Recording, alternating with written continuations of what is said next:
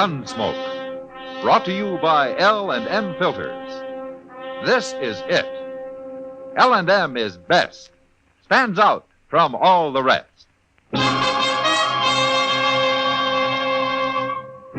Around Dodge City and in the territory on West, there's just one way to handle the killers and the spoilers, and that's with a U.S. Marshal and the smell of Gunsmoke.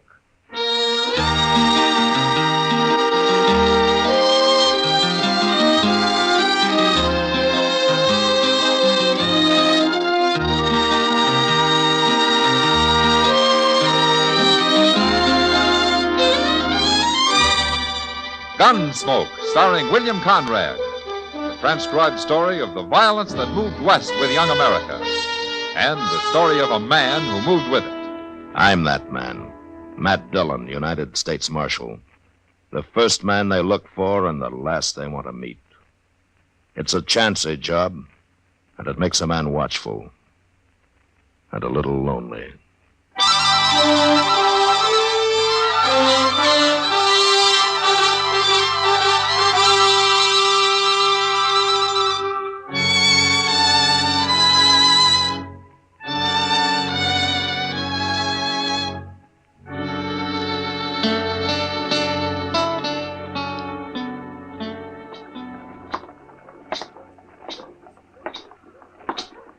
Morning, Doc.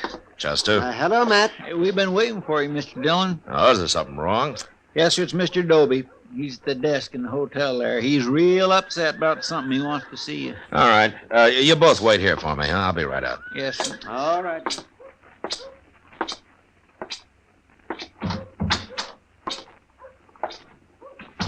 Marshal Dillon, I've sure been wanting to see you. Oh, what's the trouble, Mr. Doby? You got a riot in here or something? There'll be a riot if you don't get them people out of here, Marshal. What people? The Daggetts, that's who. Well, who are the Daggetts? Big Dan Daggett, he calls himself. And he is big, too, Marshal. I never heard of him. He's only been in Dodge since yesterday. He's one of them mountain men from on west. He's a hunter or something, one of them real hairy fellas. Shouldn't be allowed around other white men. Oh, why not? What's he doing? He's setting in my hotel. I let him in before he told me. Before he told you what? It's better you see for yourself, Marshal. Room's right at the top of the stairs there. Well, okay, Doby, let's go. It's true, ain't it, Marshal, that I don't have to let nobody stay in my hotel I don't want. I guess so, if you got a good reason. I got plenty of reasons. 3 men have moved out already. And it sounds to me like he must have a box of rattlesnakes with him or something. Worse than that. This is room here. This is a double room, isn't it? He needs it. Needs a whole doggone prairie. And that's where he's going. Now, you tell him, Marshal.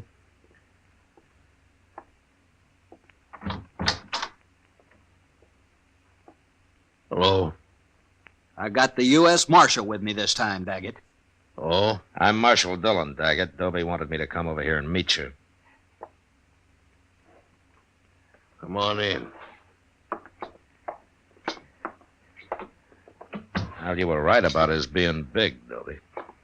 Man can't help being big. It's no offense. It's all right. There've been times I wished I was smaller. Not that I can't move as fast as any man. I'm easier to see is the only bad part. Tell me, Daggett, what's the trouble between you and Doby here? It ain't my trouble, Marshal. All right, Doby, I guess you better explain. There's nothing wrong here that I can see. It ain't him. It's his wife. What? He don't like my wife 'cause she's an Indian, Marshal. That's a lie. What I care if she's an Indian. I don't understand. Where is she, Daggett? In the other room? We'll bring her in here. Doby, you know what I could do to you with the fingers of this one hand? Just the fingers. Don't forget I got the Marshal with me. I use the other hand on him. He starts ordering me around, too. Now, wait a minute. This kind of talk isn't doing any good. You're probably pretty good with that gun, Marshal. But I've killed mountain lion with this knife. I ain't afraid of anything alive and not many ghosts. Ghosts. You even talk like a savage. All right, that's enough, Doby. Daggett, I didn't come here for a fight. I came to see what all the trouble's about. Now, if it's something that has to do with your wife, tell me. It has to do with Doby, not with my wife. That's a lie. Dan? There she is. Look, Marshal. If it is me they are talking about, Dan, why didn't you call me? It's nothing to do with you. He was trying to order me around. At least he was, Dobie there. I only told you to get her in here so the marshal could see her. Well, now he's seen her. Now, what's all the fuss about? You're playing dumb, ain't you, Daggett? Wait a minute. I don't think he is. Tell me something. Where did you and Miss Daggett meet? Near Denver? Near Denver? I'm a mountain man, Marshal. Never been on the prairie before. What were you doing near Denver, Miss Daggett? I was sent there 4 years ago to complete my education. My father was a chief, Marshal. A chief? What chief? His name was Yellow Horse. Yellow Horse. That's worse. That's the worst yet. I don't understand either of you men. What are you talking about? Well, Dobie could tell that your wife was a Kiowa by the way she dressed. Well, she got to come from some tribe, don't she? Yeah, but being the daughter of Yellow Horse makes it even worse. Why? 2 years ago, the Kiowas killed some 18 settlers on raids through the country near here. Yellow Horse led them until he was killed. You never told me that. Is that true? I only heard my father was dead. They told me nothing else. Well, what difference does it make anyway? You wasn't on them raids. The feeling's still high against Kiowas around here, Daggett, but you're right. She had nothing to do with them. A Kiowa's a Kiowa, and we won't stand for him in Dodge. Oh, don't be a fool, Dobie. How can you blame her for what somebody else did? I blame that whole tribe, and especially her father. And I won't stand for her being here. She's probably as murdering as he was. Dobie. All right, hold it, Daggett. I'd like to apologize to Miss Daggett for bothering her. Apologize? Let's get out of here, Dobie. Now. No. You come here to throw him out, and you're going to do it. Dobie, I guess I'm a little like Dan Daggett here. I don't like taking orders very well either. All right, Marshal. If the law won't help me... The law won't help you. And don't you try anything else. Now, come on, we're getting out of here.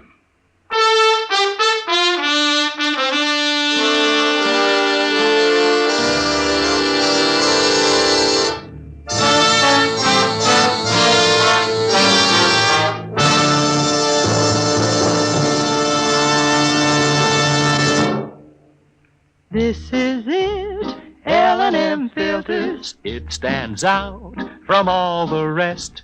Miracle tip, much more flavor. L&M's got everything. It's the best. Yes, L&M is best. Stands out from all the rest. L&M stands out for flavor. Flavor. Flavor. Flavor. The miracle tip draws easy. You enjoy all the taste. L&M stands out for effective filtration. Filtration. Filtration. Filtration. No filter compares with L&M's pure white miracle tip. L&M's got everything. It's America's best filter tip cigarette.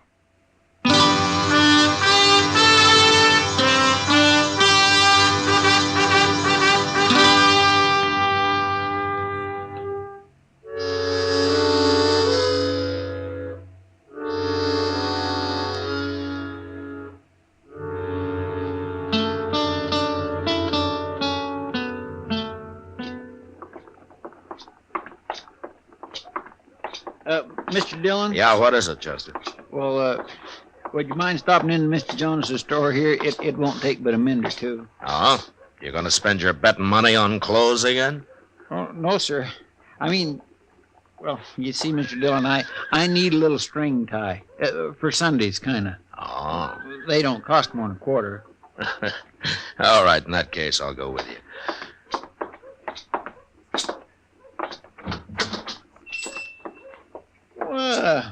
There's Miss Kitty. Hi, Miss Kitty. Hello, Chester. The ties is hanging back over there, Mr. Dillon. I won't be long. All right, Chester. Well, you're as bad as Chester, Kitty. Always buying clothes. As Chester. Matt, if Chester's always buying clothes, how come ever since I've known him he's worn that same pair of striped pants? Well, he's careful with them, I guess. He never gets them torn. You'd have to go to bed if he ever did. Where's Mr. Jonas? Out back. He's showing Dan Daggett and his wife something. Oh, are they here? Sure. He introduced me to him. Big Dan Daggett. Like you said last night, Matt, he earned the name. He's a buffalo, that man. Yeah, he sure is. His wife's name's Rose. Said you couldn't pronounce it in Indian, so he made it English. She's a beautiful little thing. Ah, she's prettier than most women around here. Thanks. Oh, no, Kitty. No, you're right. She really is. I guess Dan Daggett can't be all brute, or a girl like that would never have married him. Yeah, it's too bad Dobie over at the Dodge House can't see it your way, Kitty. No, Dopey's just not thinking very straight. Where's Jonas? Oh, he's out back, Roden. Oh, hello, Marshal. I didn't recognize you. Oh, here he comes. How you like it, Rose? Who's that, Matt? His name's Roden. He works over at one of the stables. Oh, that explains why he's too poor ever to come into the Long Branch. Jonas! Hey, Jonas! I'll be right with you, Rodden. Well, I'm in a hurry. Won't be but a minute. Well, I ain't waiting while you sell beads to her. Hey, wait a minute. What's she doing in here anyway? You stay here, Kitty. Yeah. She's got as much right to be here as you have, Roden. Kiowa woman, you gone crazy? Well, no. Then throw her out of here, or I will. The woman is my wife, mister. Your wife? Your wife?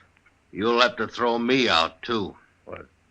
Now, look here, I didn't mean nothing. If you don't mean nothing, then don't talk. Sure.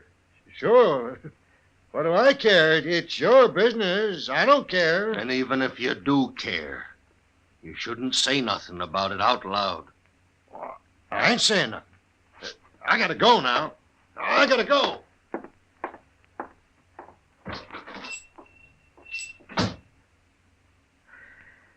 Well, it looks like you handled that pretty well, Daggett. Can't fight every man in the world. No, I guess you can't. And I don't aim to. Long as they don't push me too far. Is Dobie leaving you alone? Oh, he's doing a lot of talking around. He's trying to stir up trouble. But before it comes, we'll probably be gone. Back to Colorado in the mountains. Oh? But Marshal... Yeah? You come and see us sometime the next day or so. Rose would kind of like that. Well, thank you, Daggett. It'd be a pleasure.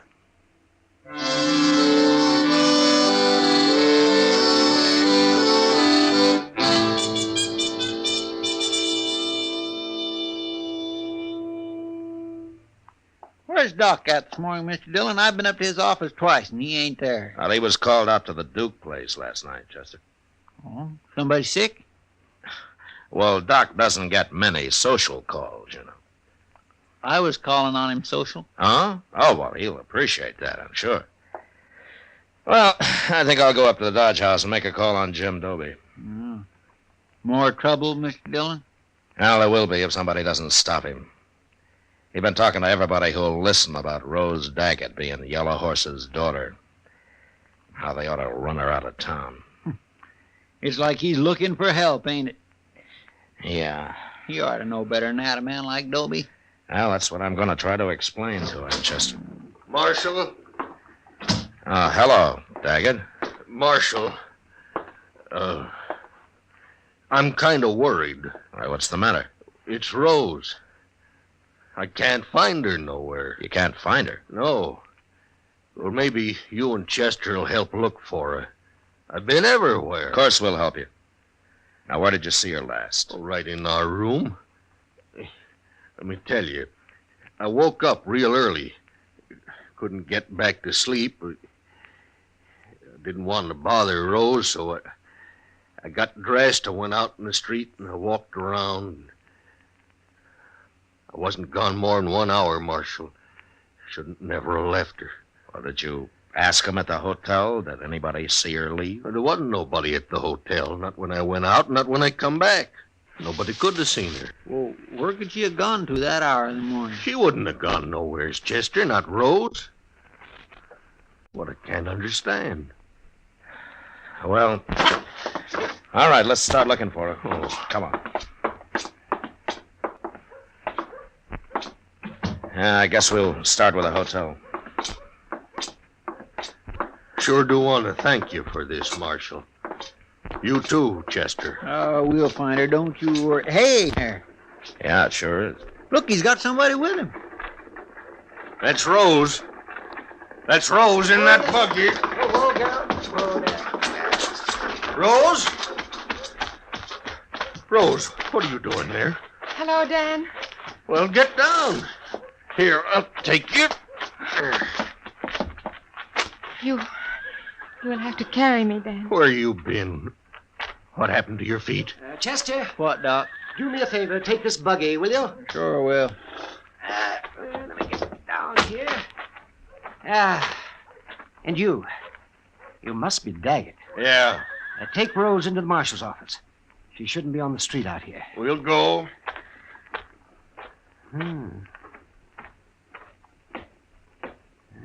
She told me about her husband, Matt, but she didn't tell me that he was that big. Come on, let's follow him. Yeah. Tell me, Doc, what was Rose doing with you? I found her out in the prairie, about 10 miles east of here. Well, what was she doing out there? I'll let her tell you that. Just you stay and sit right there, Rose. I'm all right there. Oh, Doctor, this is my husband, Dan. Well, I kind of gathered that, Rose. Glad to know you, Dan. Yeah. Good thing you come along, Doc.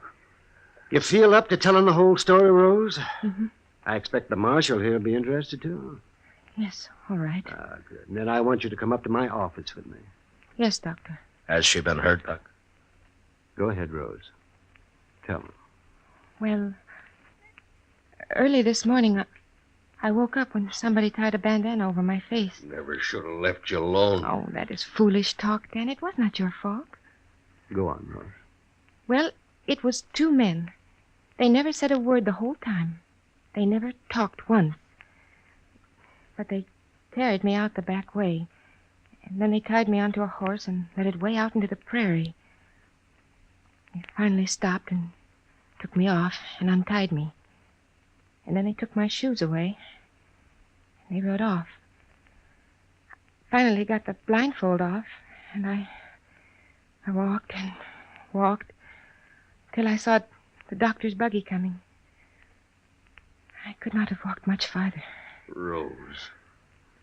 Rose? Now, wait a minute, Dan. Rose, you never saw these men, No, and you never heard their voices. no, but I heard them walk. Everybody has a different walk. Or did you recognize either of them from hearing them walk? No. It was not Dobie or that man in the store. We'll find them, Rose. We'll sit on the street. We'll listen until we find them. When we do, I'll cut them. I'll cut them awful before I kill them. No, Daggett. You let Rose find them if she can, and then I'll take them. They're mine, Marshal. They're just as much mine as Rose is mine. I wouldn't let nobody else in the world touch them but me. That'd be murder. Is that what you call it? Rose, Doc wants you in his office. You go along now. And then we'll start listening. It's as good a way to hunt as any.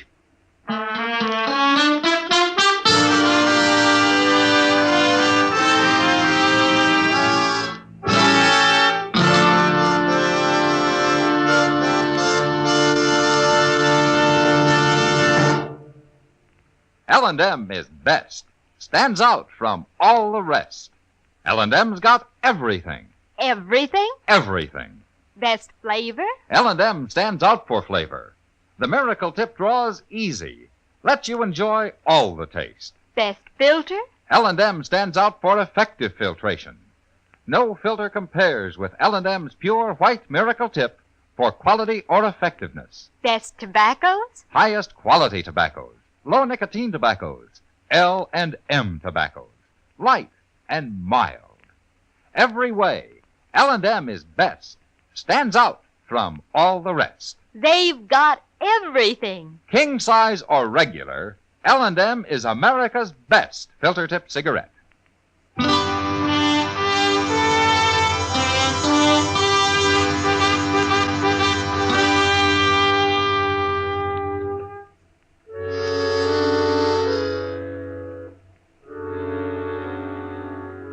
For the next few days, the Daggetts took up their post on the boardwalk halfway down Front Street. Rose would sit there for hours, her head down, her eyes half closed, listening to the footsteps of hundreds of men as they passed. And Daggett would stand at her side, his bowie knife in his belt, waiting with animal patience for a sign from his wife. But it didn't come. And I began to hope that for his sake the kidnappers had left the country and nothing had happened. And then the morning of the third day, Chester and I were loafing around on the porch of the general store. Oh. Where's the Daggetts this morning, Mr. Dillon?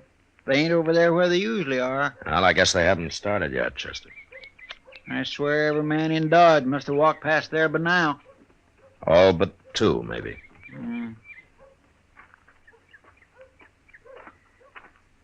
Morning, Marshal. Chester. Hello, Mr. Doby. Dobie? I'm looking for the Daggetts, Marshal. You seen them? No, I haven't, Dobie. But Dan Daggett isn't taking things as easy as he was. If I were you, I'd stop looking right now. Doc told me what happened, Marshal. Doc did, huh? Well, he knew nobody else would, so he took it on himself. What for? For my own good, the way he put it. Well, did it do you any good? Made me mad. Mad at myself, mostly. Marshal, I've been a fool. Hey, Mr. Dillon, there's Rose now. What? In the street there. She's got a shotgun. Hey, what's she doing? Looks like she's following those two men. Oh, she sure is. Come on. She stopped him. She's got him turned around. See, she's going to shoot him. Oh, they ain't making a move. How do you know it was us? What if it was? Guess you ain't learned nothing. Maybe we'll have to do it again. Don't shoot, Rose. I'll take him.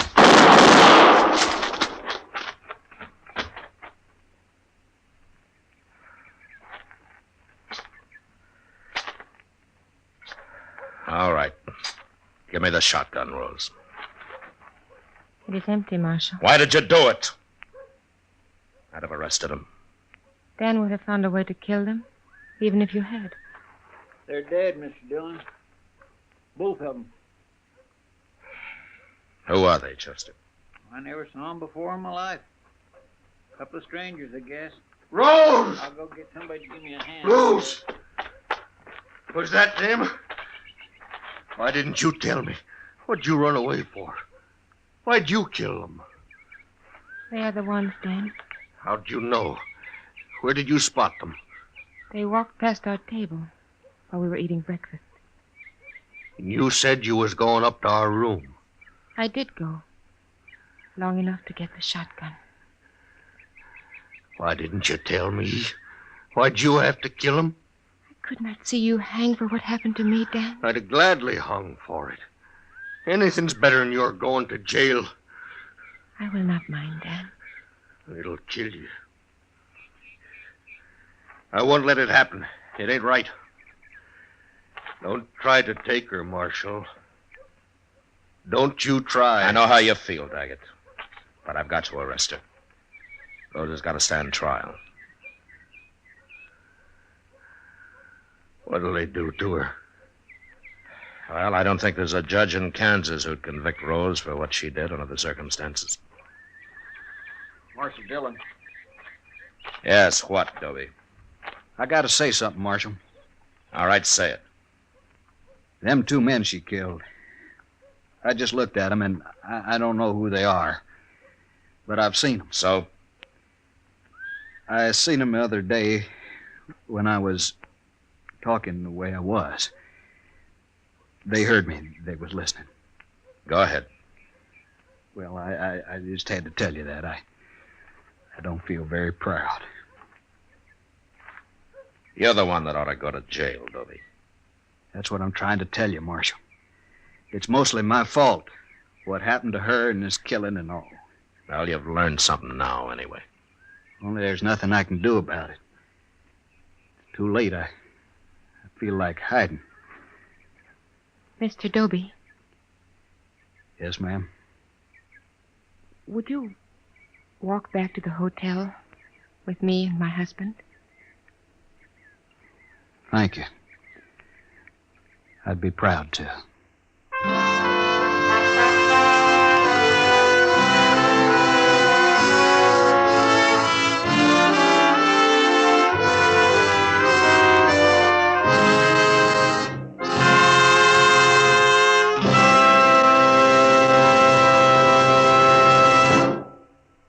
Now our star, William Conrad.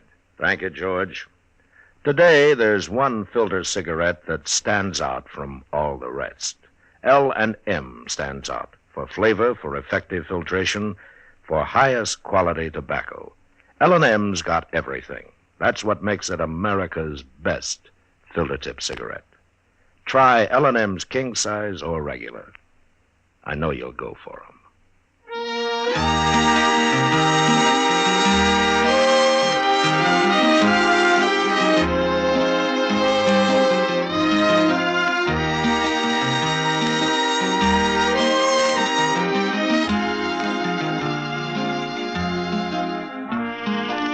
Gunsmoke, produced and directed by Norman McDonald, stars William Conrad as Matt Dillon, U.S. Marshal.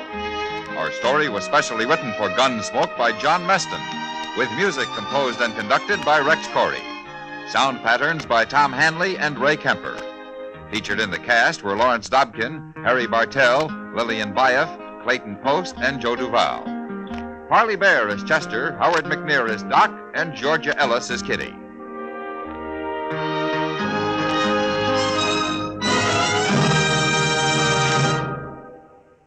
Stop! Start smoking with a smile, with Chesterfield, smiling all the while, with Chesterfield. Put a smile in your smoking, just give 'em a try. Light up a Chesterfield, they satisfy. Put a smile in your smoking. Next time you buy cigarettes, stop. Remember this. In the whole wide world, no cigarette satisfies like Chesterfield.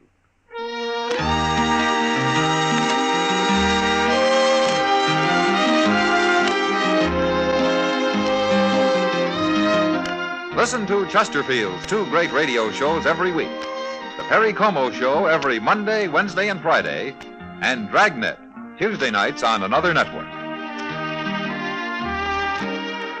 Remember, listen again next week for another transcribed story of the Western frontier when Marshal Matt Dillon, Chester Proudfoot, Doc, and Kitty, together with all the other hard-living citizens of Dodge, will be with you once more. It's America growing west in the 1870s. It's drama. It's Gunsmoke. Brought to you by L&M Filters. This is the CBS Radio Network.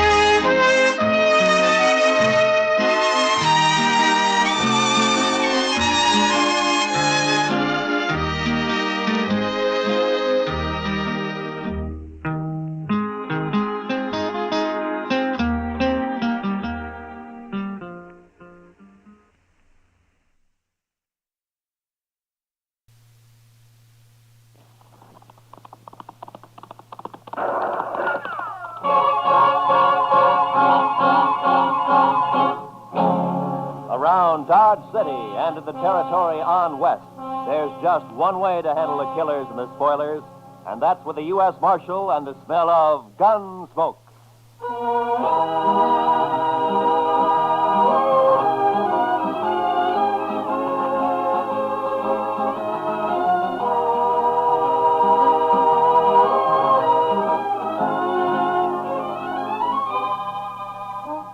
Gunsmoke, starring William Conrad, the transcribed story of the violence that moved west with young America. The story of a man who moved with it. Matt Dillon, United States Marshal.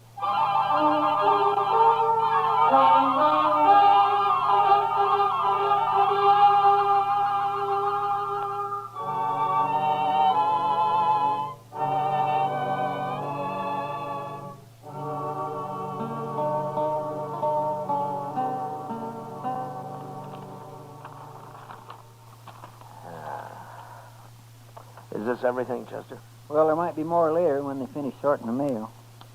Hey, where's that telegram? Oh, what telegram? I thought I put it right on top. Let me take a look. Oh, yeah. Here it is. Might be important. Oh, we'll soon see. Oh, that's from Bill Hickok. Up in Abilene? Yeah. What'd you say, Mr. Dillon? Teeters and Gridler headed for Dodge. Keep them there, but don't arrest them until I get there with murder witness. Or I'll write Washington all I know about you. Signed Hickok. Oh, then Mr. Hickok's coming here, huh? Now, that's what he says. Well, how'll you recognize those two men, Mr. Dillon? I expect I'll recognize him all right. Oh, you know them. Yeah, we've met. Teeters and Gridler are gunmen, Chester. The kind who kill as easy as most men shake hands. Just about as often. Too bad you can't just put them in jail. Yeah. Well, we'll start meeting the trains. There's one in at noon, sir. Good. Then we'll meet it.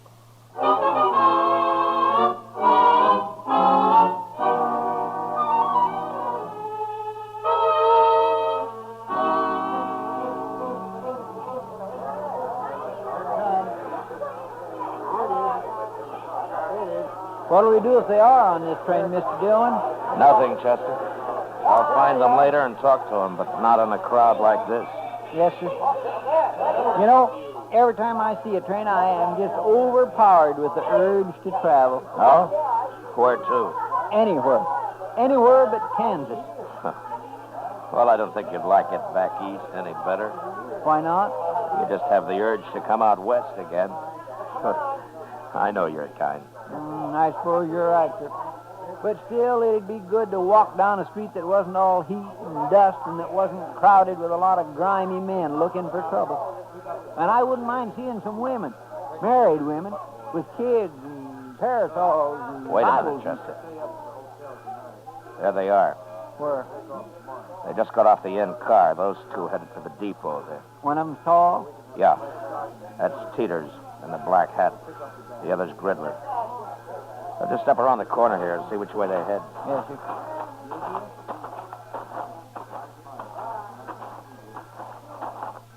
There they are. Yeah. Looks like they're going to the Dodge house. Now, let's follow them.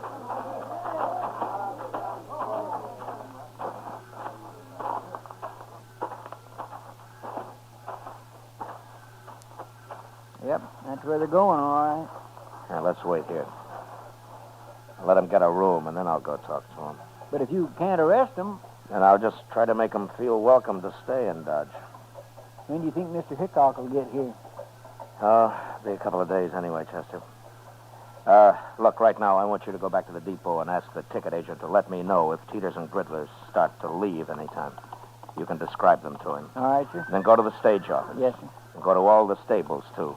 If they rent or buy any horses, I want to know about it right away. I'll tell everybody. Also, tell them to keep quiet about it. I'll be back at the office later, huh? Right, sir.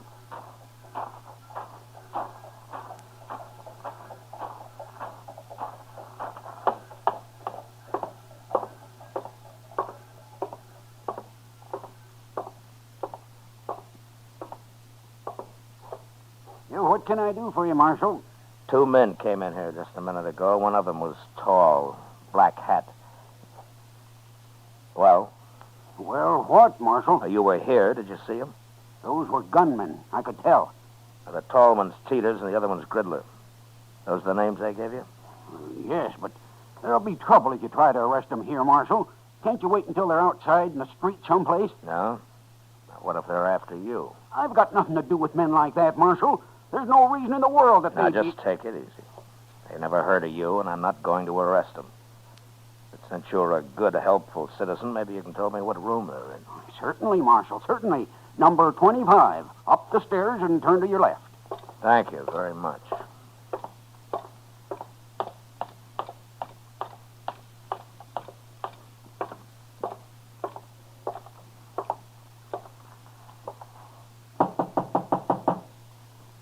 Who is it? Well, who is it, I said? I'll open it, Grizzly.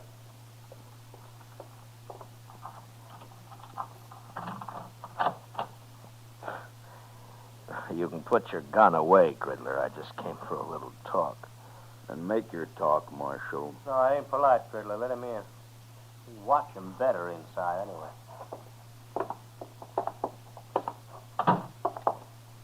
Hello, Teeters. What's on your mind, Marshal? I'm just trying to think. Last time I saw you men was in, let me see, was it Tascosa? Never mind all that, Marshal. Why are you here? No, I heard you were in town. I thought I'd drop by and say hello. News must travel pretty fast in Dodge. We ain't been here 15 minutes all told. Well, maybe he was expecting us, Grizzly. I happened to be at the depot. I noticed you get off, so I followed you here. All right. But we're not wanted, Marshal. Matter of fact, a judge up in Abilene just turned us loose. Wasn't no witness to that killing. Wild Bill tried to frame us, but didn't work. Well, that just goes to show the law's fair to everybody, doesn't it? Why'd you come here, Marshal? Just to let you know that I'm still the law in Dodge and that I don't want any trouble here. With men of your sort, I always like to mention that. We're not looking for trouble. Good, good. Then you're welcome to stay here as long as you like. That's a funny thing to tell us. It's an open town, Peters. Yeah, sure, Marshal. Sure it is, yeah. And I'll treat you two just like anybody else. If you stay out of trouble, the town's yours. Anybody who starts trouble won't be us. Well, I'm glad to hear that. I'll be going now, gentlemen. Oh, there are some pretty sharp gamblers here. Don't let them take all of your money. Well, don't you worry about us, Marshal. So long.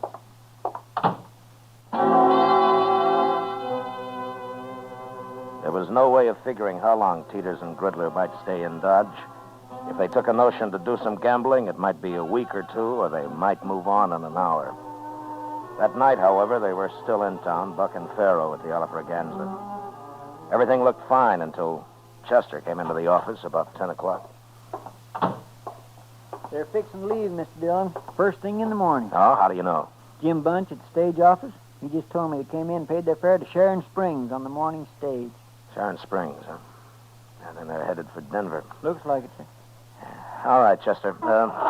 Go tell Jim that I'm going to be on that stage tomorrow, too. If he likes, I'll ride shotgun for him. One of the boys can have a little time off. I'll tell him, sir. But are you going all the way to Denver? I'll follow him all the way to San Francisco if necessary. You can tell Hickok that when he shows up. Too bad he won't be here before they leave. And it'll be another day before he can get here. But that won't be too far behind us. Stage leaves at 8, right? Yes, sir. I'll be there to see you off, Mr. Dillon. Fine. We'll meet at the Dodge House for breakfast if you like. All right, sir.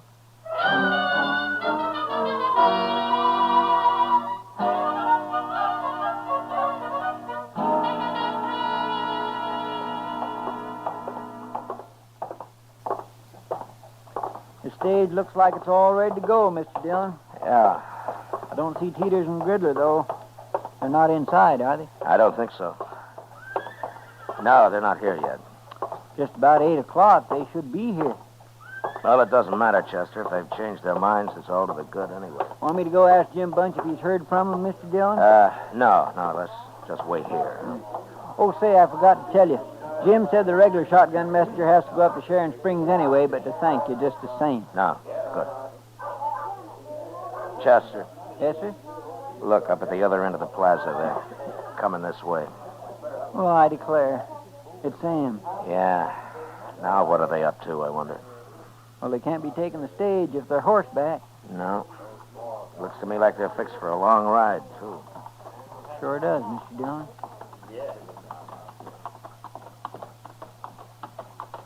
You're up early, Marshal.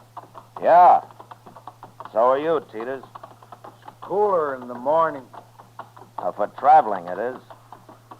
So long, Marshal. What's the matter? Did you lose all your money last night? Yeah. Next time we'll follow your advice. So long. Will we go after him? Chester, you stay here and explain things to Wild Bill. I'll be on their trail. As soon as they're out of sight, I'll get my horse. You can tell Jim I won't be taking the stage. All right, sir. I'll leave as clear a trail for Hickok as I can. Yes, sir, I'll tell him.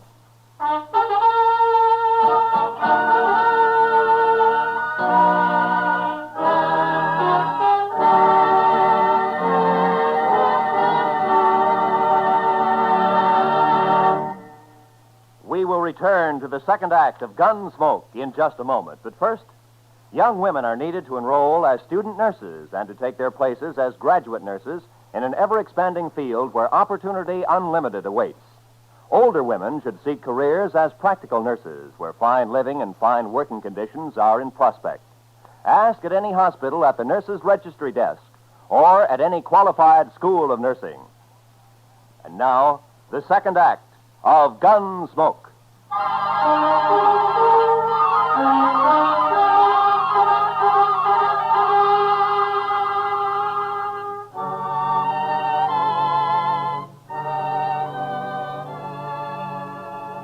I did my best to stay out of Teeters and Gridler's sight.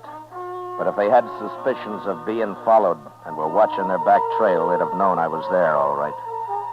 The land was flat, and we frequently crossed great patches of powder-dried dirt that smoked the air with dust under the horses' feet. After an hour, they began to swing slowly north. And by noon, it was clear that for some reason they were riding in a great half-circle. They'd left Dodge, headed west, and sure enough, just after sundown, they rode back into town from the east. I waited until dark, then came in. Put my horse up. The office was empty, so I walked up to Delmonico's, where I found Doc having supper.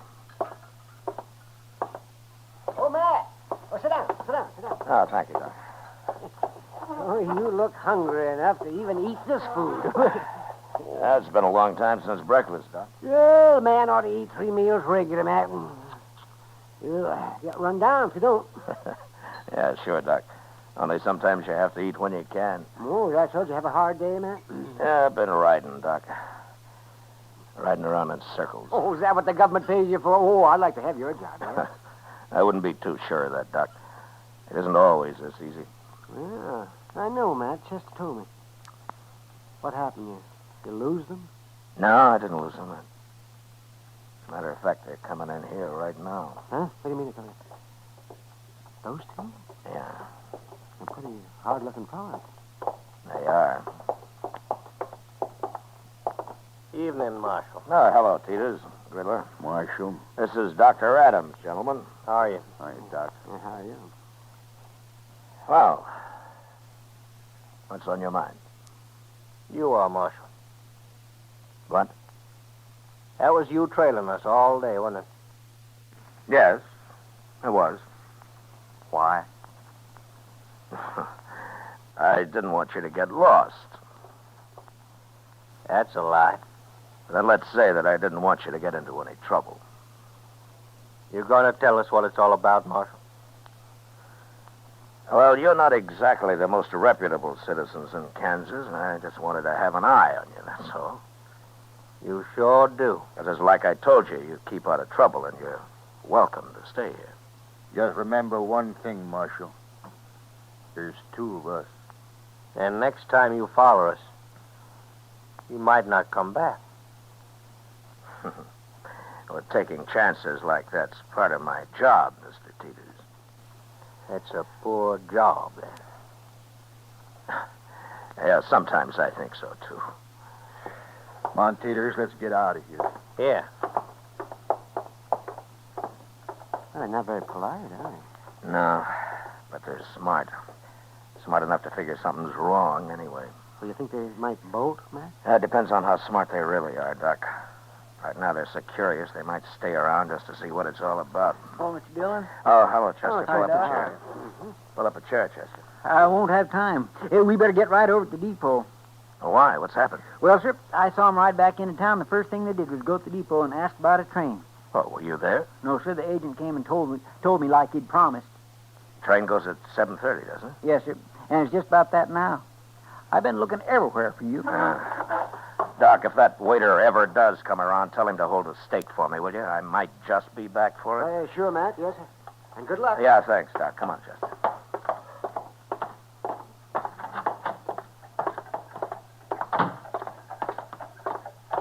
Are you going to go on the train with him, Mr. Dillon? No. Hickok's sure to be here in the morning, Chester. If I can keep him off this train tonight, I doubt they'll try anything else till tomorrow. Yeah, but you can't arrest him. Yeah, I know. Well, then, I'll just face him off it, Chester. So keep your head up. Yes, sir.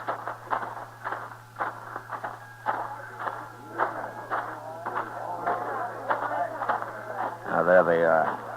Come on.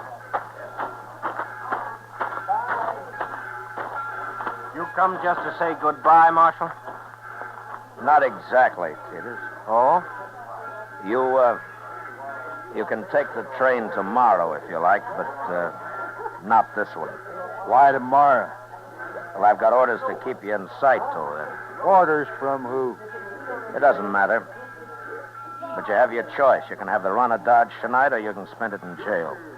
You know, you talk pretty loose for just one man, Marshal. Your friend there doesn't look like a gunman. Well, now, you can't always tell by looks, mister. I can't. You said you didn't want trouble, Marshal, but you sure starting it. There won't be any trouble. You do what I tell you. And if we don't?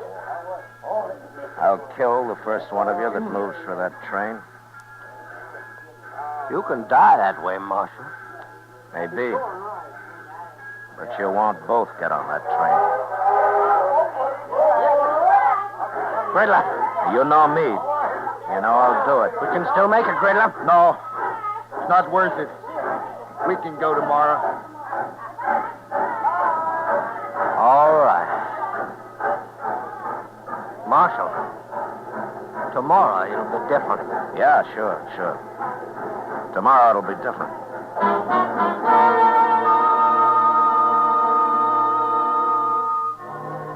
Chester and I met the noon train next day. But as I'd figured, Hickok didn't get off it. I questioned the man who rode the baggage car, and sure enough, Wild Bill and his witness had hidden out there the whole trip. As soon as the crowd left the depot, we walked down to the car, crawled under it, and pounded on the door on the other side. Who is it? It's Dillon, Bill. Open up. Oh, jump up, man. Come on, Chester.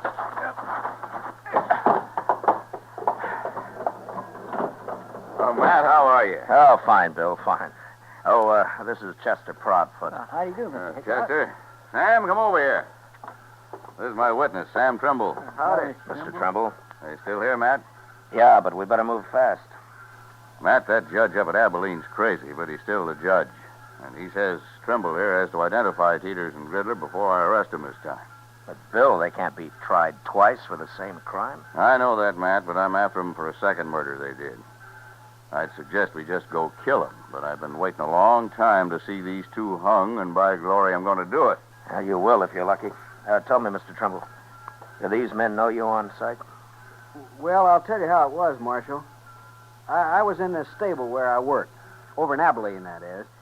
And a fella come in for his horse, and I went to get it for him. I heard some shooting, and then two men ran right past me. I got a good look at them, all right. They just killed that fella, too.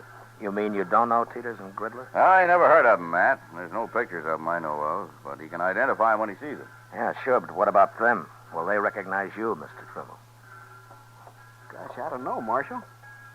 I hope not. They'd kill me on sight, wouldn't they? I hadn't thought of that. Well, you just do what we tell you to, and you'll come to no harm, Trimble. Dillon and I are a fair match for those two. If they start any trouble, we'll be on them so fast they'll die on their feet. Taking a terrible chance. I hadn't thought of that. Easy, Trimble, easy. An hour from now, we'll have them in jail with their teeth pulled. I sure hope so, but how are you going to do it? Just go find them, that's all. soon as we get him locked up, I'll buy you the biggest steak you ever ate, Trimble. Come on, let's go.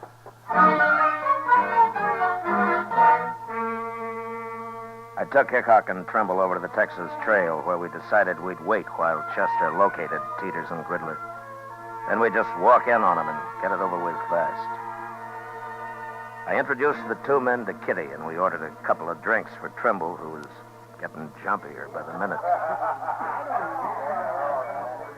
What are you two heroes doing? Getting this poor man drunk enough to fight him? Not exactly, Miss Kitty. He just lacks faith in us, that's all. I wouldn't have come if I'd thought about it. I sure would. Look, Trimble, it isn't often a man has both mine and Matt Dillon's guns behind him. You're as safe as you'd be in church. I don't go to church. Here, Mr. Trimble. Have another drink, huh? I will in a minute. I'm going out back first.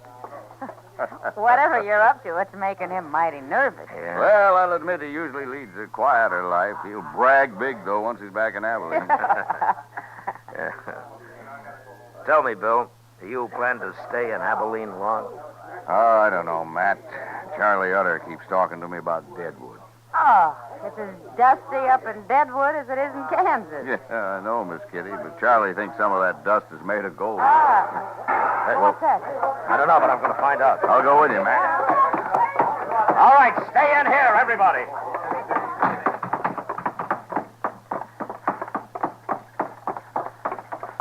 It was Peters and Gridler. I was just crossing the street and saw him run out of the alley there. All right, come on.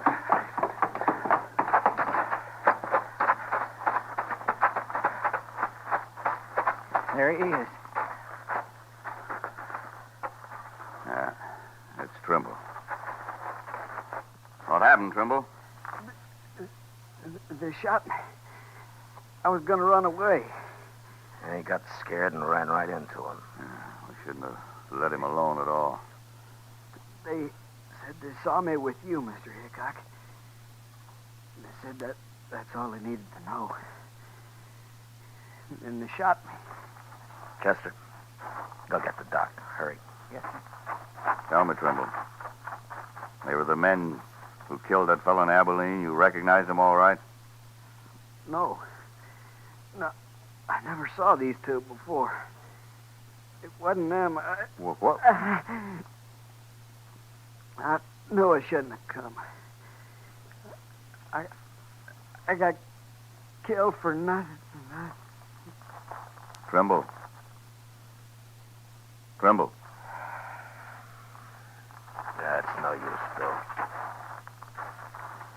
Yeah. He got killed for nothing, all right. They must have figured he was a witness to some murder they did commit. Well, anyway, they'll hang for Trimble now. Let's find them before they get out of town, Matt. We'll find them even if they do. Hickok and I walked out of the alley and into the plaza. There were a couple of citizens who'd heard the shooting and had seen Teeters and Gridler run out of the alley. Told us that they'd gone into the Dodge house, and we followed. From the look on the clerk's face as we went past him and up the stairs, I knew that they were in their room. When we reached it, Bill stood on one side of the door, and I on the other. Think they'll fight, man? Well, let's ask them.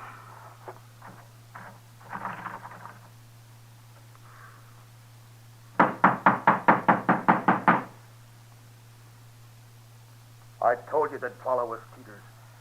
Well, we're trapped sure. Shut up, I said. And it got us to the street on the line. Open the door. Throw your guns out. There's no use trying to fight. There's no use in hanging neither, Marshal. You can just take us the best way you can. No. Our chance hanging. We got off once. Billy, you get away from that door. I've listened to you enough. I ain't facing Dillon and Hickok both now.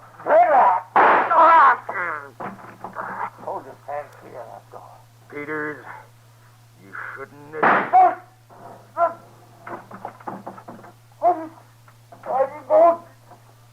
Don't you try to convince us.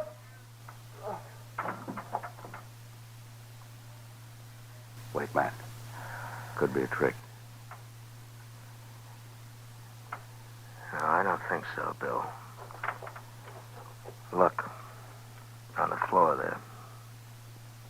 Yeah, he's been hit all right.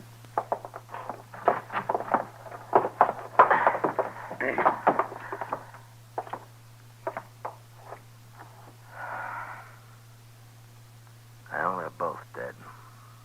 Well, I sure never expected this. Saved us doing it, maybe. Riddler lost his nerve. Blast him. Shooting was too good for these two. I wanted to see him hung. Well, things don't always work out, Bill. Well, they sure don't. Not lately, anyway. Matt, I think I'll go up to Deadwood with Charlie Utter right soon after all. Maybe I can find me a little peace and quiet.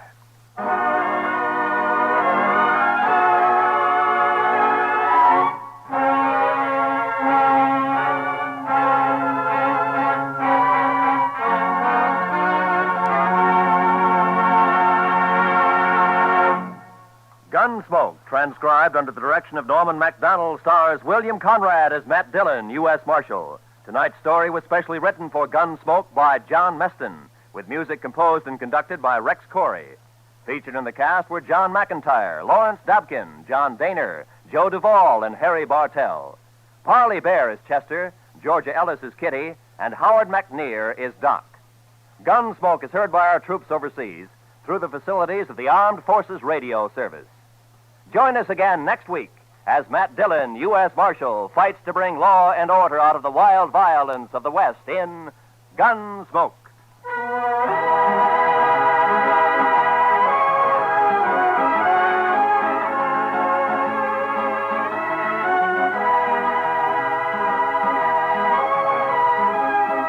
Many of the war orphans of Korea have never known peace or plenty. Their lives have gone from bad to worse. Now their future is in our hands. Without help, they cannot live. We can send them food through CARE, the American Package Sending Relief Agency. Send your contribution to CARE's local office or to CARE New York or CARE Los Angeles. This is Roy Rowan. This is the CBS Radio Network.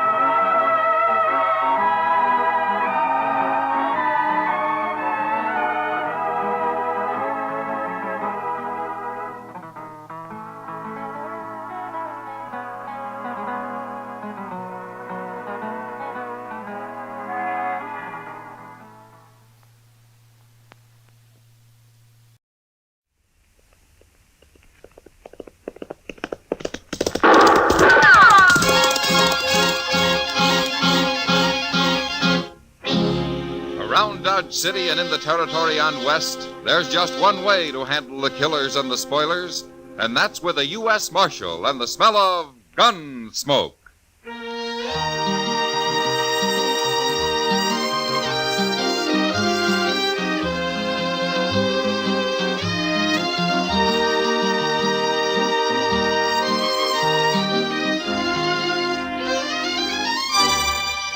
Gunsmoke, starring William Conrad. The story of the violence that moved west with young America. The story of a man who moved with it. Matt Dillon, United States Marshal.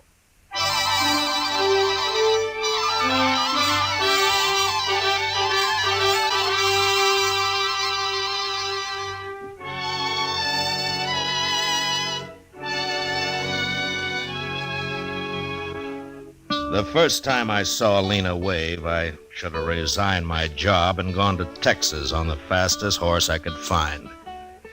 Handling a man is one thing, but trying to handle a woman is another. Especially when she weighs some 200 pounds and is muscled like a mule and twice as ornery. Lena came to Dodge on a great draft horse with dark circles around its eyes.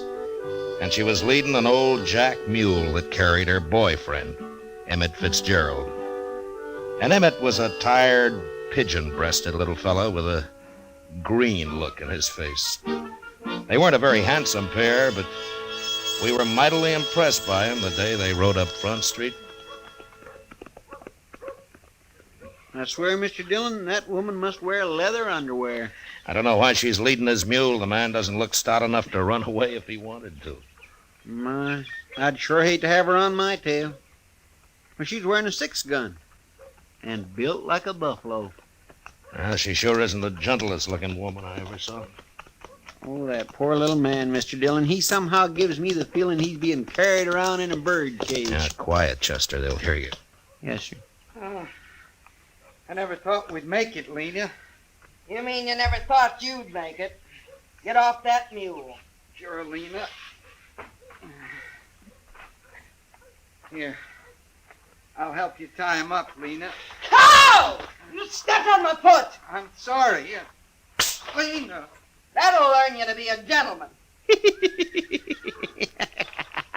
You up there. Stop that.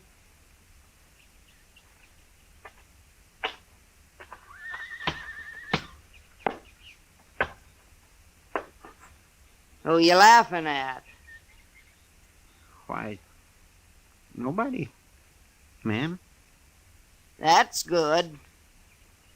'Cause if I got the notion you was laughing at me or my man, I'd open you up. Oh, no. Oh, mine, no. No, it was just something funny I heard the other day from a fella. What? What? What'd you hear that was so funny?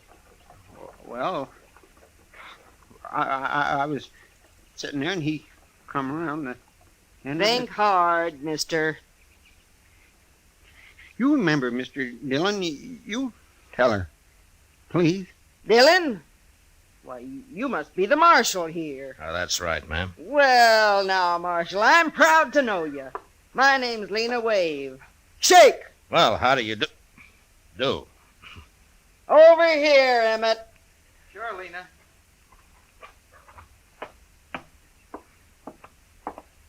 Marshal, it's yours, Emmett Fitzgerald. Emmett? Glad to know you, Marshal. Emmett's a gambling man. Oh, is that so? I want you to know he's honest, Marshal. Ain't you, Emmett? Sure, Lena. Say it. I'm honest. I only caught him cheating once, Marshal. Ain't that right, Emmett? I was in bed 2 weeks. She liked to kill me. Well, I'm glad to know that. About your being honest, I mean. Emmett'll be running a game tonight. Right over there's as good a place as any. The Texas Trail. Sure. Glad to have you sit in, Marshal. And you can come, too, if you watch your manners. Yes, ma'am. Thank you. Emmett, I'd better feed you so you can get enough strength back to kneel them cards. Come on. Sure, Lena.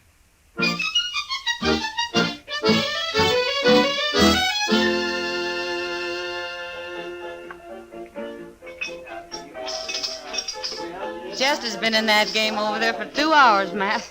He must be losing. Well, he usually does, Kitty.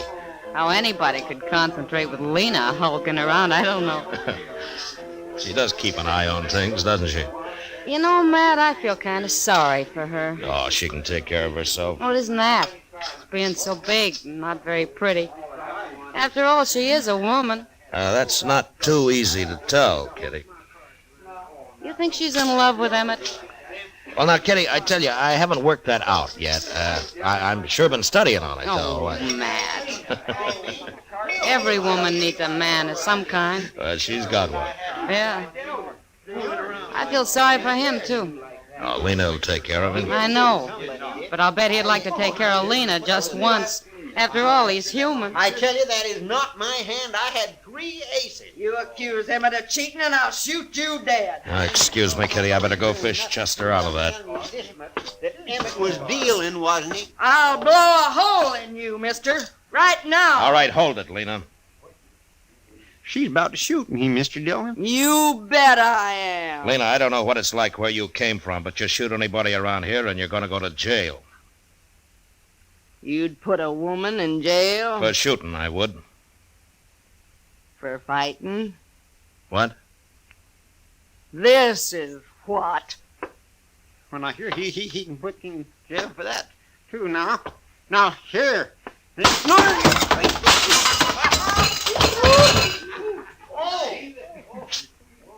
The game's closed, gentlemen, for half an hour. I need some beer, Emmett. Come on. Sure, Lena.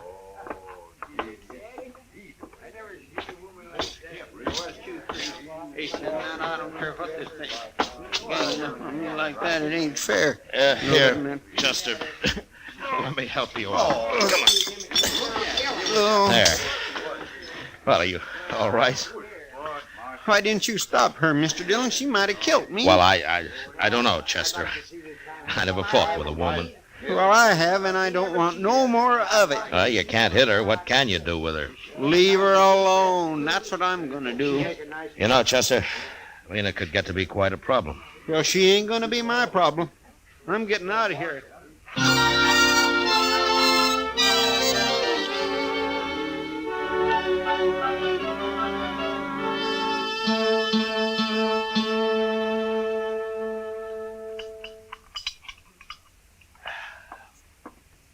Good morning, Matt. Oh, hello, Doc. Hey, you gonna have some breakfast? Oh, no, I've already eaten. We'll have some coffee, though. Oh, good. They had me up real early this morning. No? Who did? A couple of men Lena Wave got mad at. Huh? She used a bottle on them. Oh, were they hurt bad? Oh, she bloodied them up some. It wasn't real serious, though. All they did was try to protect themselves. After all, what man's going to fight a woman? Yeah, that's true. But one of these days, some drunk's not going to realize she is a woman, and he'll shoot her. The one that hasn't happened already.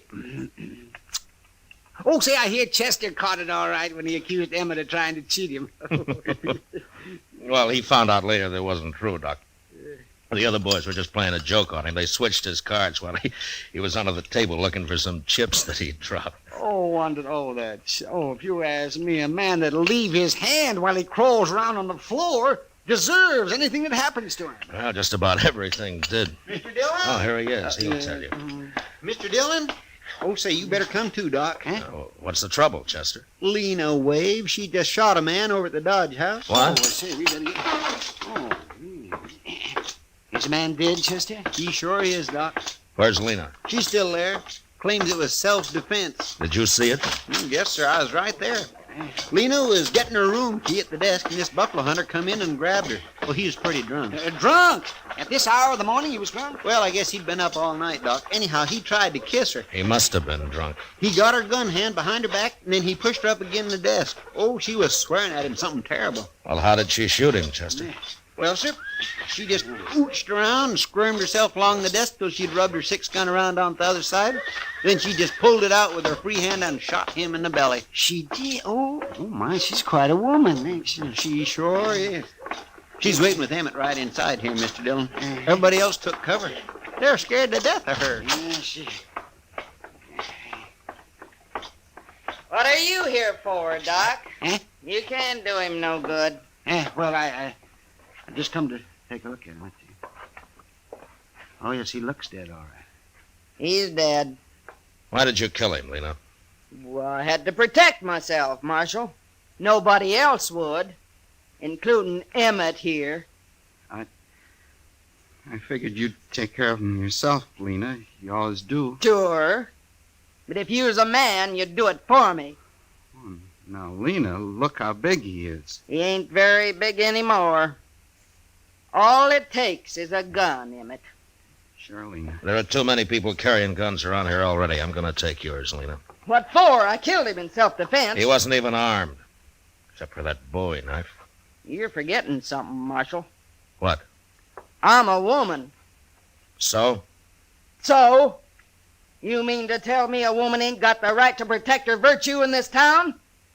What do you men come to, anyway? Well, yes, she's got a point there. Ain't no judge in the world that wouldn't call it self-defense. No, you're right, Lena. I keep forgetting. You know I'm right. Emmett, we ain't had breakfast yet, and I'm hungry. Come on. Sure, Lena.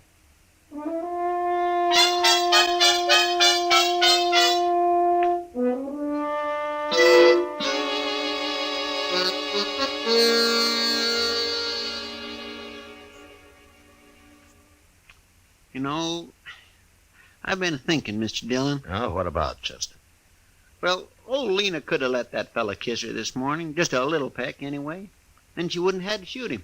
Yeah, she could have. But she didn't. I declare.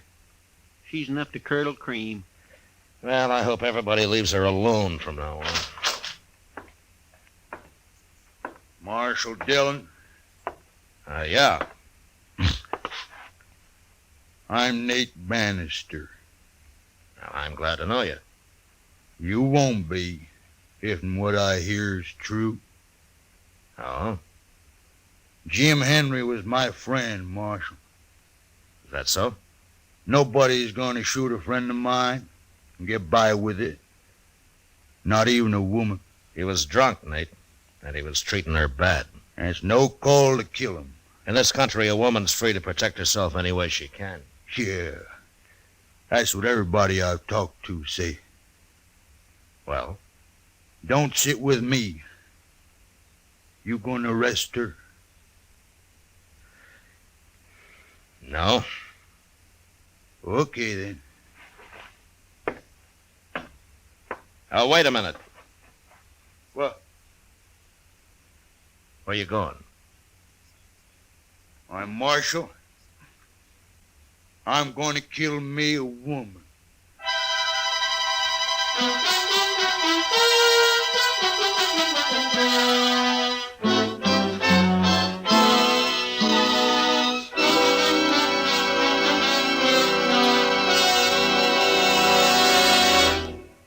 We will return for the second act of Gunsmoke in just a moment. But first, this Monday night on CBS Radio's Suspense, hear Jeff Chandler in Death at Skrikerud Pond. It's an exciting trial in which a young man faces death because of his decisions made as a member of a World War II underground. It's a fascinating study in suspense, and it's yours to hear this Monday night over most of these same stations at the Star's address. Monday, Suspense. Now the second act of Gunsmoke.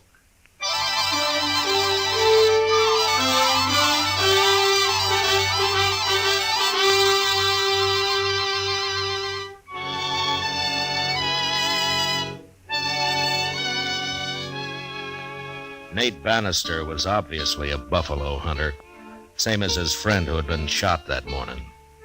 He was a huge man with a heavy black beard and eyebrows so thick it was hard to tell if he was looking at you or not. I watched him as he stood in the doorway, having just said that he was going to kill Lena Wave. And I realized that a man that primitive was capable of doing anything, even shooting a woman. And I wasn't sure how to stop it, unless I shot him first. The way I was brought up, Marshal, that's what friends is for. If somebody kill you, then they gotta kill them. You do any killing around here, Nate, and you'll be tried for it. Maybe. If you catch me. I'll catch you.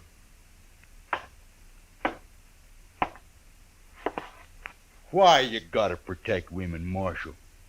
Just 'cause they're so weak and puny? Is that Nate Bannister? Huh? You heard me. Why, yes, ma'am. I'm Nate Bannister. Well, they didn't tell me you was so big. Who didn't tell you? How'd you know my name? You've been spreading it around that if the marshal don't arrest me, you'll shoot me. That true? Are you Lena Wade? I am.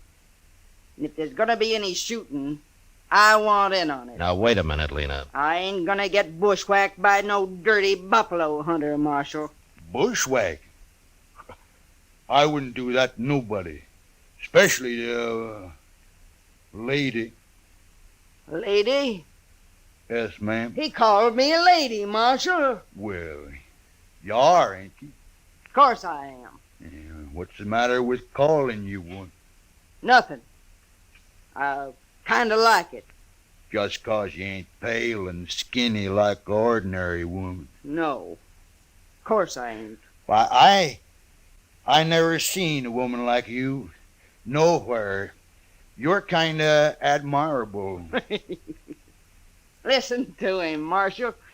Ain't he a one? Oh, I mean it. I sure do. Oh. I sure do. No, you don't. I'm too big. Too big?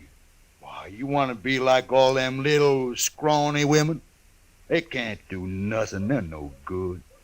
They ain't? Oh, no. A real man needs someone, better than that.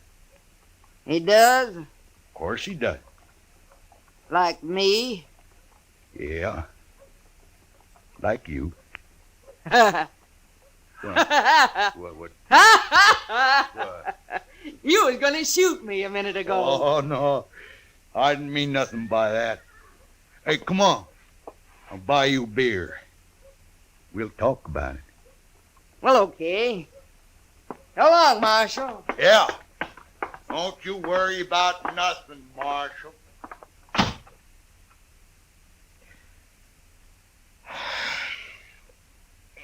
Chester!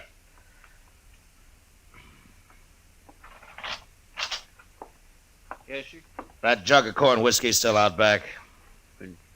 Yes, sir. It was last time I looked. Go and get it.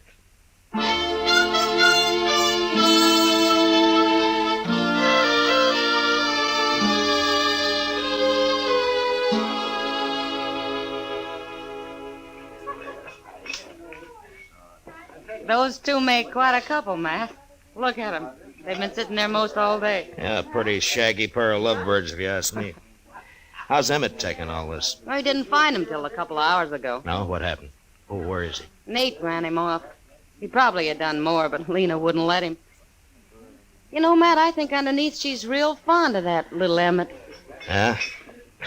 And she got a strange way of showing it. Women do sometimes. Well, it doesn't matter as long as she keeps out of trouble. She leads quite a life, doesn't she? Shoots a man in the morning and falls for his best friend in the afternoon. She might have shot both of them if Nate hadn't started sweet-talking her. Well, he made her feel like a woman, that's what. Oh, sure. Nothing wrong with that, is there? It probably saved his life. All right, mister. You get away from her. Look, Matt, it's Emmett. Yeah. You heard me. I thought you'd gone home. I ain't going home. Not without Lena, I ain't. Yes, you are. Lena and me is going to get married. I didn't say that. I ain't had time to tell you. I'm warning you, mister. Excuse me, Kitty, I better stop this. Look, fella, I'm going to kiss her. Watch. No. Hold it, Emmett! Oh! All right, Emmett. Give me that derringer. Sure, Marshal. Chester, Yes, sir. Here I am, Mr. Dillon. get Nate's gun before he comes to. All right, sir. I'll get it. All right, then take him over to Doc's, huh? He doesn't look too bad hurt. No, sir. He ain't. I'll take care of him. Emmett, Come on, Lefty. You and both. you shot him. I know. You shot him. Over me. Well, he was stealing you, Lena. And you went and shot him. I was kind of ashamed this morning when that other fella tried to kiss you. You're a man after all, Emmett. I couldn't stand losing you, Lena. Oh, I didn't care nothing about him. You didn't? No. I was just tired of not being treated like a woman. He called me a lady and kind of lost my head. That's all. Well, Emmett kind of lost his head, too, Lena. All right, Emmett, come on. You're going to jail. No, Marshal, please. Come on, get going, Emmett. All right. My husband goes to jail. So do I. Your husband? Of course. We've been married 10 years, Marshal. I always knew it wasn't a mistake. Well, he's still going to jail. Please, Marshal, don't take him. Of course I'll take him. He just shot a man, didn't he? He was only protecting his lawful wedded wife. You gotta let me go with him. Well, I can't leave him now. I've been waiting 10 years for him to treat me like a woman. Oh, please, Marshal. Look, Lena, there's been nothing but trouble since you hit Dodge. Please, Marshal. When Nate gets patched up, he'll be gunning for Emmett here. Emmett'll kill him next time. All right, Lena. Look, I'll tell you what I'll do. Get out of Dodge, both of you. Right now. You mean it? If you hurry. Oh, thank you, Marshal. Let's go, Emmett. Wait a minute. Huh? Take my arm. All right. Now, Lena. Come on. Sure, Emmett. Sure.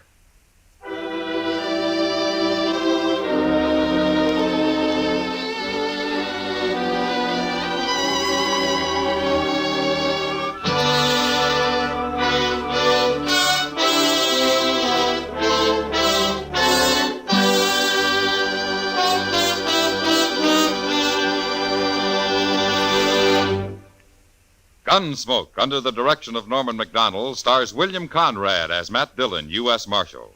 Tonight's story was specially written for Gunsmoke by John Meston, with music composed and conducted by Rex Corey.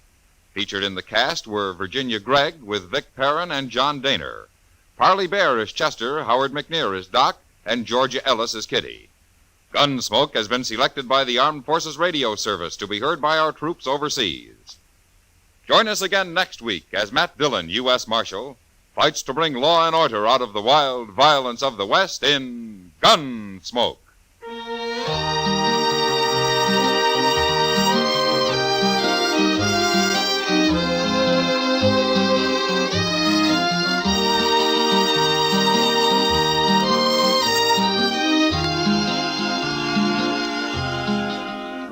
Mr. and Mrs. North of CBS Radio get into an arty crowd, an artful crowd, too, when mixed paints and mixed emotions make murder. Here a collector's item, Ham and Jerry's latest thriller, leading them a merry chase mid works of art before they nab their killer. It's on most of these same stations Tuesday night. On the same evening, you have a date for thrills with John Lund as yours truly, Johnny Dollar. Don't forget. George Walsh speaking. Eve Arden as our Miss Brooks teaches you how to laugh Sundays on the CBS Radio Network.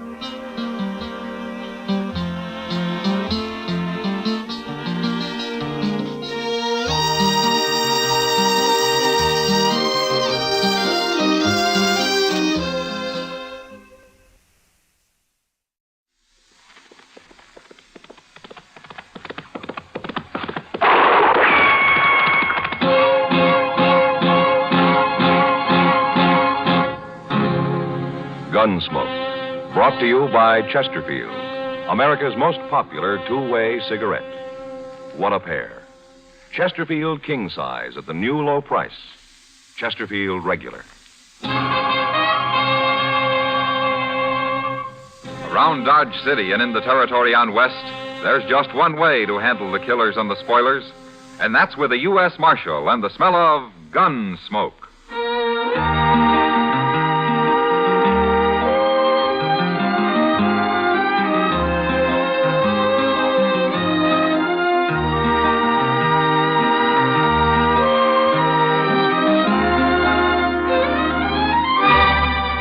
Gunsmoke, starring William Conrad, the transcribed story of the violence that moved west with young America, and the story of a man who moved with it. I'm that man, Matt Dillon, United States Marshal.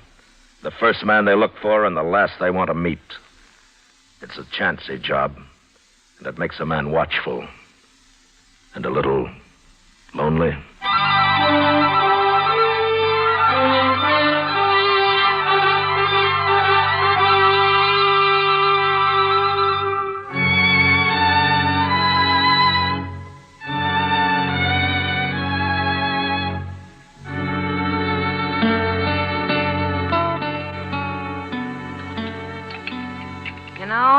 I'd sure like to meet whoever's running the kitchen in this place. Oh, why, Kitty? A cook that can make antelope stew taste like prairie dog ought to be something to see. Well, at least it's hot. No, it isn't. Well, mine is. You forgetting you dumped half that bowl of chili peppers in yours? Well, I've eaten here before, Kitty. Oh, hello, Marshal. Hello, John. You know what I'd do if I owned this place, Matt? Tear it down? No. Look, it's got tables and chairs and knives and forks and spoons. And out back, they got a kitchen all set up with a stove and everything. So? Well, it's all here. I'd open a restaurant. You're spoiled, Kitty. Dodge isn't St. Louis, you know. St. Louis? I was there 6 months, 4 years ago. Hello, Matt.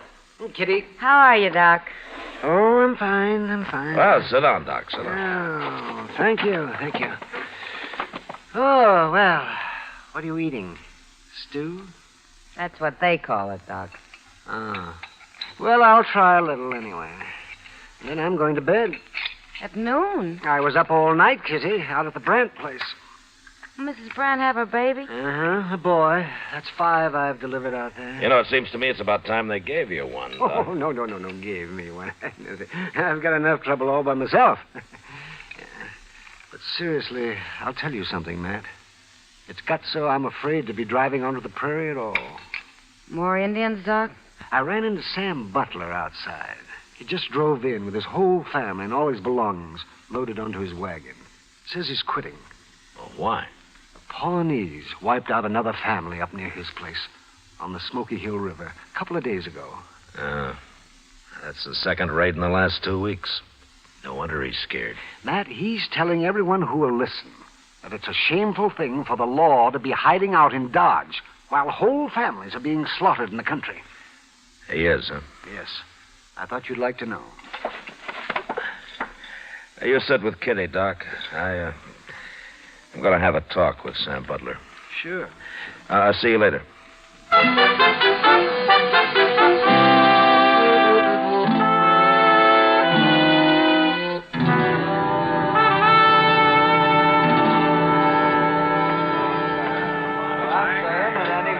Stays out there and exposes his family to them murdering savages is plumb crazy.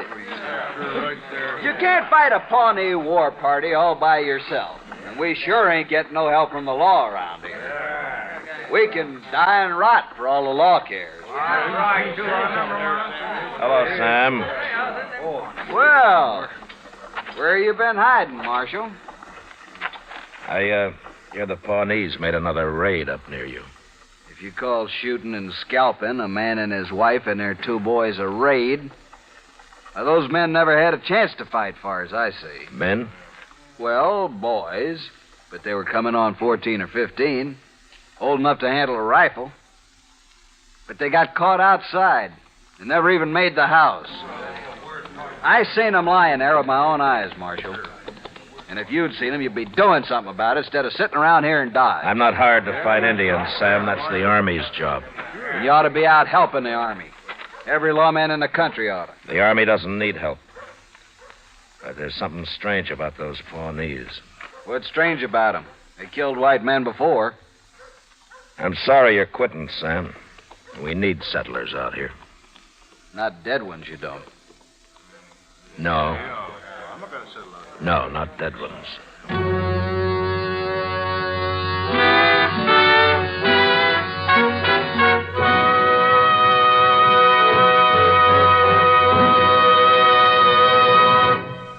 What a pair. What a buy. They're talking about king-size Chesterfield at the new low price. And Chesterfield Regular. They're the quality twins. Either way you like them, you get the same highest quality, the same low nicotine, the same wonderful taste and mildness, a refreshing smoke every time. Yes, the Chesterfield you smoke today is the best cigarette ever made, and it's America's most popular two-way cigarette. So buy a carton today. King-size Chesterfield at the new low price. Or Chesterfield Regular. What a pair they are. They satisfy millions. They're best for you.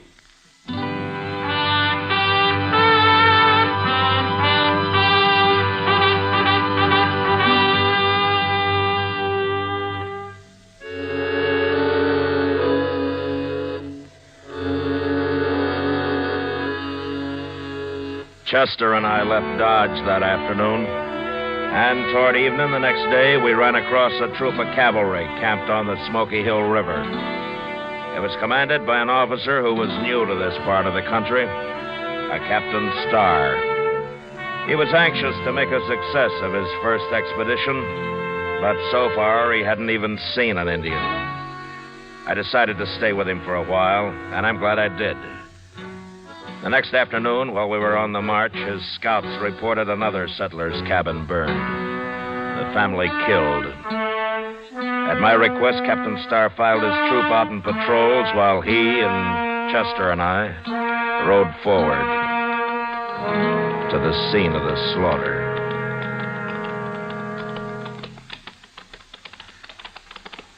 My scouts say these people haven't been dead very long, Marshal. This morning, probably.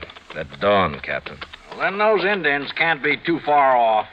No, but Indians have a way of disappearing. There it is, Mr. Dillon. Burned right into the ground. It's just like that last cabin. Their bodies scattered around out front. Well, let's get up there. Come on. Oh!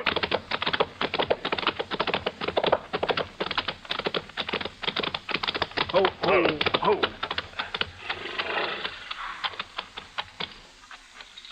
The whole family. Man and his wife and their boy. Look over there. Against the water barrel. Oh, my. It's a little girl. It's a little girl.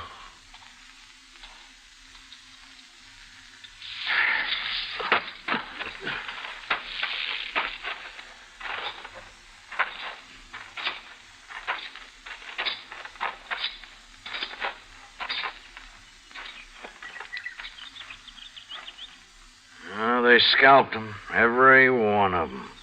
Even that little girl. They even scalped her. At least they didn't torture them. Did they torture the other families, Captain? No, they didn't, Marshal. They shot them just like this and scalped them. Where are you going, Marshal? What is it?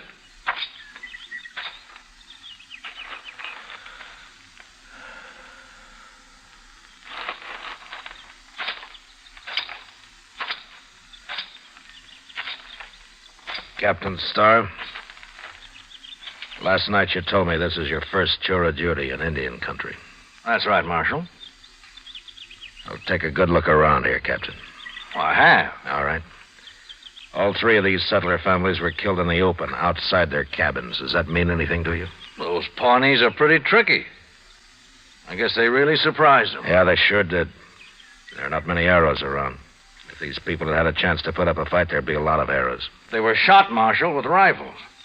Pawnees don't usually waste ammunition, Captain. There's a reason for it here, though. Well, what reason? Look at the ground. There are no tracks. Every sign of tracks have been dragged out with a blanket. Say, you're right. I hadn't noticed that. Well, there's another thing you haven't noticed, or maybe you didn't know about. Oh, what's that? That boy there. How old would you say he was? Oh, about the same age as the boys at the last place. Maybe 12, 13. Well, Captain, that's old enough to be a brave in a couple of years if he was a Pawnee. What do you mean, if he was a Pawnee? They usually keep a boy that age. They don't kill him. They take him and try to make a brave out of him. Oh, well, I didn't know that. I know what he's driving at, Captain. You don't think it was Pawnees that done this. Ain't that right, Mr. Dillon? Yeah, that's right. But the Pawnees are the only tribe around here we know of, Marshal. Captain, it's them tracks. Pawnees wouldn't hide their tracks. No, they wouldn't. What? A man wearing moccasins doesn't care about his tracks, Captain. He's got nothing to hide. I'm afraid I don't understand, It Marshal. wasn't Pawnees that did this. It wasn't Indians at all. It was white men. Marshal Dillon, it's impossible for me to believe white men could have done this. Is it, Captain? No white man would shoot that little girl over there and then scalp her. Did you ever hear what Chivington did to the Cheyennes at Sand Creek? Kill and scalp them all, he said, big and little. Nits make lights. Congress has repudiated that whole affair, Marshal. Well, it still happened. And it was still white men that did it.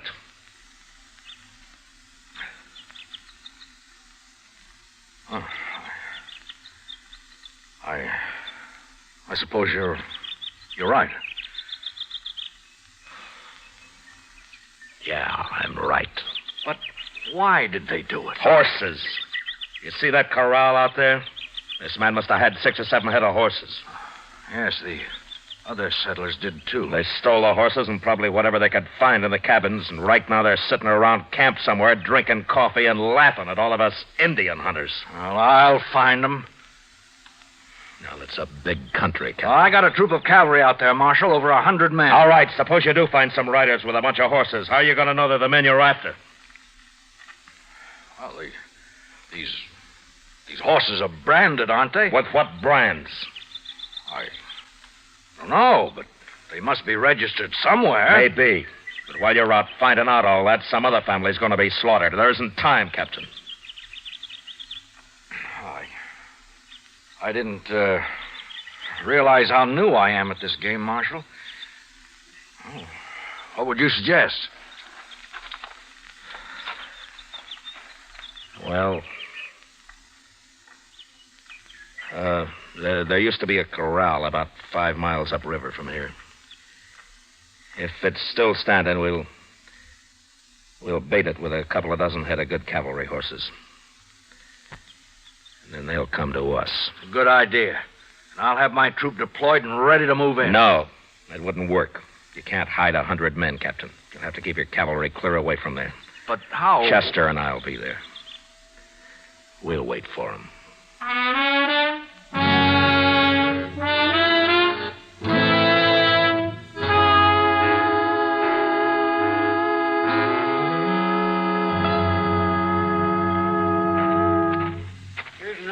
Green branches, Mr. Dillon. I'll throw them on the fire, Chester. Let's have some more smoke, huh? Yes, sir.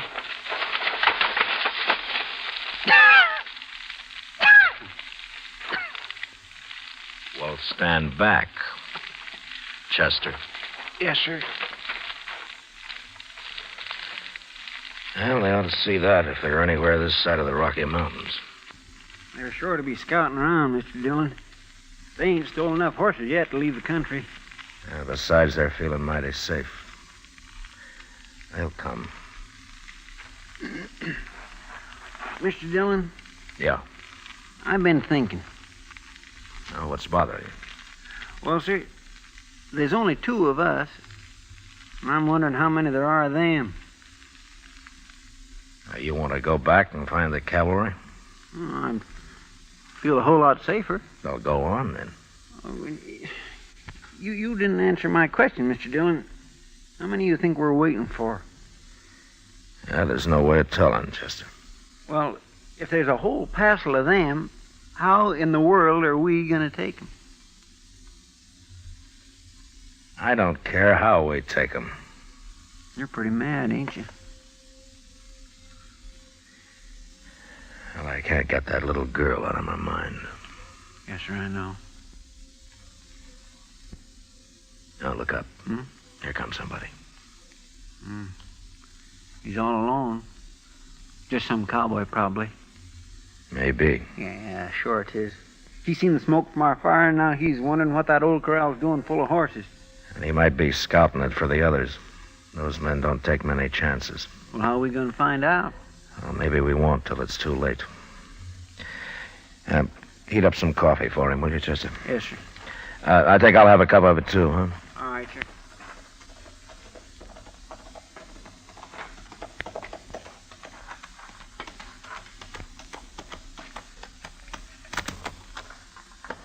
Morning.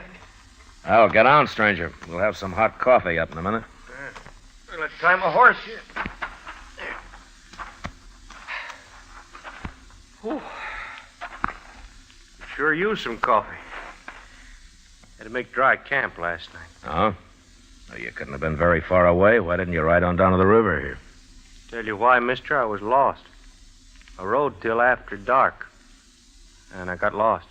Well, your horse could have found it for you. Maybe my horse ain't smart as yours. No offense. Sit down. Chester's bringing the coffee now. I've been sitting all morning. Here you are, mister. Oh. We ain't got no sugar.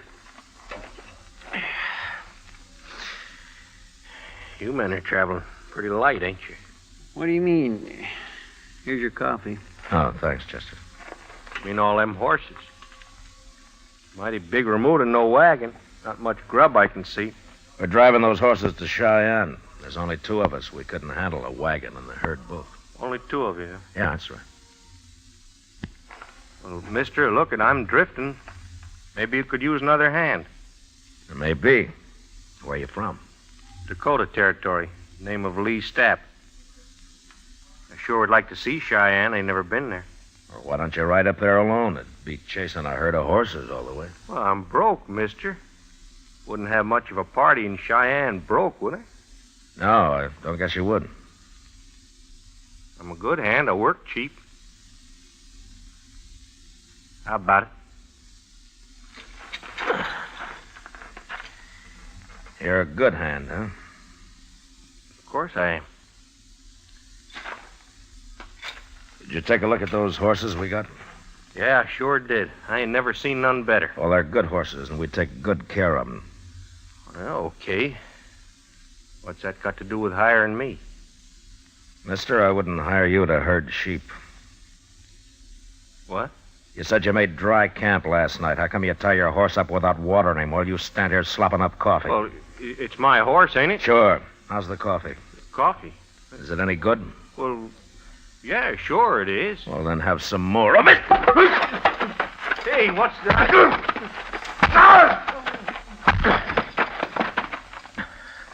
Chester. Yes, sir. Here, catch his gun. Got it. All right, now go get some rope.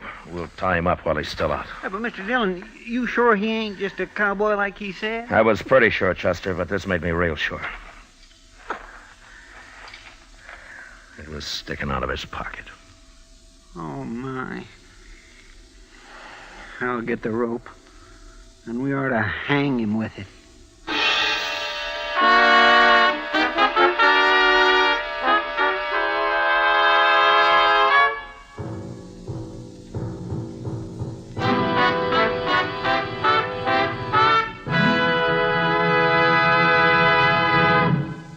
We will return for the last act of Gunsmoke in just a moment. In regular or king size, you can get 'em either way. The best smoke ever made's the Chesterfield you buy today. Smokers coast to coast are changing, it's a cinch to do. Here's all you have to say to get the one that's best for you. Chesterfield's for me, Chesterfield's for me. You just say it's Chesterfield's for me. Friends, for your vacation, take along plenty of Chesterfield. Buy 'em by the carton. Chesterfield king size at the new low price. Chesterfield regular. What a pair. They're the quality twins. The same highest quality. The same low nicotine.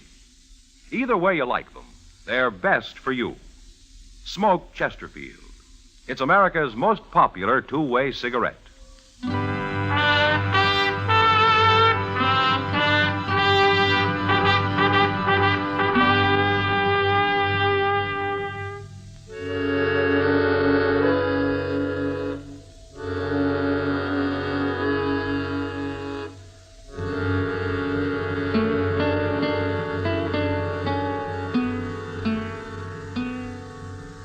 See anything yet, Chester?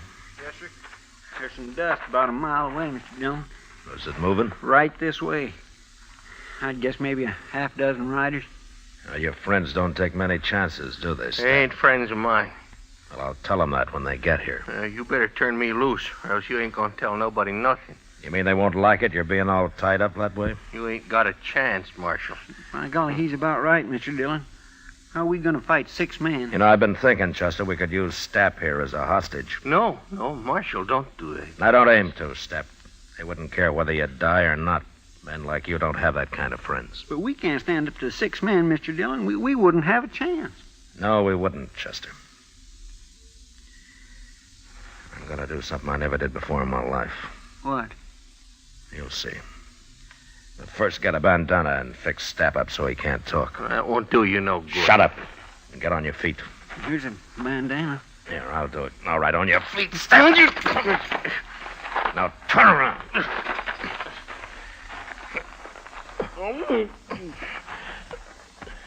Get our rifles, Chester. Yes, sir. There. That'll keep you quiet, Step. All right, now walk.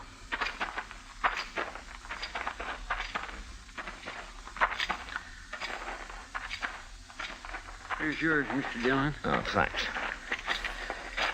You get on behind that log over there, Chester. Yes, sir.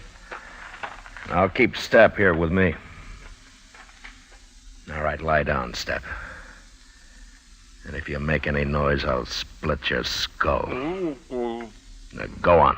Lie down.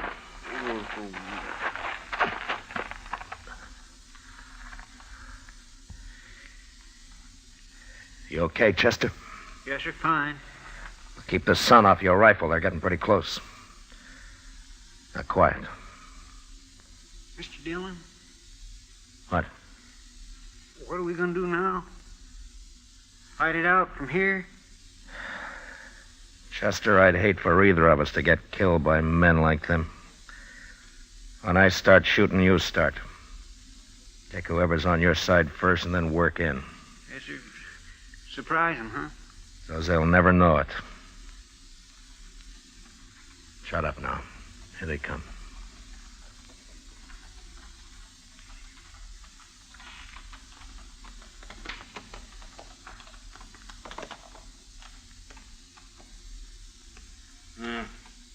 He must be over the river. We'll get down and wait here for him.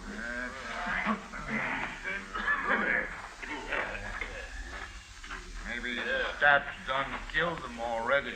We didn't hear no shooting, did we? I don't like this, Jake. Stab should have been back a long time ago. Dap knows what he's doing. Them sure fine horses, eh? Now, Chester!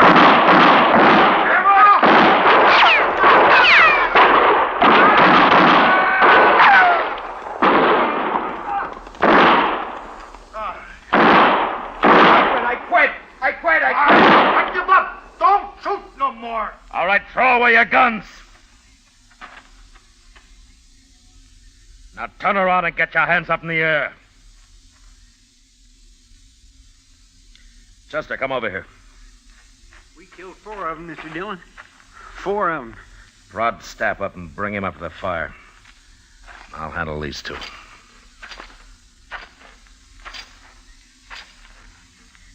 Well, you 2 stopped just in time. You can turn around now. Who are you? What'd you ambush us for? Well, you went and killed 4 men. I'm a U.S. Marshal, mister. You're lying. Am I? What kind of marshal would ambush a bunch of men like that? My kind. I untied his bandana, Mr. Dillon. No reason he shouldn't talk now. That was murder. That's what that was. That was plain murder. Sure was. Even if he is a marshal, he'll hang for this. He never give us a chance. You're right, mister. I didn't give you a chance. There were too many of you. Besides, I never knew any man that deserved a chance less than you. What are you talking about? We ain't done nothing. You haven't, huh? Well, I found this on your friend Stapp, mister. Here. Take a good look at it. Well, what's this? This ain't nothing, just a little yellow ribbon. I burned the rest of it. You blasted fool, Stapp. I didn't get nothing else. It was just kind of a souvenir. I told you to get rid of everything. Stapp, I'm sorry you came in alone. I wish you'd been with the others. But I'll see you hanged. All 3 of you. And it's that little girl's yellow hair ribbon that's gonna hang you.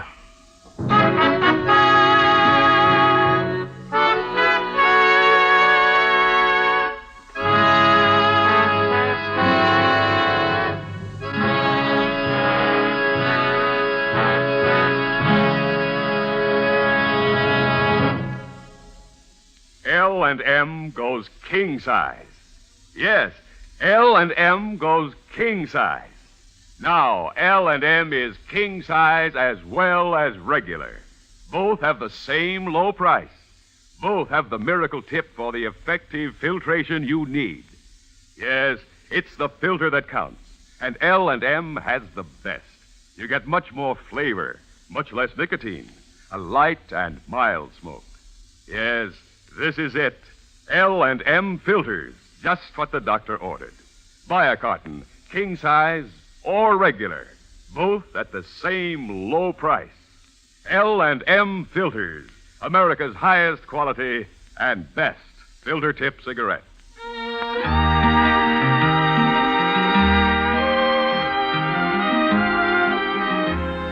Gunsmoke, produced and directed by Norman Macdonnell, stars William Conrad as Matt Dillon, U.S. Marshal.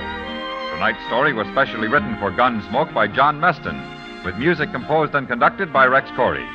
Featured in the cast were Lawrence Dobkin, Joseph Kearns, and Harry Bartell. Harley Bear is Chester, Howard McNear is Doc, and Georgia Ellis is Kitty. Join us again next week as Matt Dillon, U.S. Marshal, fights to bring law and order out of the wild violence of the West in Gunsmoke.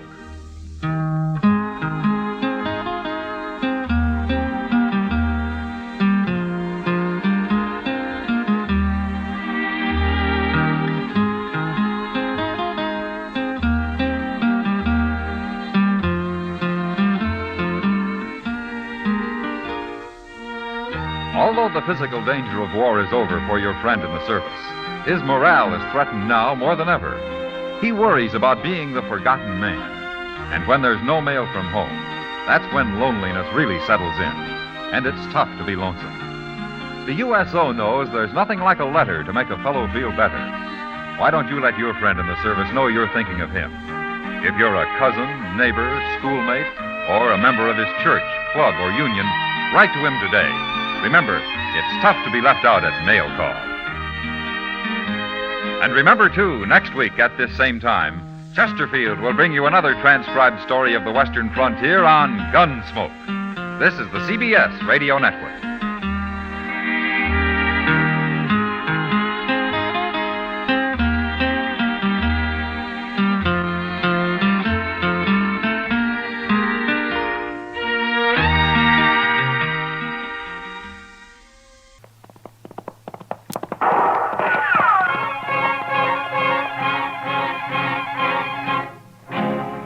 Around Dodge City and in the territory on West, there's just one way to handle the killers and the spoilers, and that's with a U.S. Marshal and the smell of Gunsmoke.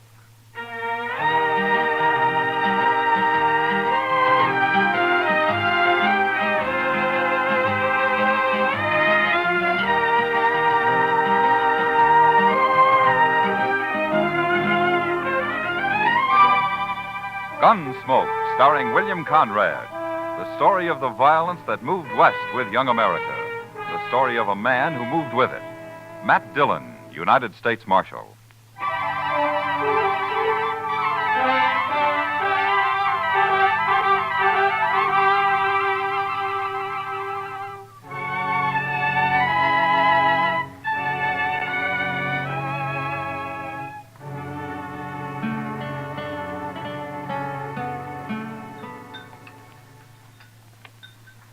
Cigar, Miss Kitty? You know I don't smoke in public, Chester. Oh, excuse me. Mr. Dillon? Thanks, Chester. Yeah, I believe I will. You know, for a Cowtown restaurant, this place serves the toughest steak I ever ate. Oh, you should have had the calf fries, Kitty. Next time, I certainly will. Say, that reminds me. When are we going fishing, Mr. Dillon? You said last week we might take a day off soon. All right. How about now, this afternoon? You mean it? Well, sure. You want to go, Kitty? Oh, thanks, Matt, but there's a new girl at the Texas Trail. I told her I'd help her make a dress today. I'm late now. Huh? Well, I'll have to drop by the office first, Chester. All right. If you want any help eating those fish, let me know. You know how to cook catfish? You bet I do. We'll be around then. Hey, Mr. Dillon, look at those men down there by the jail. Huh? Now, what's so curious about a wagon load of buffalo hides, I wonder? Maybe they got a white one. If they have, I want it. See you later, Matt. Chester? So long, Miss Kitty. Kitty.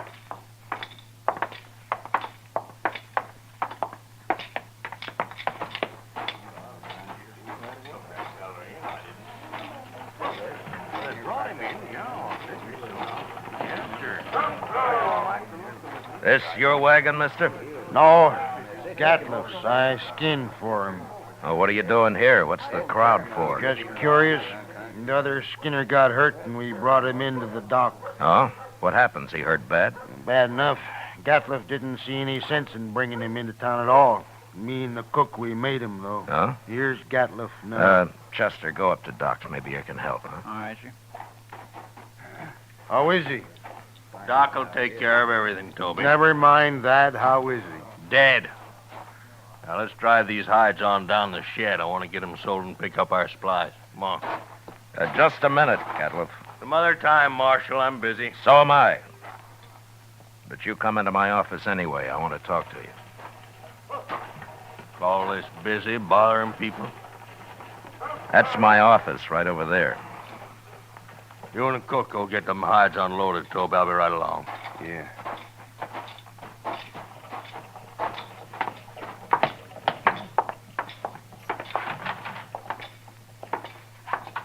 Now, what do you want, Marshal? You new around here, Gatliff? Any log in it? It depends. What happened to your Skinner? Billy? He hurt himself, that's all. He's dead, isn't he? Yeah, he's dead.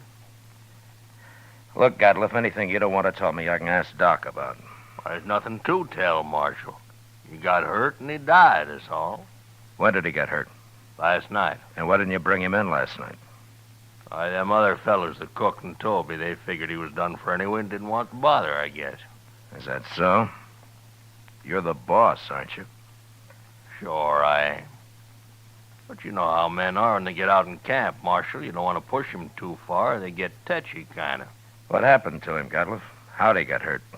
I don't rightly know, Marshal. He was alone in camp, and when we got there, he'd gone and burnt himself. Burned? Burned with what? Hot lead, Marshal. Spilt it all over him. Oh, you mean lead for bullets, huh? That's it. Cooking up lead in a fry pan. That was one of Billy's chores, to make my bullets. He always was a mite clumsy. He sure messed himself up this time. There must have been a lot of lead. 50, 60 pound, I reckon. Oh, there you are, Mr. Gatliff. Doc Adams is looking for you. What did he want? Well, see, that man of yours, Doc's all through with him. He says you can bury him now. Oh, no. I ain't paying for no burial. He's just a Skinner I hired. Don't even know his last name. You're his boss, aren't you? You brought him in. And that's all I'm going to do for him. I ain't paying you $1. Not $1. Nobody's asking you to pay me. But you can't just leave the man in Doc's office. Somebody's got to bury him. He's just a bum who worked for me. He's not my father. Well, all the stingy Hold it, things Chester. All right, Gatliff. We'll take care of him. You can go now. He's caused me trouble enough. I don't want to hear any more about him ever. Well, that's about the most unfeeling man I ever did come across. What about that Skinner, Chester? Tell me. Oh, I swear it was terrible, Mr. Dillon. He was burned all over his head and his face and across his chest. Doc said he don't know how that fellow lived as long as he did. Could he talk? Doc told me he couldn't say a word. Well, how do you suppose it happened? Why, hot lead. Had a whole pan full of it, from what I hear. Yeah, 50 or 60 pounds of it. That much? Well, I can believe it. I can't. What man's going to pick up 60 pounds of molten lead and spill it in his own face? That's the most stupid story I ever heard. Well, say now, I hadn't thought of that. Mr. Dillon, you're right. Of course, there's another way it could have happened. What's that? Somebody could have pushed his face down into it. Oh, my goodness. Who? I don't know. Gatliff, or maybe Toby. You know where Toby went? Well, no, I don't. But him and the cook probably went over to the Alfraganza to drink up their wages. All right. Go do something about burying that man, Chester, will you? I'll be back later. All right, sir. I'll tend to it.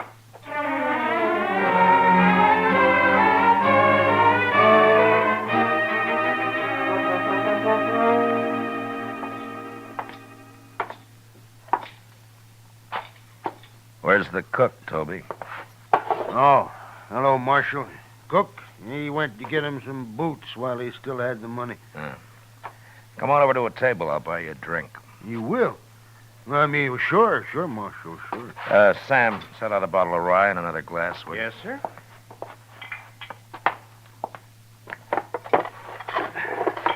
Come on. Yeah.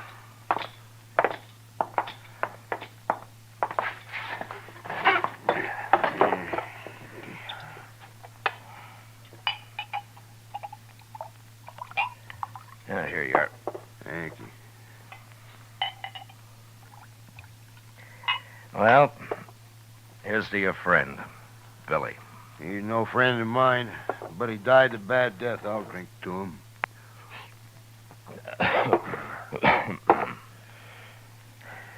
Tell me something, Toby. How did he and Gatliff get on? You see Gatliff's eyes, Marshal?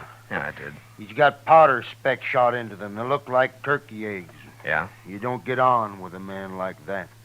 Yeah. Well, why do you work for him, then?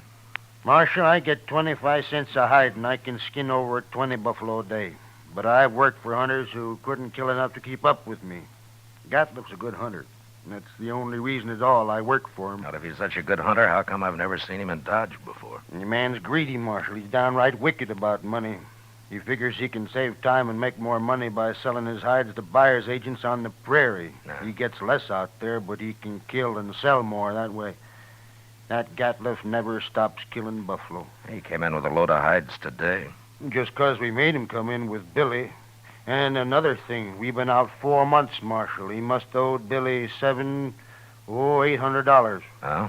Yeah, most hunters would have split that with the crew, but not Gatliff. He like to took my head off when I mentioned Hey, it. you want another drink? Oh, yeah, sure. Tell me about the accident, huh? Well, Billy was melting lead in a fry pan, and the way I figured he must have tripped somehow, fallen smack into it, and when we rode in, we found him rolling around on the ground. That's all I know. When who rode in? Me and the cook. The cook skins on days Billy's making bullets. Now, where was Gatliff? Oh, he went in just ahead of us. How long ahead of you? Not long, maybe about 20 minutes. Then he found Billy first, is that it? Yeah, so he did. Hey, I hadn't thought of that before, Marshal.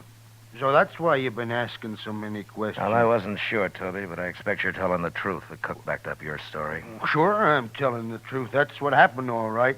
Yeah, Gatliff killed him. He murdered him. Any idea why he would? Well, sure I do. There's only one thing Gatliff wants, and that's money. He killed Billy just so he wouldn't have to pay him his wages due. Yeah, maybe. Why don't you arrest him, Marshal? There's no real evidence, Toby, none at all. And it's bad for the law if I arrest a man and later he goes free. Unless he's innocent, of course. He ain't innocent. How come this didn't occur to you before, Toby? Why, I don't know, Marshal. I sure don't. You going back out on the prairie with him? I ain't afraid of him. I'll be sleeping with one eye open from now on. It'd be a pleasure to kill him after what he done. Self-defense, of course, Marshal. Yeah. But if you let on you're suspicious, he'll sure try to kill you. Not me. He can do his killing on somebody else.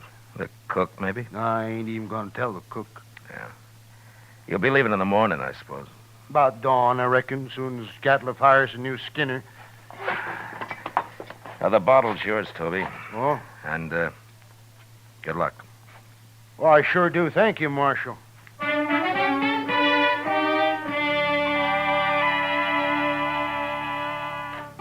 Later in the day, Chester and a couple of other men buried Billy out on the hill. As Toby said, he died a bad death, and it was made worse by the men who'd done it to him, going scot-free. But I figured anybody as greedy as Gatliff would someday overplay his hand, and I hoped I'd be there when he did. The next morning, Chester told me he'd heard that they'd left Dodge. And that afternoon, we went off fishing. When we got back, Kitty cooked up our catch for supper, and she did a real good job of it. That was fine, Miss Kitty, just fine. Anytime, Chester. You catch 'em and I'll cook 'em. Say, do you know how to make antelope stew I've made it. and sourdough biscuits? Of course. Oh, my goodness. Chester. You sound like you're about to propose. Oh, my gracious. No, Mr. Dillon, my. Why, Chester, I always kind of hoped. Well, oh, I didn't mean. Well, that is. I mean, well, mercy, well, who'd marry me anyway? You ever ask anyone to, Chester? Well, yes, ma'am, once I did. Well, what'd she say? She said she would. She said, yeah. Oh, what happened? Marshal Dillon here. Yeah, come on in, mister. They sent me after you, Marshal. Nestor camp across the river. Oh, what's the trouble? Man got knifed over there. Killed. Oh, was it just a fight or what? They don't know who knifed him, Marshal. Come on, Chester. Thanks for the supper, Kitty. Sure, Matt.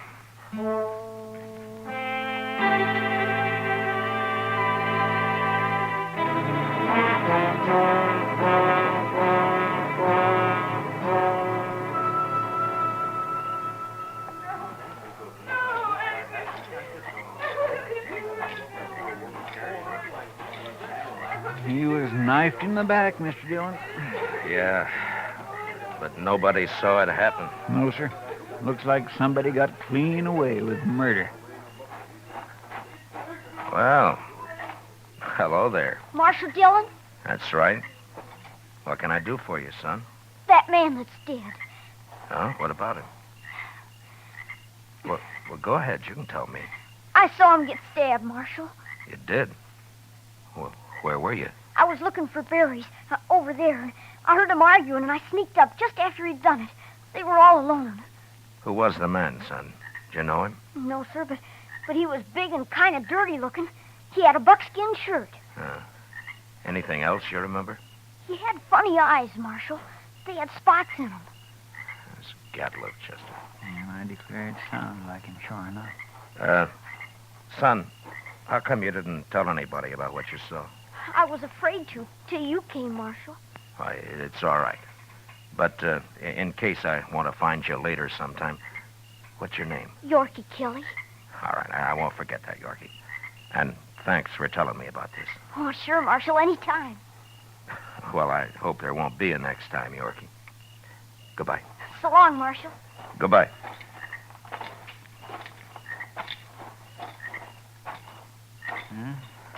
Guess it was Gatliff, all right. Yeah. Seems like a dangerous sort of man to be running loose. No, I got him now, Chester. As soon as I find him. I hope so, Mr. Dillon. I certainly do hope so.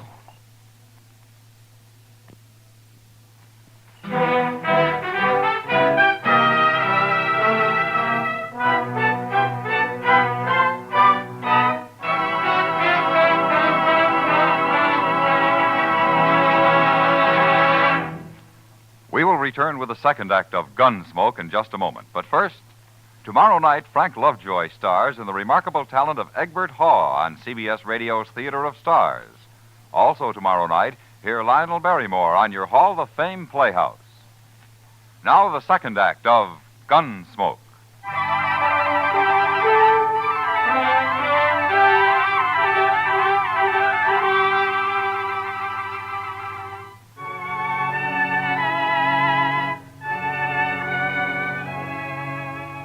Since Gatliff would figure nobody had seen him, it wasn't likely that he'd run. And anyway, there wasn't much sense in trying to track him down in the dark. So Chester and I didn't start out until the next morning. Ordinarily, a man would ride into the prairie and disappear. But with Gatliff, it was a little different. At least we knew he'd be somewhere around Buffalo. It was late afternoon before we reached good hunting grounds, and almost dark when we spotted the first hunter's camp. We just gonna ride right up to him, Mr. Dillon? Now, this isn't Gatliff. He had mules. This man's got horses. Yeah, that's right. Keep your eyes open just the same, Chester. Oh, yes, sir.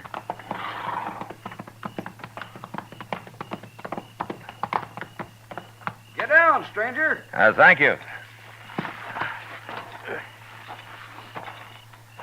Supper will be ready. Cook, throw some more tongue in that stew pot. Don't like buffalo tongue. You'll go mighty hungry in this camp. Oh, thanks, mister. Hey, you're a lawman. Matt Dillon, I'm a U.S. Marshal. My name's Tom Mercer. How are you? This is Chester Proudfoot. How'd you do? Mr. Mercer? Come over by the wagon and sit down. Supper'll take a little longer now. Anyway, my Skinners won't be in for a while yet.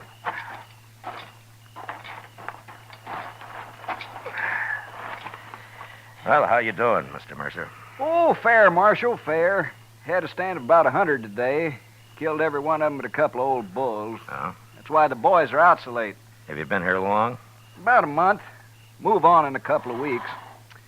I don't know, Marshal. I think this whole southern herd's going to be clean wiped out for long. Next year, I'm going to Dakota. Too many hunters, maybe, huh? That's just it. That's it, exactly. Have you seen any in the last day or two, Mr. Mercer? Just who you looking for, Marshal? Man named Gatliff. Big man. Speckled eyes. What's he done? You know him?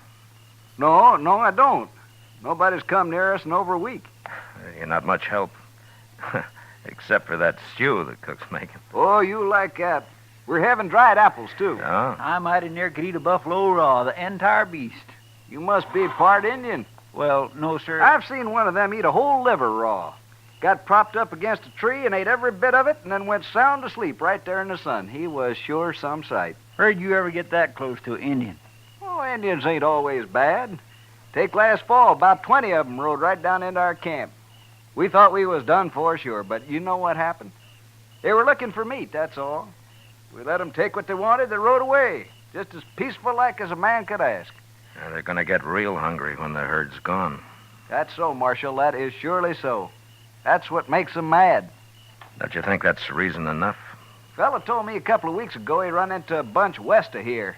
He was looking for scalps, all right, but good buffalo man with his old Sharps 50 can pick off Indians at 1,500 yards. They're no match for him at all. Not unless they stalk him. Oh, they've done that, sure. Hey, here come my Skinners. Let's go get outside some of that stew. Good. All of it. Don't you ever feed this man, Marshal? Only when he works, Mr. Mercer. Oh, now, Mr. Dillon.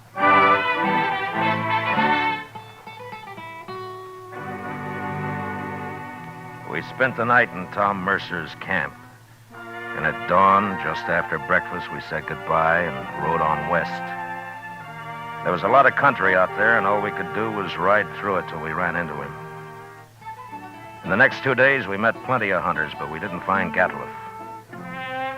About noon of the third day, we cut the trail of a wagon train and figured that it'd be that of a hide buyer's agent who'd come into the field to do business on the spot. And an hour or two later, we saw him. A long string of ox-drawn wagons piled high with buffalo hides. And there was a man on horseback leading the train. We rode up to him. Hello there. Well, that's quite a load you got, mister. 10,000 so far. But what are you doing way out here, Marshal? I'm looking for a hunter named Gatliff. You know him? Sure I do. Just picked up a load from his rick early this morning. Is he in trouble? Yeah, he sure is. Where is he? Straight south here a couple of miles. Can't tell you exactly. He moves around a lot. Well, that's close enough for us. Thanks a lot, mister. Sure, Marshal. I never did like him anyway.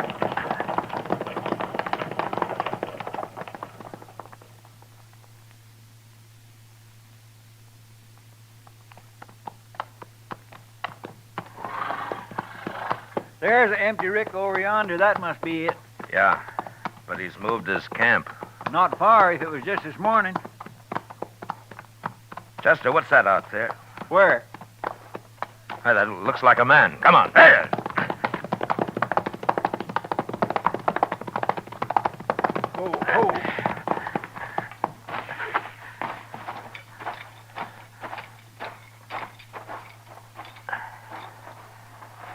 Well, Mr. Dillon, it's that Skinner of his.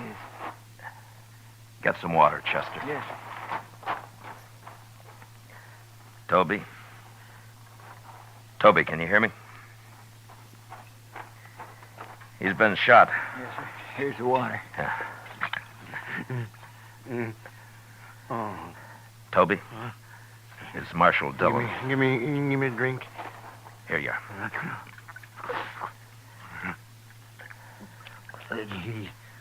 He shot me, Marshal. Oh, what happened?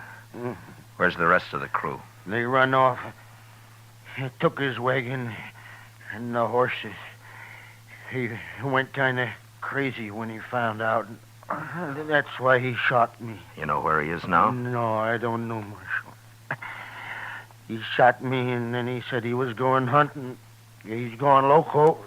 You're going loco. Now, take it easy, Toby. Take it easy. You'll be all right. I could hear him shooting at Sharp's a long time. And then he stopped. Well, where was he? Which way? Off. Behind me there. I could hear him. Chester, you stay with him. I'm going after Gatliff. All right, sir.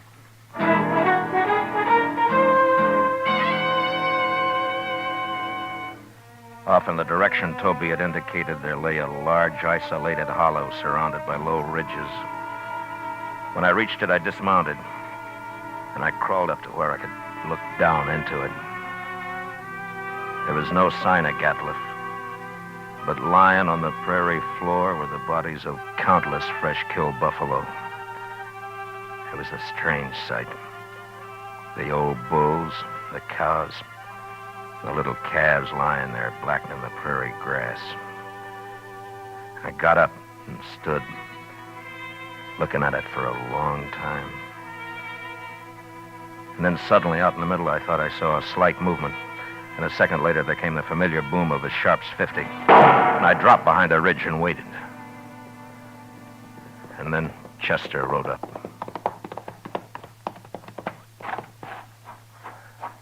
Have you found him, Mr. Dillon? Yeah. I thought I'd better come along. You see... Toby's dead, is that it? Yes, sir. All right. Well, Gatliff's down there in the middle of the hollow. But we can't get anywhere near him as long as he's got that Sharp's rifle. He's killed a small herd of buffalo in there, and now he's lying out in the center of them. Well, that's the darndest thing I ever heard of, Mr. Dillon. He must have gone crazy, just like Toby said. Yeah. What's he shooting at now?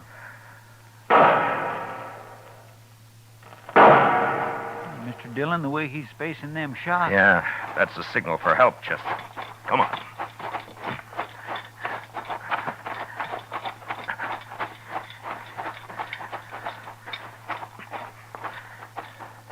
Say, maybe this is a trap. Be ready to take cover behind one of these animals. It might be.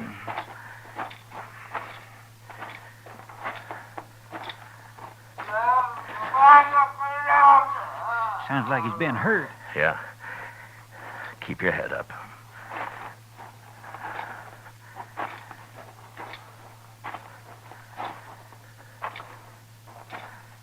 There he is, behind that big bull. Yeah, I see him. Well, Mr. Dillon, he's all... There have been horses in here. Indians. My goodness. Come on.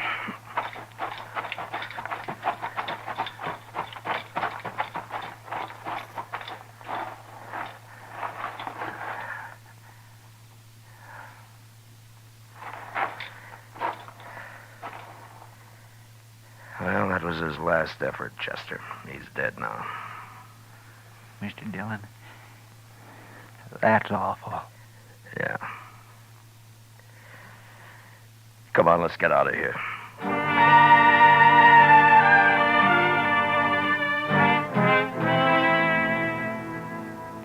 I don't know how the Indians caught Gatliff.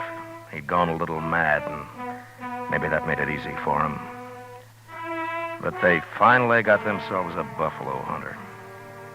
And into their unbelievably savage torture of him had gone all the hatred and desperation of a race being slowly starved and driven from their homeland.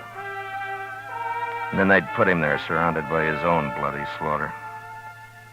And they'd gone off with a gesture of contempt, leaving his rifle and his ammunition by his side.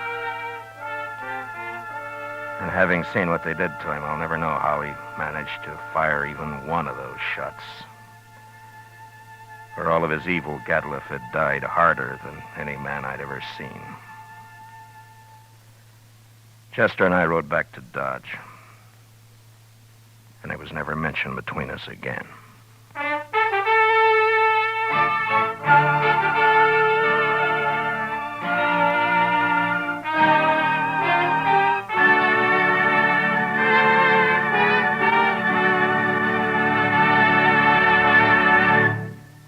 Gunsmoke, under the direction of Norman McDonald, stars William Conrad as Matt Dillon, U.S. Marshal. Tonight's story was especially written for Gunsmoke by John Meston, with music composed and conducted by Rex Corey. Featured in the cast were Lawrence Dobkin, John Daner, Harry Bartell, Richard Beals, and William Euler. Parley Bear is Chester, and Georgia Ellis is Kitty. Gunsmoke is heard by our troops overseas through the facilities of the Armed Forces Radio Service. Join us again next week as Matt Dillon, U.S. Marshal, fights to bring law and order out of the wild violence of the West in Gunsmoke.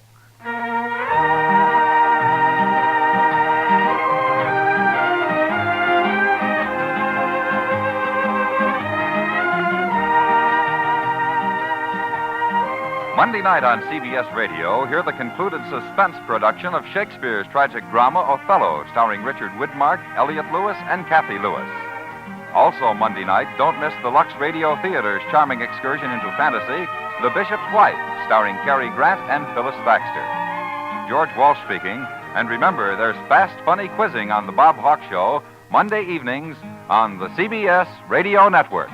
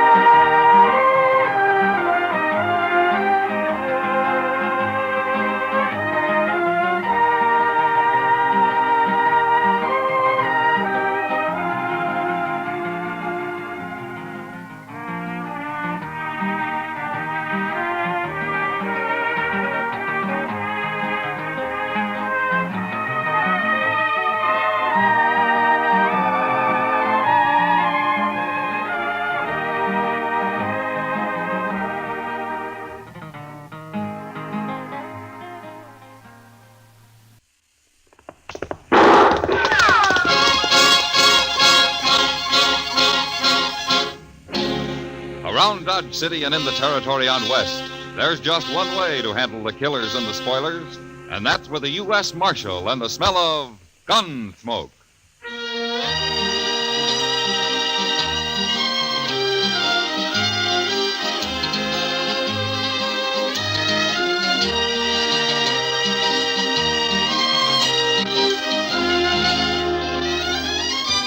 Gunsmoke, starring William Conrad.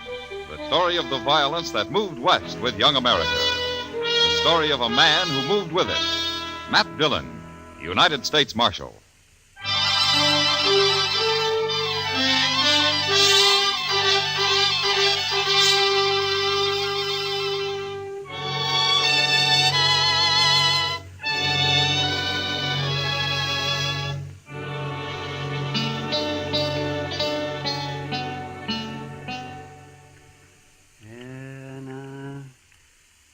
Hold tight now, Matt. That's it. I've got it. Almost. Ah, there it is, yes.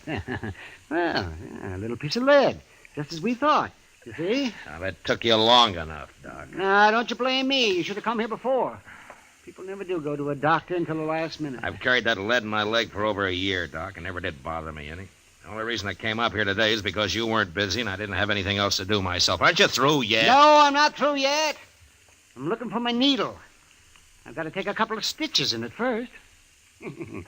Oh, yes. And if you're talking like that just to get my fee down, you're wasting your time. You know, it's when I'm not busy that I'm poor, and I have to charge more. There, now, that ought to hold you fine. Not much of a wound. The lead worked right up next to the skin. I could have cut it out myself. Yeah, but you didn't. And it's going to cost you $5. $5? Well, you're the only patient I've had today. I got to make out somehow. Oh, hand me my pants, Doc. How is he, Doc? Oh, he'll live, Chester. Worse luck. Say, there's a fellow in the office downstairs wants to see you, Mr. Dillon. Oh, who is it, Chester? He didn't say. All right. I'm ready. We'll finish our discussion at supper if you like, Doc. Well, there's nothing to discuss, but I'll eat with you anyhow. Thanks. See you later.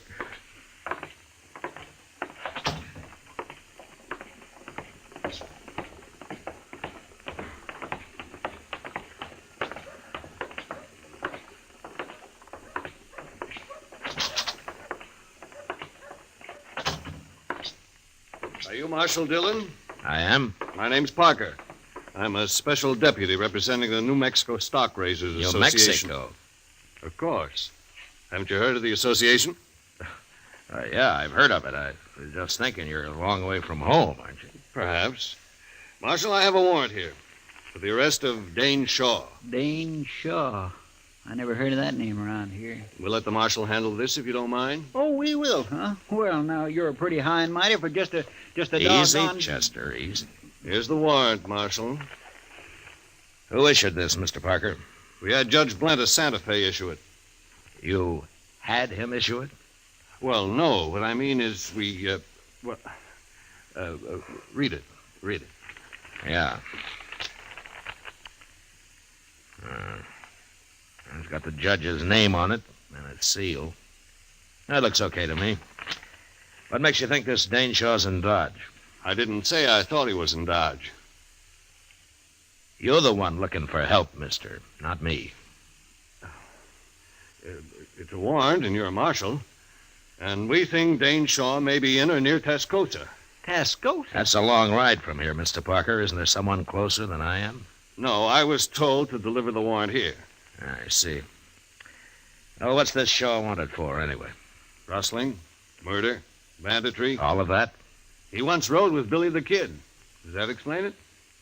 Not quite, Mr. Parker. We hold those men equally responsible. Every one of them. We? The Stock Raisers Association. And others. Ah, I see. Now, you say Shaw once rode with the Kid. You mean he isn't still with him? Shaw left the gang just 2 years ago. Who told you he did? Pat Garrett. Pat Garrett? Well, if he said so, it's probably true. We've got to put a stop to that gang, Marshal. New Mexico's like an armed camp till we do. But Shaw isn't with the Kid anymore. He's of the same breed, and he'll be back, maybe with his own gang. Yeah, that's possible. In any case, the man's wanted, and you have the warrant. Why don't you come down to Tascosa with us, Mr. Parker? No, that's not my job. I'll wait right here in Dodge. Yeah, I thought so. Any idea what Dane Shaw looks like? 6 feet, black hair, about 180 pounds. That's not much help. Anything else? They say he has a knife scar across his ribs on the left side. Well, that's something. Where's he from? Who knows where any of those men come from? They all lie, anyway. Why, they say Billy the Kid claims to have been born in New York. Well, maybe he was. Oh, nonsense. How do you know? Well, I was born in New York, for one thing. And you couldn't both have come from the same town. I'd hate to think so, Marshal. All right, Mr. Parker, you keep nice and cozy here in Dodge, and we'll ride down to Tascosa for you. Now, Marshal, I don't think that's quite called for. Chester, go get our horses. Yes, sir, Mr. Dillon.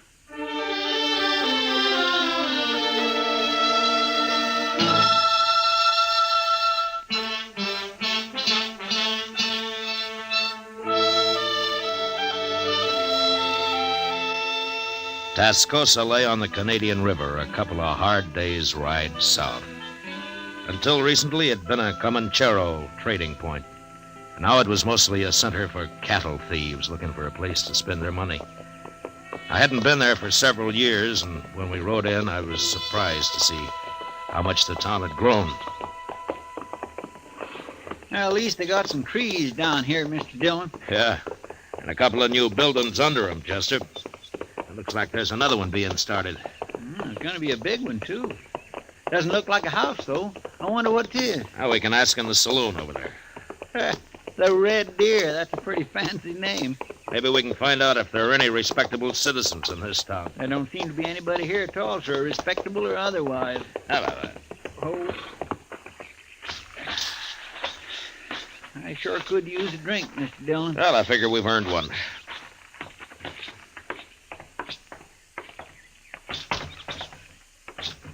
Gentlemen, what'll be? Beer. Oh, Mr. Dillon. One beer, one whiskey. Right.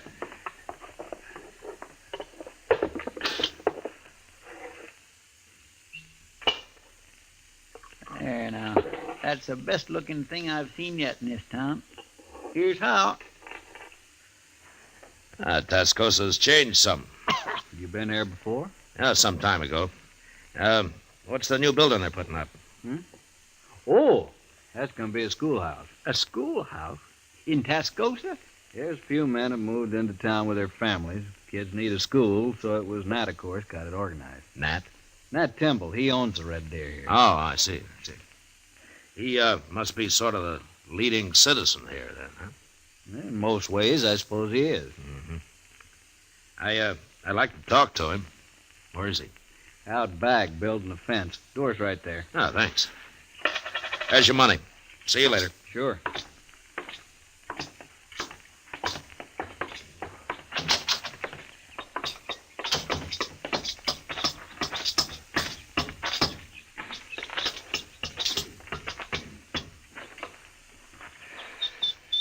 Hello. Mr. Temple? Nat Timble. I'm Matt Dillon, and this is Chester Proudfoot. I'm glad to know you. Barkeep told us that we'd find you out here. That's Mike Postle. He's a good boy. I gathered from him that you were the right fellow to come to, Mr. Timble. What can I do for you? Well, I'm looking for a man. You are? Why? I'm U.S. Marshal, Dodge City. We don't get the law down here often, Marshal. No. Man I'm looking for is Dane Shaw. Do you know him? Nobody by that name around here? Oh, I expect he's changed his name. And how are you going to tell him from anybody else? He's 6 foot tall, black hair, weighs 180 pounds. Could be most anybody, that build. He's got a scar across his ribs. It isn't often you see a man without a shirt, Marshal. What you want it for? He used to ride with Billy the Kid. He quit, but they think he might be planning to return to New Mexico with a different bunch, one of his own, maybe. Then it'd be better to stop him now, if that's true. I agree. That's why I'm here. Well, wish I could help you, Marshal. What are you going to do? I don't know. Stay around for a day or so, I guess. Maybe I'll hear something. Fine. You know, it'd be too bad since that fella quit the Kid if he went back to the same old outlaw life. Sure. But he probably will. Men don't often change. Some do if they get the chance. Take Mike Postle in there, the barkeep. Oh? What about him? Mike used to carry a gun for Harry Gunter. Gunter calls himself a rancher down here, but he spreads a mighty big loop. You mean he's really a cattle rustler? Yeah, everybody knows it, but nobody's proved it yet. And one reason was because of Mike. He sort of kept everybody off Gunter. How? Mike Postle's pretty fast with a gun. I see. How come he's tending bar for you, Temple? Well, I'll tell you. He have decided himself to stop working for Gunter, and one night he was telling me about it, and I helped him decide the rest of the way. Ah. And then you gave him a job, huh? That's right, Marshal. He'll make out fine if Gunter lets him alone. Well, that was decent of you, Temple. I hope it works. But being a lawman, I suppose you don't think it will. Well, a lawman isn't all bone, Mr. Temple. Lawman could arrest Mike Postle right now for what he's done. You can't arrest everybody. But anyway, if I were handling it, I'd go after the head man, Gunter. They don't seem to think you're way over in New Mexico. Well, I hear Pat Garrett's after Billy right now, and you'll get him with any luck at all. Pat's a good manhunter. Maybe. But they also want this fella Dane Shaw. Yeah, there's a warrant for him signed in Santa Fe. Yeah. If Pat does stop Billy, there's no point in letting Shaw come back with a new gang. If that's what he aims to do. Well, he might have it in mind. Well, Marshal, that's your problem. Right now, come on inside and have a drink on the house. Oh, thanks, Mr. Temple. It'll be a pleasure. Then I'll tell you where you can get something to eat that won't poison you. Say now, I think I'm going to like Tascosa after all. Sure you are.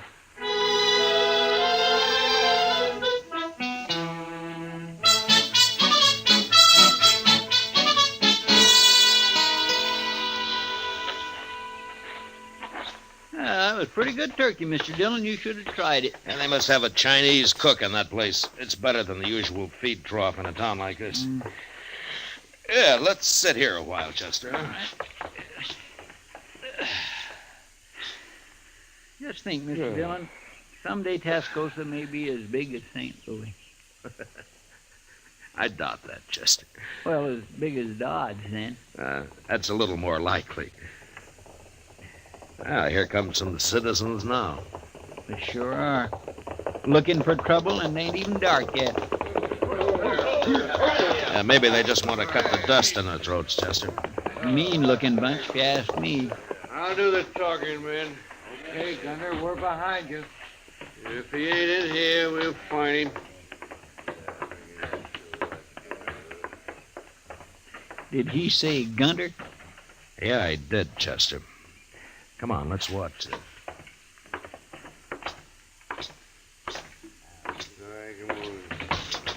I didn't expect... Over here, Chester. Yes, sir. You come here for a drink, gentlemen?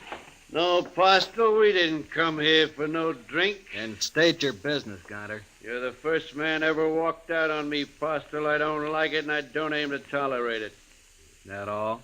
There's two reasons you're coming back. I'm not interested in your reasons, Gunter. One is I need your gun. I'm through selling my gun. And the other is you know too much about my business. Your business is your affair, Gunter. You know I don't talk.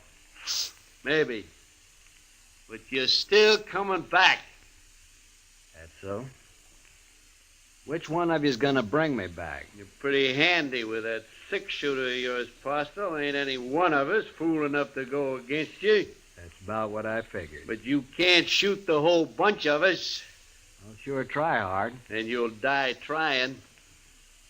I'm telling you, Postle, be back in camp a day after tomorrow. We ride in after you. Wait a minute, Gunner. What do you want, Timber? You've caused enough trouble already. I ain't through yet. Gunner, if you come back here, you'll have to face me. No, Temple, no. Shut up, Mike. Now just remember that, Gunner. I'll be here, too. And you'll both die. Come on, men. Who are those two? I never seen it before. Just a couple of grub line riders, I guess. Let's go up to the bar, Chester.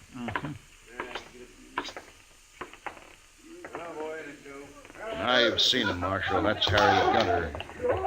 Well, Gunner's not my business, but I wish you luck with him. Mike and me'll face him down. I'll face him, Temple, not you. No, I helped get you in this. By heaven, I'll see you through it. It's not your fight, I tell you. It's my fight. I believe any man who wants to make a change deserves all the backing anyone can give him. I'll see you get it. You'll just be killed for nothing. Besides, you're a married man. Being married has nothing to do with it. Maybe we'll both be killed, but that's better than giving in to a man like Gunter. Mike, I never told you going straight was easy. You should have been a preacher, Temple. I'm going to get my supper now. I'll be back in a minute. I'd make a fine preacher, I would. But if business don't pick up some here, maybe I'll have to give it a try. Well, the town's growing, Temple. Business ought to be good. Well, it's growing, Marshal, a little at a time. When I first came here, there wasn't more than a couple of adobe huts to the whole place. When was that, Temple? Oh, when you first came here. 1 year and 9 months exactly, Marshal. Now, if you'll excuse me, I got work to do. Let's get some air, Chester. All right.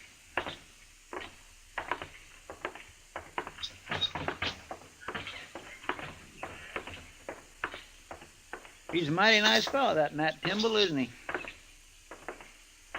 I mean, willing to back up Mike Postle that way. He's a man of his word. And building a new school and all that. Married, too. Funny thing, Mr. Dillon, I can't quite figure out if you like Timble. I like him fine, Chester. Only his name isn't Timble. What? It's Dane Shaw. He's the man we're looking for.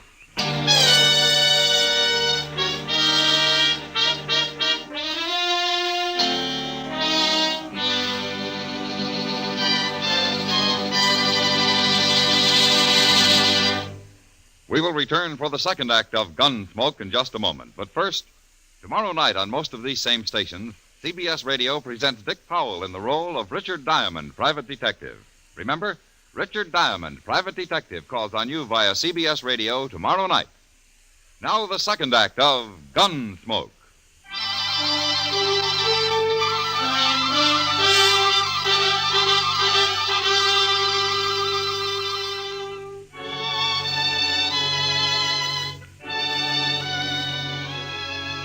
The idea of taking a man like Nat Timble in and sending him back to New Mexico to face a jury of scared and vengeful cattlemen didn't sit too well with me.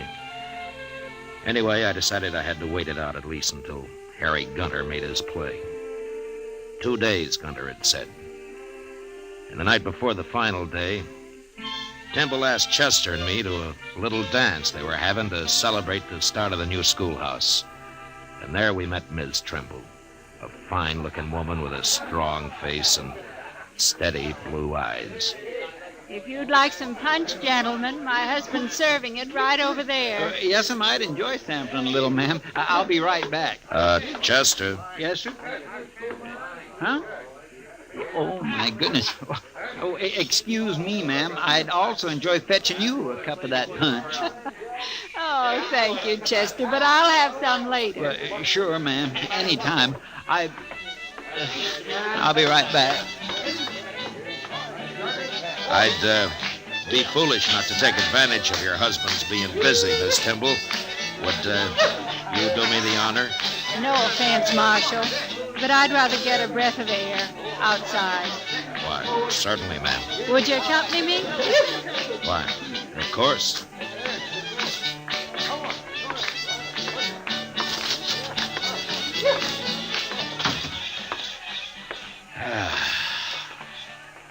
Nice evening. You think it'll hold, Marshal? Oh, it won't rain. Not for the next couple of days, anyway. That's not exactly what I meant. I was wondering how nice tomorrow evening will be. Afraid I don't quite follow, ma'am. After Harry Gunter and his gang ride in. Oh.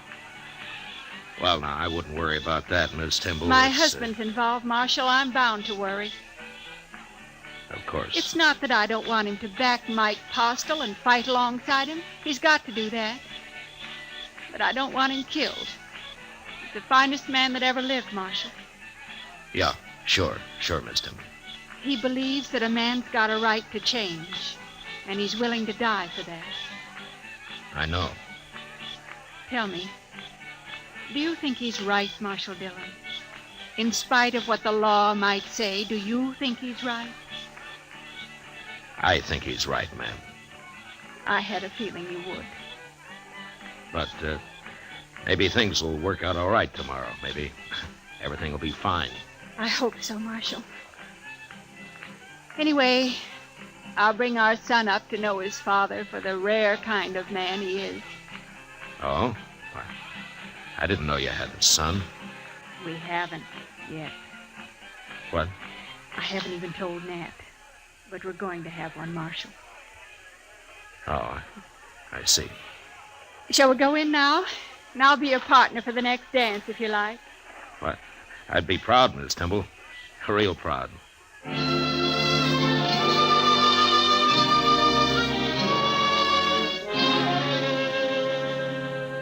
Next morning early, Chester and I saddled up and rode out past the edge of town to the south. There we pulled off the trail into a clump of scrub cedar and waited. Beyond us lay the Canadian River, and across it broad Vegas of spring-fed meadow grass. As we watched, a buffalo, cow, and calf came to the river and drank. And then they suddenly moved off upstream and disappeared in the mesquite. And a moment later, 6 horsemen came out of the distance, riding hard for the river and for Tascosa. I reckon that's them, Mr. Dillon. You, don't have to do this, Chester. I know it. Any objections to me using a rifle? There are no rules in this game. I'll feel a mite cozier behind the Winchester. Eyes open, Chester. Yes. Come on.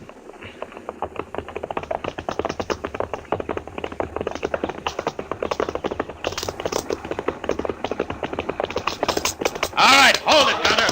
Oh! Who are you? I'm a U.S. Marshal. My name's Matt Dillon. Them's the fellows we thought was bums, Gunner, the other day at the Red Deer. Yeah. Get off the trail, Marshal. You got no business with us. Turn around and ride back where you came from, Gutter.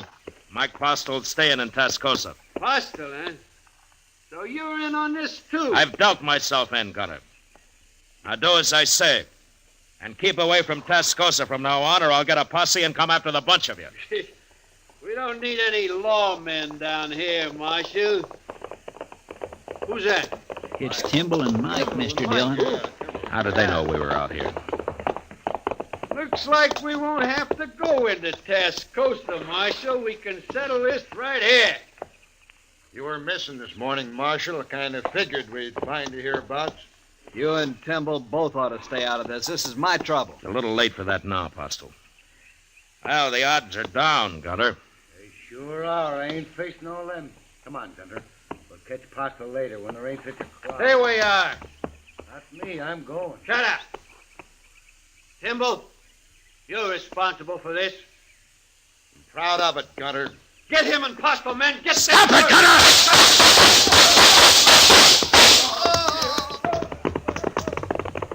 Should we go after them three? No, let them go, Chester. They won't be back. Temple's been hit.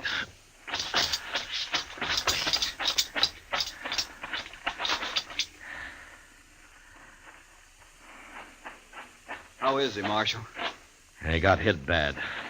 Chester, go see if Gunter and those other two are really dead. Yes, sir. I told him not to come along. He wouldn't listen to me. Here, let me pick him up and get him back to town. No, it's no use. He's done for, Apostle. Are you sure? He was dead before he hit the ground. We finished him, sir. All three of them. It'd take more than three of them to be worth that Timble. I'm sorry, Apostle. Done enough for me already. Why'd he have to come here? This was my fight, not his. No, Apostle, not the way he looked at it. You see, Timble himself went straight a couple of years back. He did? Yeah. I came down here carrying a warrant for his arrest. You ain't gonna be able to take him in now, are you, Marshal? No, I'm not. You know, I'm kind of mixed up about you. Coming down here to arrest him and then meeting Gunter and them out here today. I'm not important, Apostle. Just you remember what kind of man Timble was. I ain't likely to forget. I'll swear to that, Marshal. Good. Look, you and Chester stay here. I'll send a wagon out from town. I'm going in to see Ms. Tyndall.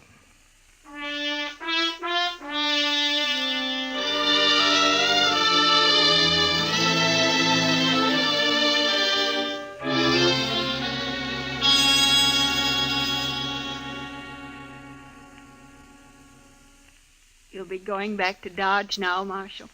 Yes, ma'am, I will. I want to thank you for trying to stop it. It's my job. No, not quite. Well, I guess Mike'll have to run things now. He's a good man. He'll make out fine. Sure. Tell me one thing, Marshal. Yes, ma'am. I know you came here to arrest my husband. I figured you did. If this hadn't happened today, would you really have taken him back? Miss Timble, I don't know. But I'll tell you one thing. If I had, it'd have been my last act as a lawman. You mean you'd have quit after? I'd have quit. If you're around Tascosa again, Marshal, come and see us. Me and the baby. I'd be proud to, ma'am. Real proud.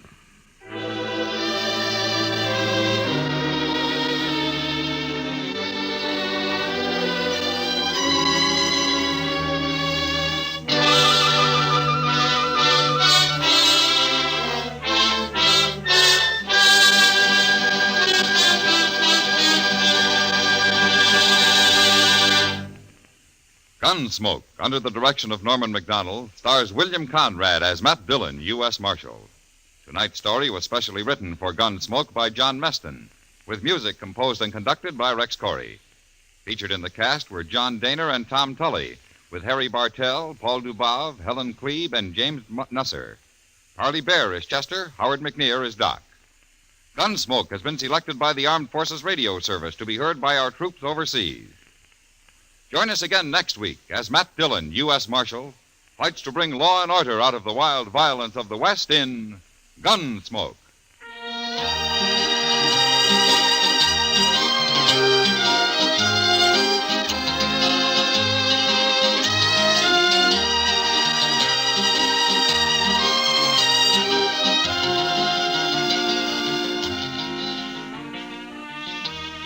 Tennessee and Virginia are the home states for CBS Radio's Saturday Night Country Style just a bit later tonight. That's where the rural rhythm's coming from, but it's going out all over the country on most of these same stations. This is George Walsh speaking, and remember, you'll find Western adventure and music with Gene Autry Sunday evenings on the CBS Radio Network.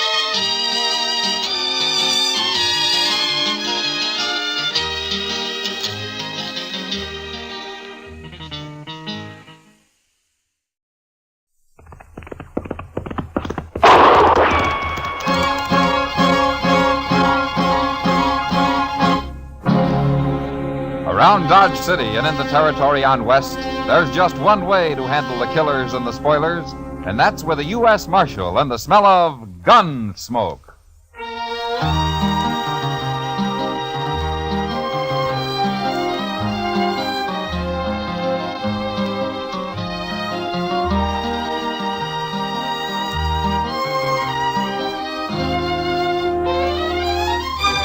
Gunsmoke, starring William Conrad.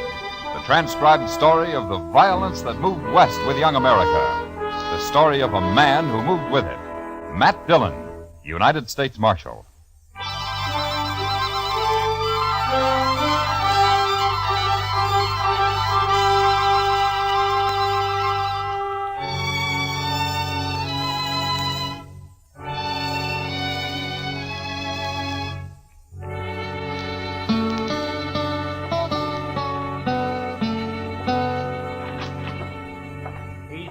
Mr. Dillon. He's just plain vanished. And there's no note anywhere, Chester? No, sir, nothing. I looked again, all over. Well, it's 2 days now. That isn't like Doc. I still think he's just gone off on an emergency out in the country somewhere. Well, maybe, but he's always left word before. Well, what'll we do, Mr. Dillon? I don't know. Might start asking people, Chester. Try the saloons and the store and maybe the depot, huh? All right, sir. I'll go right now. Well, I do declare. What? Riding right up Front Street is as big as life. What?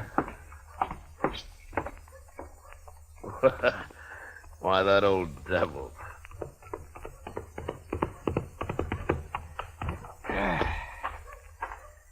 Well, you sure are a sight for sore eyes, Doc. Where in the world have you been, anyway? Hello, Chester. Matt? Well, you had us worried, Doc. Oh, that's so? Well, you've been gone 2 days. I know. Next time, leave word, Doc. I will. I surely will. If I can. Well, it sure would save us a lot of... Wait a minute. What do you mean, Doc, if you can? Just that.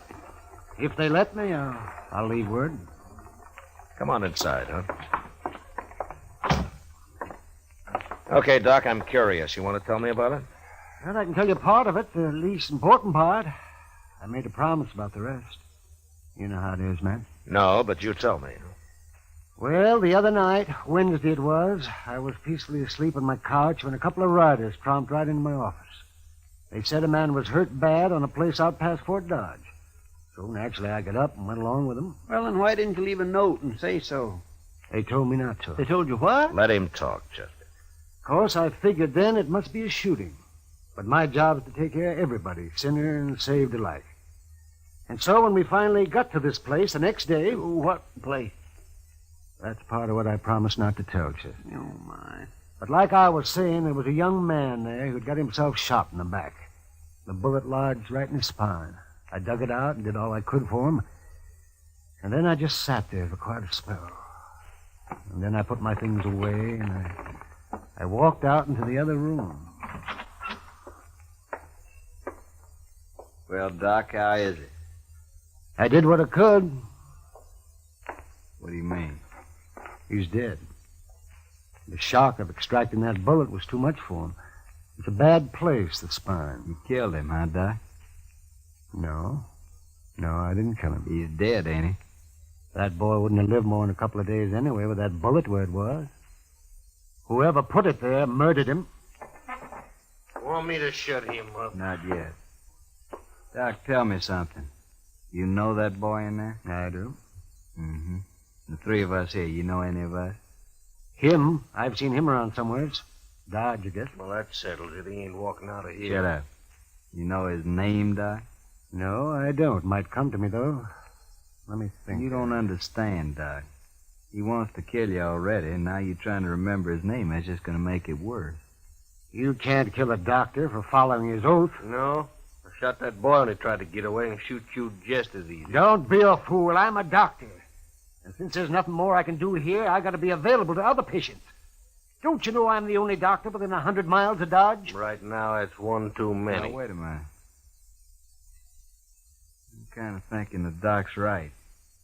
You know, he ain't like an ordinary man. A doctor's, well, it's almost like he ain't quite human somehow. He's human enough to tell what he knows to that hard-head marshal they got in Dodge. The way I figured, it's us or the doc. I'm not interested in what you figure, mister. Right this minute, there may be some woman having a baby and needing me real bad. There may be several folks needing help. He's right. We can't kill him. Well, I can't. You do what I say and nothing else, you hear? And, Doc, listen to me. If I let you go, will you promise not to tell her about anybody you recognized here? And if I don't? And, doctor or no doctor, I'll kill you myself. Yes, I suppose you would. All right, I'm here as a doctor, and nothing else. I promise. Word of honor, Doc. My word of honor. Okay, get out.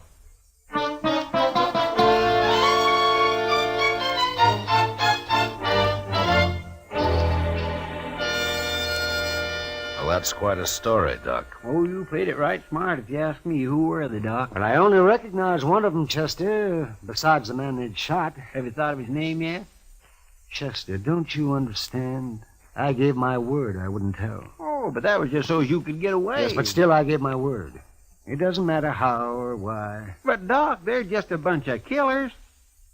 I know. Leave him alone, Chester. But I don't... Yes, sir? Matt? Yeah. Wouldn't you do the same if you were in my boots? That'd be a hard choice, Doc, but... Yeah, I suppose I would. I think any man would. Leastwise, any man of honor. I guess I wasn't really thinking about it that way. Well, I'm going to get myself some sleep. Matt, that was a good boy they murdered. I hope they hang for it. God bless him. How are we ever going to find him, Mr. Dillon? I don't know, Chester. They don't even know who they killed. And just think, Doc could lead us straight to him right now. It isn't making the Doc happy, Chester. No, sir, it sure isn't.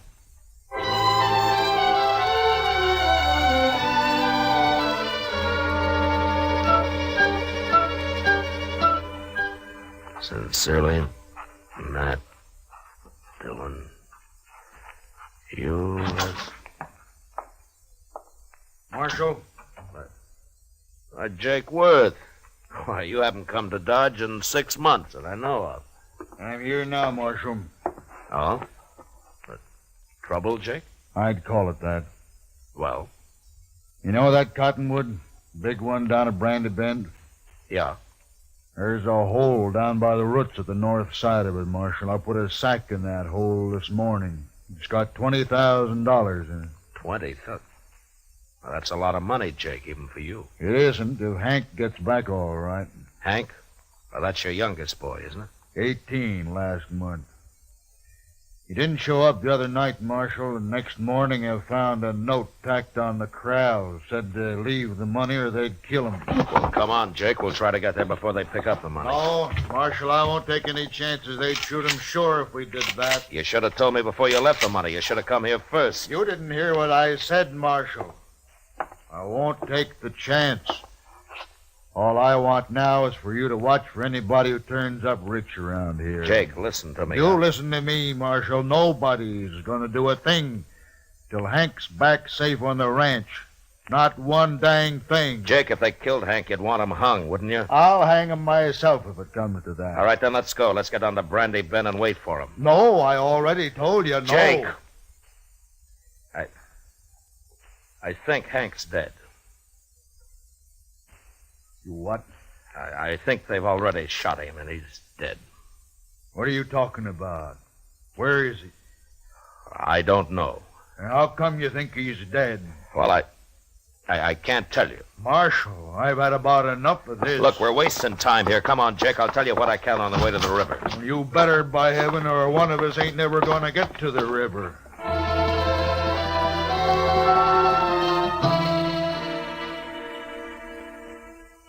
Jake Worth was known as a hard, hot-tempered man, but he was straight as they come. He'd made one fortune in Texas cattle and another in buffalo hides, and now all he wanted was his ranch and his 3 sons to work it with him. The Worths were good men. They didn't cause any trouble, and they worked hard. It wasn't easy to tell Jake, but without mentioning Doc, I said what I could. And when we reached the Arkansas, we hid our horses in a clump of bushes and worked our way on foot up to the big cottonwood. And then we saw it. That's him. That's Hank.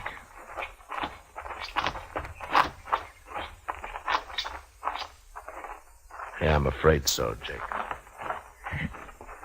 Yeah. They killed him. They killed him all right. He was a good boy. Had his whole life to live yet. Why'd they do it? I gave them the money. Why'd they do it? I'm sorry, Jake. Marshal, I want the truth now, every bit of it. Well, that's all I know, Jake. Hank tried to break, and one of them shot him.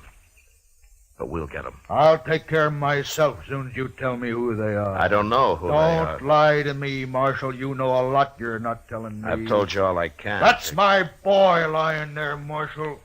He's been murdered, and if I didn't know you so well, I'd begin to think maybe you had something to do with it yourself. Easy now, Jake. Then why don't you tell me? Because the man who told me about it had to promise not to name anybody. That's why. What man? Who is he? I'll get it out of him if I have to cut it out. I know. That's why I can't tell you who he is. What kind of a lawman are you, anyway? I've told you all I can, Jake. No. No, you haven't. Marshal, I don't believe your story about nobody promising nothing. You know who done it. You're going to tell me. I'm giving you 24 hours to name those men. And me and my boys are coming to Dodge. There'll be blood spilt, Marshal. Jake, I give you my word, I don't know who did it. I don't believe you. I'll help you take your boy home now. Go on back to Dodge. I'll manage here. You're making a bad mistake, Jake. 24 hours, Marshal. I'll be there. We'll find you, wherever you'll be. Jake, So long, Jake.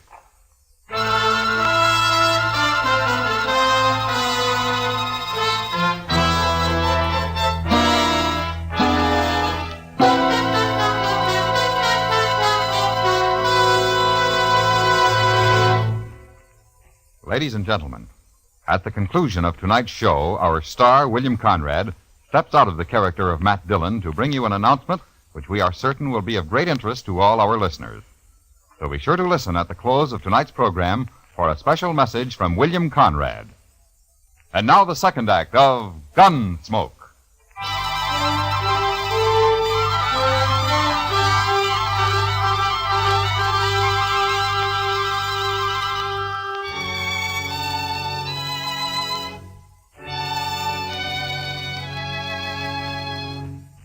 There was no use arguing with him. The man's grief had destroyed his reason. And the worst of it was, I knew his sons would do whatever Jake told them to do. Unless I could stop it somehow, I'd have to shoot it out with 3 good and perfectly innocent men. And for no reason at all. I thought about it all the way back to Dodge. And by the time I got there, I had an idea. I went up to Doc's and I talked it over with him. All right, Matt. I'll do whatever I can. Well, it might not work, Doc. And you'll be exposing yourself to a lot of danger. Have you thought about that? I have. And I've also been thinking about the men who killed Hank Worth. Well, we could wait till they start spending their money, or till one of them gets drunk and maybe talks too much somewhere. Yes, we could, but meantime, you and the Worths will have a gunfight. Oh, and that'd be a terrible thing to let happen. All right, then, Doc, let's go.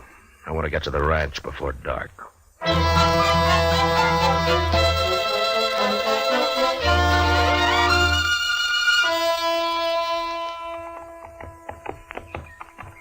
You know, Matt, I haven't been out here since Mrs. Worth died. It must be 4 or 5 years now.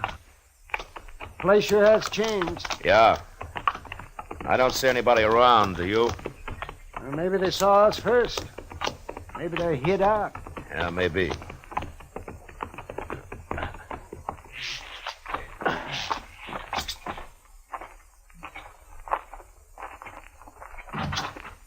That's far enough, Marshal. Watch it, boys. If he makes a move, shoot. Yes, Jake. Jake, I came here to stop a shooting, not to start one. You can stop it, Marshal. Just tell me who killed my son. If I knew, I'd be on his trail, Jake. What's Doc doing here, anyway? Tell him, Doc. I took the bullet out of Hank just before he died. What? That's right, Jake. Now come down here where we can talk like friends, and I'll explain it. Stay where you are, boys.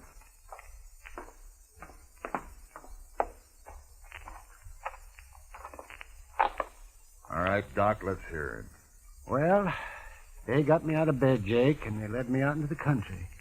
Hank had been shot in the back, and I extracted the bullet. But it was no use. He'd have died anyway. There were 3 men there, and I recognized one of them. Who was he?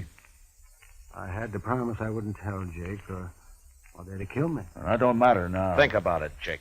Doc gave him his word, and you're asking him to break it. Now think about it for a minute.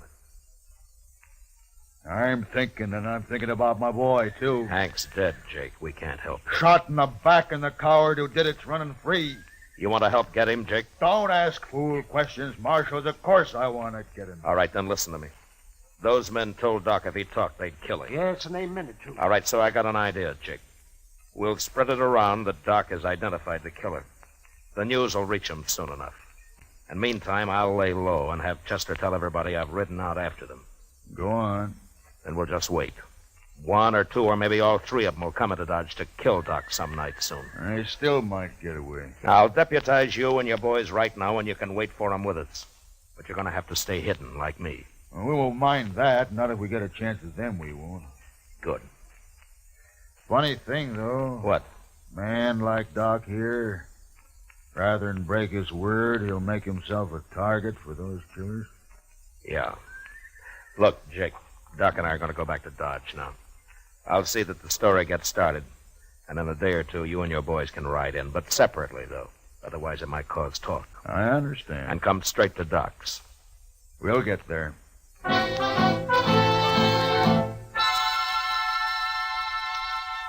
For the next few days, Doc never left his office. I figured that'd make him look scared and draw the killers right into his place. The rest of us sat around in his back room and waited. Chester kept us supplied with food and coffee. And on the 6th night, about midnight, we got our game. Mr. Dillon, I think it's them. What? They just rode up Front Street, 3 of them. They're tying up outside right now. They acted too deliberate like for ordinary riders, so I run up the back way to tell you. Good. Doc, come on in here, huh? What do you want me to do, Matt? Take cover in here and stay out of sight, huh? Whatever you say, Matt. Let's go downstairs and meet them, Marshal. No, we might just scatter them that way, Jake. Now listen. One of them will probably stand guard on the street while the other 2 come up here to get Doc. Chester, you and the 2 boys go down the back way. Jake and I'll wait in Doc's office. Now, don't jump that man until we go into action up here. You understand? Yes, sir, I got it. All right, then move and move fast. All right, come on, Jake. Now what? Well, we'll just wait here in the dark. Good. I'm gonna bunch up Doc's blanket on the couch here so that they'll think he's in it. What? They're on the stairs now. All right, get back in the corner, Jake, or we'll be shooting each other. Yeah. Now, quiet. And don't start shooting till I do.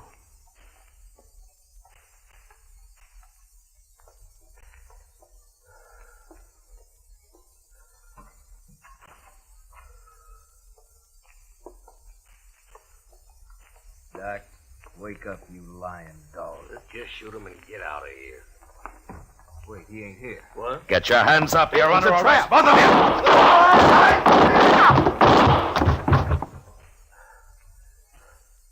you. You all right, Jake? Yeah, I got one of them. I'm all right. Doc? Doc, come on out. They're dead. Light the lamp, will you, Doc? All right. You okay, Mr. Dillon? Yeah, come on in, Chester. Oh, we got him. He tried to get away when he heard the shooting up here, but he run smack into one of the Worth boys. He's dead. Bring the lamp over here, Doc. No, I don't know either one of these men. Now, Doc, you can tell us now, is one of these the man you recognized? This one here.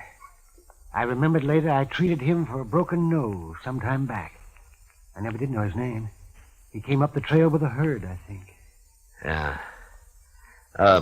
Doc, will you take care of things? Sure, man. Well, Jake? Marshal, me and the boys will be getting back to the ranch now. Sure. Marshal, What, Jake? I doubted you. I'm sorry for that. Oh, forget it. No, it's best I remembered. A man shouldn't make mistakes like that. Well, there was no harm done. The way it worked out. I'll buy you a drink before we leave, Marshal. I think I'd like that, Jake. Come on, let's go.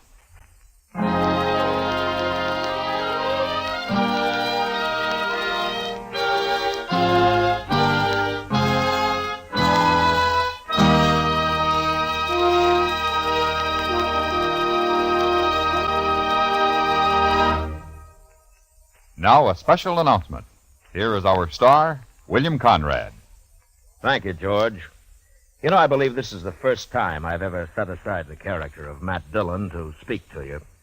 But this is important to all of us here on the show, and I hope it will seem so to you. Starting next week, Gunsmoke will come to you at a new time, on a new day, sponsored by Chesterfield Cigarettes. Chester, Doc, Kitty, and I, together with all of our strong-minded, brawling, hard-living citizens of Dodge, who will come to you next Monday, July the 5th. So from now on, that's when you'll hear Gunsmoke, on Mondays. And we'd like to think that all of our listeners will find time this coming Monday night, July the 5th, to tune in to their local CBS radio station for Gunsmoke.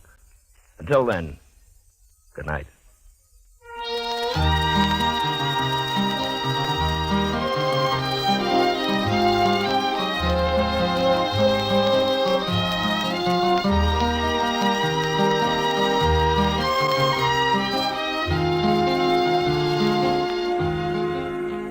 Gunsmoke, transcribed under the direction of Norman MacDonald, stars William Conrad as Matt Dillon, U.S. Marshal. Tonight's story was specially written for Gunsmoke by John Meston, with music composed and conducted by Rex Corey. Featured in the cast were John Daner, Lawrence Dobkin, and Harry Bartell. Parley Bear is Chester, and Howard McNear is Doc. Join us again Monday, July 5th, as Matt Dillon, U.S. Marshal, fights to bring law and order out of the wild violence of the West in Gunsmoke. George Walsh speaking. For the top tunes of rural America, hear Saturday Night Country Style every week on the CBS Radio Network.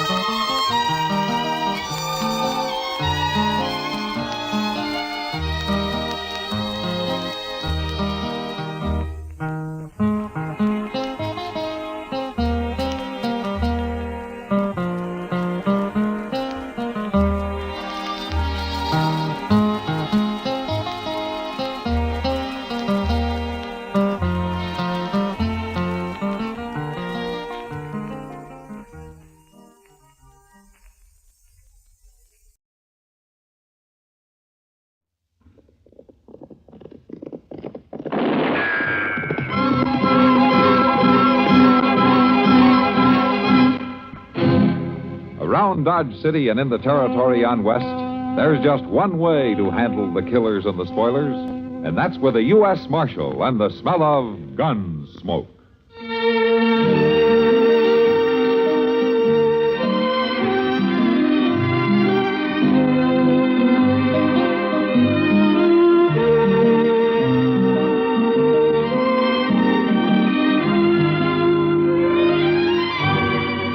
Gunsmoke, starring William Conrad, the story of the violence that moved west with young America, and the story of a man who moved with it. I'm that man, Matt Dillon, United States Marshal. The first man they look for and the last they want to meet. It's a chancy job, and it makes a man watchful and a little lonely.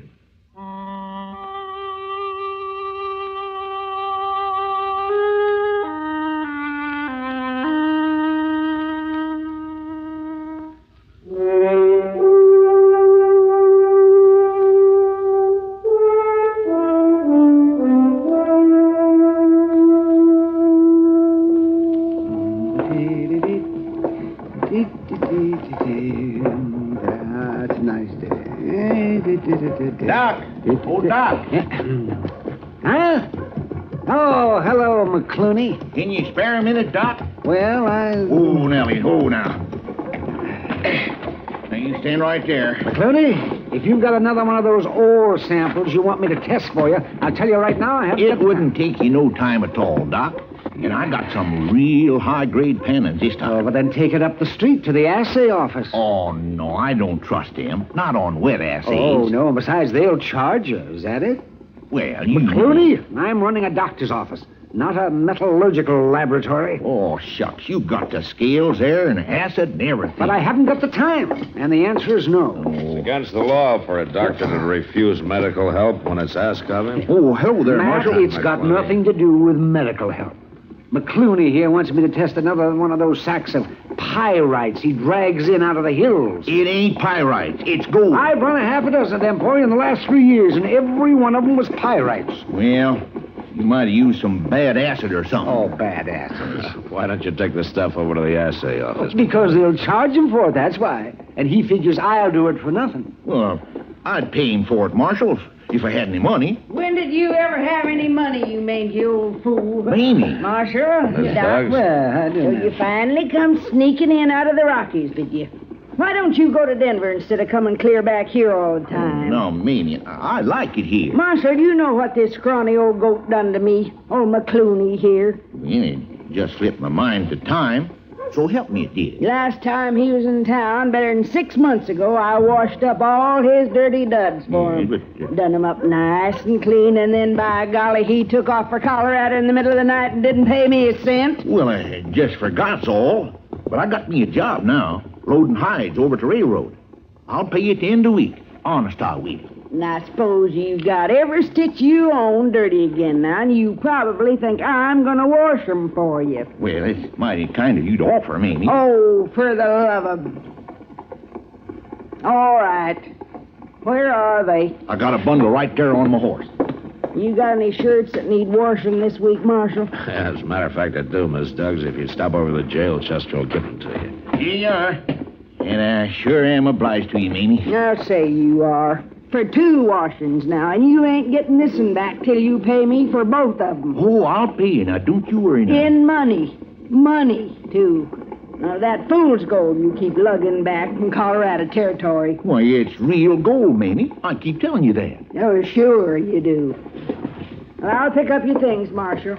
Get 'em back to you tomorrow. Thanks, Miss Duggs. Oh, Doc, let me leave one of these sample sacks with you, just in case you find some time. I won't find time. Well, I'm much obliged to you, Doc. Wait a minute. Come back here. So long, Marshal. Wait So a long, minute. McWillie. Come on, boy.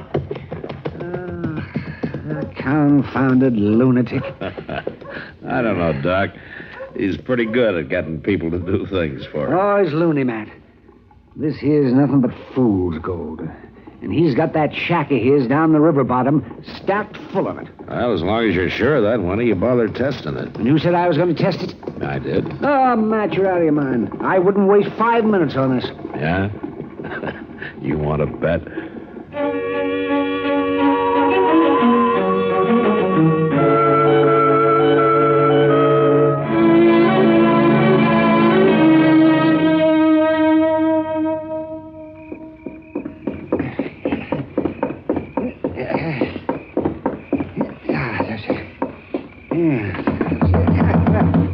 Matt, wake up. Matt? What is it? What's the matter? Yep. Is that you, Doc? Of course it's me. Open up, Matt. Oh, all right. All right. Don't knock that door down. Yo, what is it? What's the Matt, matter? I just went over to old Pop McClooney's shack to take him the results on that assay I run for him. Oh, what's all the excitement about? You find gold? No, of course not. It was just pyrite, same as the others. But somebody must have figured he had gold. Well, what do you mean? Well, you better get dressed, Matt. McClooney's dead. He's been murdered.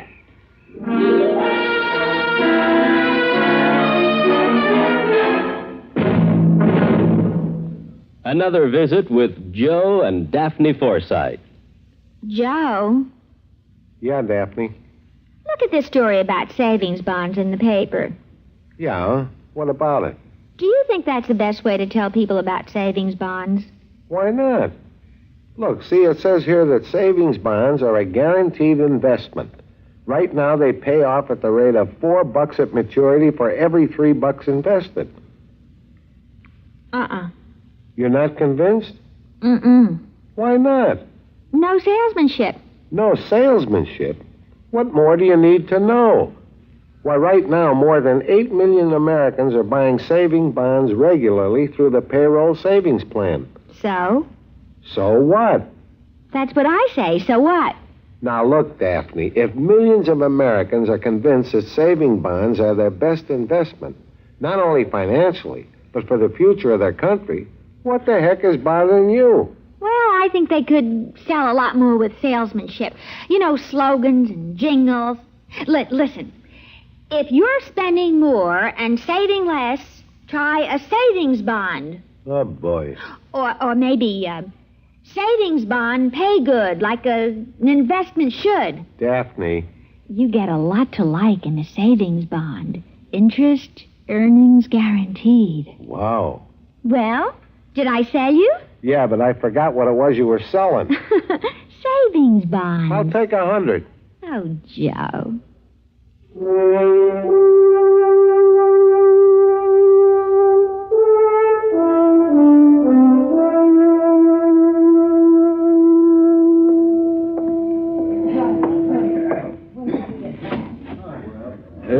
Miss Kitty? Huh? Oh, Hello, Chester. Miss Kitty, you ain't saw Mr. Dillon, have you? Oh, no. I guess he's pretty busy trying to find who killed old Pop McClooney. Well, yes, he's doing that all right. We both been. But he is supposed to meet me here around about now. Oh, then he'll be showing up. Sit down and wait for him. I'll just do that. Sweet spirit, my feet is plain killing me. Chester, Matt have any idea who killed McClooney? Well, not yet, he ain't. He took Indian Joe out there this afternoon to look at some horse tracks we found around the shack. Horse tracks? Well, somebody rode all around the place sizing it up, I guess. If the horse is still in town, Indian Joe can probably find it just from studying the tracks. Oh.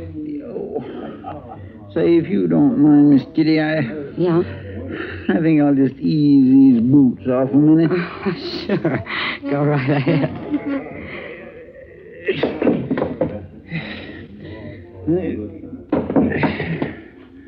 Oh, my, that feels good.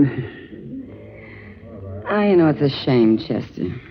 Old Pop was nice, even if he was a little crazy. Always thinking he'd found gold. Well, he must have convinced somebody he had. They took up a couple of floorboards and dug around underneath his shack. How was he killed, Chester? Somebody hit him over the head with a chunk of stove wood. Oh. Died right away, according to Doc. That's too bad. Poor old fella. All he had in that shack was a wood stove and a bunk and a table and his clothes stacked on a shelf in the corner. And, of course, some sacks of fool's gold piled up all over the place. Fool's gold. Maybe that's the only kind there is. Well, it kindly worked out that way for him, I guess. At least he died thinking he was rich, and that's more than most people can ever do. Look, there's Mr. Dillon now. Oh, he looks tired. Well, my stars, he ain't been to bed since Doc woke him up last night to tell him about it. Hello, Kitty. Chester. Sit down, Matt. Yeah, thanks. I think I will. Want a glass of beer? No, I don't think so. Any luck, Mr. Dillon? Oh, a little, maybe. It's hard to tell you. Matt, why would anyone do it? The whole town knew Pop was kind of queer. They knew he didn't have any gold hidden out. Yeah, but somebody from out of town might not have known it, Kitty. Oh, what do you mean? I mean, a stranger who didn't know Pop, who might have believed his stories. Yeah, but it'd have to be a stranger. Everybody who lives in Dodge knows about him. Like last night.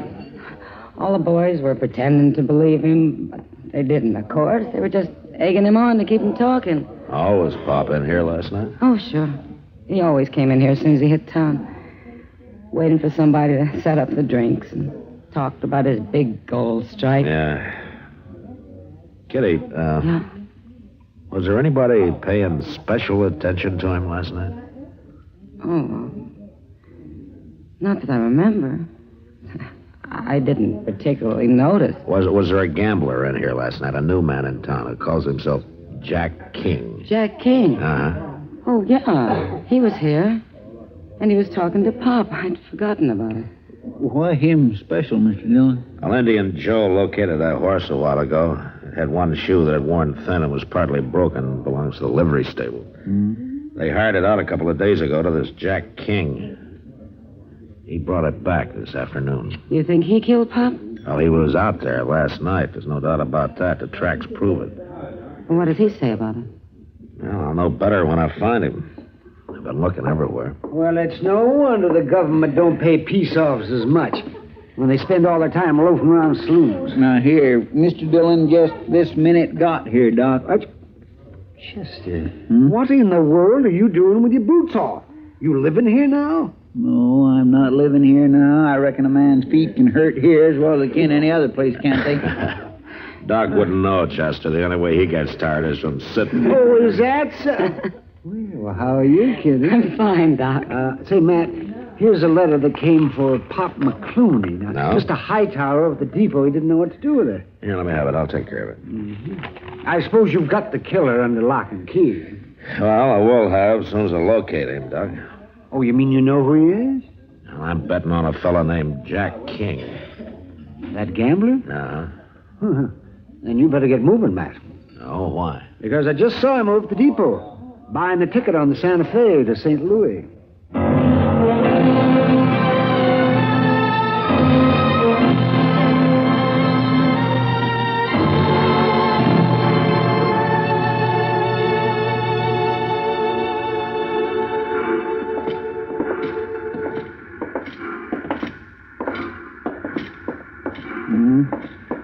You must have got scared and decided to make a run for it, Mr. Dillon. Yeah, it kind of looks that way. I sure don't see no sign of him there on the platform.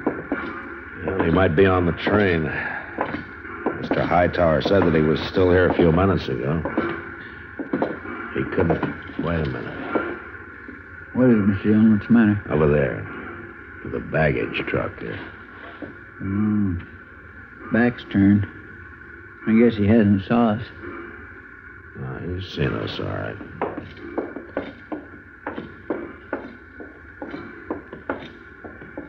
You leaving town, mister? Oh. How are you, Marshal? Your bag already on the train? Oh, no, it's right over there. What difference it make where it is? I'm afraid you're going to have to postpone your trip. I didn't do it, Marshal. Oh, you didn't do what? I know why you come looking for me, but you're wrong, Marshal, because I didn't do it. You'll have a chance to prove it. Now, I went out there last night. Yes, I did, but he was already dead. Is that so? Well, you can search my bag. I didn't rob him. I believe that. McCloney didn't have anything to steal. He kept talking about his gold all the time. That gold of his was a pipe dream, and everybody in town knew it. But you'd only been here a couple of days, so you wouldn't have known it. Get his bag, Chester. Yes, sir. I know what you're up to, you lawmen out here. You're all alike. We are, huh? Anything that happens, try to hang it on to some stranger in town. You don't care who killed him. All you want to do is string up somebody. I've already told you if you're innocent, you'll get a chance to prove it. What will I do with these, Mr. Dillon? Now we'll take him over to the jail. All right, King, you're under arrest. No, you're not taking me in. Oh, yes, I am. I'm not going to hang for somebody else's killing. Look out! You crazy fool! All right, Chester, pick up his gun. Mr. Dillon, did you shoot him in the arm of purpose?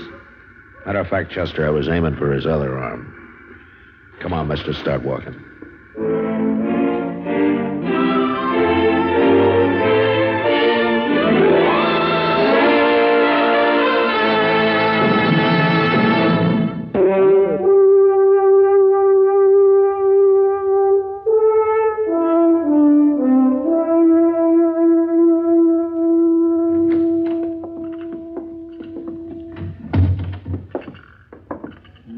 Wouldn't eat a bite of breakfast, Mr. Dillon. Well, that's his privilege. Just sits there in his cell staring at the floor. Acts like we're fixing to hang him or something. Yeah. Now he's got his mind made up about that, all right. You know, I told him he was all wrong. We don't go around hanging people here without a trial.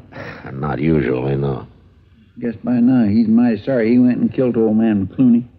Chester, people aren't usually sorry for what they've done. They're just sorry that they got caught, that's all. Well, he'll be sorry enough after he's convicted. And I doubt he'll be convicted. What do you mean? We just haven't got much of a case against him when you come right down to it. By jing, I sure would hate to see him go free. Crazy or not, old Pop McClooney was a real nice old fellow. Yes, he was. Oh, did I show you this letter to McClooney? Letter? No. Came the day after he was killed. Doc picked it up at the depot last night. My dear Mr. McClooney, this is to... But Mr. Dillon... Yeah, there have been a dozen more like it over the last 2 years. I telegraphed Denver last night, and I got an answer this morning. Well, my gracious sakes, I just can't believe this. Yeah, come in. Come on in, Marshal. Mr. Chester. Oh, come on in, Miss Douglas. Oh, thank you kindly. I brung your washing back. Oh, thanks. You can just leave it there on the table. Oh, yes, sir. That feller confessed yet, the one that killed old man McClooney? No, not yet. Well, hanging's too good for him. I was always joshing Pop, but I had a fondness for him. Yeah, I guess everybody in town liked him. Person just never knows. Why, who'd ever thought that afternoon I run into all of you there in the street would be the last time I'd ever see him alive? That was the day before he was killed. You, took some clothes of his to wash, as I recall, didn't you? He'd always come back out of Colorado with every stitch he owned needing washing. That's funny. You wouldn't expect him to live like that, a man as rich as he was. Rich? Him? A letter came for him yesterday from an assay office in Denver. It's a report on a sample of concentrates that Pop sent him.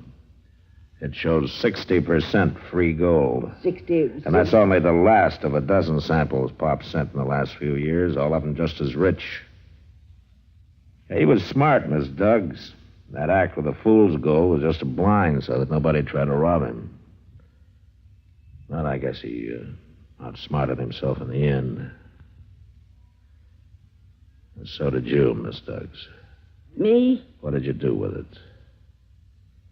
You might as well tell me. We're going to search your cabin and we'll find it. I don't know what you're talking about. I'd have probably guessed sooner if I'd known he was rich, but I was looking for a stranger in town. You just said you hadn't seen him since that afternoon on the street. But I saw his clean laundry stacked on a shelf in the corner of his shack. Well, I guess it was the sight of all that gold that done it. I walked in on him that night and caught him counting it. I've worked hard, Marshal, my whole life, and it just didn't seem fair. Dirty old codger like him having all that gold hid out. So you killed him and took it, huh? Forgetting to take that laundry back with me. That's where I made my mistake. You really believe that was your only mistake? Well, of course. If you hadn't have seen that laundry, you never would have guessed. That wasn't exactly what I meant. What else did I do wrong, Marshal? You killed a man. But I guess that doesn't mean much to you.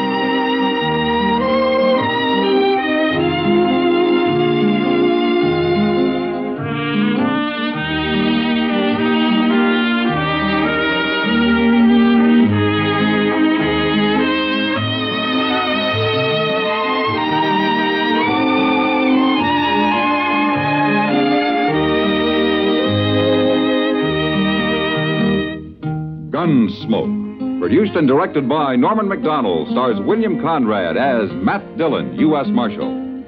The script was specially written for Gunsmoke by Les Crutchfield, with editorial supervision by John Meston. The music was composed and conducted by Rex Corey. Sound patterns were by Ray Kemper and Bill James. Featured in the cast were Parley Bear as Chester, Howard McNear as Doc, and Georgia Ellis as Kitty. George Walsh speaking. Join us again next week for another specially transcribed story on Gunsmoke. This is the United States Armed Forces Radio and Television Service.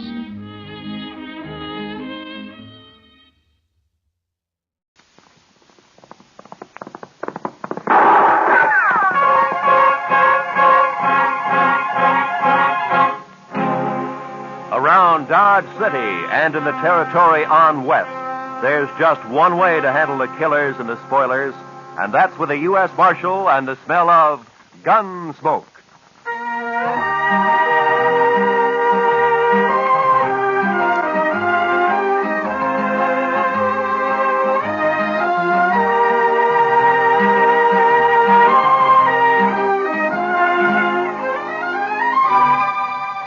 Gunsmoke, starring William Conrad.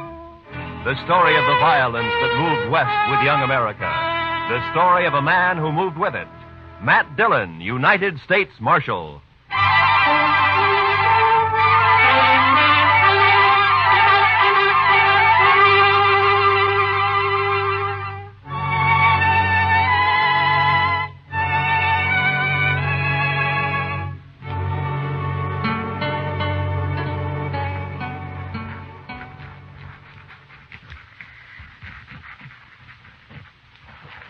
Mr. Dillon, I've been thinking. Yeah? We ought to renovate this place. What? Renovate it? Oh, blast it, Chester. What's the matter? Oh, nothing. I was trying to write and listen to you at the same time. That's all. It can't be done. Well, Marshal. Yeah, what's the matter, Lee? I'm drunk. the way he was walking, I thought he'd been shot. No, I'm not shot. I never saw you drunk before, Lee. Well, would you like a little coffee or something? Ah. There's my gun. Now lock me up. What? Lock me up, I said. What, you mean you want to sleep in jail here? I do. You keep my gun. Are there any blankets out there, Chester? Well, there's one, Mr. Dillon. No, that's enough. Okay, Lee. Just follow Chester, then. I will. Marshal, I come here to prevent a killing. Oh? I'm drunk enough to want to kill him, and I'm sober enough to know I'm too drunk to kill him. You understand? To kill who, Lee? Jim Salter. That's who. My foreman. Is he in town, too? He is. At the Texas Trail. And let him stay there. Keep him out of here. I'm going to bed. Right in there, Mr. Dargan.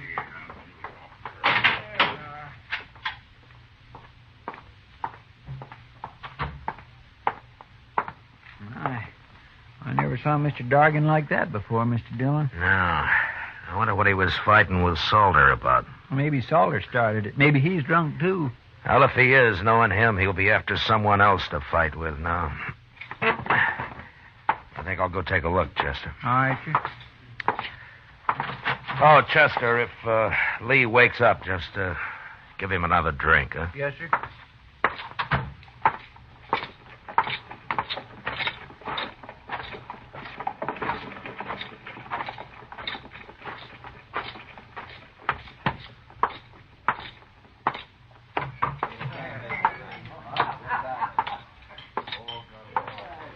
Well, how come you're alone, Kitty? Being alone isn't so bad, Matt, sometimes. Oh? Buy you a drink? No, thanks. I don't see Jim Salter anywhere. I wouldn't complain about that. Well, then he was here, huh? Sitting right where you are. And he'll be back any minute. How drunk is he, Kitty? Oh, he isn't very drunk.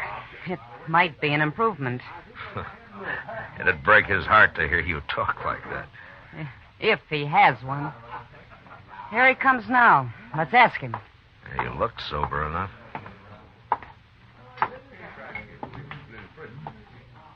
You move in fast, Marshal. Sit down, Salter. Sit down. Seeing as how it's my table, I will. I ran into Lee Dorgan. He was pretty mad about something.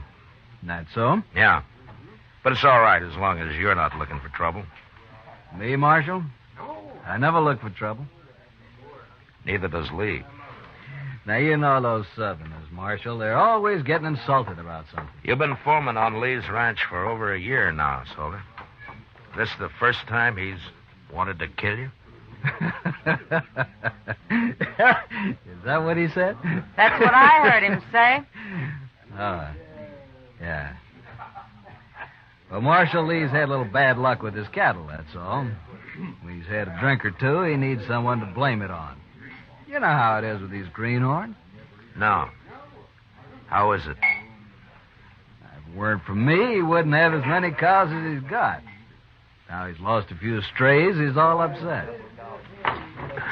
Well, as long as it doesn't end in gunplay. Oh, me and Lee get along fine when he's sober. Yeah, You have to leave, Matt? I'm afraid so, Kitty. Then I'm going to bed. Hey, wait a minute. You can't do Who that. says I can't, mister? Good night, Matt. Good night, Kitty. Well, I'll be.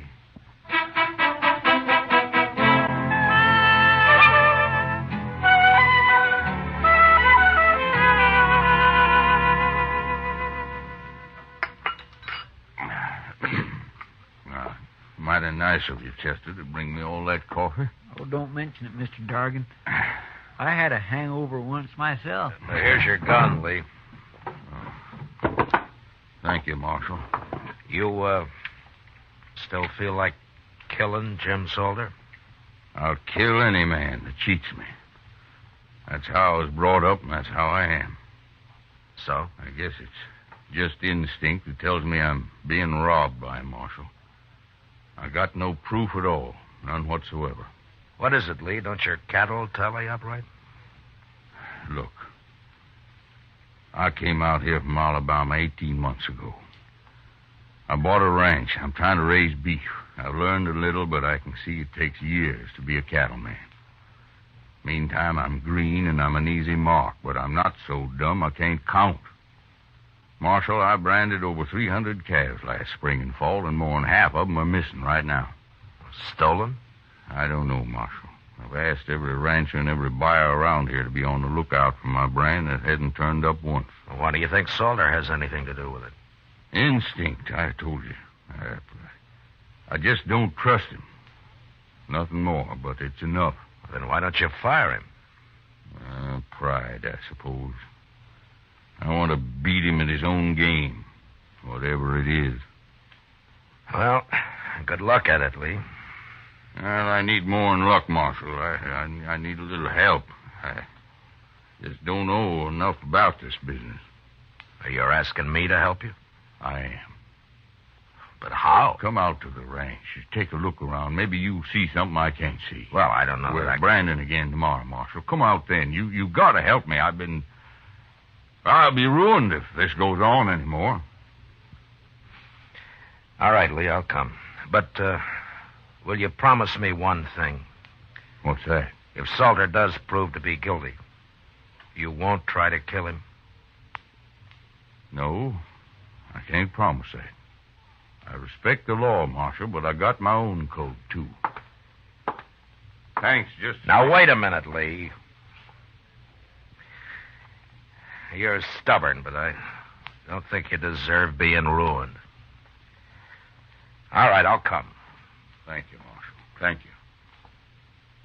You know, the reason I got drunk last night was because I just felt so almighty helpless. Mad and helpless. Yeah. I know the feeling. See you tomorrow.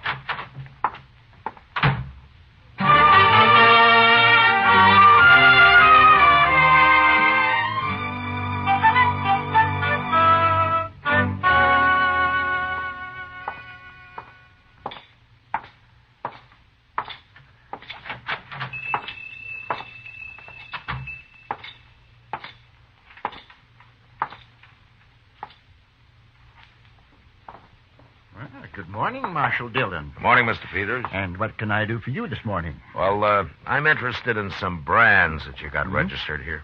Oh, you don't mean to tell me that you're going into the cattle business, Marshal? No, not likely. I just want to see what new brands have been registered in the past, 12 or 13 months. Well, certainly, Marshal. 1865, 67, 68, 68. Yeah. Here it is. There you are.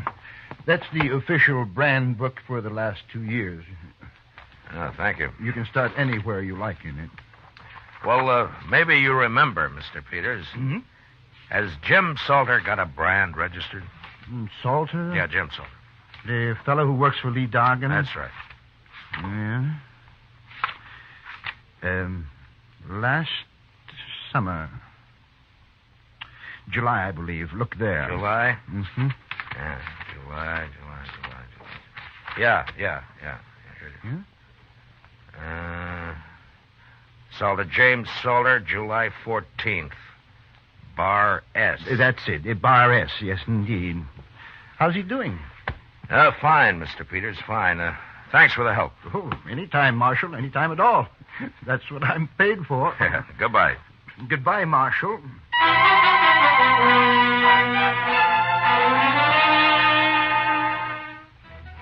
When we weren't working, most of the cattle buyers in town spent their time drinking toddy and telling lies at the Dodge House. And there I learned that a number of Bar S calves had been sold in the fall and some more of them in the spring. They remembered because it wasn't often a man sold only calves, and also because the brands were newly burned on. But they said the brands were clean, and there was no question of any previous marking having been altered. I figured Salter was a whole lot smarter than the ordinary rustler. And the next day I found out just how smart.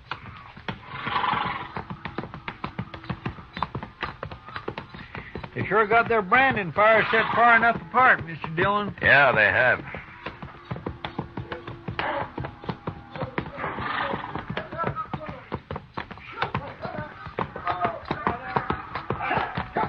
There's Jim Salter now at this first fire. Oh, we'll stop and say hello, Chester.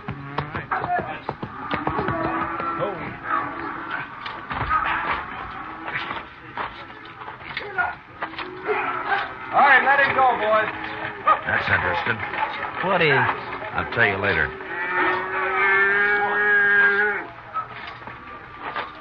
Now, you don't have to stop work just because we're here, Salter. That's all right, Marshal.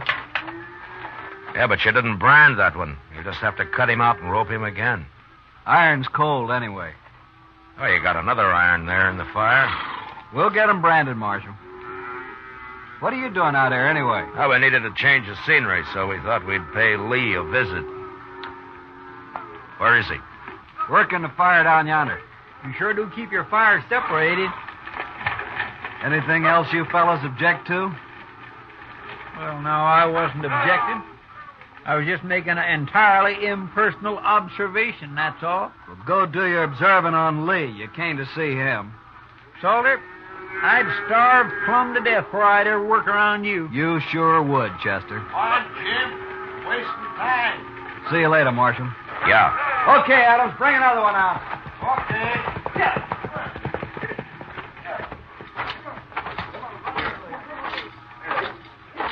He's smart, that Salter. To me, he's just mean and downright graceless. Well, he's that too, Chester. Oh? You got something figured out, Mr. Dillon? I got it all figured out. What? Salter's stealing cattle, all right. I know just how he's doing it. But the problem now is how to handle Lee Dorgan and that code of his. I wouldn't want to see Lee hung for murder. No, sir. I surely wouldn't either. Hello. Hi, Marshal. Hold it, man. How are you, Marshal? Chester? Fine, Lee. We're about through for the day. Why don't you ride on down to the house? Okay. I'll be along directly. We stopped by Salter's fire back there. Oh, how are they doing? Fine. Tell me something, Lee. Does Salter always work alone with those same two cowboys? Yeah, come to think of it, he does. Why? I was just curious. We'll see you at the house, Lee. Sure, Marshal. Tell the cook I'll string him up and supper isn't ready when we get there. All right, I'll do that.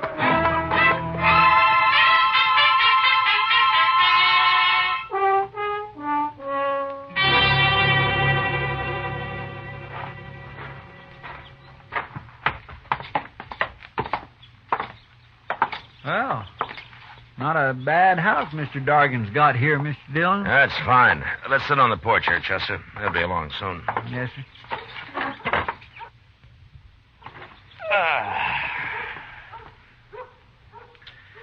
Mr. Dillon? Yeah. I've give up trying to figure it out about Salter. You'll just have to explain it.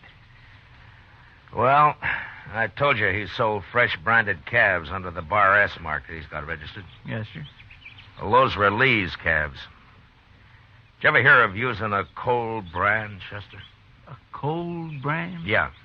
You can either put it on through a wet blanket or you can just keep the iron hot enough to burn hair and press it down lightly so it won't scorch the hide. Well, Looks like a fine brand for a few months.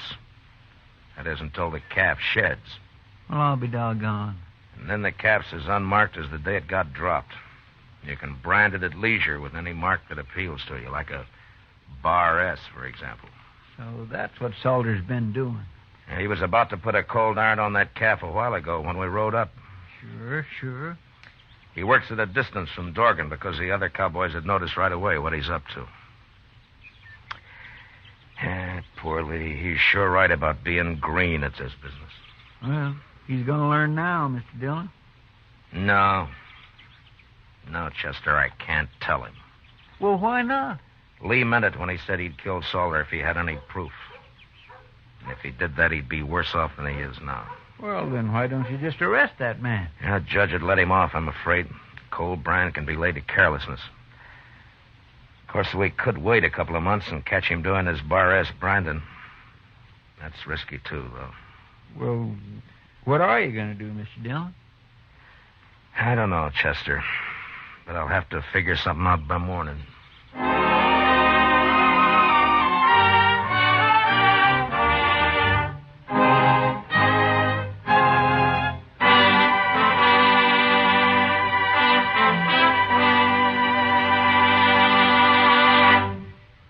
We will return to the second act of Gunsmoke in just a moment. But first, there's a lifeline that stretches from here to Korea. A lifeline that you help sustain for our fighting men when you give blood to the Red Cross Blood Donor Program. Call the Red Cross for an appointment to give blood the first thing Monday morning. And now, the second act of Gunsmoke.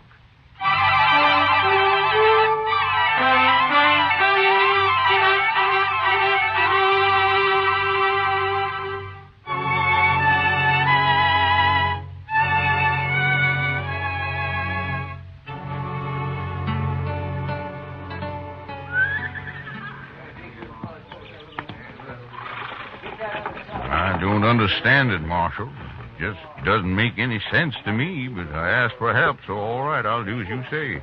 Then call Salter over here and tell him. Okay, Marshal. Salter! Salter! Yeah. Come over here. What do you want, Lee? We're already late this morning. I'm going to make a change in our branding setup, Salter. What? I've decided it'll be faster from now on. We all work from one fire instead of two. What for? You and Adams and Smith will work alongside the rest of us, that's all. Whose idea is this, anyway? Those are my orders. Oh? You still talk like a Confederate colonel, don't you?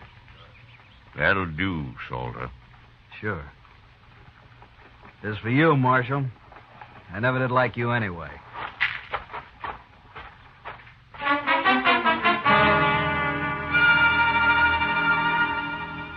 It must have been pretty hard on Salter that day, having to put a permanent brand on Lee Dorgan's calves with a good hot iron. But he had no choice, and he did it. About noon, Chester and I said goodbye and rode back to Dodge. I figured that'd be the end of Lee's trouble.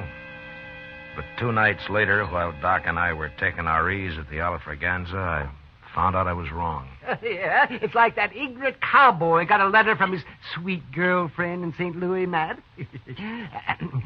Well, all right, Doc, what did the letter say? Oh, well, she mentioned that she'd found a nice room with running water. Yeah. Running water. And so this uncivilized son of the prairie wrote her back to get rid of that Indian at once or our engagement is off. He thought that, you understand that now, don't you, Matt? Because, For that, the next drink's on you, Doc. Sure, Matt, sure. And will you get it? Ask the bartender for a couple of good cigars. As soon as I finish, say, that was a fun. Say, I thought you left Lee Dorgan out at his ranch. What? Just came in the door. Must be looking for you. He's coming this way, man. Yeah. What's that under his arm? Oh, looks like a blanket. Hello, Lee. Sit down. Marshal, Doc. Oh, how are you, Lee? What are you doing in town? You all through, Brandon? We're through. How'd it go? Yeah. Take a look at this blanket, Marshal. Huh? It's all marked up, isn't it? It sure is. And it's burned with my brand all over. Where'd you find this, Lee? One of my men was riding by the place where Salter and his had his branding fire, Marshal. His horse kicked it up. They'd half buried it there. He showed it to you, is that it? That's it. And he explained all about cold branding to me at the same time. I see. Where's Salter now, Lee? And he got wind I was on to him and left, Marshal. I think he's in Dodge with those two who worked with him, Adams and Smith. And, you're looking for him? And I'm looking for him. But I'm telling you so that you can look, too. That blanket's enough evidence even for the law, I figure. Along with the witnesses that'd convict him. But, I'll find him, Lee. Better hurry, Marshal. I might find him first. Lee, you'll stand trial if you kill him. I'm not worried about that. So long, Marshal.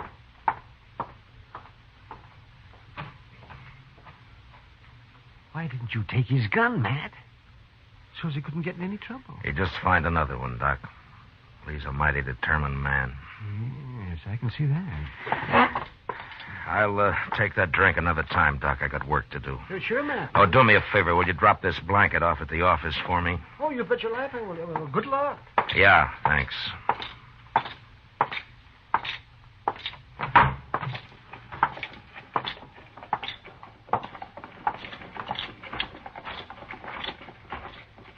Mr. Dillon? Mr. Dillon? Yeah, what is it, Chester? There's something wrong, sir. I just saw Salter and two men walk up behind Lee Dargan over there and grab his gun. What? Well, where are they? They were headed toward Kelly's stable. I thought I'd better find you first. Come on. What are they doing in Dodge, anyway? Lee's on to him, Chester. He knows the whole story now. And they know he knows it. Well, then somebody's going to get killed, sure. Yeah, it looks that way. All right. Stay behind me, Chester. That's the only door to the stable. They'll have to come out there, sir. Yeah, I know. But we're going in after them. Easy now. The entrance to Kelly's stable was open, but there was no light showing. Chester and I stepped quickly around the frame of the door, and we stopped just inside, waiting for our eyes to get used to the darkness. We could hear voices in the back where the men were saddling up. And then, suddenly, we both saw it at the same time. The first stall, Mr. Dillon. Look. Yeah. It's Mr. Dargan. They hung him. Yeah, they just did it. He can't be dead yet. Here, take my knife and cut him down. You can climb up on the feed box. I'll cover you from here. Now, hurry. Yes, sir, I'll hurry.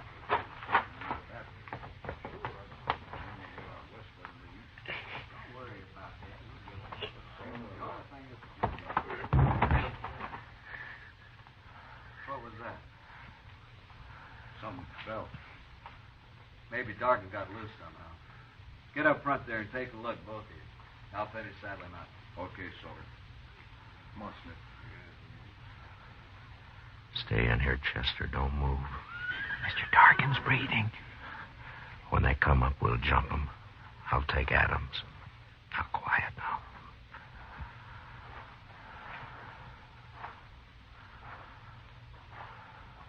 I don't see him. Rope must have broke. Let's hit him on the head and have done with it. Yeah, might as well. You do it, Smith. I'll wait here. Yeah, okay. I'll see if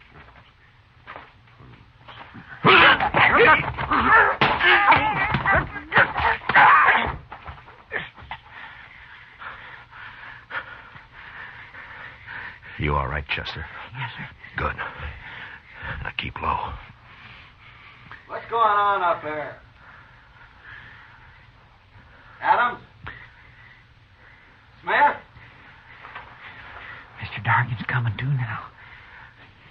He's breathing easier. Keep him quiet. Hold him down if he tries to get up. Salter will be along in a minute. Yes, sir. What are you two doing? Answer me, blast you! Who's in there? Throw down your gun, Salter. Who's that? It's Matt Dillon. Now do as I say.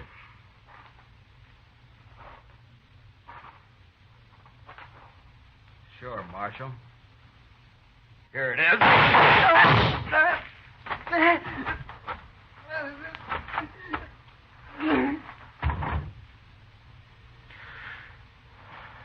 All right, Chester. Get the guns off of Adams and Smith.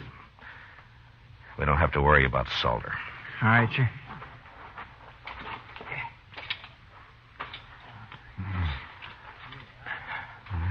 Lee? Lee, how are you? Oh, it's good to breathe again, Marshal. I was about to go on. Well, you're all right.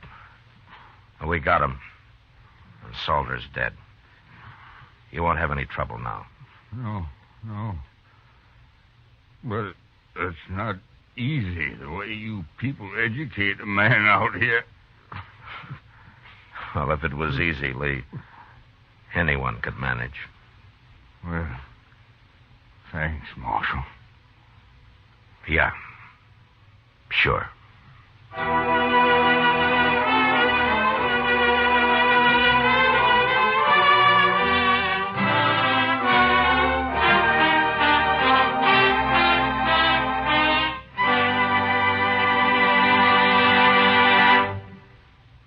Gunsmoke, under the direction of Norman MacDonald, stars William Conrad as Matt Dillon, U.S. Marshal.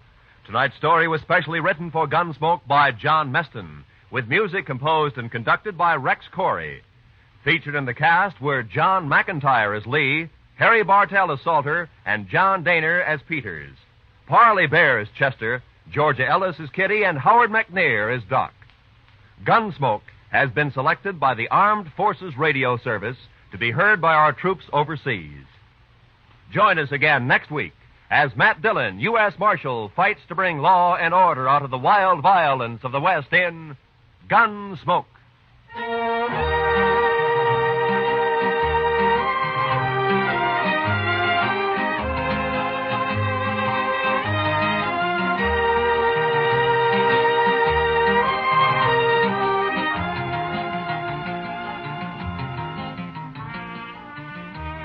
A flirtation that leads to a killing interests Mr. and Mrs. North this coming Tuesday night on CBS Radio.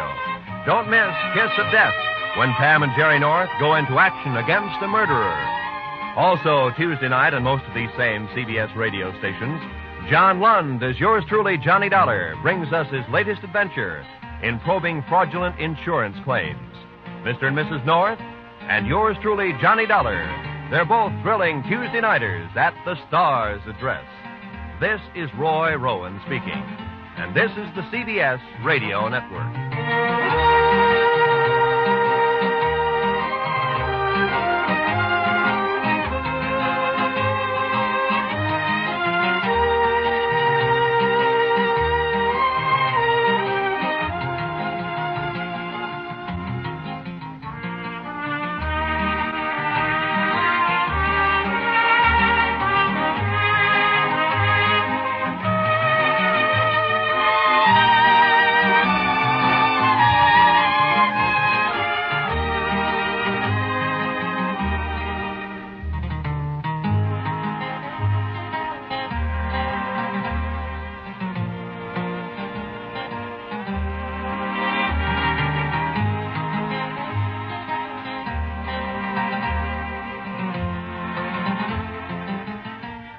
Now, Post Toasties, the heap good cornflakes, is proud to present Gunsmoke.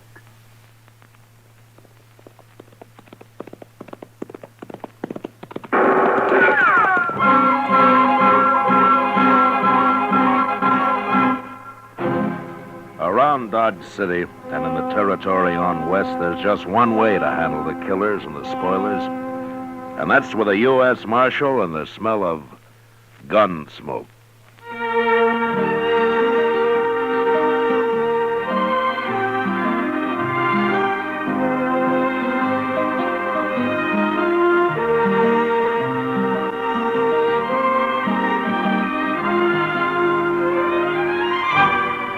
Gunsmoke, the story of the violence that moved west with young America. The story of a man who moved with it. Matt Dillon, United States Marshal. It's easy to do your whole tribe a big favor, Mother. Just pour every big and little Indian in your camp a breakfast bowl full of Post Toasties. Post Toasties, you know, are the heap good cornflakes. They're the best thing that's happened to corn since the Indians discovered it. Fresh as fresh can be. Say, Post Toasties are crackling crisp. Sweet kernel corn flavor, toasted. That's Post Toasties. Post Toasties are packed with nourishment, too. A bowl of Post Toasties with sugar and milk helps your big braves and little Indians start the day right. Get Post Toasties soon. And now, Gunsmoke, starring William Conrad.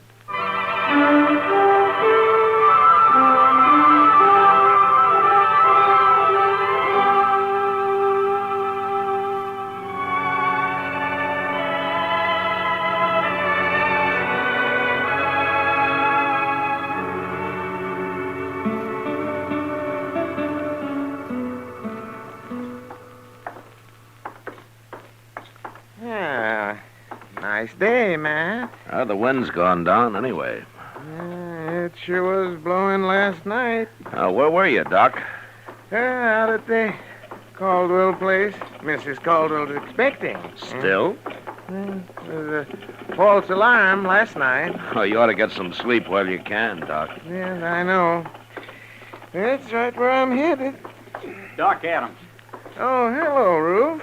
I've been looking for you, Doc. Matt, this is Roof Tucker, Sheely Tucker's son. Oh, hello, Roof. We ain't met before, Marshal. No. How's Sheely these days? He's just like ever.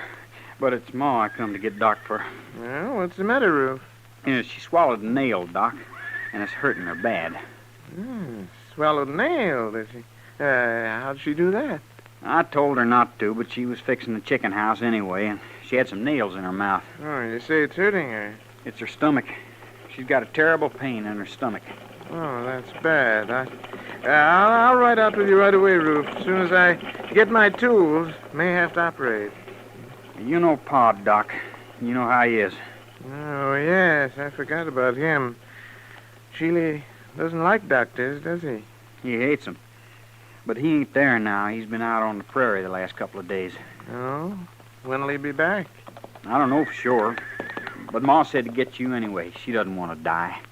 Sheely'd cause trouble if he found me there, wouldn't he? He sure would. He'd beat you half to death. Well, maybe I better ride out with you, Doc, just in case Sheely comes home while you're there. Good idea, Matt. I think you better. Yeah, Roof, go over to the Olafraganza and tell Chester I want him to go with us, will you? Sure, Marshal.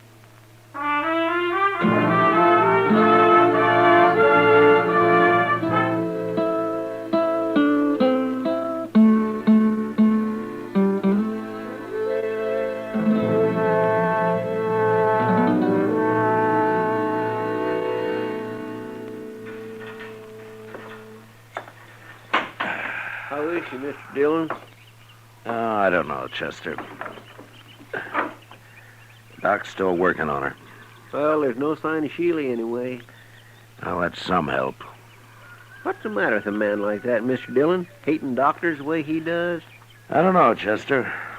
Probably there weren't any doctors around when he was young. And what was good enough for his father is good enough for him. Some fool notion like that, maybe. Sheely always was a mean old cuss, except for his horses. He's always treated horses like they're human. Did you ever notice that? Sheely isn't really a bad man, Chester. He's just ignorant and prejudiced because of his ignorance. If he'd have been here, he'd let Miss Tucker die rather than have Doc operate on her. Yeah, probably. Well, that's bad. To me it is. Maybe if Doc saved him someday, he might get over his ideas. Old Sheely's never had a sick day in his life I know of. Oh, Doc, you all through? Huh? Oh. Yes, I'm all through, Matt. How is she, Doc? Yeah. She's dead. Dead? I guess her heart couldn't take it. I don't know. I had to operate, though. She'd have died sure if I hadn't. Oh, it isn't your fault, Doc. You did all you could. Yeah, I know, but I always feel maybe if I'd have done it better, things like this wouldn't happen. You're not to blame, Doc. You, want me to tell Roof? Yeah, I've already told him. He's in there with her. Oh, how'd he take it? Yeah, he didn't say a word, Matt. Well, we better be getting back to Dodge, I guess. Yeah, you must be plumb wore out, Doc. Yeah, I am. Doc. Hey? Yes, Roof. And you too, Marshal. You're going to have to help me. Well, we'll help you, Roof. What is it? It's about Pa. I don't know what to tell him when he comes back. Hey, that's right. I kind of keep forgetting about him. Just tell him the truth, Roof. Doc tried to save your mother, but he wasn't able to. Nobody could have. You don't know Pa very well, I guess. He just won't stand for it. Well, there's nothing he can do about it now. It's all over. Not for him, it won't be. What do you mean, Roof? When Pa says a thing, he means it. And he said none of us was ever to go near a doctor. Roof, do you agree with your Pa's thinking? No. And neither did Ma. But we didn't dare cross him when he was around anyway. I'm afraid of him, Marshal. You'll have to stay here and tell him. Yeah, well, I can't stay. I have to get over to the Caldwell place. That baby's due any time now. But you can't go. All right, Roof, all right. I'll stay here till he comes back. Chester, you better ride into town in case anybody's looking for me, huh? All right, sir, Mr. Dillon. Yeah, it's a funny thing how a doctor can lose one life and maybe bring another into the world all on the very same day. Yeah. Come on, Chester. We can ride partway together.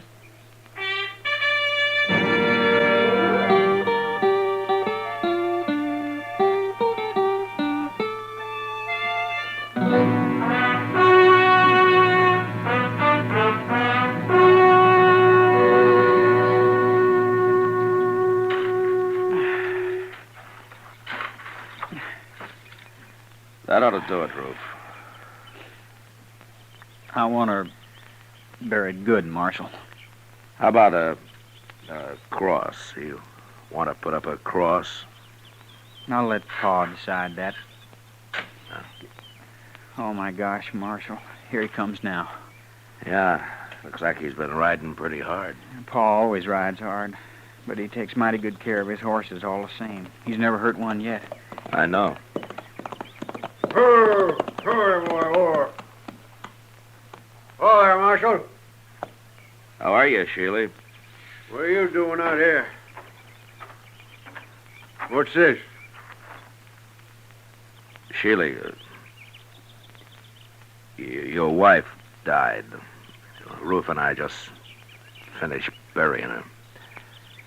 She died? Just a few hours ago. We didn't know when you were going to get back, so we went ahead and buried her. What'd she die of? She was holding some nails in her mouth, and she swallowed one of them. Oh. Roof, take this horse into the barn and dry him off. Sure, Pa. Rub him good now. I will, Pa. Don't let him near no water yet. I won't. What are you doing out here, Marshal? I came out with Doc. With who? Doc Adams. He did everything he could to save her life, Sheely. He cut on her, didn't he? He tried to get the nail out, if that's what you mean. She'd have died from it if he hadn't. Cutting on her, that's what killed her. Look, Sheila, your wife was dying, and Doc tried to save her. That's how it happened, no matter what you think. I got no use for doctors. They're all croakers. That's what my old man called them, croakers. I kind of figured that's where all this came from. Sheila, have you ever thought that your old man might have been wrong? Not about them, he wasn't. Hey, how'd Doc get here anyway? Who told him to come? Your wife wanted him. After all the times I've told her to stay away from doctors? I guess she didn't want to die, Sheila. She wanted a chance to live. Yeah, sure. And he come out here and killed her. Poor defenseless woman. Doc Adams will pay for this, Marshal. I'm telling you right You now. lay a hand on Doc, and I'll run you out of the country, Sheely. Maybe it won't be a hand I'll use, Marshal. Try anything like that, and you'll hang for it. I'll find you no matter where you go. He killed my wife with his bungling butchery. He's a murderer. There isn't a man in Kansas who'd believe that. Doc's a pretty valuable citizen around here, Sheely. Not to me, ain't. It's an eye for an eye, Marshal, like it says in the good book. You even try it, and I'll throw you in jail. I don't try nothing. Then you'll hang. Will I, Marshal?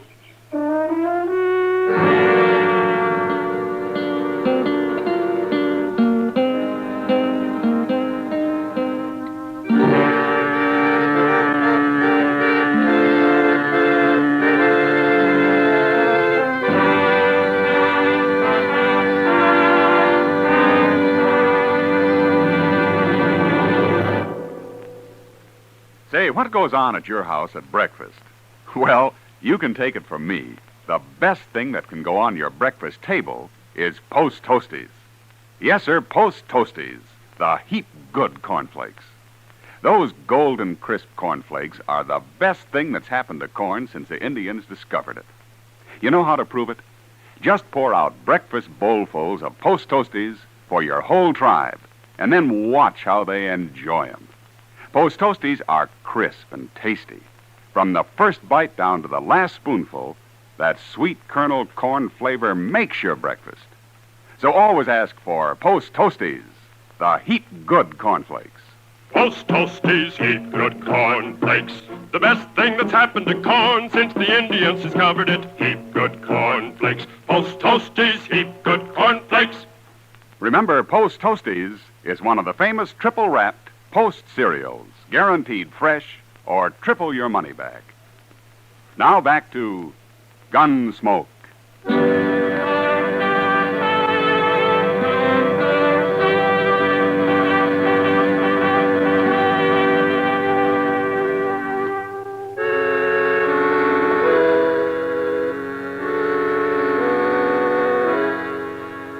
I left Sheely Tucker standing by his wife's grave, and I rode back to Dodge.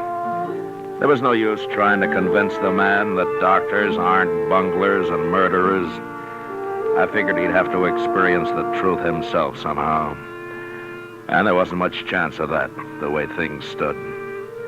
But what really worried me was his threat to get Doc. Ordinarily, Sheely was peaceable enough, but there was no telling what he might do now. Doc stayed at the Caldwell place that night and the next day, too. I thought he'd be safe there, and I didn't worry about him till the next evening. Kitty and I were having supper at the Dodge house. Matt, for a town that lives on the cattle trade, you'd think we'd be able to eat decent steaks. You should have had the prairie chicken, Kitty. Yet didn't have to walk all the way from Texas. That steak I had got carried. It was too old to walk. I've never eaten prairie chicken, Matt. What's it taste like? Oh, a little chicken and a lot of prairie. If I didn't know you better, I'd say you've been drinking. If I know you, you'll order steak next time anyway. I don't give up easy, Matt. Yeah, I know. Remember it, then. Sure. You don't know much about women, do you, Matt? Well, I'm learning. Yeah. But at the pace you've set, I'll be in my grave before you're out of first grade. Well, it took me 10 years to learn how to handle a six-gun. Well, that's the nicest compliment I've had all day. Drink your coffee. I gotta get out of here. Yes, sir, Mr. Dillon. Oh, here's Doc. Hello, Matt. Kitty. How's Mrs. Caldwell, Doc? Yeah, gave birth to a 12-pound boy this afternoon. Ah, that's fine. Yes. That's not what I came to talk about, Matt.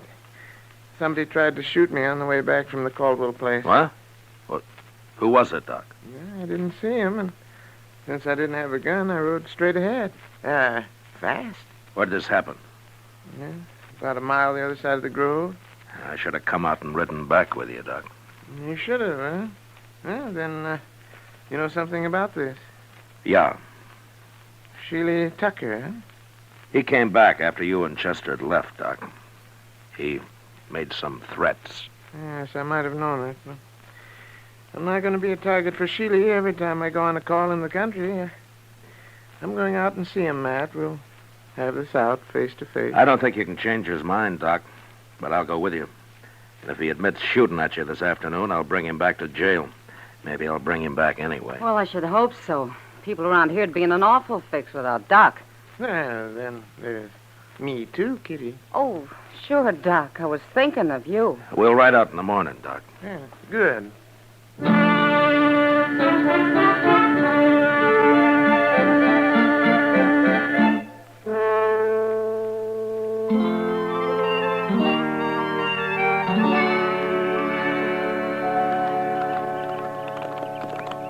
There's somebody in the corral there, man. Yeah, it looks like Sheely. Yes. Him and Ruth both. Hello. Well, let's leave them here. They'll stand.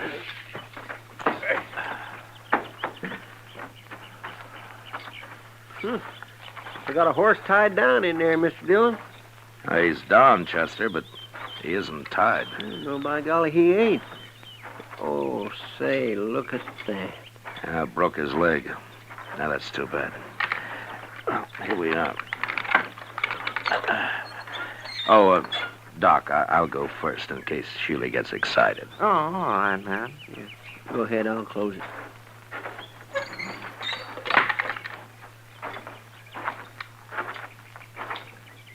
Hello, Sheely.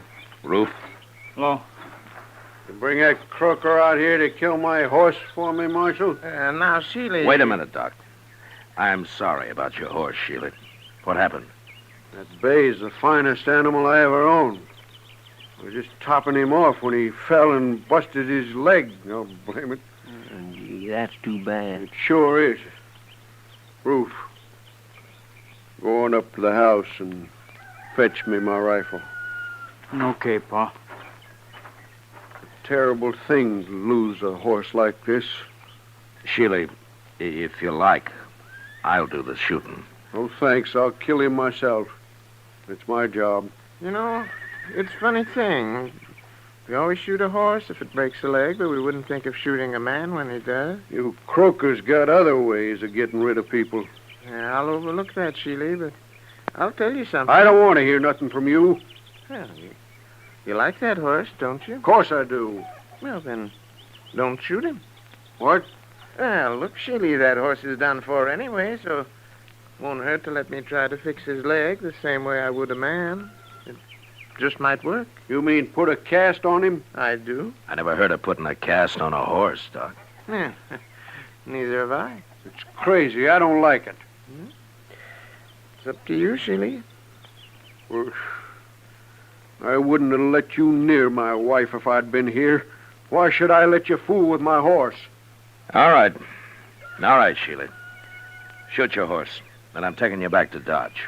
What for? You're going to jail for trying to kill Doc yesterday. At least that's what Doc told me. Now, Matt, I didn't exactly Shut up, say... Doc. I ain't going to jail. I can't... Yes, you are. Unless maybe Doc changes his mind about charging you with attempted murder.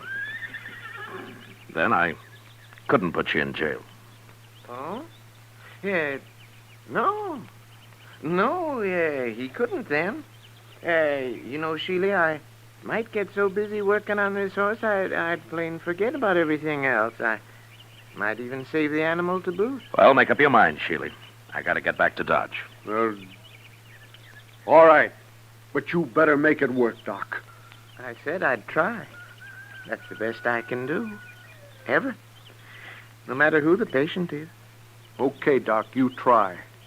But try real hard, will you? I always do, Sheely. Real hard.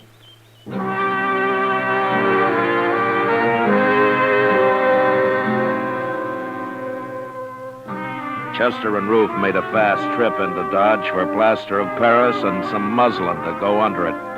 And when they got back, Doc went to work.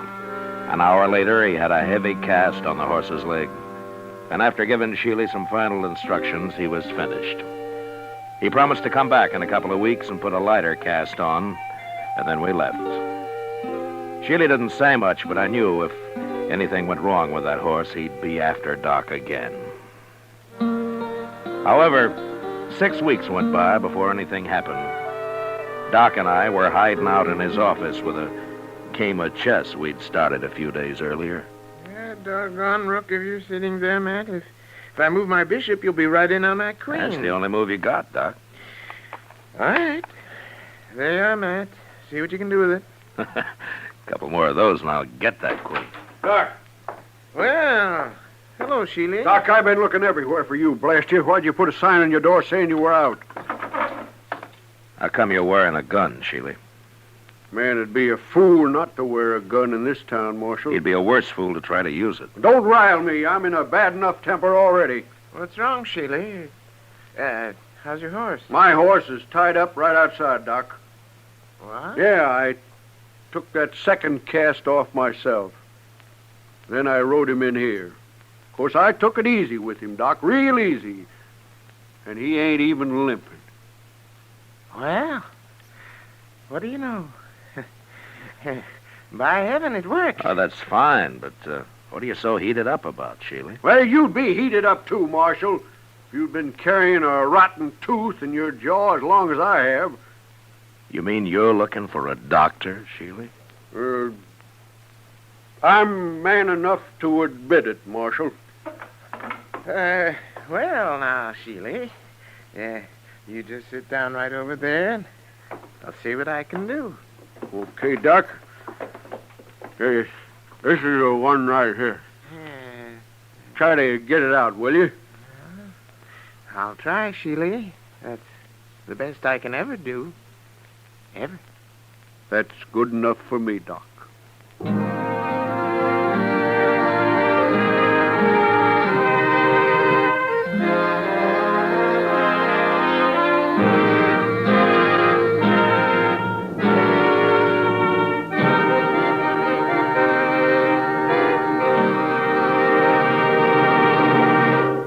In just a moment, we'll tell you about next week's adventure on Gunsmoke. Say, exciting things happen to breakfast when there's sugar crinkles at every place. Sure, new sugar crinkles make breakfast more fun than a circus. You know why? Sugar crinkles is the sugar rice treat that's just right sweet. Not too sweet, the way some sugar-coated cereals seem to be, and not like others that aren't sweet enough. Sugar crinkles, every golden crisp nugget of them, is just right sweet. So try starting your day off just right with new sugar crinkles. And don't forget, when you're listening to the radio or watching television, sugar crinkles make great snacks. From the bowl or from the pack, for your breakfast or a snack, sugar crinkles are more fun than a circus. Try sugar crinkles soon. They're the sugar rice treat that's just right sweet. So better get several packages.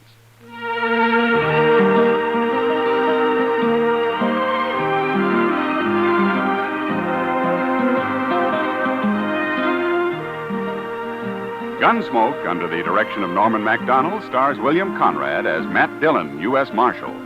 Tonight's story was specially written for Gunsmoke by John Meston, with music composed and conducted by Rex Corey. Featured in the cast were Sam Edwards and Tom Tully. Parley Bear is Chester, Georgia Ellis is Kitty, and tonight Paul Frees played Doc. Ken Peters speaking. Join us again next week as Matt Dillon, U.S. Marshal, fights to bring law and order out of the wild violence of the West in Gunsmoke.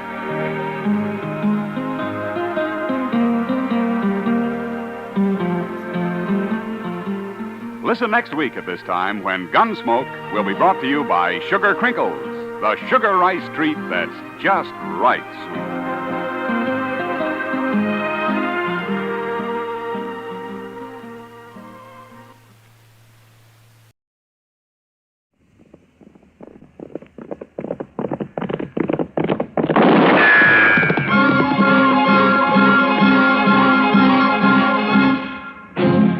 Around Dodge City and in the territory on West, there's just one way to handle the killers and the spoilers, and that's with a U.S. Marshal and the smell of gun smoke.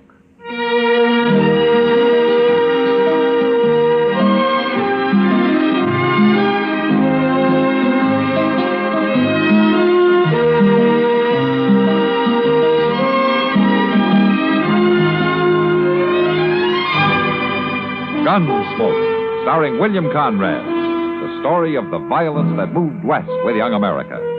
And the story of a man who moved with it. I'm that man, Matt Dillon, United States Marshal. The first man they look for and the last they want to meet. It's a chancy job, and it makes a man watchful and a little lonely.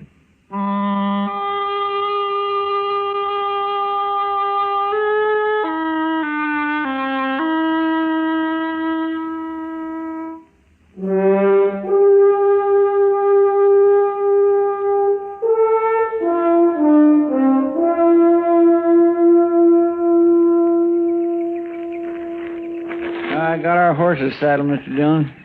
I swear I'm so hungry I could eat a whole hog. Yeah?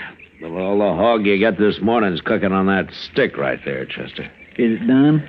Well, that depends on how hungry you are. It's done. Thank you. That's hot, ain't it? It sure will be good to get back to Dodge tonight and sleep in the bed again, won't it? You know something, Chester? Civilization's made you soft. Well, maybe so.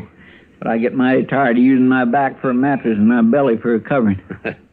Obviously, you were born for greater things than rooting around on the prairie and living in the rain. It ain't been raining, Mr. Dillon. No, it hasn't, Chester. But it will. Sooner or later, it's bound to rain. Yes, sir. Wish we'd brought some more bacon. Say, Mr. Dillon, don't old man Granby live around here somewhere? Uh-huh. Well, maybe we could borrow a little from him. According to what I've always heard, old Granby wouldn't lend anybody anything. Yeah. You really think he is a rich miser, like they say? Oh, I don't know, Chester. You know, sometimes a man's entirely different from his reputation. I only met Granby once or twice. He seemed like a nice enough old fellow. Just the same, I wouldn't want to live out here all alone with nothing but a few horses for company. Yeah, well, he's used to it. Yeah, but even if he does have a lot of money hid away somewhere, there's no place to spend it out here. Granby's pretty old for the pleasures Dodge has to offer, Chester. Oh, by Jing, I hope I ain't never that old. You know, at the rate you're burning yourself out, you never will be, so don't worry about it. Mr. Dillon, I live mighty quiet for a young fella who's free and still full of blood and stuff. Sure. Oh, I do. Look over yonder. Huh? Over there, that string of dust laying right on the ground there. Ain't that funny? Yeah, I've been watching that. It's not on the ground, though. There's a dry wash that runs along there. I think somebody's driving stock down it. Maybe it's old man Granby. Maybe. Why don't we go over and say hello, huh? All right. Mr. Dillon? Yeah. If it is old man Granby, maybe we could just ask him about a little dab of bacon, reckon? Well, there's no harm in that. Oh.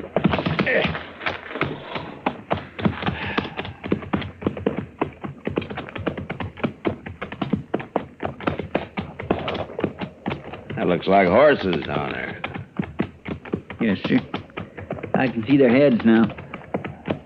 But I don't see nobody driving them. They belong a minute. Now, let's wait here. Yonder he comes. That's not old Granby. Well, let's ride down and say hello anyway, huh?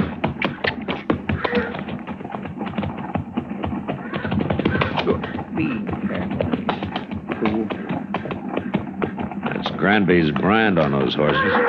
You must have hired him a hand. Yeah, maybe. Hello. Hello. You working for Granby? I ain't working for nobody, mister. Oh? And where is he? Where's who? Granby. I don't know no Granby. Those are his horses you're driving. They are? Yeah. I ain't driving them. What do you mean? They got ahead of me in the wash there, that's all. I see. You a cowboy? Yeah, sure. I'm a cowboy. Somehow you don't look like one. You don't ride like one, either. You're asking the questions, Mr. And no decent cowboy would run another man's horses down a dry wash just because he didn't want to get up on the bank and ride around them. I told you, they got in front of him is all. How come you're not carrying a gun? Does a man have to carry a gun? No. But I'll bet you're the only man within 1,000 miles of here who isn't carrying one. Well, maybe I got a better conscience than the rest of you. Maybe. But look, mister, you've run those horses about 5 miles off of old Granby's place. You want to give us a hand, we'll run them back. I'm in a hurry. It won't take long. The old man might be a couple of days finding them if we don't. You worry about him. I got to get into Dodge. We'll ride in with you afterwards. I ain't gonna do it. It'd look a lot better if you did. I'd like to, mister, but I can't. I'm leaving now. So long. Well, forevermore, Mr. Dillon, you just gonna let him go? Wait a minute, Chester. I'm gonna let him hear what lead sounds like. Don't shoot! Don't shoot me! All right, then ride back here.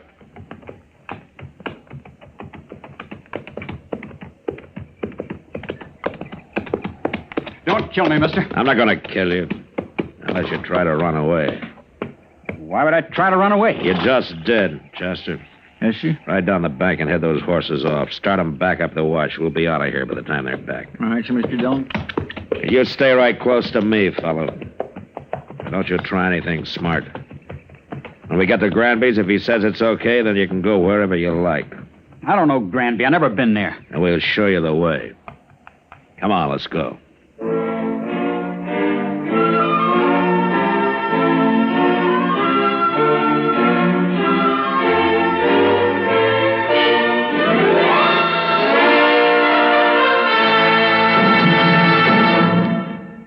Another visit with Joe and Daphne Forsythe.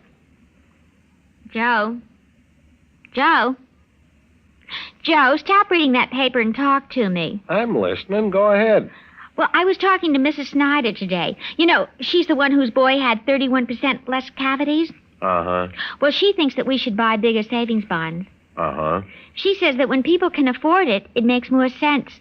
Oh, she says there are a lot of different denominations. They start at $25, but then there are $50, $100, $200, and even $500 bonds. Is that so? And then with the ones we've already bought through the payroll savings plan, we'd have quite a nest egg. Uh-huh. Are you listening to me? Uh-huh. Did you know that the total accumulated compounded semi-annual interest of the Series E savings bond will amount to 93 1/3% of the original purchasing price? Uh-huh. I thought so. Joe, what did I say? You said that United States savings bonds are a safe, easy way of investing. I did. That they help guard our country's freedom. And? They're the best investment in America's future. I said something else, too. Oh, yeah. You said that the total accumulated compounded semi-annual interest of the Series E savings bond will amount to 93 1/3% of the original purchase price. Well, now, how did you do that? Husband's trade secret.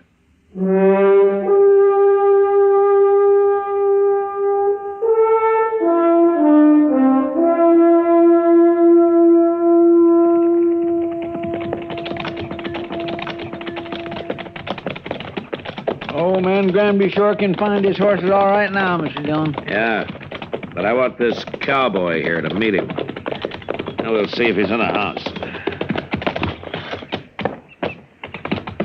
I'll wait for you. Get off a horse, fellow. Go on. That's better. All right, come on. We'll take a look.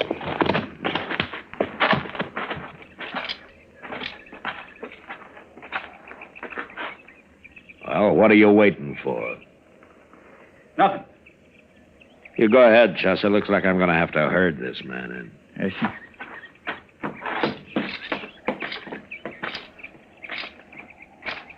You've been kind of balky ever since we ran into you, haven't you? I just don't like being dragged around. I never did. Well, I just want you to meet old Granby. He'll be grateful for your help and run his horses back here. I know what you think, mister. You think I was stealing them horses? Well, I never heard of the old man. I was never near this place. So you told me, but you're here now. I ain't afraid of you or nobody. And let's go into the house. Come on.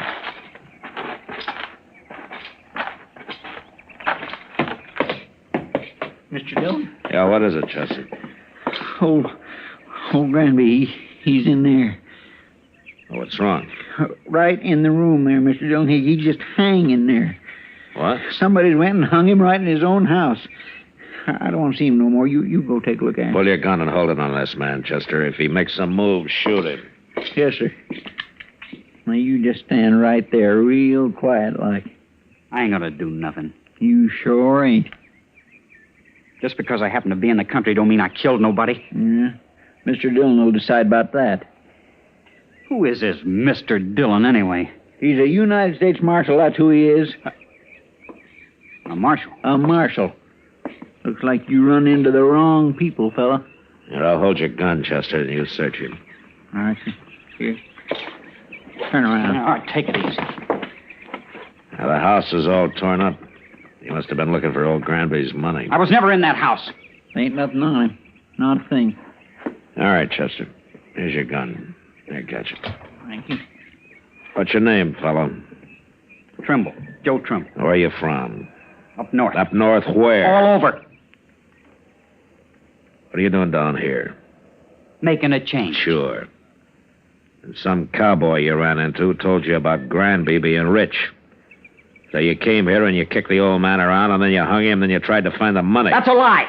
This is the first time I was ever near the place. I'm sure you did it, Trimble, but I wish I had more evidence. The court of law just might not convict you the way things stand. You gonna let me go? No, I'm not gonna let you go. I'm arresting you, and you're gonna stand trial, and I'm gonna do my best to see you hung. I didn't do it, I tell you. And I'll go free, too. You'll see.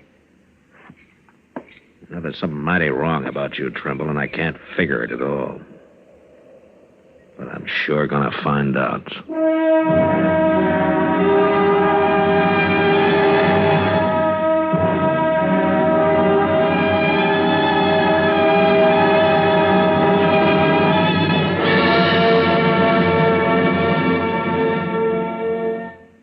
Another visit with Joe and Daphne Forsythe. Hey, honey, I'm home. Daphne. Drop dead. Uh-oh, what's the matter, honey?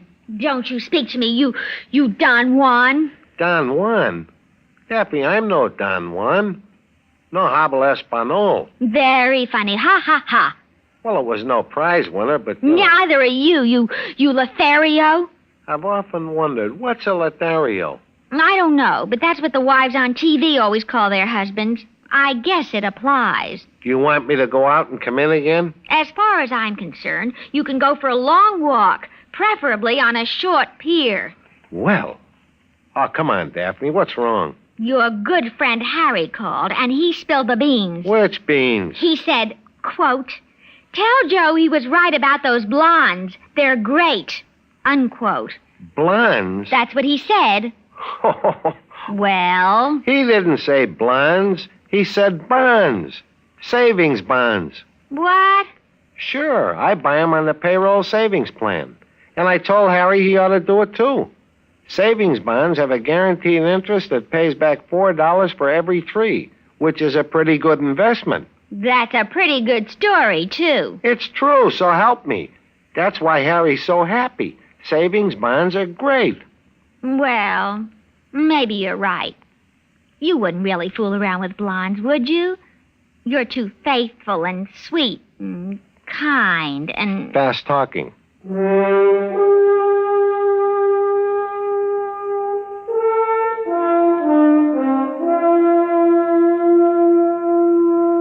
We let Joe Trimble dig a grave up behind the house, and then we laid old Granby in it and covered him with dirt.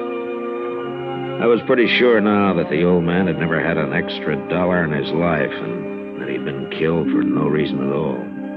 Well, anyway, Trimble had done a pretty thorough job of looking for the money, and he'd found nothing. On the ride into Dodge, I tried to figure out just what he was. He didn't seem to fit anywhere. He wasn't a cowboy or a hunter or gambler, or even just a drifter. Well, after we got him locked up in jail that night, Doc and I went over to the Long Branch for a drink with Kitty. And I was telling him about it. Now, how old is this fella, man? Well, around 25, I guess, Doc. Oh, well, then he couldn't be running away from home. He's a little old for that, Kitty. Yeah, well, anyways, he'll hang him. Well, I hope the judge agrees with you, Doc. And why shouldn't he? All I got so far is circumstantial evidence. Well, then you should have shot him out on the prairie. It's a good thing you're not a lawman. Well, Doc. maybe if I were, there'd be fewer killings around here. I doubt it. You going up to Hayes for the trial, Matt? Yeah, I have to. That'll take a week, I suppose. Oh, Bob, why? Nothing. Only you just been away for 10 days. Oh, I gotta earn a living, Kitty. Now you could make more money gambling. Right here in Dodge. Oh, now, Kitty, don't start that again, will you? Good evening, Marshal. Miss Kitty, Doc. Major. Hi, Major. I'd like a word with you, Marshal. Sure, Major, sure. Would you excuse us? We'll go over to the bar there. I'll be back, Kitty. No hurry, Matt. Doc's got a lot of money. I'll buy you a drink anytime, Kitty. Well, that's the best offer today, Doc. Let's go, Major. I had to come to Dodge on other business, Marshal, but I wanted to pass the word to you that we're looking for a man. Oh, the Army, you mean? Yes, a deserter. No? Not from Fort Dodge. Oh, where was he stationed, Major? He was with the 7th Cavalry at Fort Lincoln. Up in Dakota, huh? For some reason, they think he headed south. Now, I don't have much of a description of him, just that he was a private, about 25, curly blonde hair, a scar on his left hand. Well, that fits. What was his name? He enlisted as Joe Gould, but he's known to have used the name Trimble. Well, he's right here in Dodge, Major. He what? I got him locked up in jail. Well, that's fine, Marshal. But how did you know that? I think he murdered an old man who lives about a day's ride north of here, and I'm going to have him tried for it. That won't be necessary now, Marshal. I'll take over custody of him. Then he'd be tried at Fort Lincoln for desertion. I want him tried for murder, and I got to be there to present the evidence. Well, you could go up to Fort Lincoln. No, Dakota's out of my territory, Major. Besides, this is a civil crime. The Army wants that man, Marshal. I'm sorry, Major. He's going to be tried in Hayes first. He's still a soldier, even if he did desert. Well, if the judge lets him off, you can have him, but not otherwise. Major, he tortured and hung an innocent old man, and I'm going to do my best to see him punished for it. I'll have to take this up with my superiors. Well, you better hurry. I'm going to Hayes with him tomorrow. I hope you won't regret this, Marshal. I won't, Major. Not if Trimble is properly punished, I won't. I didn't wait till morning, but started out for Hayes with Joe Trimble that night. The trial lasted a week, and in spite of all the arguments I made, the judge finally decided that there wasn't enough real evidence to convict him. I even tried to make Trimble confess, but he was too smart for that, so there was nothing to do but bring him back and turn him over to the Army. I sent word to Fort Dodge, and the next morning the major himself appeared to take him into custody. Well, Marshal, looks as though you didn't have much of a civil case after all. Now, he killed old Granby. I know he did, but the law's the law, Major. Yes. And in the Army, orders are orders. But I'm sorry your judge didn't convict him after all. How's that, son? Chester. Yes, sir. Bring Trimble out, will you? Yes, sir. Well, I'll give the Army credit for one thing, Major. What's that? Trimble and I rode back some 80 miles yesterday, and when we got here, he wanted to sit up and play cards with Chester. Well, there may be some bad men in the cavalry, Marshal, but they're all tough. Here he is, Mr. Dillon. Alley's yours, Major. Private Trimble, sir. You're under military arrest, Private, and not privileged to salute. Besides, you enlisted as Private Gould, not Trimble. Yes, sir. Report to the guard outside. Yes, sir. Just a minute, Trimble.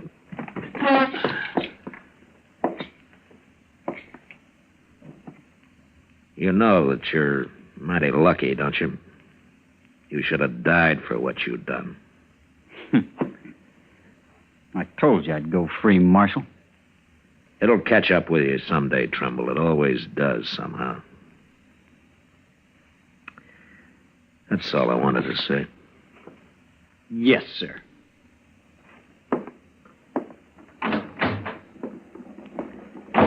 Well, thank you, Marshal. I'll be getting along. Major, you said you were sorry that the judge didn't convict him. Why have you changed your mind? Marshal, now he won't even be tried. Not for some months, anyway. Right. You mean that the 7th doesn't want him anymore? Oh, they want him all right. My new orders are to send him right up to the Dakotas. Oh? Seems that the 7th Cavalry needs every man available. They're leaving Fort Lincoln soon on an expedition against the Sioux and the Northern Cheyenne. The Sioux, huh? I wonder if old Sitting Bull is still the chief medicine man with them. Sure he is. But at any rate, the 7th will be heading into Montana territory. Yeah. Well, if they're after Sitting Bull's tribe, they will. He's always had a large camp over on the Little Bighorn. Yes, I know. By the way, who's in command of the 7th Cavalry now? An officer I served under a couple of years. I never did care for him much. A Colonel George Custer.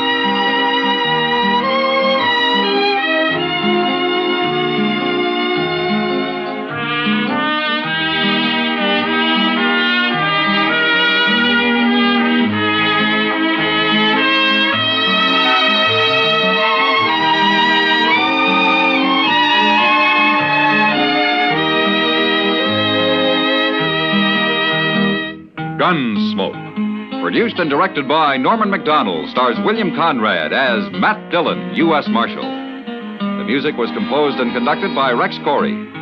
Sound patterns were composed by Ray Kemper and Bill James. Featured in the cast were Parley Bear as Chester, Howard McNear as Doc, and Georgia Ellis as Kitty. George Walsh speaking. Join us again next week for another story of the western frontier of America in the 1870s on Gunsmoke. This is the United States Armed Forces Radio and Television Service.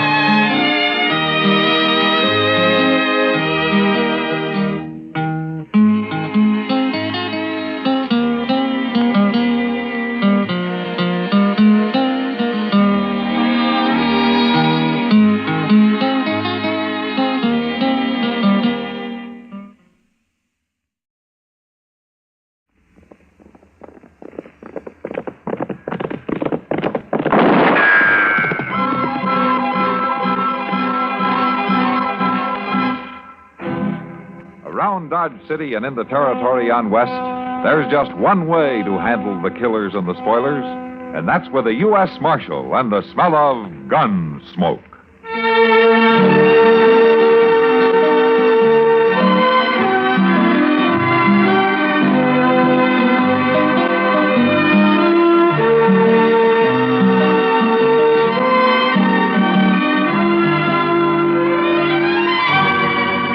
Gunsmoke, starring William Conrad, the story of the violence that moved west with young America. and the story of a man who moved with it. I'm that man, Matt Dillon, United States Marshal. The first man they look for and the last they want to meet. It's a chancy job, and it makes a man watchful and a little lonely.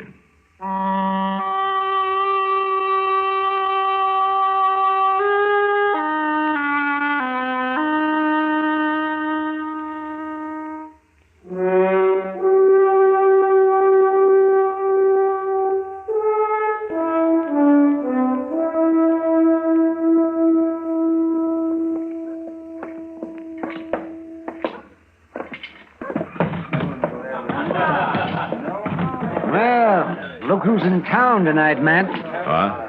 Over at the bar there. Oh, yeah, I see him. Doc, Marshal, step up. I'll buy you a drink. No, thanks, Seibert.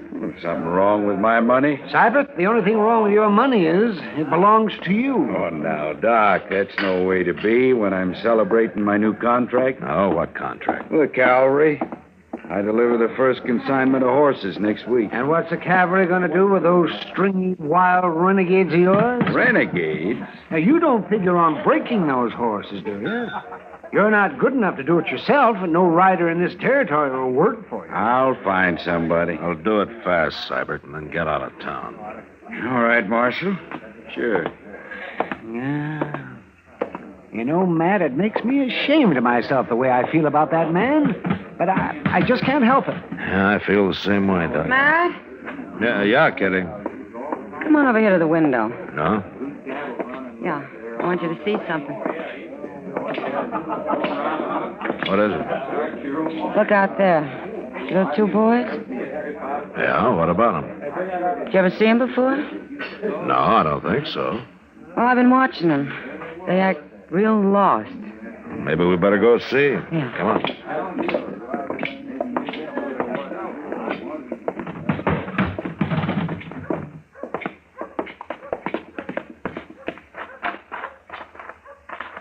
Hello, boys.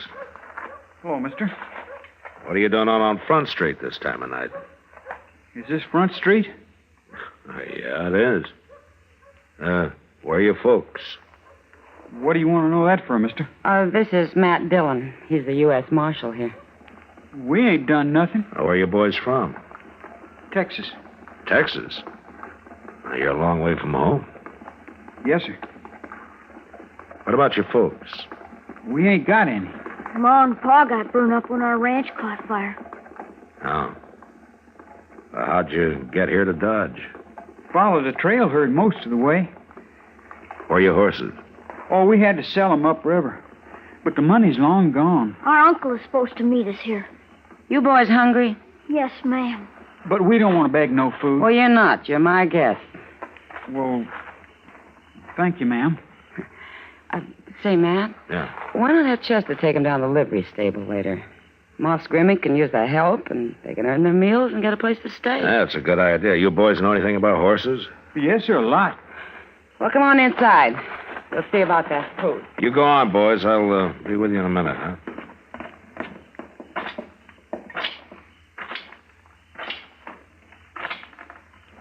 You still here, Seibert? I'm leaving, Marshal.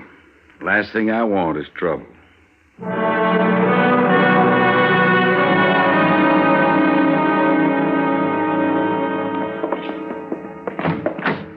Well, this is it, boys. Moss Grimmick says you can sleep up there in the loft. He'll tell you what to do in the morning. Okay. Oh, Mr. Dillon says come see him tomorrow, and he'll try to get in touch with your uncle. Well, thanks, Mr. Proudfoot. You might as well call me Chester. Everybody else does. We're sure lucky for this, ain't we, boss? Yeah. People here in Dodge City are mighty nice. Especially that Miss Kitty. She's pretty, ain't she? Yeah, I guess so. Hello, boys. Hello. I'm Orrin Seibert. I'm Bus Cheney. This here's my brother, Howie. Howdy. I hear you boys know about horses. You ever break any? Sure, lots of them. Well, now, if you can ride, you don't need to hang around here cleaning out stalls. I got a real job for you out of my ranch. Make yourself some money. We could sure use some, all right. And you're hired. Now get your horses, meet me out back.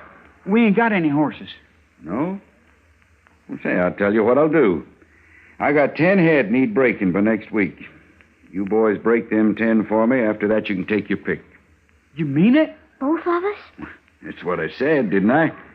Come on out and get in the wagon. Get your stuff, Howie. Let's go.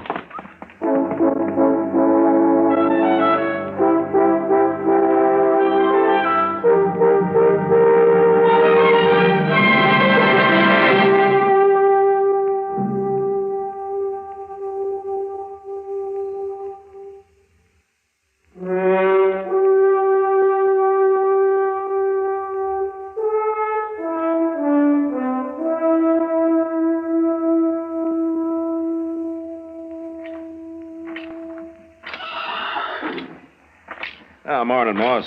Oh, morning, Marshal. Nice day. Yeah, it'll get hot. Well, how are your new helpers working out? What helpers? The Cheney brothers, those two boys that Chester brought down here last night. I ain't seen hide nor hair of them. Well, what happened to them? I guess they just pulled out and left in the middle of the night. That doesn't seem right. They talk like good, straight boys, Moss. Anything turn up missing? No. I got that telegraph thing off, Mr. Jones. Oh, thanks, Chester.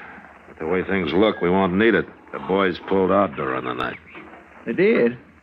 Well, that's funny. When I left them here, they was so dog tired they was near asleep on their feet. They seemed mighty grateful for everything, too. You can never tell about footloose youngsters like that, Chester. Well, they're gone. There's nothing we can do about it. Let's get back to the office, Chester. We'll see you, Moss. Good. Long, Marshal. Bye, Moss. Genius Kitty's sure going to be disappointed. She took a real liking to them boys. Me, too. Yeah, me too.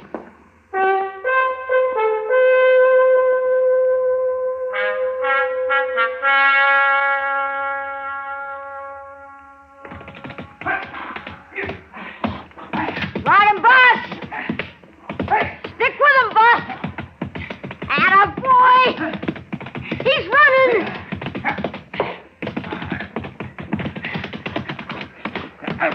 Grab him, Howie. Hang on to it. I got him. Tie him up. Well, I get my wind. I'll take him around again. Oh, that was awful good riding, boss. Oh. Does your leg hurt you much? Pretty much.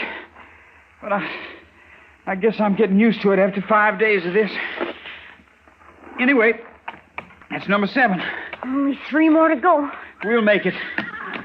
But that big stallion's going to be tough. Hey, you. Yes. Yes, Miss Sabbath? Go on up to the house. I want you to take the wagon into town. Me too? No. You stay. I don't you do any riding while I'm going, Howie. Oh, boss, I can Now, you leave them broncs alone, you hear? You just do chores till I get back. Oh, I'll get busy now. I won't be gone long. You just put some feed down. All right, boss.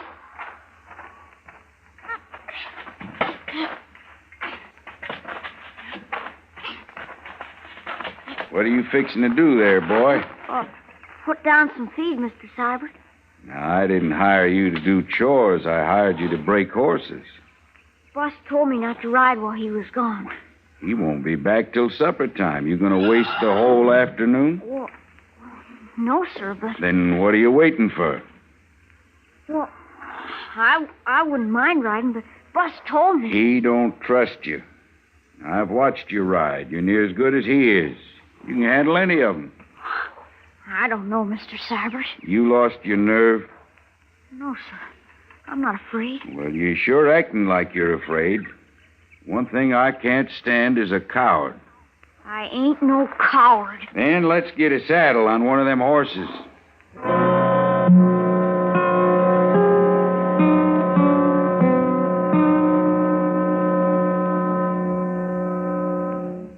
Another visit with Joe and Daphne Forsythe.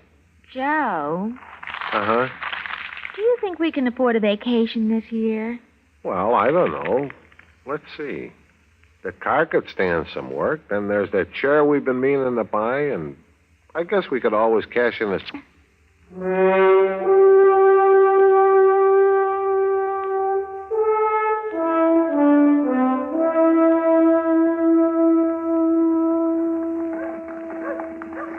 Kitty, if things stay this quiet, maybe you'd like to have supper with me tonight, huh? Oh, well, thank you, Matt.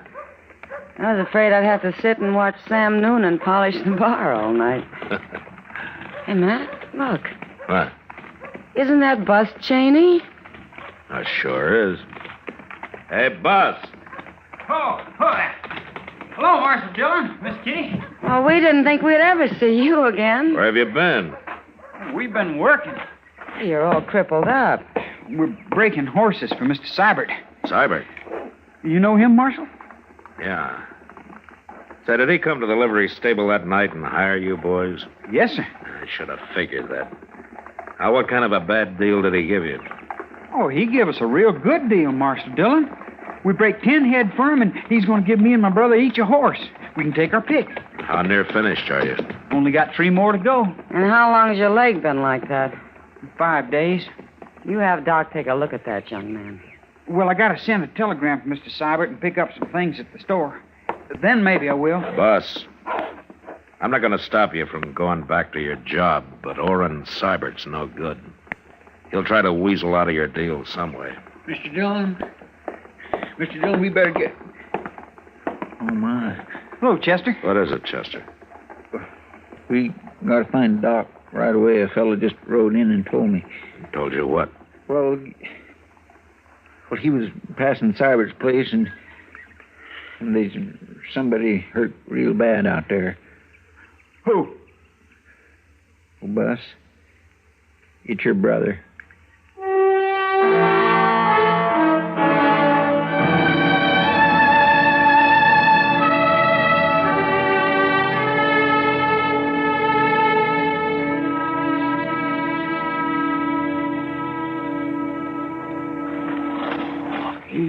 Easy now. Real easy. How bad is he, Doc? Now, get out of the way, Seibert. Get up. Now, Bus, you pack those robes in around him. Good and tight, will you? Sure, Doc. That crazy kid. He said he was anxious to ride, but I never figured he'd take on that big stallion. Crazy fool You've kid. done enough talking, Seibert. Now shut up. Matt, we're ready. Yeah. His spine, Matt. You understand? Yeah, Doc, I'll drive slow.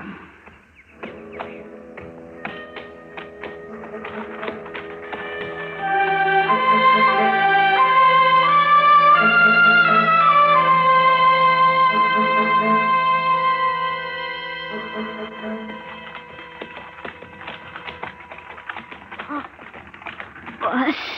I'm here, Howie. It's getting cold since the sun went down. Yeah, it is. I ain't no coward. Am I, Bus? Coward? Of course you ain't. Who says so? Mr. Seibert said. Bus. I ain't no coward. Doc, come back here. Keep driving, Matt.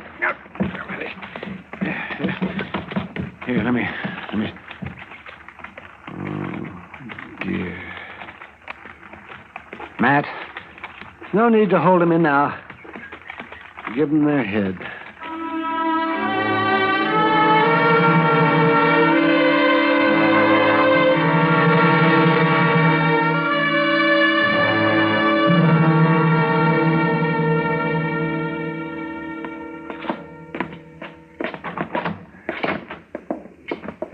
Matt, I'll get the lamp. There we are. Lay him here on the couch, man. Yeah. That's it. Boss.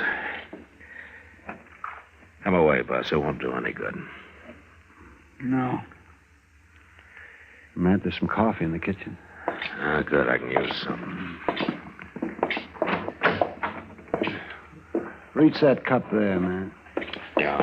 The coffee's been sitting all day. It's pretty strong. Thanks. Now, He stared at his brother's body all the way back to town, and he's in there staring at it now. I know. You know something else? Yes. He hasn't cried. Not one tear. I wish he'd cry and let some of that grief out. That's not natural, Doc. Come on, let's get it. Bus? He's gone, Doc. Come on.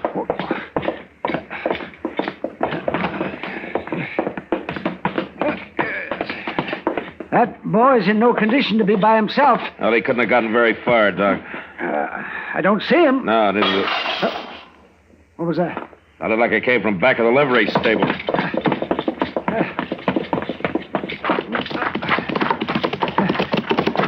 That's him, Doc. It's gotta be. Heading back to Cybert, you mean? Marshal, is that you? Moss? Marshal, somebody just broke into the stable, made off with a horse. Yeah, we heard it. That gun I kept behind the office door, it's gone, too. Come on, Doc. You know who it was? Yeah, Moss, I know. I'll get him.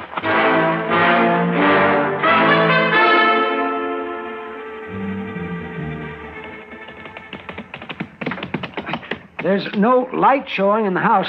That could be a good sign, Doc. Come on. See him? No.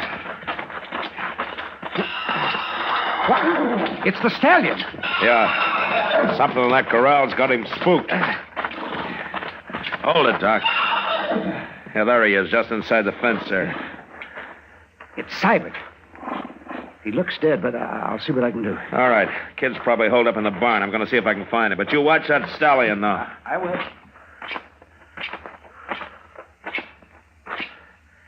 Boss.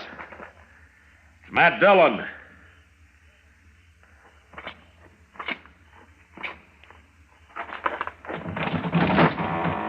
Stay out of this barn, Marshal. You young fool. He killed my brother. You should have left him to me. You never could have proved it on him. Now, don't come no closer. You did what you had to. I'm going to do what I have to. I'm going to take you, Bus. No. Now put the gun down. Stay back. Put it down. Don't make me kill you. I said put it down.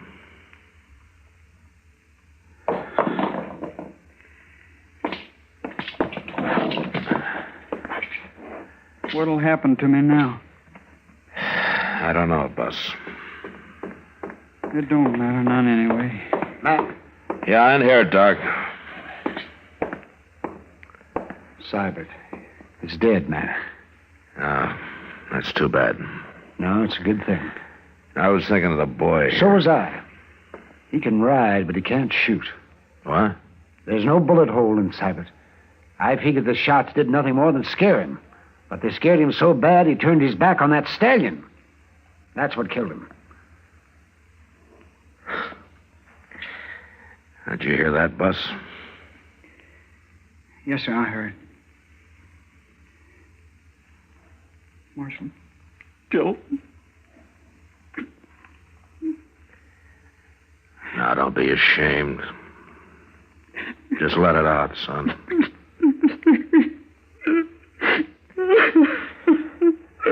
Come on, Doc. Come on.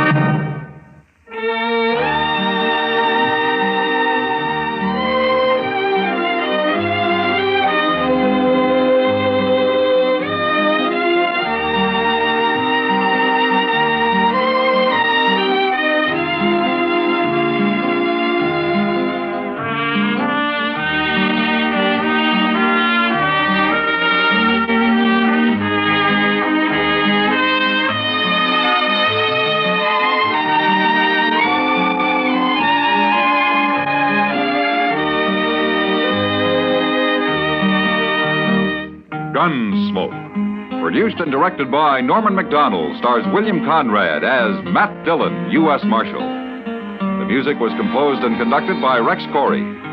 Sound patterns were composed by Ray Kemper and Bill James. Featured in the cast were Parley Bear as Chester, Howard McNear as Doc, and Georgia Ellis as Kitty. George Walsh speaking. Join us again next week for another story of the western frontier of America in the 1870s on Gunsmoke.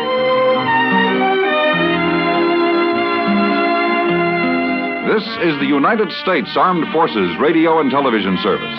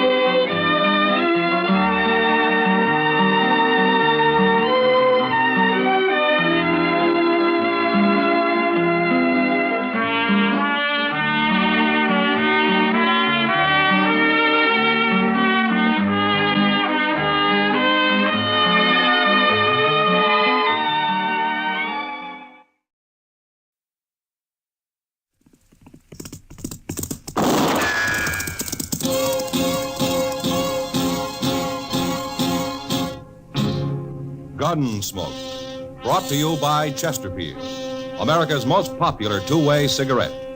What a pair. Chesterfield King Size at the new low price. Chesterfield Regular.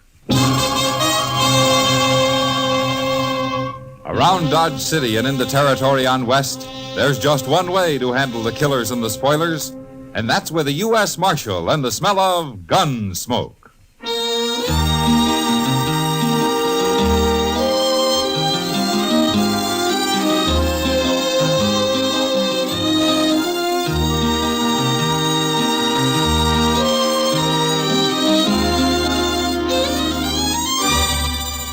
Gunsmoke, starring William Conrad. The transcribed story of the violence that moved west with young America. And the story of a man who moved with it. I'm that man, Matt Dillon, United States Marshal. The first man they look for and the last they want to meet. It's a chancy job, and it makes a man watchful. And a little lonely.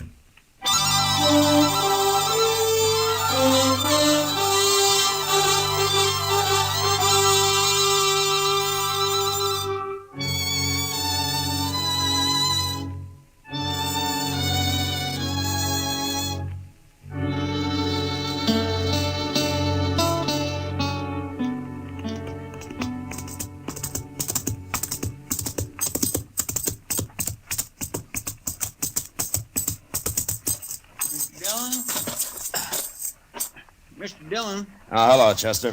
I sure am glad you're back. I've only been gone a couple of hours. Well, that's all it takes, a couple of hours. Only Becker's been shot. Huh? Oni Becker? You know him, that little sodbuster lives out near Clear Spring. Oh, yeah. He's up at Doc's. You want to see him? Yeah. Well, tell me about it, Chester. Well, sir, all I know is he was gambling this morning over at the Texas Trail. He left there a little after noon, and then some fellas found him laying in an alley with a bullet in him. Well, can he talk? No, sir. He's been unconscious the whole time. But Doc's working on him in here. Oh, hello, Matt. How is he, Doc? He's dead, Matt. About 10 minutes ago.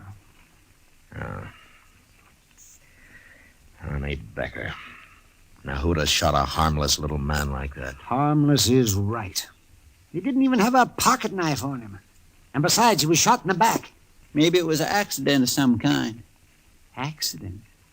Chester, I once tried to save a man who'd pulled a scythe across the back of his neck by accident. Yes, and I remember a boy who fell between the slats of a fence and got hung. But I never heard of a man shooting himself in the back by accident. Well, I meant maybe somebody else done it. Of course somebody else did it. I know that. I meant by mistake. Oh, Chester. Chester, are you sure you've been keeping your hat on when you're walking around in the sun? Oh, you're just mad because Only Becker died on you, There was Doc. nothing I could do to save him. He bled to death. Inside. Oh, you did what you could, Doc. Yes, well, I think I did. Did, Annie say anything? Anything at all? No, Matt, he never even opened his eyes. Well, he was shot in the back, so it wasn't anybody he was fighting with. Well, I don't know, Mr. Dillon. Only was fighting, or at least having an argument over a card this morning with that gambler, what's his name, Al Clovis, over at the Texas Trail. He was. Well, why didn't you say so before, Chester? Well, I never heard of this Al Clovis.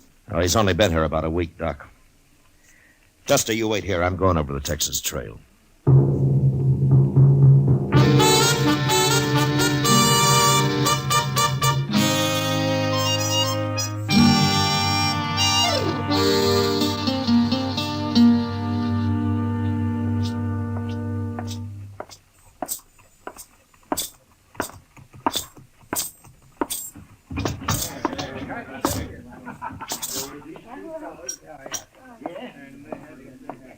Oh, is that you? Oh, hello, Marshal. Hello, John. Looking for somebody, Matt? Oh, hiya, Kitty. Is Al Clovis here? I was wondering when you'd get around to him.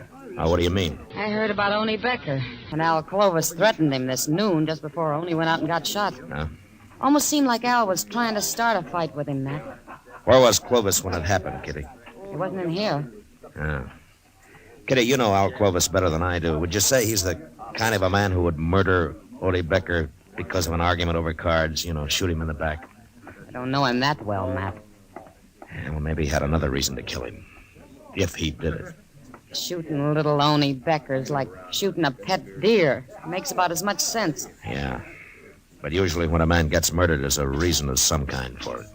You mean it'd take more than plain anger to follow a man down an alley and shoot him in the back? Well, ordinarily it would. Al Clovis must have wanted Oni dead for some special reason, Matt. Maybe Oni had something on him. Yeah, maybe. He was in here a while ago, but he left. Well, I'll find him. He might be at the depot, Matt. What? At the depot? He said something about going to St. Louis. Now everything's been taken care of here. I didn't know what he meant at the time, but he said it loud, and I know the train leaves at 4:30. 4:30? That's about that now, isn't it? Well, maybe he said it just to throw you off his trail. Yeah, well, I'll find out. I'll see you later, Kitty. Better hurry, Matt.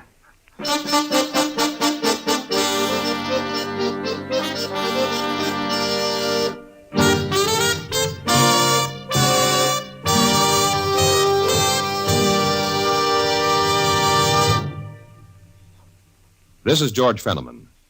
In choosing your cigarette, be sure to remember this. You will like Chesterfield best because only Chesterfield has the right combination of the world's best tobaccos.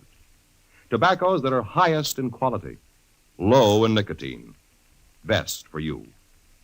You and I smoke for relaxation, for comfort, for satisfaction.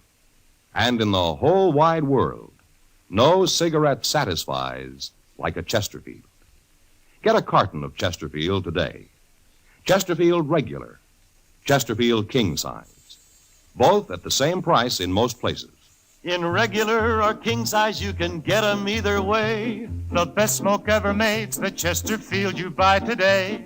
Smokers coast to coast are changing, it's a cinch to do. Here's all you have to say to get the one that's best for you. Chesterfield's for me, Chesterfield's for me. You just say it's Chesterfield's for me.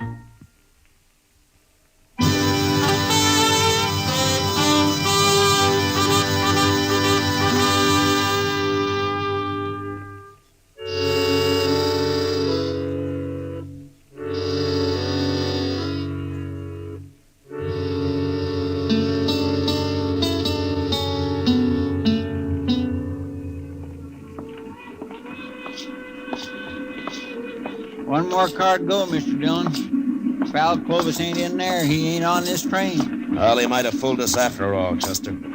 Yes, sir. He could be riding west while we're heading east. We'll never find him if he is.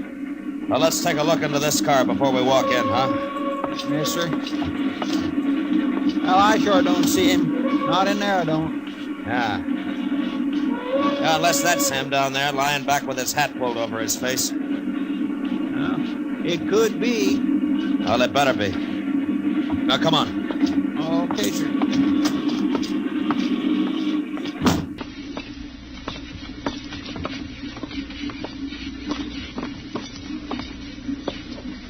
Hey, wake up, mister. Come on, wake up. Quit bothering me. What do you want? Anyway? Marshal Dillon. Huh. What are you doing here? Keep your hands on your knees, Clovis. Tight. Well, what's this all about, Marshal? You carrying a gun? Why should I carry a gun? Stand up, Clovis. Come on, stand up. Okay. What for? All right, search him, Chester. Yes, sir. Now, keep to one side of him, out of my way. Don't you try nothing, Clovis. Well, why should I? I told you I wasn't armed. No, ain't nothing on him. All right. Okay, you can sit down, Clovis. I don't understand this, Marshal. What are you looking for? I'm looking for the man who murdered Oni Becker this afternoon. You mean you followed me and got on this train because you thought I killed Oni? It's about 100 miles to Great Bend, Clovis. We'll get off there and take tomorrow's train back to Dodge. Oh, you're making a big mistake, Marshal. While you were riding up and down on this railroad, whoever did kill Oni Becker's leaving the country for good. You'll never catch him now. What you're trying to say is that you don't admit killing him yourself, isn't it? I'm not a murderer, Marshal. No, we'll see. Oh, I know what you're thinking. You heard Oni and I had a little argument this morning. Didn't you? Sure. That doesn't prove anything. I argue with lots of men. You threatened to kill him. That was just to scare him. He was being kind of stubborn about it all. You know what those farmers are like. And I suppose it takes a stubborn man to grow potatoes. Well, if you're so innocent, why did you announce everything had been taken care of and that you were going to St. Louis? Did I say that, Marshal? You know, Clovis, I can always kick you in the head and take you back to Dodge in a sack.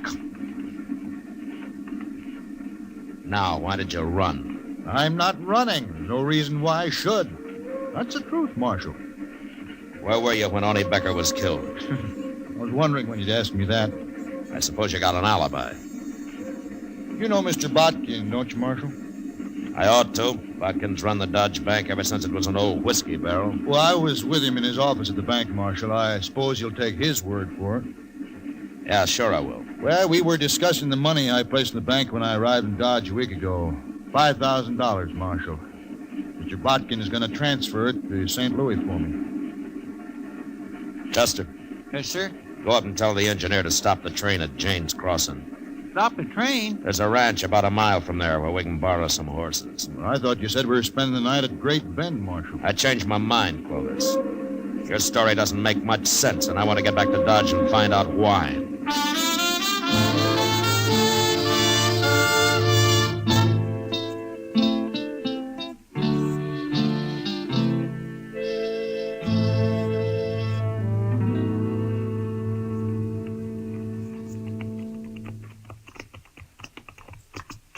It must be about midnight. Sure is, and I'm tired. Haven't been on a horse in years. Oh, well, why didn't you say so, Clovis? We'd have borrowed a wagon for you. Never mind, Chester. You take him on down to the jail and lock him up, huh? I'm going to stop here at Mr. Botkin's house. His light's still on. Want me to go in with you, Marshal? I'll let you know what he has to say, Clovis. I'll be along a little while, Chester. All right, sir.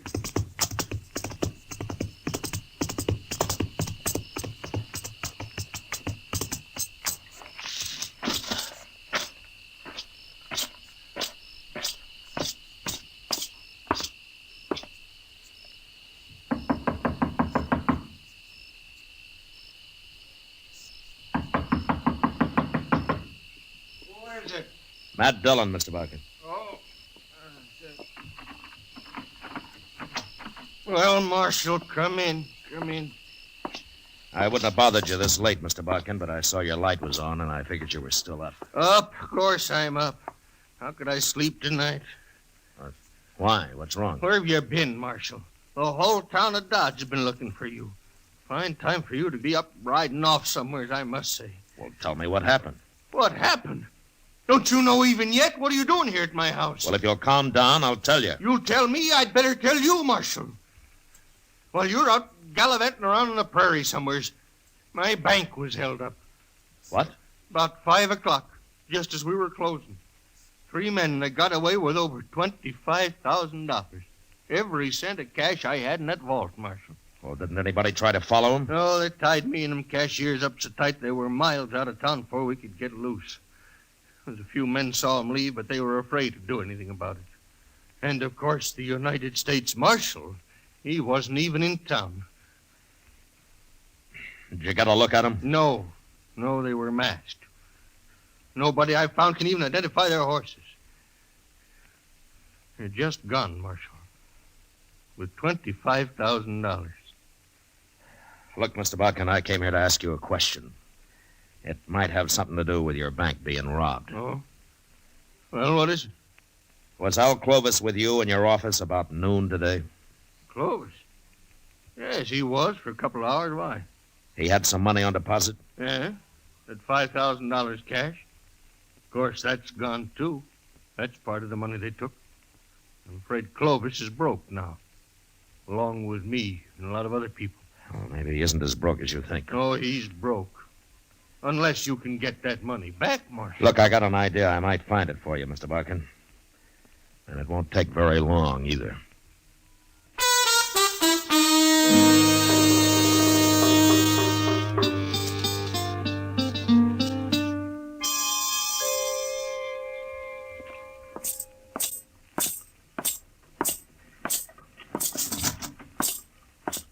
Well, I got Clovis all locked up, Mr. Dillon. He won't be taking no more trains for a while. Good. What'd you find out from Mr. Botkin? And I'll tell you and Clovis at the same time, Chester. Well, he's right in the first cell.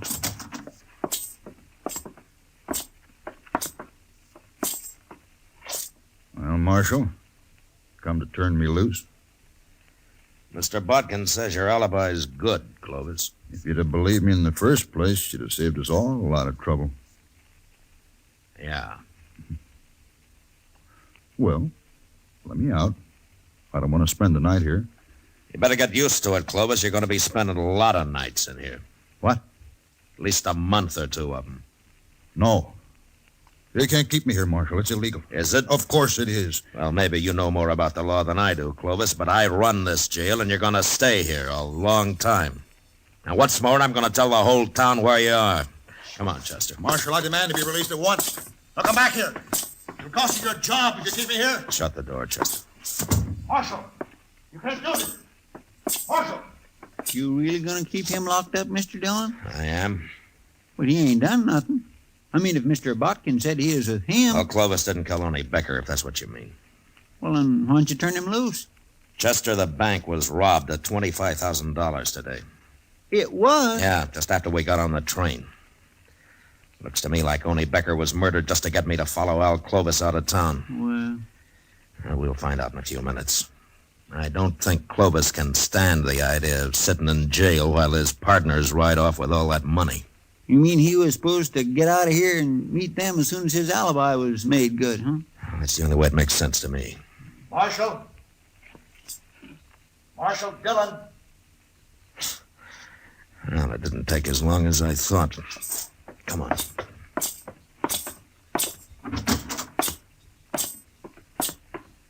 Marshal, I got to talk to you.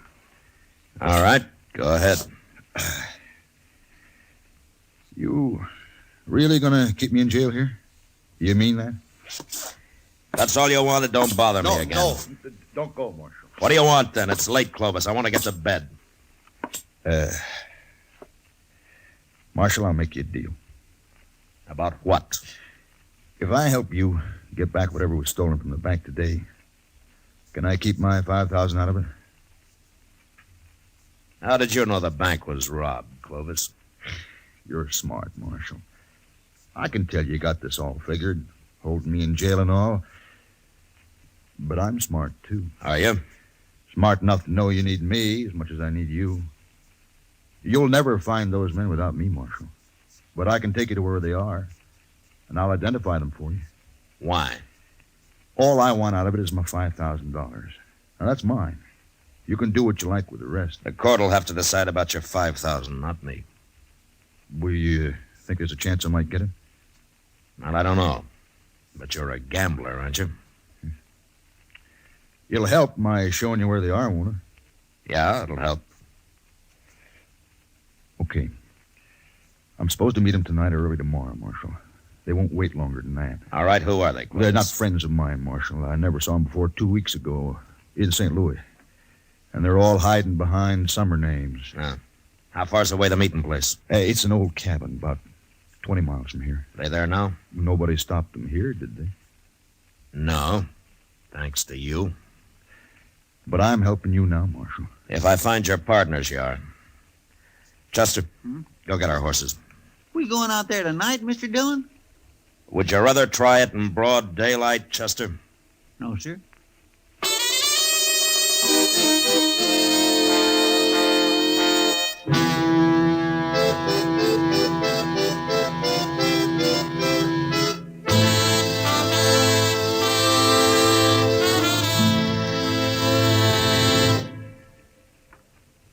One-way cigarettes, one size, that is, are almost obsolete because they just don't give smokers what they want. Either way, you'll like Chesterfield best. It's America's most popular two-way cigarette because only Chesterfield gives you the right combination of the world's best tobaccos. Tobaccos that are highest in quality, low in nicotine, best for you. You and I smoke for relaxation, for comfort, for satisfaction. And in the whole wide world, no cigarette satisfies like a Chesterfield. You smoke with the greatest possible pleasure when your cigarette is Chesterfield. Yes, these 6 words, highest in quality, low in nicotine, mean Chesterfield is best for you. Get a carton of Chesterfield. Chesterfield Regular, Chesterfield King Size. Both at the same price in most places.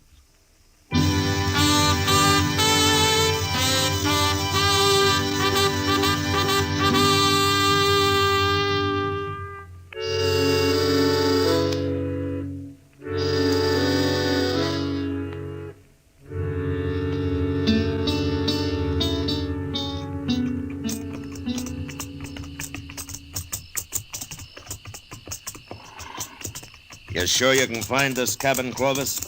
I made the ride out here one night just to be sure. I swear I can't hardly see nothing. I wish that moon wasn't all scudded up with clouds. Chester, you still don't understand that if you can see them, they can see you. Chester, I know you're right, Mr. Dillon. It sure looks like rain, though. We're almost there. Good. Marshal. Yeah. How are you going to take them? 3 men. What's the matter, Clovis? You getting scared?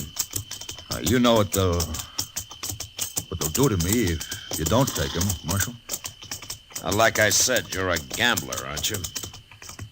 Look, why don't you give me a gun? I'll help you. We'll manage. You can trust me, Marshal. I'm on your side now. Clovis, I wouldn't trust a man like you if you were in church, praying. Wait. Somewhere over there. Ooh. Yeah. There it is. That little clump of elder. The cabin's in there, eh? You see the light? Yeah. Are you sure that's it? Of course I am. Okay, let's get out. Chester, I'm going to go up on foot and have a look. You stay here with Clovis. Okay, sir.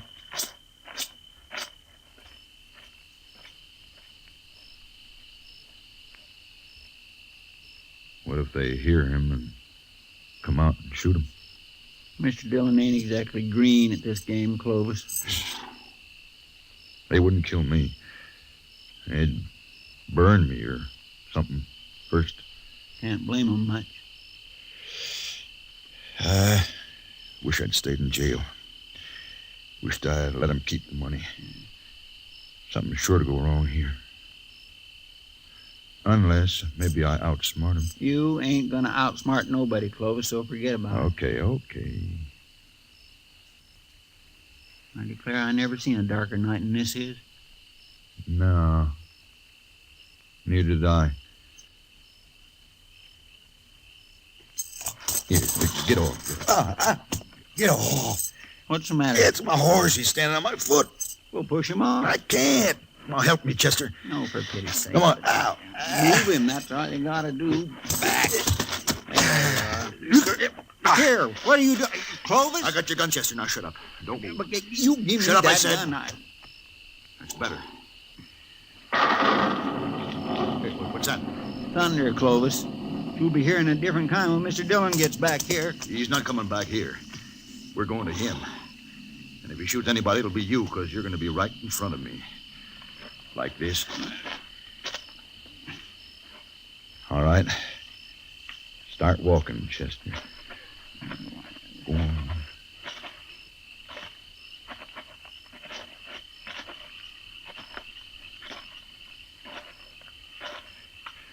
That's far enough. Stop here.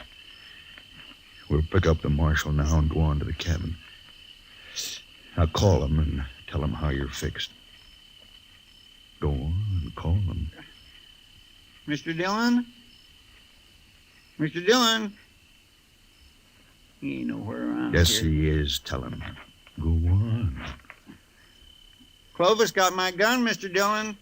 Tell him if he doesn't walk over here with his hands up, I'll shoot you.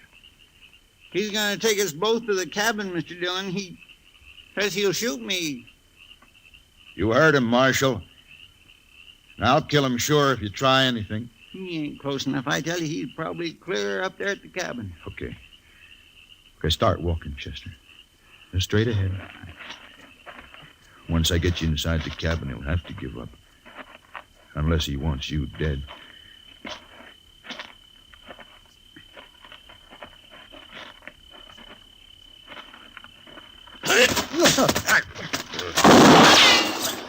You hurt, Chester? No, sir.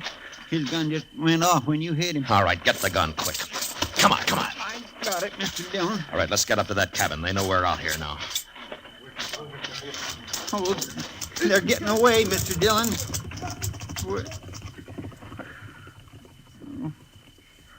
They're gone. Yeah. Oh, my goodness. I just don't know what to say. Then don't say anything. Let's try to find our horses.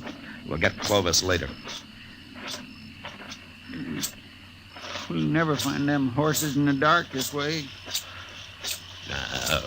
Rain. Well, that's it. There won't be a track left now.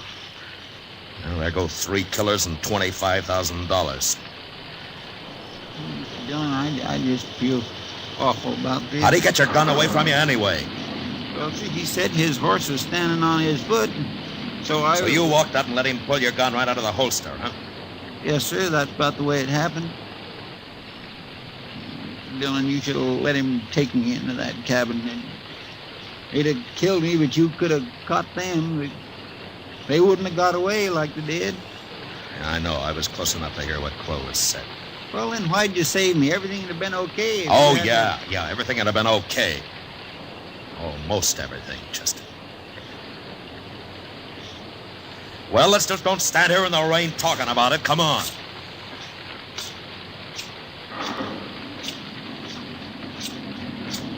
My, what a terrible mess. It was my choice, Chester. Not yours. Yes, sir. Thank you, Mr. Dillon.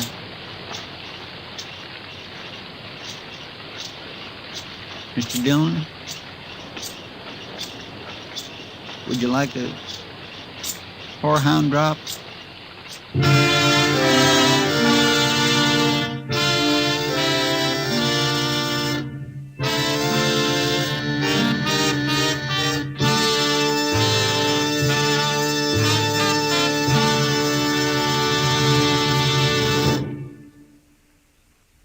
L&M filters are sweeping the country, and the reason's simple. No filter compares with L&M's exclusive miracle tip for quality or for effectiveness. And notice how easy it draws. You get much more flavor, much less nicotine. Yes, only L&M gives you effective filtration, and no other cigarette has it. Our statement of quality goes unchallenged. L&M is America's highest quality and best filter tip cigarette. Buy L&M's, now king size or regular, both at the same low price.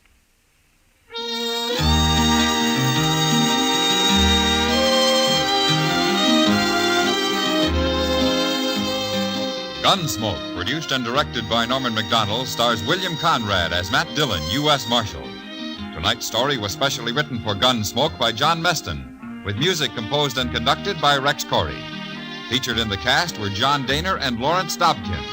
Parley Bear is Chester, Howard McNear is Doc, and Georgia Ellis is Kitty. Join us again next week as Matt Dillon, U.S. Marshal, fights to bring law and order out of the wild violence of the West in Gunsmoke.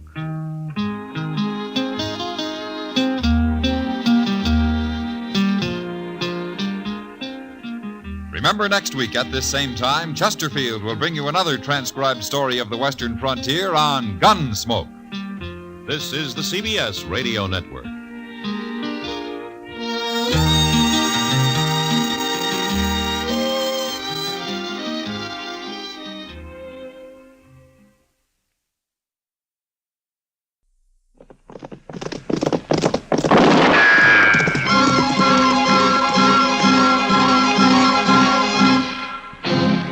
Around Dodge City and in the territory on West, there's just one way to handle the killers and the spoilers, and that's with a U.S. Marshal and the smell of gun smoke.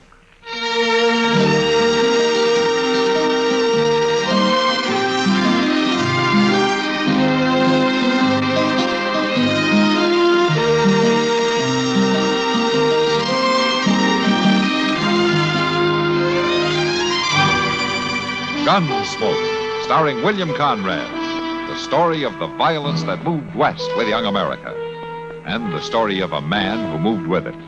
I'm that man, Matt Dillon, United States Marshal. The first man they look for and the last they want to meet.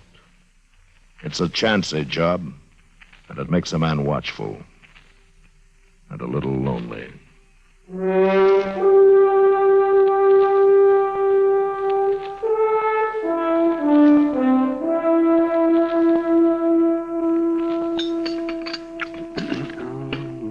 Chester, if you put any more chili powder on those eggs, you'll go up in smoke. Well, I like 'em good and hot, Doc. Oh, for heaven's sakes, Chester. Hey, pour me some more coffee, will you, Doc? Eh? Oh, yes, of course, my dear. Here you are. Thank you. By the way, did Matt say when he'd be back? Well, they told me the end of the week. After all, Doc, it's a 2-day ride to Tascosa, and he didn't leave here till 2 days I ago. only asked a simple question, Chester. And anyway, how was I supposed to know? Nobody ever tells me anything. They don't have to, or you snoop around. Snoop around? What's Matt doing in Tascosa, Kitty? Talking to the man that sent for him. What? What men, Kitty? The Tascosa Citizens Committee. Something to do with hiring a new sheriff for the town. I guess I figured Matt would know where to find one. Hire a sheriff? What in the world for? Well, the man they got as sheriff now is no good. The decent citizens can't get rid of him. Well, if he's no good, why'd they hire him in the first place? I do not understand it. The whole frontier's an armed camp. Shooting and killing everywhere you look. Nothing left but the quick and the dead. Doc, would you pass the chili powder? Oh, for goodness sake. Here. Thank you. Kitty, I'm going to tell you one thing. I don't know how bad the trouble is down in Tascosa, but Matt better get back here quick. Why, Doc? What's wrong? What's wrong? You ask that when the only vestige of the law we've got in this town is a chili-eating cherry rocker like the fool I'm sitting next to. What's wrong, indeed? Now, you look here. You just let me tell you something. Now, Doc, you wait a minute. You two are worse than children. Settle back now, both of you.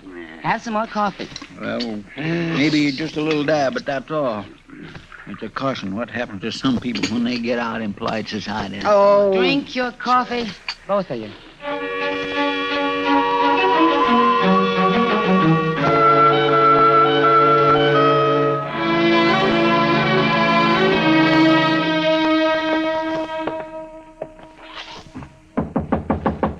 Yeah, come Come in.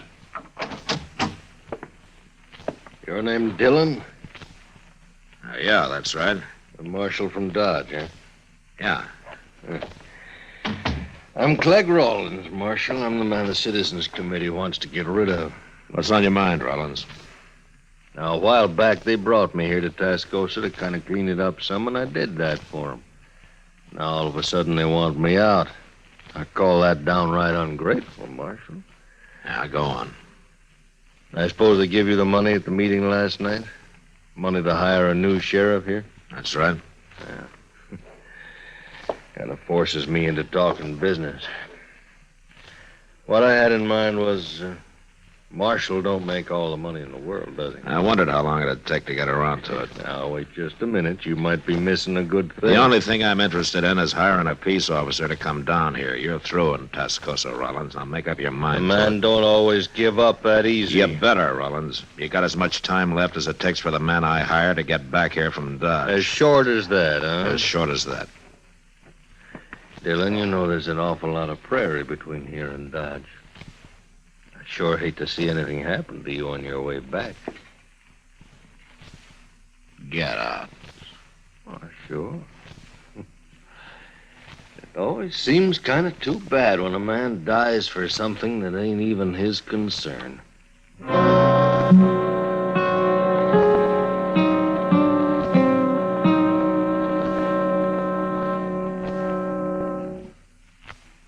This is Bill Goodwin. You know, someone once said humor is the true democracy, and that's why we Americans can smile when we tell the stories of the legendary heroes who helped to build our country's great industries and institutions, such as the hero of our armed forces, Kilroy. Since the beginning of World War II, Kilroy has popped up everywhere from Africa to Australia, from Kwajalein to Korea.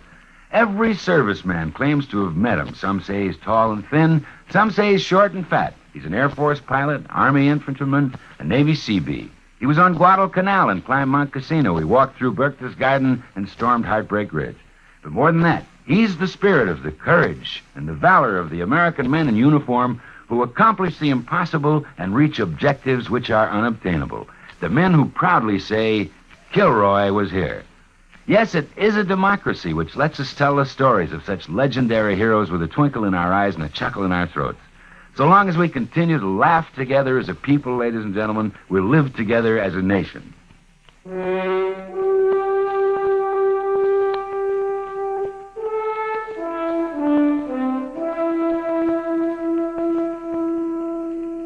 next morning, I was in the saddle before dawn, and by the time the sun was up, I'd covered a good 15 miles.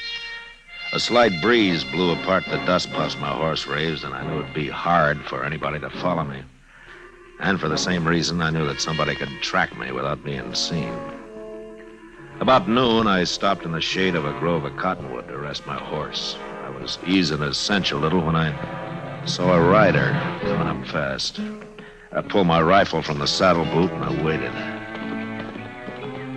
And I put the rifle back. I've got to talk to you. Please.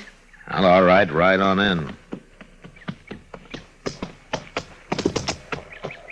It's a long way out on the prairie for a lone woman. Can I have some water? Water? Sure. There you are. Thanks. Thanks a lot. You haven't said what you're doing out here. I followed you from Tascosa. You followed me? If you'd seen me sooner, you'd have sent me back, and I can't go back. Just who are you, miss? Stella Harkney. I'm one of the girls at the Overland Saloon. You're lucky. I might have shot you riding up on me that way. It was the only thing I could do, follow you this way. Besides, I didn't think you'd ride out so early. Just why I did. I know all about you, Marshal. And I know why they sent for you to come to Tascosa. That's so? How? I'm Clegg Rawlins' girl. You're Rollins' girl? That's right. Look, you better turn around and head back right now. I can't. Clegg'd kill me if he found out I'd tried to run away. How do I know you're not still his girl, setting a trap of some kind? All right. Look. Look at my shoulder. He put those marks there. You think I'd stay with a man like that? All I'm asking is to ride on to Dodge with you, Marshal. I've got a rifle, and 2 rifles are better than one. Clegg will come after you. You can be sure of that. Seems to me you're awful anxious to help kill the man you belong to. Oh, I belong to him right enough. He brought me down here from Hayes City. Gonna marry me, he said, but I found out different. He just wanted me to work in his saloon. He already has a wife down by Willow Springs. Didn't exactly like that, and I told him so. That's when he beat me. Look, let me ride with you, please. I don't know, Stella. I'm not going back, Marshal. Well, all right. I guess it doesn't matter now that you come this far. Thanks. You may be telling the truth, but you better ride a little ahead of me anyhow. What for? It's just easier to keep an eye on you. Like you said, you got a rifle. Okay, let's get started.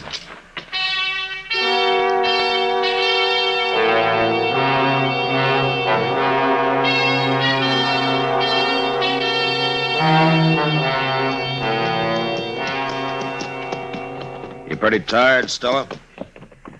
I'll make it. There's a nester's cabin not far from here. If we can find it before dark, maybe he'll put us up for the night, huh? Sure feel good to walk around. Yeah. You saddle weary?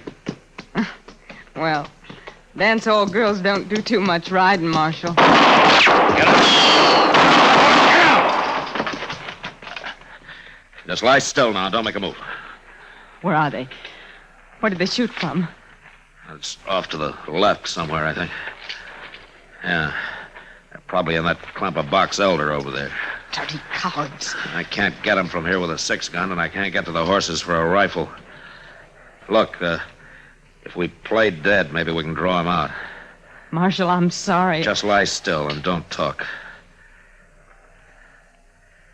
Yeah, here they come. 2 of them. Just hold still now. I've seen those men before. They work for Clegg. Stella, when I give the word, you yell as loud as you can, huh? Scream. It'll throw them off. You ready? All right, now.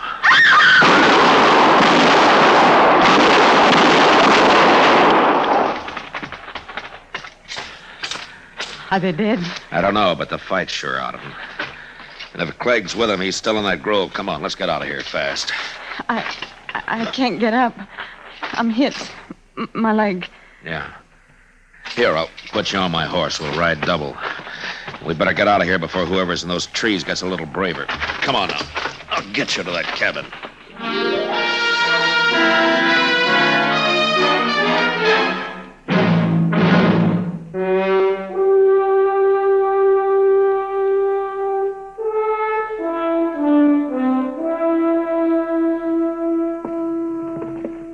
There you are, miss. You just lie back now. By morning, you'll be fit as a fiddle.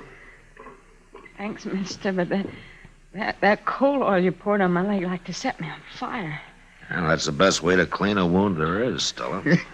Less than it's whiskey, of course, but that would be pure waste, wouldn't it now? You two can afford to make light of it. It's me who's got the bullets. Well, I'm going to have to feed my pigs. Having company like this has thrown me clean off schedule. I'll be back directly. Marshal? Yeah. Having me along's caused you a lot of trouble. Slowed you down. Clegg is probably going to ride into Dodge ahead of you. He'll be waiting there. Oh, why there? 'Cause he's no good with a rifle. He needs a 6-gun on a town street. Well, maybe he won't try again, Stella. After all, there are other towns for him to take over. It's more than that, Marshal. It's a lot more, now that he knows I'm with you. He's a jealous man. He's crazy jealous, and now he'll think there's something between us.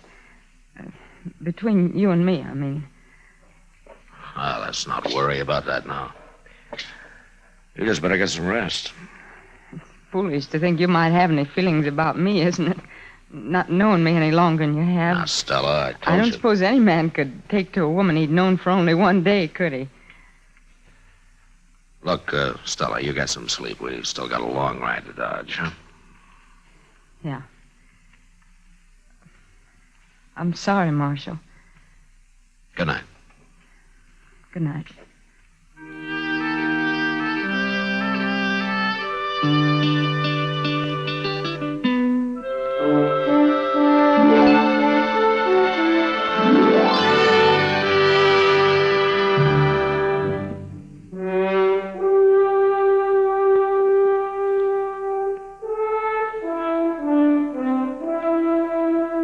The next morning, Stella's leg wasn't anywhere near well enough for her to ride, so I borrowed a spring wagon from the nester and we started out for Dodge. It was a rough trip and a slow one. Stella sat there, not saying much, just staring ahead. Once or twice I saw a dust cloud on the horizon, and I knew if it was Clegg Rollins, he'd be in Dodge long before I would. It was nearly dusk by the time we drove down the plaza and stopped outside Doc's office. And it was a half hour later before Doc had clean bandages on Stella's leg. Then I waited with her while he went out on another call. Marshal, Yeah, Stella. I had a lot of time to think today while we were driving in. It was a rough trip for you. Not so bad, but what I wanted to tell you was I'm not going to stay in Dodge. Oh? Where are you going? Oh, I don't know. Abilene, maybe, even St. Louis. As soon as I'm well enough, I'm taking the Santa Fe out of here. There's no reason for you to leave, Stella. Yeah, yes, there is. Clegg Rollins? No. What is it, then? Well, it's not important. It's just easier if I go. Easier for me, I mean. Oh. You can't forget somebody when you're living in the same town, Marshal. You better go now. Doc will be back directly, and there's no reason for you to wait. Not any longer. Yeah. Well, goodbye, Stella. Goodbye, Matt.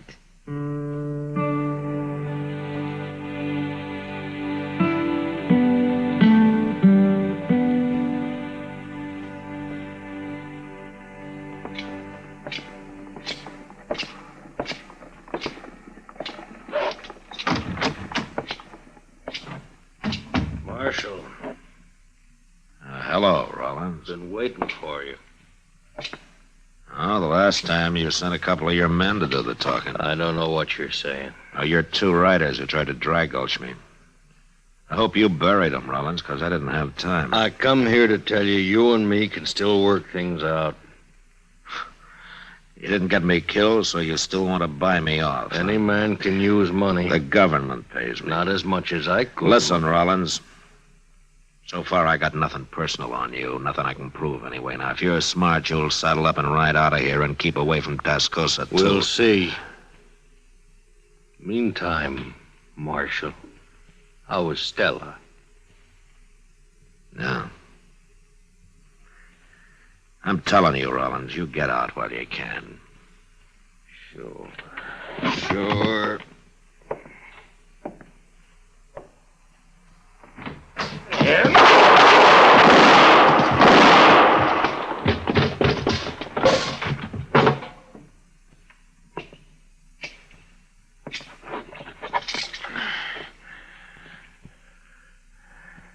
Mighty fast, Marshal. You shouldn't have tried it. Yeah, I know that now. I just thought maybe...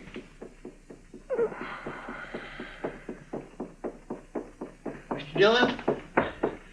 I seen it. I seen him back out the door. What happened? Who was he? Oh, it was a man named Rollins. What'd he do? He didn't want me to send a new peace officer to Tascosa. Well, that ain't much of a reason to die, is it? He figured it was. Look, Chester, you go tell Doc about this, huh? I got some business over at Delmonico's. What you gonna do? Well, Doc told me there's a man I want to talk to down there. Who? An ex-buffalo hunter I'm going to ask to take the job of peace officer in Tascosa. Who is it, Mr. Dillon? Slim Trent? No, it's somebody who just got into town a little while back. He's a kind of a hot-headed fellow, but he can get the job done. Well, who in the world is it, Mr. Dillon? You don't know him, Chester. It's a fellow named Hickok, Bill Hickok.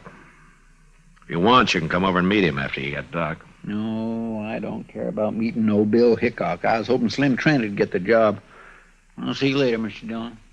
Yeah, sure.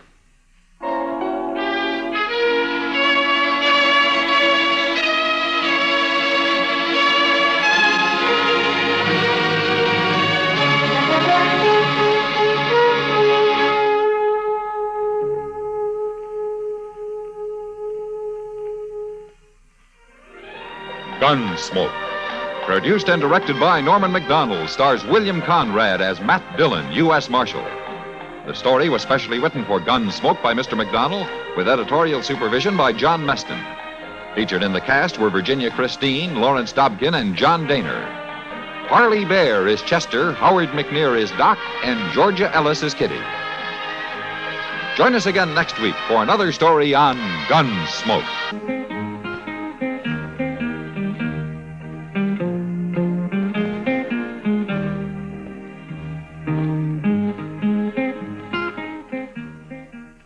We pause now for station identification.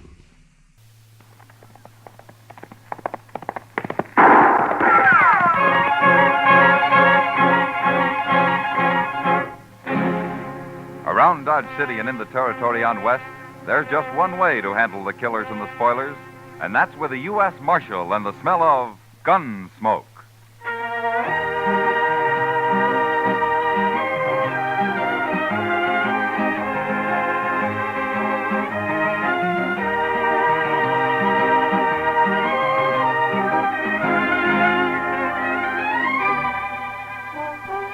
Gunsmoke, starring William Conrad. The story of the violence that moved west with young America.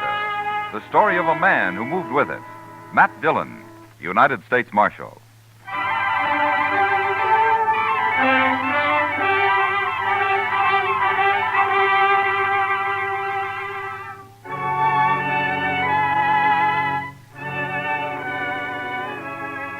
Trouble could start any time in Dodge, but usually it was at night that the men made their play along Front Street, and so ordinarily I was up a good part of the night and did my sleeping in the morning. It was a rare thing for me to be out in the early day, and for some reason it worried Chester.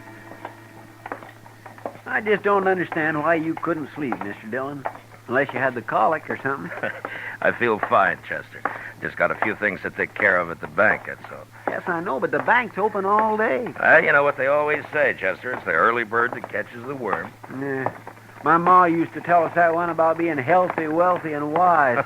She used to root us out of bed every morning at daylight on account of it. It's a good saying.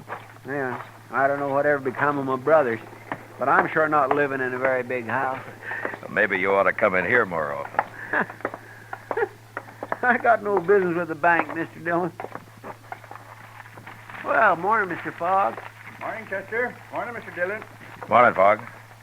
I'll be over there in a minute as soon as I straighten this stuff out.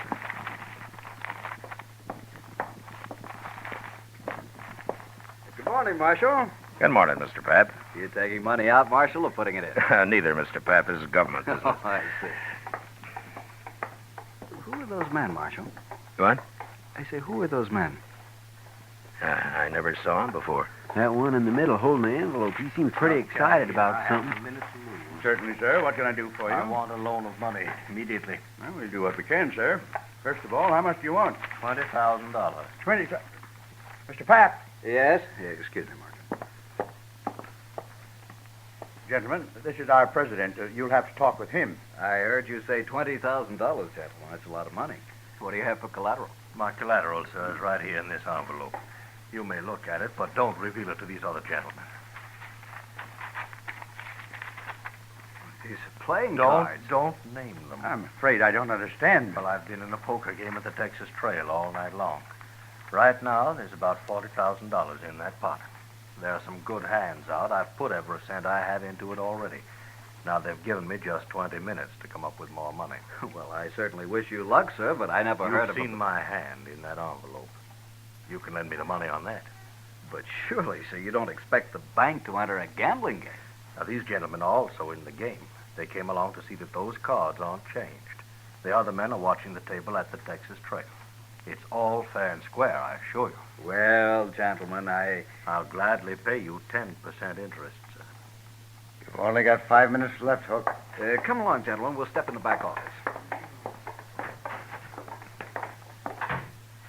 Well, now that's about the craziest thing I ever did here. He must have a pretty good hand, Chester. I know, sir, but you don't think Mr. Pap's going to let him have $20,000 on it? It certainly looks that way. Yeah, there we are. I'll take care of this and we'll get out of here. This is government stuff, Fogg. You know what to do with it. Certainly, Mr. Dillon. Now, let me see.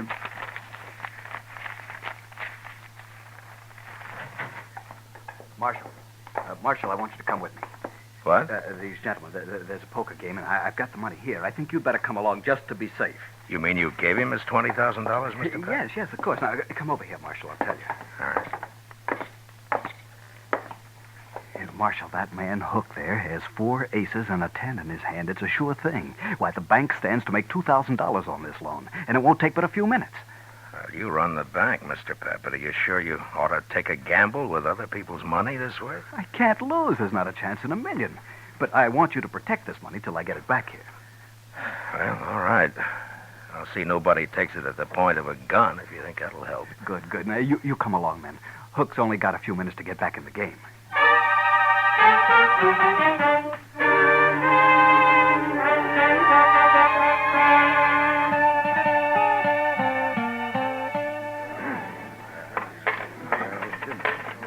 All right, there's my money, Mr. Shaneways. I'm calling you, sir. You must have a pretty good hand, Hook. All the trouble you've been to. You will see it. What have you got? 5 little hearts, all blue. I win, sir. 4 aces. But look at my hearts. They read 2, 3, 4, 5, and 6. Straight flush. Your aces lose, Hook. Aces. Aces, how could he have a straight flush? Got it dealt right out of the deck, Hook. Right out of the deck. Nice pot. Had enough? But he won. Mr. Pap. Sir, I don't know what to say. $20,000.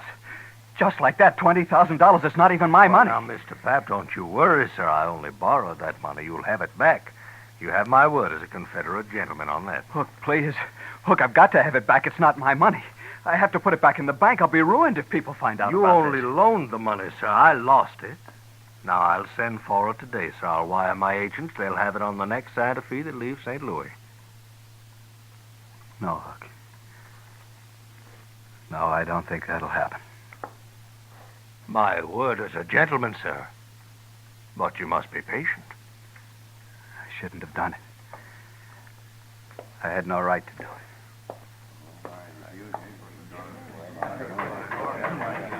Chester. Yes, sir. Go tell Doc I want to see him.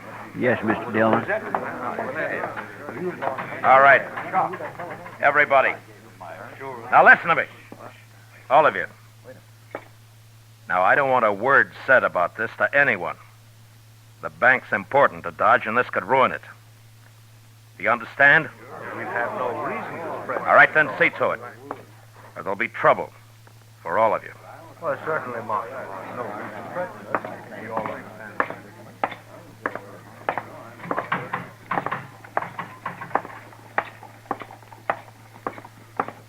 Mr. Pap, hold up a minute, will you? Mr. Pap? Marshal, I should have listened to you. I'm ruined now. Now, look, Mr. Pap. Maybe Hook's got money, I don't know, but if not, we'll figure something out. People will give you time. No. No, they won't. As soon as they hear about this, there won't be any bank. They won't trust it anymore. But they have to. It's the only bank there is. What'll Joanne think? My kids.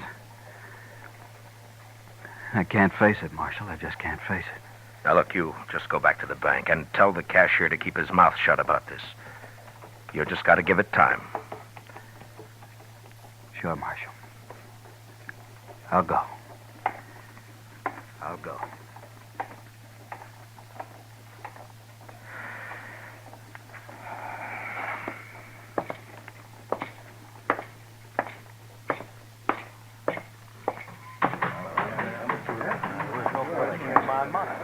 Oh, Marshal. Marshal, sir. I am sorry for that man, but he has no reason to worry. I'll send for the money at once. Yeah, you do that, Mr. Hook. Send for the money. Gentlemen, what are your names? My name's Shaneways, Marshal. Now, I'm sorry for that banker, but it's nothing to do with me. I won this money fair, and I'm keeping it. Sure, Mr. Shaneways, of course you are. Who are you, mister? Varden. And I agree with Shaneways. Gambling money's fair money. Nobody is arguing that, Mr. Varden. But remember, gentlemen, what I said. Don't talk about this. Oh, well, hey, Matt. Chester said you wanted me. What's happened? Didn't hear any shooting. Everything's all right, Doc. Oh, well, that's it. Oh, you look familiar. Don't you? I haven't had the pleasure, sir. Oh, well, maybe not. No, I guess not. My mistake. Never mind, Doc. Come on. Yeah. Chester said he'd wait at the office, Matt. Look, Doc, I want you to go over to the bank. Mr. Pap is pretty upset. See what you can do for him, huh? Give him a bromide or something. Sure, Matt. What's wrong with him, anyway? He just lost $20,000 in a poker game. He lost 20... And he wasn't playing. He lent the money on the strength of what looked like a good hand. That man Hook came into the bank for it with the other two. Oh. He brought his cards along and raised the loan that way, huh? What? How did you know? Oh, I heard of it once, Matt. It was down in New Orleans. Oh, that was years ago. Well, what happened? Well, the same thing. Fella got the money and he lost it. That's all. You mean it was fixed between him and the others? Oh, sure, it was fixed all right. Well, how did they find out? Well, the fella that borrowed the money got drunk and he talked and they put him in jail, but the others got away clean. Look, Doc, that gray-haired man you thought you recognized, his name's Hook. Are you sure you never saw him before? Oh, a lot of people look familiar at first glance, man. You know how it is. Look, in New Orleans, you didn't know the men who pulled the trick on the bank, did you? Well, people said that they'd come down on the riverboat. I was doctor on the Tennessee Belle then, but I never met them, not to my knowledge anyway. You recall hearing their names? Well, that was a long time ago, Matt. Look, Doc, those three back there may have just pulled the same thing now. Hook looked familiar to you. Maybe he remembers you, too. Well, he just said he'd never met Doc, me, he Matt. could be lying. Oh, sure, but I can't place him. I probably never saw him before. Well, go see what you can do for Pap. He's in pretty bad shape. Oh, sure, Matt. Gamblers were always drifting in and out of Dodge. Some of them were crooked, and some, it had been said, were honest. Ordinarily, it didn't matter much one way or the other. Most men could take care of themselves. But now the bank was involved, and the citizens of Dodge had their faith in that bank, as well as their money. I gave it a lot of thought the next hour or so, and finally I had an idea that seemed like a start anyway. I explained it to Chester, and together we went back to the Texas Trail. Shaneways and Varden were idly cutting cards, and Hook was at the bar talking to Kitty. Hello, Matt. Kitty? Hi, Miss Kitty. Do you know Mr. Hook? This is Marshal Dillon. We met earlier. Why, yes, indeed. This morning? I must have smelled trouble, Kitty. I got up early. You're always smelling trouble, Matt. Yeah. Leave your beer, Hook, and come with me. What for? Just do it. Whatever you say, Marshal. Miss Kitty, I'll be back. Yeah, sure. All right, Varden, Shaneways, get up and follow Chester. What? Is this an arrest? Now, what would I be arresting you for, Mr. Shaneways? What? Nothing. You've no reason. That's right. All right, come on, let's go.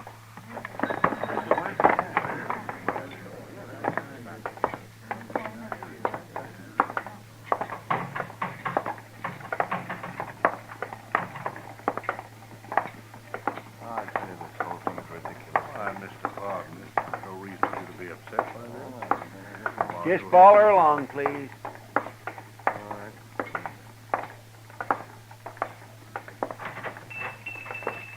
Well, what is the idea of bringing us in here, Marshal? Well, good morning, gentlemen. What can I...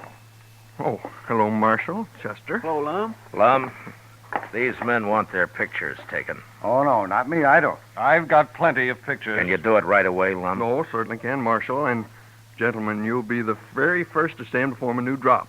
The ancient temples of Greece. It'll lend you dignity and power. What's the idea of this, Marshal? Lum's just going to take your pictures, that's all. Oh, Lum, front and side views both, huh? Oh, certainly, Marshal, certainly. And then, gentlemen, if you leave Dodge, any of you, it'll make it a lot easier for the law to find you and bring you back. Wherever you go. This is outrageous. I won't stand for it. Pardon. Wait a minute. I agree the marshal is being a little high-handed, but after all, he must protect himself in his job. But since we've done nothing wrong, we have nothing to fear. Sure. Hook's right, Wolf Garden. I'll go first. Are you ready, Lum? No, right this way, sir. Chester, you stay here and wait for the pictures. Bring them over when they're finished. Yes, sir, Mr. Dillon.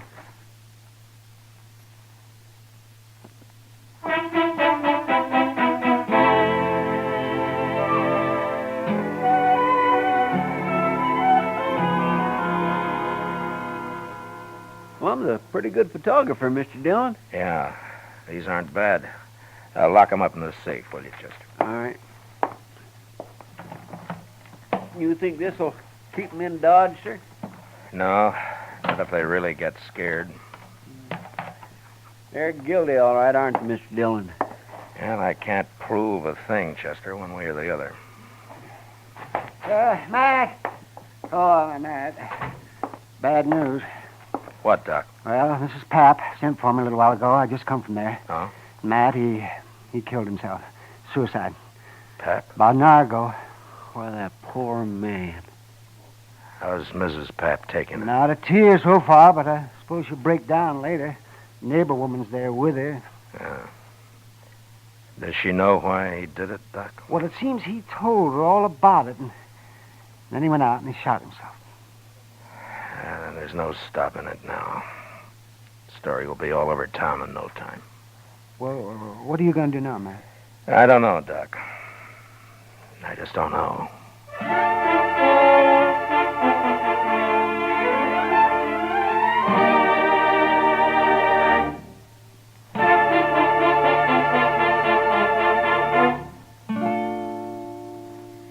We will return with the second act of Gunsmoke in just a moment. But first, today's opportunity knocks twice for qualified women. For the younger woman, the career of nursing offers opportunity unlimited. Ask how you can enroll as a student nurse at any hospital at the nurse's registry desk. And for the older woman, there are many thousands of openings in practical nursing. Graduate nurses or practical nurses will find expanding career opportunities for years to come. Act immediately. Serve humanity and provide for your own secure future. Now the second act of Gunsmoke.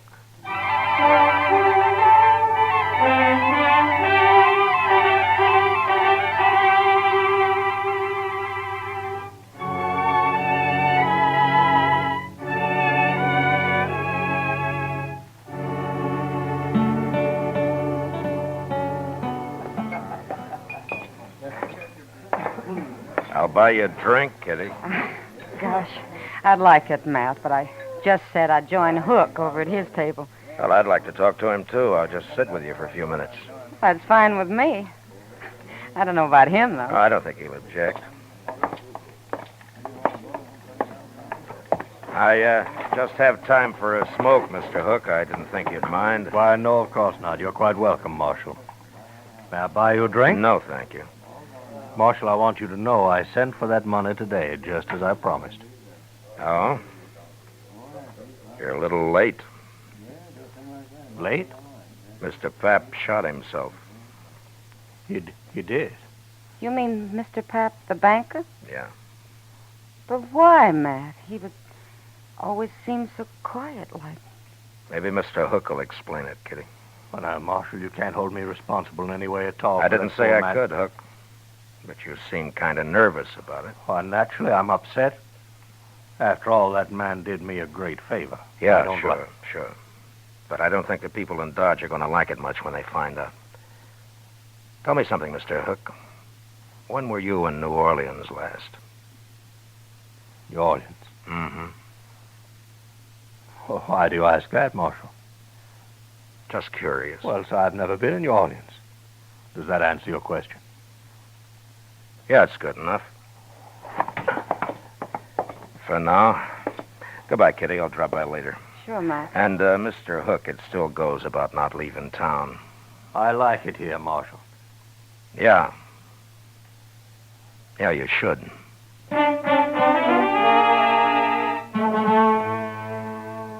Maybe I should have arrested Hook and his friends without any evidence and just seized the $20,000 and put it back where it belonged.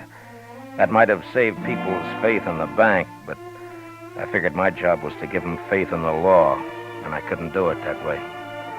I'd made it plain to Hook what I suspected, and I hoped it'd scare him into making a mistake. And it did. But I didn't learn about it until next morning when I was having breakfast at the Dodge house. Mr. Dillon? What? I've been looking everywhere for you, at your room, Delmonico's, the Texas Trail, everywhere. This is the last place I hit. Well, what is it, Chester? Here, look at here, just you read that. Marshal, we're taking Doc along. If you follow us, we'll kill him. Where'd you get this, Chester? It was under the door when I opened up this morning. I ran up to Doc's right away, and sure enough, Mr. Dillon, he's gone. Come on. Go check the depot and the stage line, Chester. I'll cover the livery stables. All right, sir. It'll take me longer, so you get our horses ready. I'll meet you at the office, huh? Yes, sir.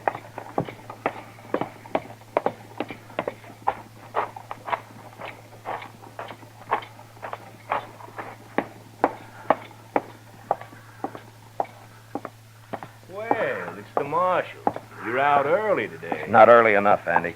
Yeah? What can I do for you? I want to know if you rented out any horses last night. Well, sure, a few. Why? Did you rent 4 to anybody, 4 in a bunch? Why, yes, I sure did. Be back today, so they said. Who said? Well, strangers to me. Paid me in advance, though. The greenhorn. What time was this, Andy? Oh, it was late. Yeah, it was way after midnight it was. Something wrong? Yeah. Tell me, Andy, what'd they look like? Well, one was an old fellow, gray hair. Didn't give me his name, though. I don't think I got much of a look at the other one. You have any idea which trail they took out of town? I know I don't. One of them said something about St. Louis. But that's not much help, is it? It might be. Well, thanks, Andy. Oh, one thing, Marshal. Yeah. If you're riding after them, those horses they got are just crowbaits. I didn't figure they could handle anything better. There was nothing to do but take a chance and ride east. Luck was with us, though, and within an hour we cut their trail. 4 horses leave a pretty fair track, and we followed it, riding hard. By dusk, we could tell by their sign that we'd nearly caught up with them. And soon after dark, we spotted their fire. These were gentlemen, maybe, but they were mighty poor hands on the prairie. We left our horses and went ahead on foot. We gonna shoot it out with them, Mr. Dillon? Yeah, we can't chance it, Chester. They'd kill Doc. Now, hold up a minute. That's their horses just ahead. They sure staked them a good piece from camp. Yeah. Lie down, Chester. What'll we do, Mr. Dillon? We just wait. Those men are mighty green at this game. I think we can steal their horses without any trouble at all. Just leave them afoot, huh? Yeah. Now, look, Chester, when we get those horses, I want you to pick up ours and take the whole bunch out of sight. I'm going to crawl into that tall grass just to the left of the fire there and hide until morning. Mr. Dillon, why can't I go with you? Every time we get in trouble, you always send me off alone somewheres. You always do everything alone. Do as I tell you, Chester. Yes, sir. You just wait till you hear gunfire, and then ride in fast and bring all the horses. All right. Good luck.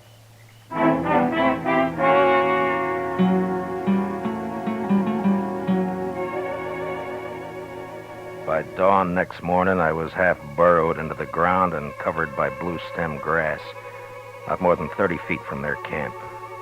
I could hear their talk all right, but I couldn't see them unless they were on their feet.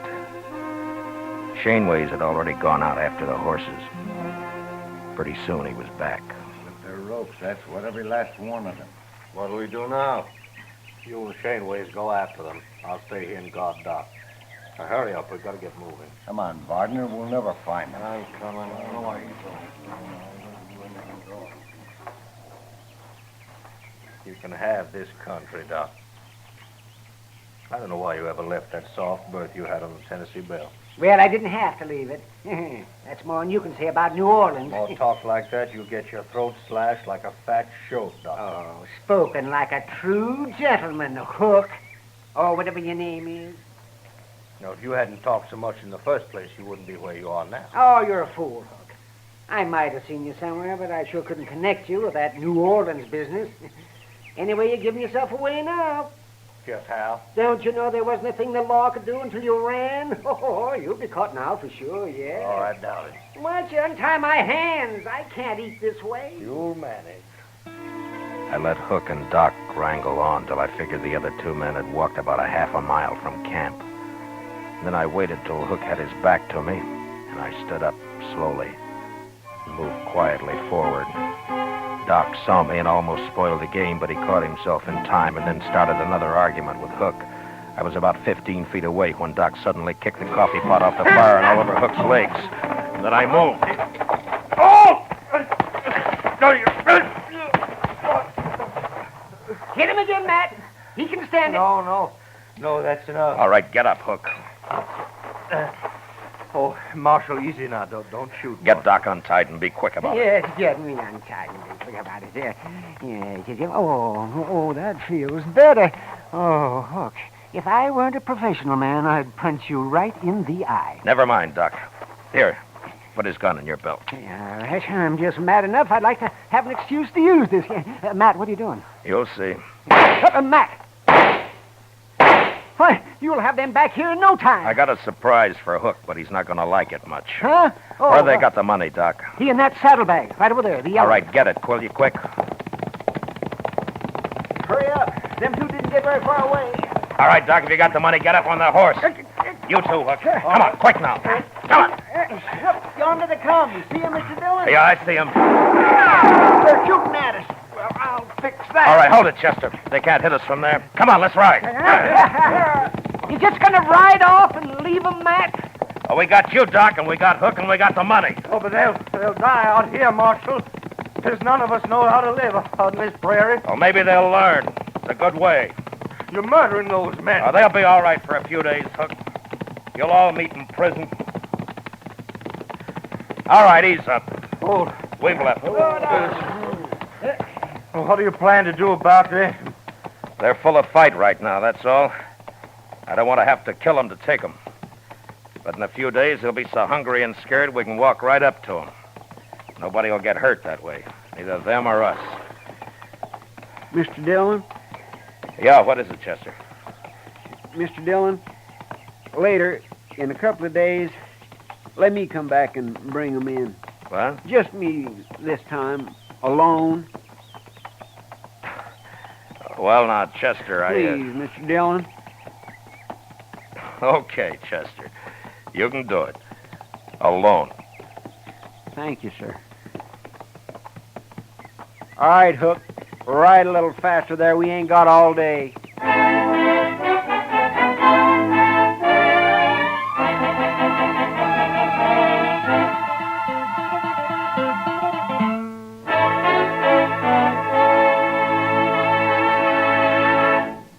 Gunsmoke, under the direction of Norman Macdonald, stars William Conrad as Matt Dillon, U.S. Marshal. Tonight's story was especially written for Gunsmoke by John Meston, with music composed and conducted by Rex Corey. Featured in the cast were Lawrence Dobkin, Harry Bartell, Ralph Moody, James Nusser, Joe Cranston, Paul Dubov, and Peter Leeds. Parley Bear as Chester, Howard McNear as Doc, and Georgia Ellis as Kitty. Gunsmoke is heard by our troops overseas through the facilities of the Armed Forces Radio Service. Join us again next week as Matt Dillon, U.S. Marshal, fights to bring law and order out of the wild violence of the West in Gunsmoke.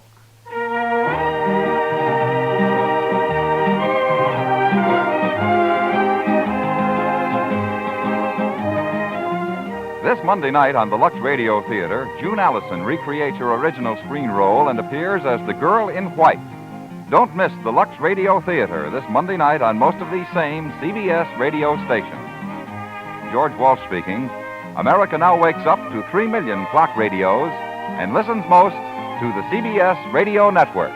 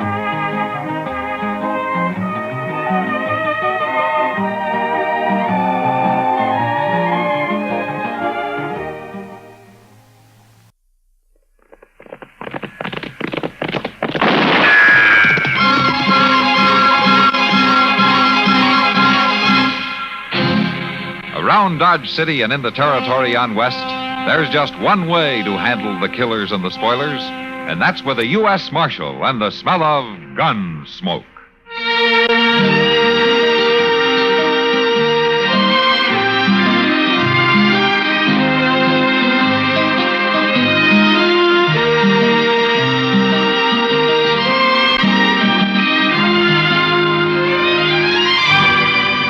Gunsmoke, starring William Conrad, the story of the violence that moved west with young America, and the story of a man who moved with it. I'm that man, Matt Dillon, United States Marshal. The first man they look for and the last they want to meet. It's a chancy job, and it makes a man watchful and a little lonely.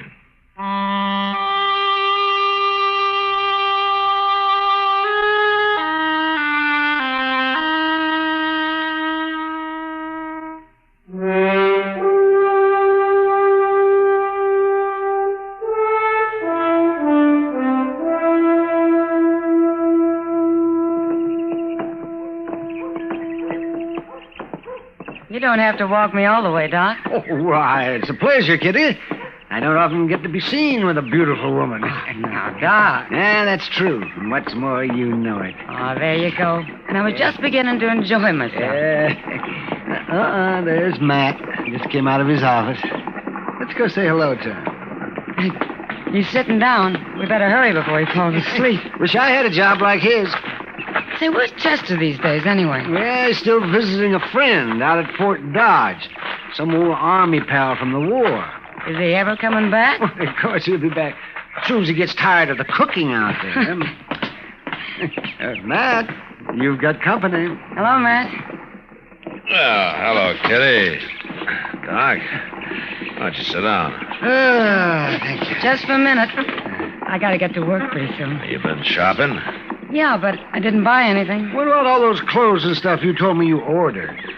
Well, that's different. It is? Well, sure. No, don't explain it to me now. It's too hot today. Who's this? Huh? Who's this? I don't know. He's a stranger to me. Well, he's from Texas, that's for sure. Look at that rig.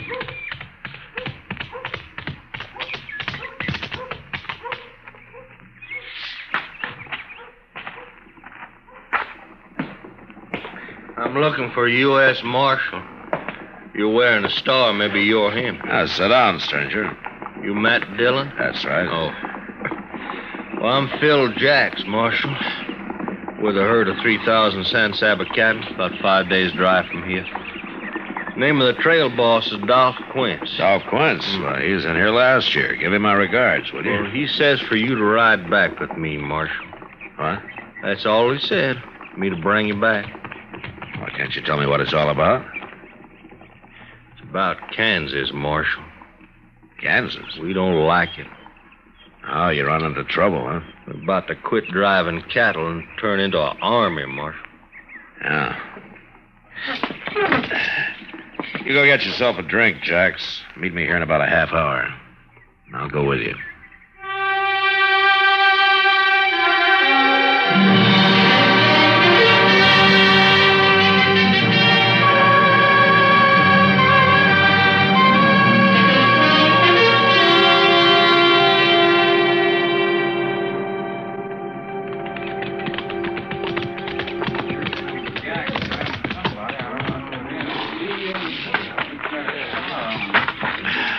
You just drop your saddle anyways, Marshal.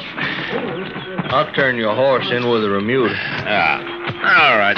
Thanks, Jax. I will. And Dolph Quince will be over there by the fire somewhere. Okay. I'll find it.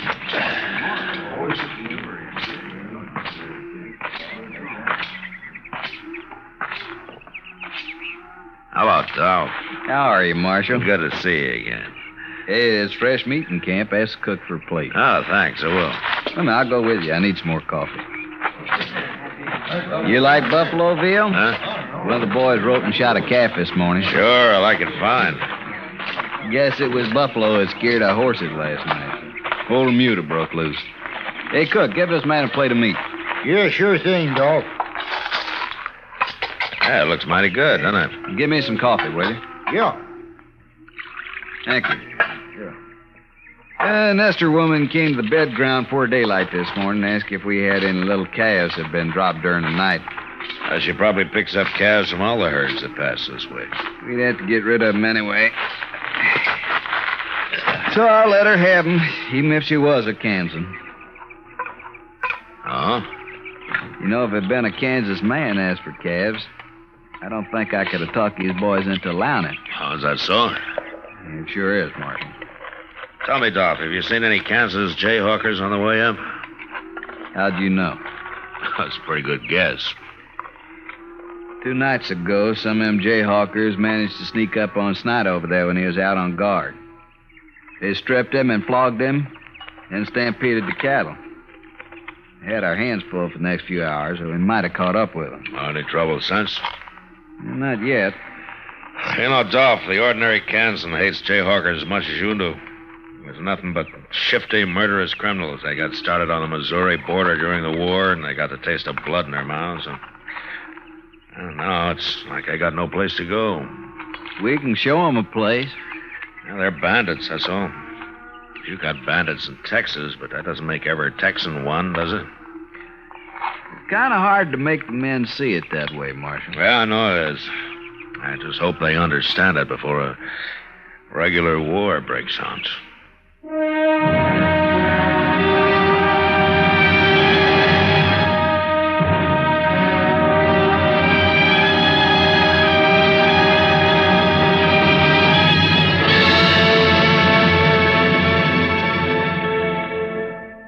Another visit with Joe and Daphne Forsythe. Overhead, the moon is beaming. Hold it, Daphne, hold it. Oh, hi, Joe. Guess what, honey? I'm trying out for the operetta. As what? A singer. You could have fooled me. I was just practicing one of the songs. Well, I don't think you quite fit the role. Why not? Well, if this version of the Student Prince is like the version I know, that particular number is sung by a tenor. Oh, Not that you don't come close, but I think you better stick to being a housewife. but I want to be a singer. Daphne, honey, a singer you'll never be. I could take lessons. Yeah, but lessons cost money. Money better invested for us in savings bonds. You and your old savings bond. I can't help it, honey. I just can't get over the way those savings bonds pay off. $4 for every 3. That's what I call an investment. What good do they do me now? A lot. The money we put in those bonds every payday helps keep America strong and protects you and me. No bonds, maybe no operetta. Ever think of that? I still want to be a singer. Well, when those bonds start bringing in the green, if you still want to sing, they'll pay for the lessons and more. Good. Gee, if those bonds mature as fast as you say, I better start practicing now just so that I'll be ready. Overhead, the moon is beaming. Daphne, did anyone ever tell you you have a bad voice? Everyone.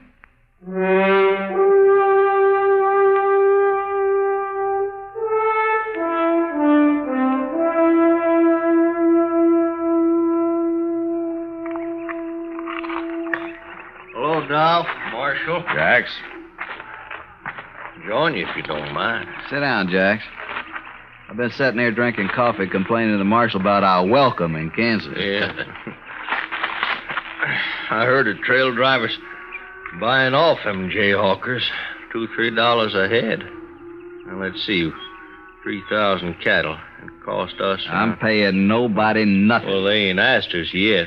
But I'll kill the first one I see anyway, so... Marshal, one reason I wanted you to come down here was to ride with us a few days. Get to know the boys a little. You're in a bad temper, and when they hit Dodge, they're going to be looking for Kansas scalps. All right with you. I figured you would. See, Marshal, the way we look at it, the good citizens of Dodge are out to fleece us anyway. And on top of that, they hire gunfighters to shoot us as soon as we kick up our heels a little. Now, all in all, it makes for a bad feeling.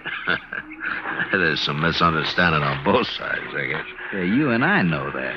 But they don't. Dolph, I near forgot. What? Stranger just rode up to the Remuda over there and asked for a job. I told him to eat first. Where is he? Well, I'll go get him. Say, Dolph, I'd like to stand a guard tonight. Oh, there's no need for that. Well, if I'm riding with you, I'll do my share of the work. All right. You go out with the second watch.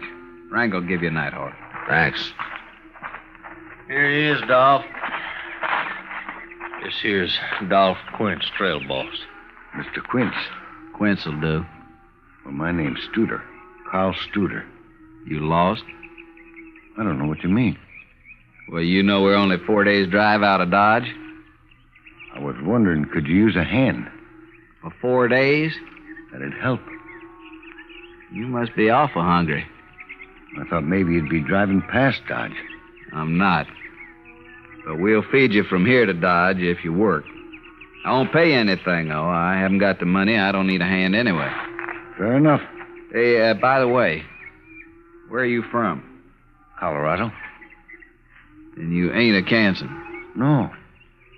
Good. Maybe the boys won't tear you apart. You'll be on the third watch tonight, Studer.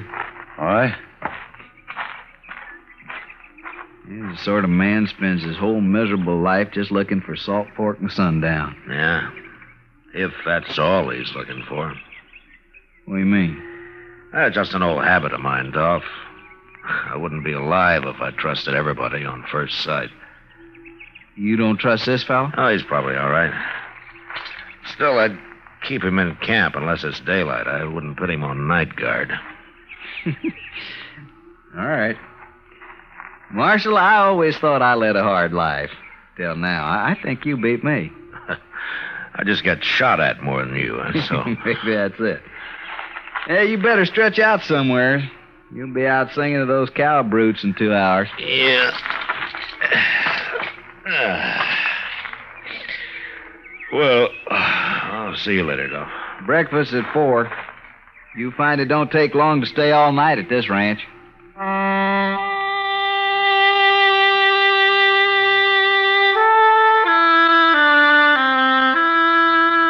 didn't have much chance that night to get to know the boys on guard.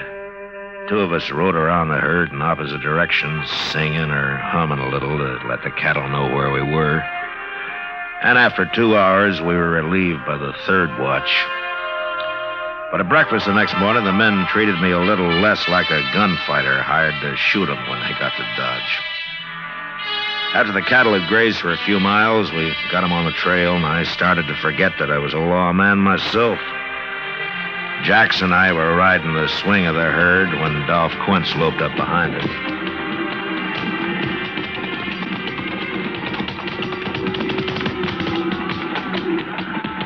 Hey, how's it feel to be a trailhand, Marshal? There's nothing to it if I could sleep all winter like you do. Where would you spend your money? I already offered to trade jobs with him, Dolph. Hey, look, you 2 crossed the Cimarron yesterday. What's it like? Now, the water's gone down. You won't have any trouble. I was also thinking about the sand. Well, it was sound where we were, Dolph. Yeah, then we'll cross right there. You go up ahead and ride point, Jax, and lead us to it. All right. Take that new fellow Studer with you. I don't need him. I want him up front where I can see him. Oh, okay.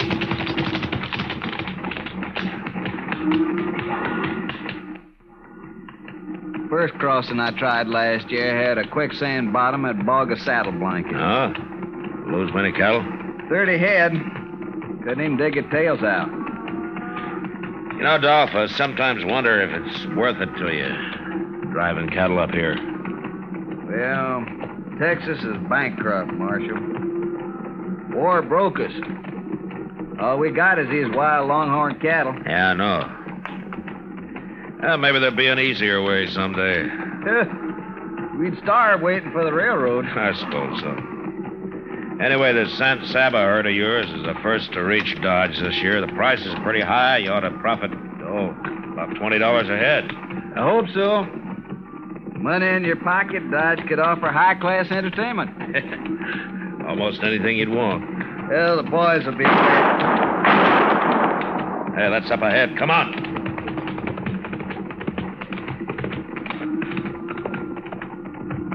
Look, he got a blanket. He's starting to stampede. Yeah. Is that Jack's horse running loose? Yeah, and there's Jack's lying on the ground. They shot him, Marshal. That man with a blanket, that's Studer. I'm going after him, Dolph. You take care of Jack's. You go the cattle, they're off. Get him, Marshal. Get him alive. I'll get him.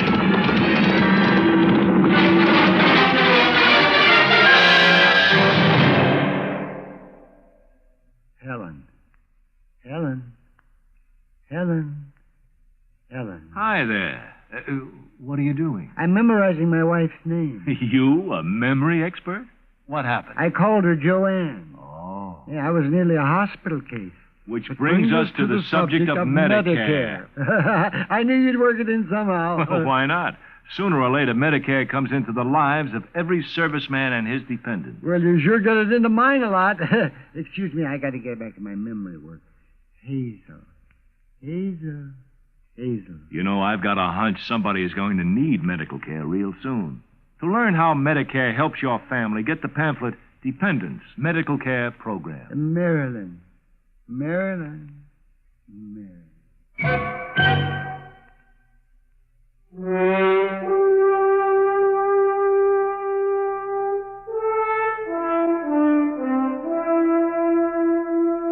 As I followed Studer, a few shots whipped past my head, but they didn't come from him. They came from behind a small rise he was headed for. Whoever was shooting was still too far away from me for me to worry about. I wanted to take care of Studer first, and slowly the distance between us closed. I pulled my rifle out of the boot and I snapped one off at him. He threw up his hands and pitched forward out of the saddle. I glanced at him as I rode past and crossed him off as one jayhawker less. When I reached the rise, I jumped off of my horse and I ran up it on foot, and near the top I got down and I crawled. When I poked my head over, there was only one man in sight. The other jayhawkers, if there had been any, had disappeared. This one was afoot and running for his horse. So I took my time and I put a shot into the cantle of his saddle. Horse bolted and the man dropped behind a rock and lay there. He was only half covered, so I stood up. A step at a time, I started toward him down the hill. That's far enough, mister.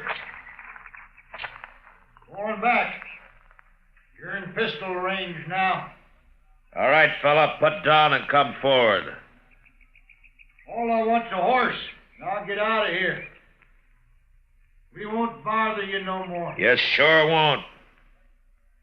Just let me on the horse. Listen to me, I'm a United States Marshal. You give up, and I promise you there'll be no lynching. You'll get a fair trial. No. If you don't give up, you're gonna die right where you are. Let me go. I'm warning you. I'm coming after you. No.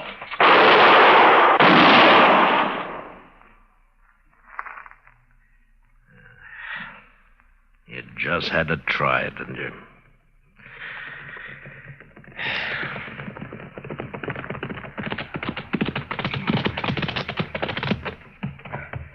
You leave a bloody trail, Marshal. Yeah. I brought Snyder with me. After the whipping they gave me the other night, I figured he deserved to be in on this. Guess I'm too late. Looks like the marshal's done taking care of everybody. Be glad you don't have to kill a man, son. I don't think I'd mind, Marshal. Yeah, I know. Tell me, Dolph, how's Jax?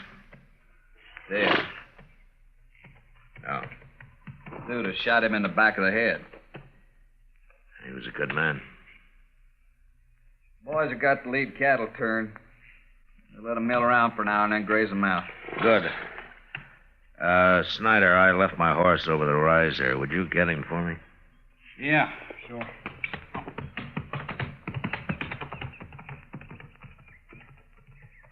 Looks like you walked right down onto this man. Well, I tried to take him alive like you asked. I just wanted to hang him myself. Anyway, I'm glad he's dead. Yeah, sure.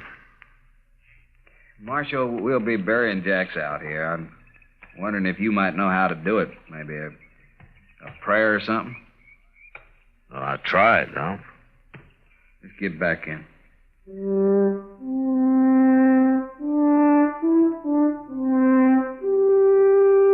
Well, we got back to where Jax had fallen. The cook had driven the chuck wagon up and was busy fixing coffee for the men, even though it was far from noon. The cattle were spread out and feeding now, and one by one the men rode up, sober and quiet. With just a glance at Jax, where he lay covered by his saddle blanket. A grave was soon dug, and with the end gate of the chuck wagon for a headstone, Phil Jax was placed in the ground and covered with prairie earth. Their hats in their hands, the Texas men had watched the service in silence. When it was done, they turned and walked away.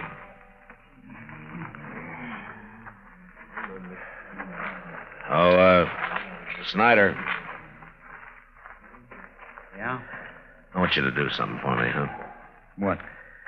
Well, I smuggled a quart of wagon yard whiskey out of Dodge when I came down here. The cook's got it hid in the chuck wagon. Well, now, Marshal. It's not much, but it'll cut the alkali in your drinking water. Why don't you get it and pass it out to the men, huh? Mighty decent of you, Marshal. Always wants a drink of the Marshal's whiskey. Get on over to the chuck wagon.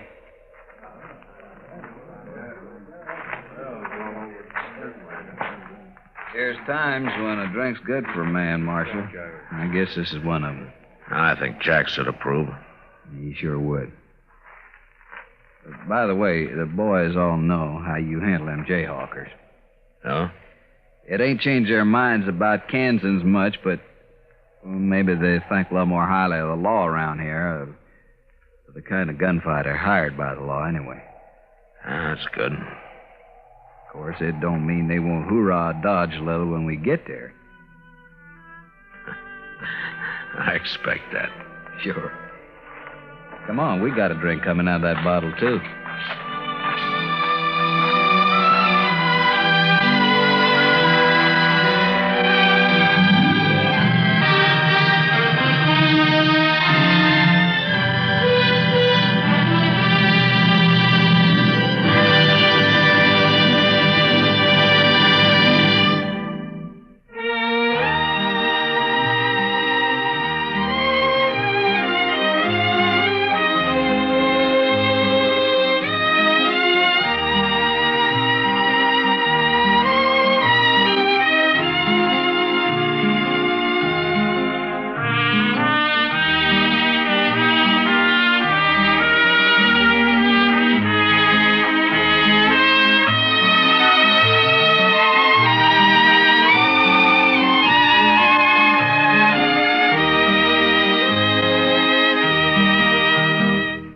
Gunsmoke, produced and directed by Norman Macdonald, stars William Conrad as Matt Dillon, U.S. Marshal. The script was specially written for Gunsmoke by Les Crutchfield, with editorial supervision by John Meston. The music was composed and conducted by Rex Corey. Sound patterns were by Ray Kemper and Bill James. Featured in the cast were Parley Bear as Chester, Howard McNear as Doc, and Georgia Ellis as Kitty. George Walsh speaking. Join us again next week for another specially transcribed story on Gunsmoke.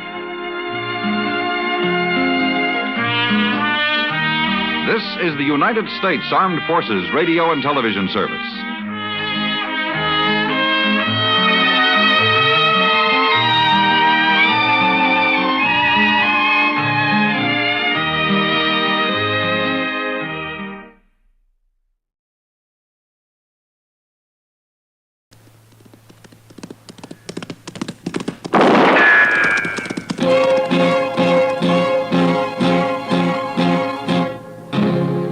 Gunsmoke.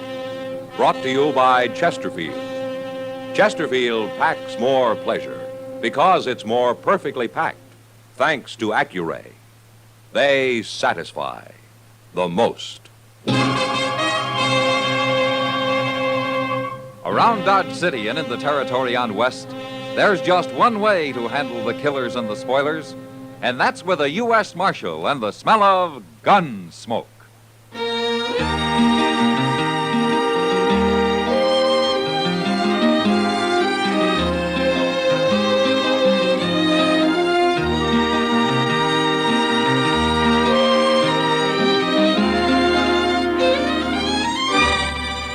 Gunsmoke, starring William Conrad.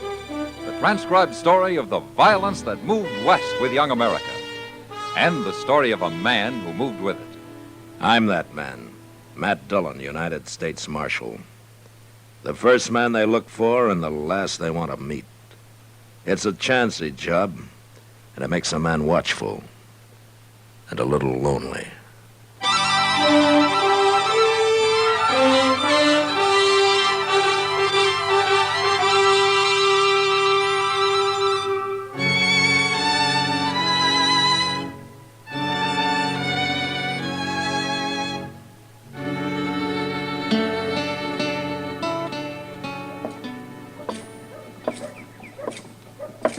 Oh, morning, Kitty. Well, you're out early today. I'm a working man. I have to keep regular hours. Then what were you doing at the Long Branch at 2 o'clock this morning? Well, sometimes it's a regular 24 hours, just like you. Well, at least I make good money at it. Kitty, would you really like to see me settle down and run a saloon? You might get to like it. All right, I'll do it. When? When I'm about 50. I thought so. Good morning, Miss Kitty. Oh, hello, Chester. Here's a letter for you, Mr. Dillon. Oh, thanks, Chester. The envelope says it's from Judge Rambo over in Wichita. Mm-hmm. Anything important? Yeah, it's a court order for eviction. Yeah, seems Brandon Teague didn't file legally on his land over by Wagon Mound. Did you say Brandon Teague? Oh, do you know him, Kitty? Everybody knew him around Abilene. Yeah, he had a pretty bad reputation then, I guess. Doesn't he still? Well, I haven't seen him for some time, but he's married now, and he's trying to prove up some land. Well, I don't envy you trying to put him off it. Brandon Teague never shoved very easy, that I recall. Well, we'll ride out there this afternoon, Chester. Be sure your gun's loaded, Matt. Well, maybe I won't need it, Kitty. Want to bet? No, I guess not.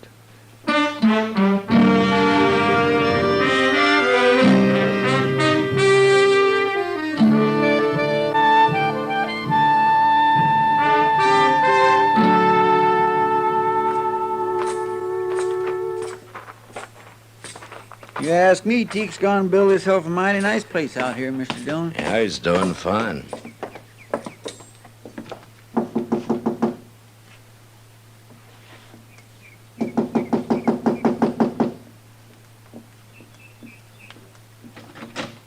Hello, Teague.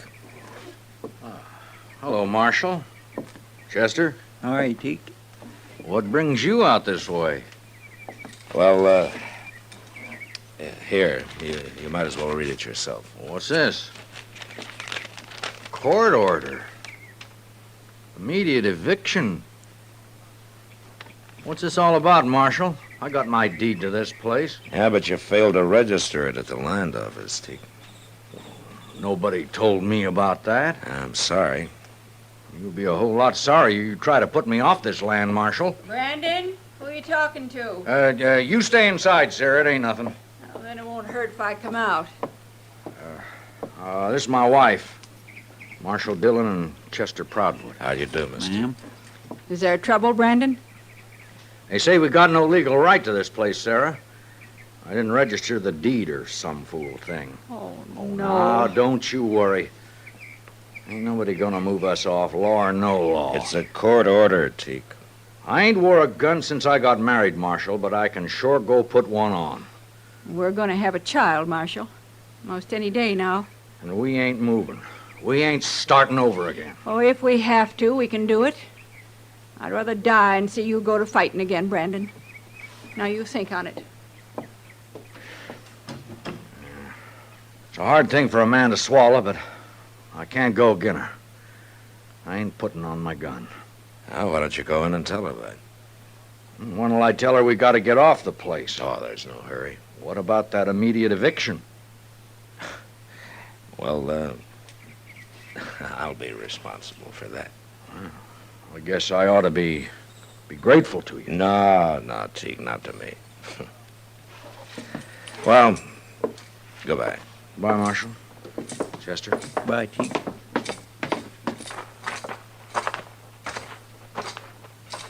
When are you going to put him off, Mr. Dillon? I'm going over to Wichita, Chester.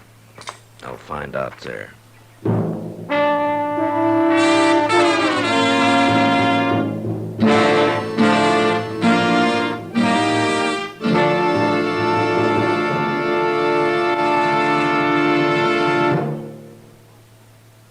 You've heard Bobby Haggard whistling it on radio and television. Right now, a country-style version. Okay, partners?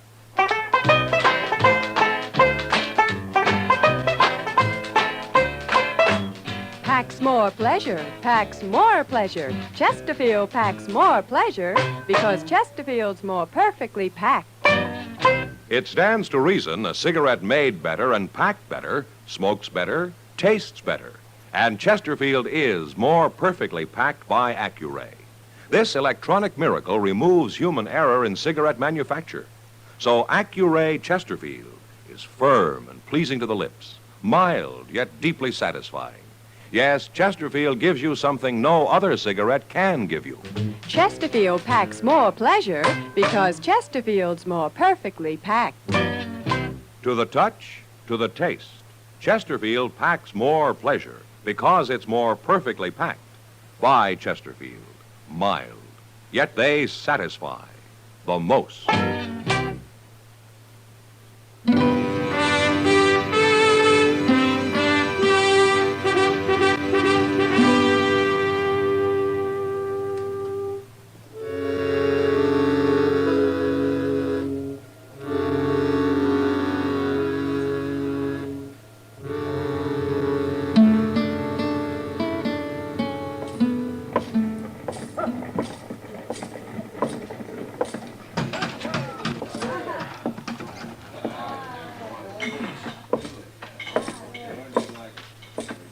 Hello, Judge. Marshal Dillon. What are you doing in Wichita? Well, I came to see you. Oh, that's so? It's about that court order you sent me, Judge.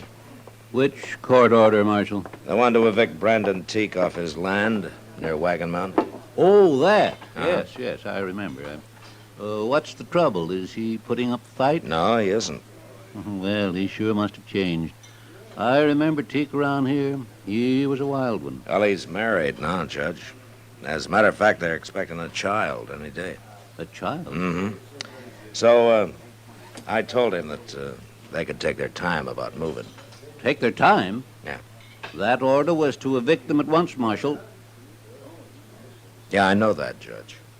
There's no room for sentiment in the law, Marshal Dillon. What's right is right, and what's legal is legal. Look, Judge, Teague's been on that land for over a year. How come this business about failing to register his deed just came up?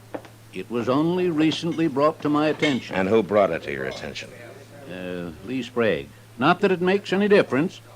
Lee Sprague, huh? He owns a lot of land around Wagon Mountain, doesn't he? And he's filed on this. There's nothing irregular about it, Marshal, if that's what you're thinking. Well, legally, I'm sure everything's correct, Judge. You can't argue with facts, Marshal. Now stop being a sentimental fool and go do your duty. Brandon Teague's a changed man, Judge. He's done more than prove up that land. He's proved himself up, too. Homestead Act, 1862, paragraph 12. After 1 year, if the deed to such land is not duly recorded at the nearest government office... Oh, never mind, Judge. I know how it reads. Well, then start acting like it.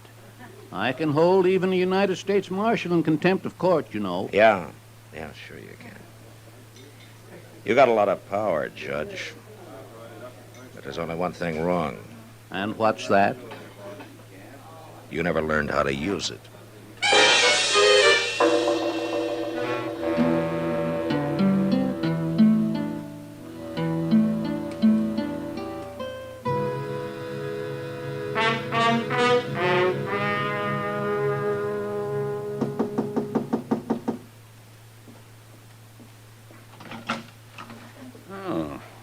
Marshal Dillon. I want to talk to you, Sprague. Come in. Thank you.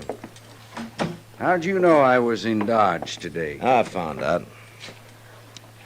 It's about Brandon Teague, Sprague. Something wrong? No, not legally. Judge Rambo made that pretty clear. Want to tell me what's bothering you, Marshal? Yeah, sure. I think Brandon Teague deserves that land more than you do. Marshal, I'm in the land and cattle business, and I'm making out mighty well. No man can accuse me of ever doing anything illegal or dishonest. But everybody knows I practice sharp, and I'll go on practicing sharp, too. Even against a man like Teague, who's hung up his gun and settled down and tried to make a life for him and his family? What do you mean, his family? There's a child coming any day now. Then he's better off in town, Marshal. What? My wife stayed in the country. That's why I lost her. Looks to me I'm doing Teague a favor. You got an awful easy conscience, Sprague. No use arguing, Marshal. You got your order, now go put him off. No, Sprague, I'm not going to do it. What? I couldn't hold my head up if I had any part of the kind of law you and Judge Rambo want. You mean that? I do. I ain't gonna let you stand in my way, Marshal. You're in for trouble.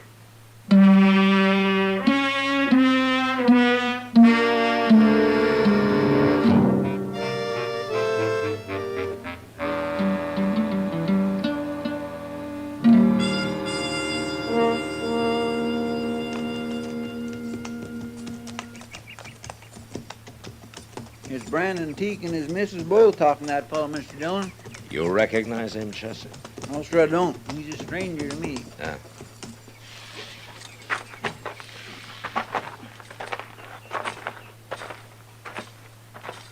Looks like they're all head up over something, don't it? Yeah. Miss Teague hadn't ought to be standing out in the heat of the day this We'll way. let Marshal Dillon settle this, Haley. He's got nothing to do with it no more. Man, How do you do, Marshal? what's the trouble here, Teague? You told me there was no hurry about our leaving, Marshal. Wait a minute. Where'd you get that badge, mister? Who are you? I'm Jim Haley, Marshal. Deputy Sheriff from Wichita. Wichita? Well, how'd you get here? I took the Santa Fe to Dodge, then I rented me a horse. Answer me, Haley. Judge Rambo sent me. I guess he felt the law needed a little enforcing down this way. He's got a court order, Marshal, just like the one you had. It's plumb legal. And I want you people to pack up and be out of here by tomorrow. Just a minute, Haley. I can take care of him, Marshal. No, Brandon, there'll be no fighting. Now, sir, You ain't gonna do nothing except move, Teak, and right now. No. Woman, you let go my arm! Sarah!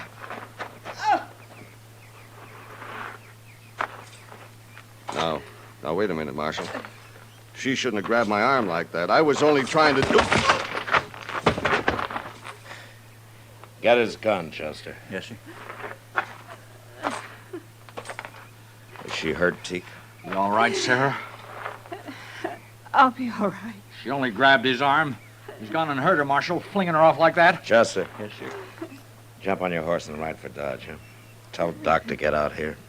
Fast.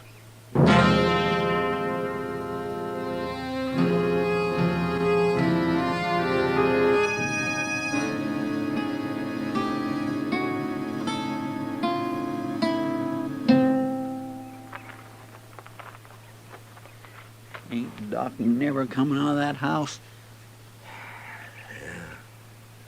It's been a long time, hasn't it? She shouldn't have grabbed me. I didn't mean to hurt her. Haley, why don't you keep quiet? Nobody wants to hear from you. Look, Mr. Dillon, there's Doc. Huh? You don't look none too happy. Well, Doc? The baby's dead, Matt. Oh, my. That's too bad. Well, I didn't do it. I only pushed her a little. I told you to shut up, Haley. There wasn't a chance of saving the baby.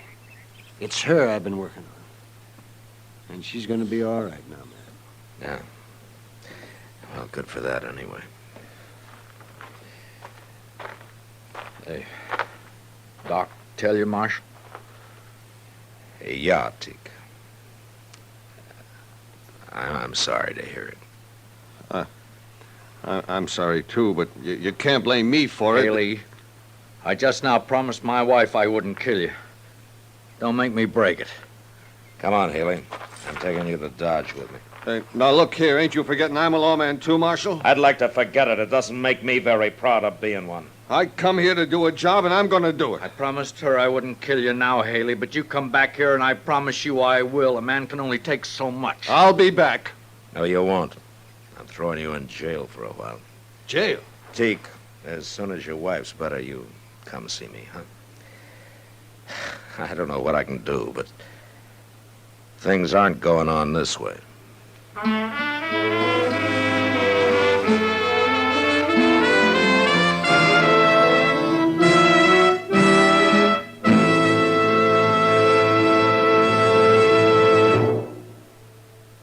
Where are you listening to Gunsmoke?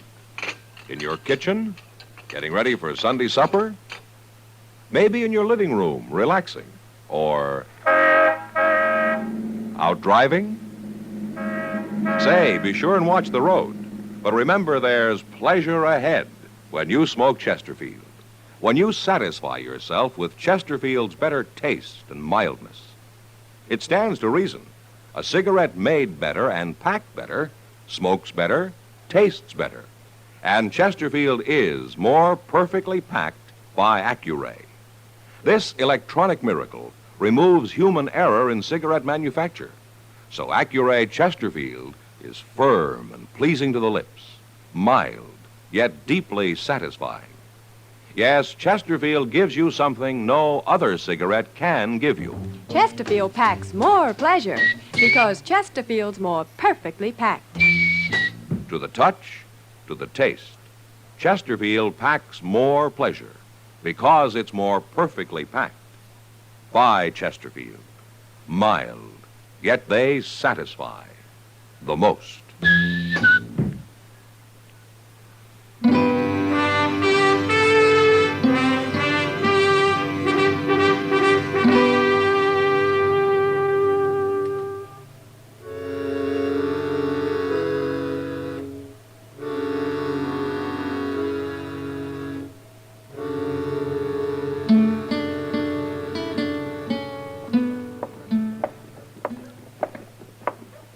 Hello, Chester. Hello, Doc.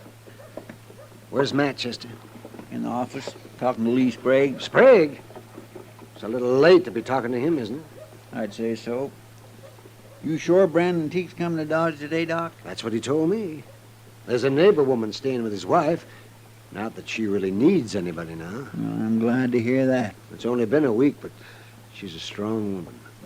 Oh, well, here we are. Huh? Yeah, oh, my God, he did come. Hello, Doc. Chester. Oh, hello, Teague. How's the patient? She's pretty good, Doc. Being awful brave about it, but I know how she feels. Only time will cure that. I guess so. Mr. Dillon's in the office, Teak. He wanted you to go right on in when you got here. Okay. Oh, hello, Teak. Come on in. You know Lee Sprague? Yeah, I know him. Hello, Teak. Sprague and I were over at the land office this morning. I think we got everything straightened out. What do you mean? Here. Take a look at this. What is it? That's a deed to the land you're on, Teak, and this time it's legally registered. Yeah, sure. In your name. That's right. You help him with this, Marshal? Well, I wanted to be sure that there weren't any loopholes, Teak. You know, if it wasn't for my wife, you people would have to shoot me off that place. Teak, I want to tell you something. Ain't you said enough, Sprague? No. Now, listen. I'm a greedy man, Teak, and I'll take anything I can get, legally. But Marshal Dillon here has been talking pretty hard to me lately. Sure, and I've been listening to him, too. I guess I'd have gone right on, and I could have. Till I heard about your baby. Why should that matter to you? I lost my son, Teak. But I lost my wife, too. Taking my land gonna help you? You tell him, Marshal. He's not taking your land, Teak. That deed's in his name, ain't it? Didn't you go along to be sure he didn't make any mistakes? There aren't any mistakes this time. Sprague can deed that land to anybody he wants to now. All clear. And it's yours. I'm not giving it to you. It's yours anyway.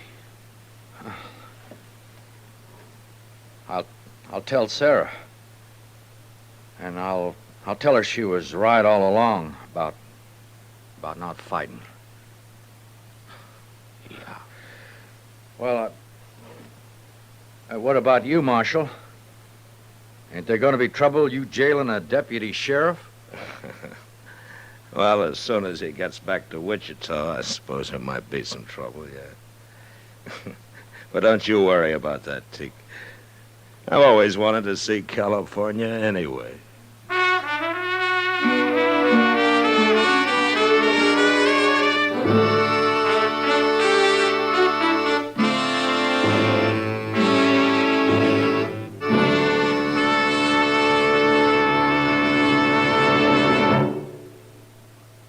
In a moment, our star, William Conrad. What's your idea of vacation pleasure?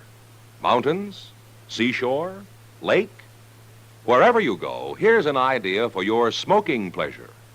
Take along a couple of cartons of Chesterfields. Chesterfields are firm, packed full, give you full-time flavor that's bound to make whatever you're doing more enjoyable. Vacation bound, buy Chesterfields by the carton. Mild, yet they satisfy the most. You know, on the frontier, a horse thief was often caught and hung because someone else's brand was on the animal he'd stolen. But next week, a man is hung because his horse has no brand at all. But that was the West. Good night. Gunsmoke. Produced and directed by Norman Macdonald, stars William Conrad as Matt Dillon, U.S. Marshal. Our story was specially written for Gunsmoke by John Meston, with music composed and conducted by Rex Corey. Sound patterns by Tom Hanley and Bill James. Featured in the cast were Joseph Kearns, Vic Perrin, Helen Cleve, Paul Dubov, and Will Wright. Parley Bear is Chester, Howard McNear is Doc, and Georgia Ellis is Kitty.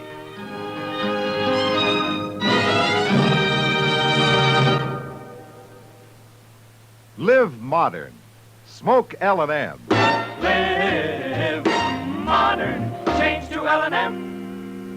Only with L&M can you enjoy the full, exciting flavor of today's finest tobaccos through the modern miracle of the pure white Miracle Tip. So light up, free up, let your taste come alive. Live modern. Smoke L&M. Live modern. Change to L&M. Join us again next week for another specially transcribed story on Gunsmoke.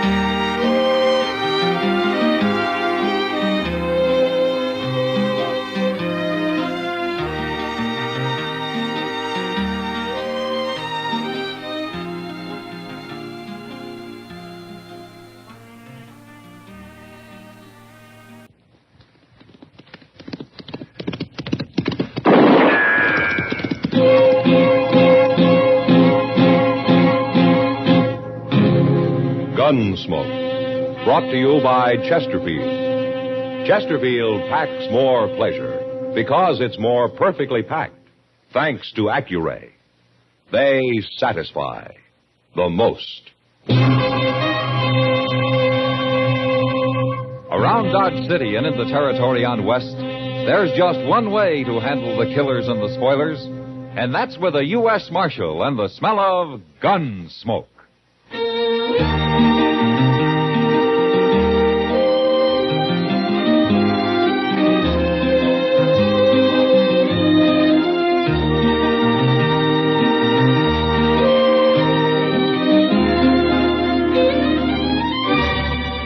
Gunsmoke, starring William Conrad. The transcribed story of the violence that moved west with young America. And the story of a man who moved with it. I'm that man, Matt Dillon, United States Marshal. The first man they look for and the last they want to meet. It's a chancy job, and it makes a man watchful and a little lonely.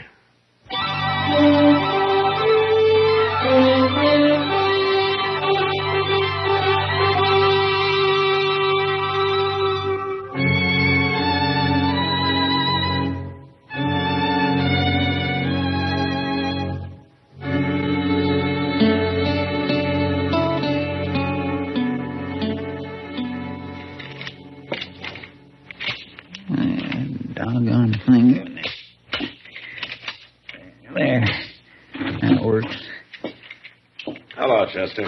Oh, Mr. Dillon? Are you going hunting? No. I saw all kinds of wild turkey about a mile down the Arkansas yesterday. I ain't going hunting, Mr. Dillon.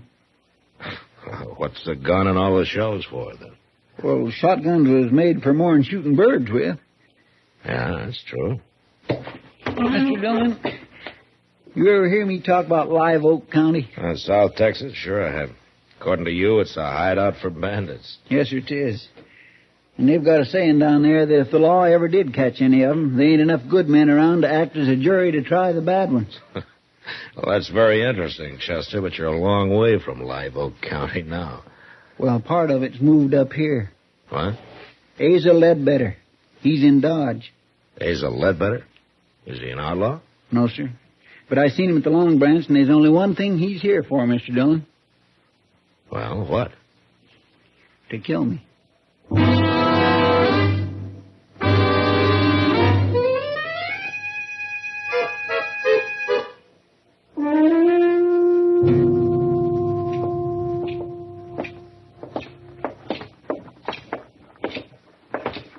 All right, Chester. Are you going to tell me why Asa Ledbetter is here to kill you? It don't matter why, Mr. Dillon.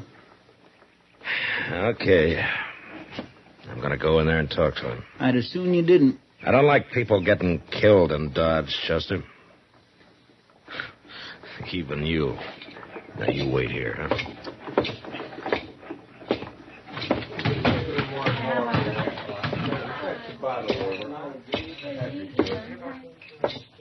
Hello?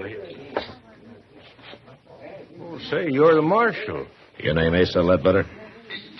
How'd you know that? Chester told me. Chester? Yeah, Chester Proudfoot. Well, okay, Marshal. You got my name right, but I don't recall his. What? I never heard no Chester Proudfoot. Glad to meet you, though. Buy a drink? Oh, thank you. Say, there was a fella in here a while ago, I remember, because he was staring at me so hard. He heard me say my name, too. I was talking to a cowboy about finding work around here. Where you from, Ledbetter? Texas. What part? Amarillo. Ever been in South Texas? No, never have. Marshal, what's this all about? Chester thinks that you came here to kill him. Now, just look here, Marshal. I don't know this Chester fella. Never even heard of him. I don't go around murdering people. I hope that's true, Ledbetter. Of course 'tis. And I don't like nobody dragging down my good name, Marshal. Nobody is. So long. You just asked anybody from Amarillo about me, Marshal. They can tell you.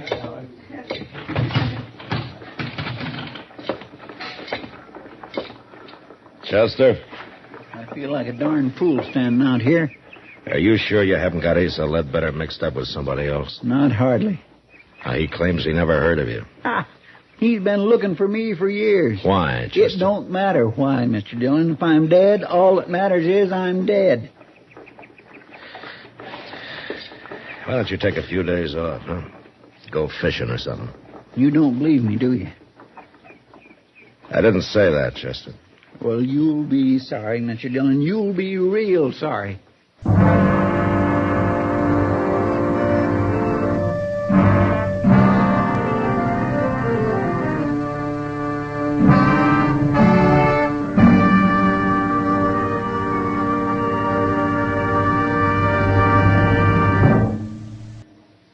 That whistling man, Bobby Haggart, really started something. Tonight, the Calypso Boys join in. Ready, amigos?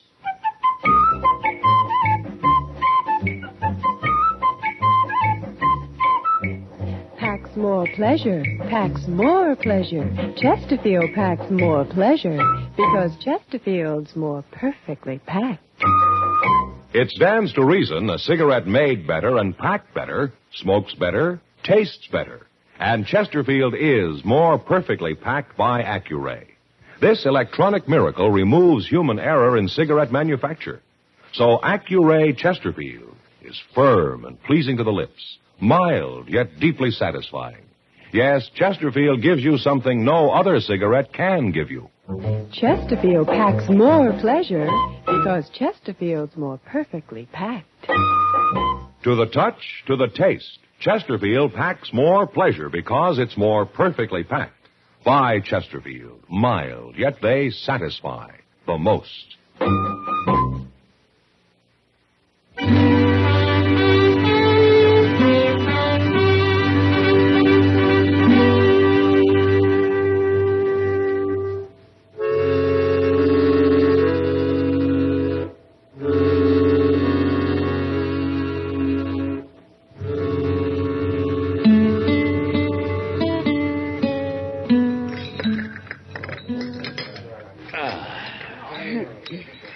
Well, Kitty, that was a real good dinner. Mm-hmm. And thank you. Thank me. Well, I thought you were paying for it. You're the one who needs a vacation, not Chester. Oh, but you're a rich woman, Kitty. Let's talk about Chester. Does he really think Asa Ledbetter's after him? Well, that's what he says. It's not like Chester to make up a thing like that. No. Matt? You stay here. No, I'm going with you. It's a couple of drunken cowboys. You going after him? Mr. Dillon. It's Chester, Matt, down there by the alley. Come on.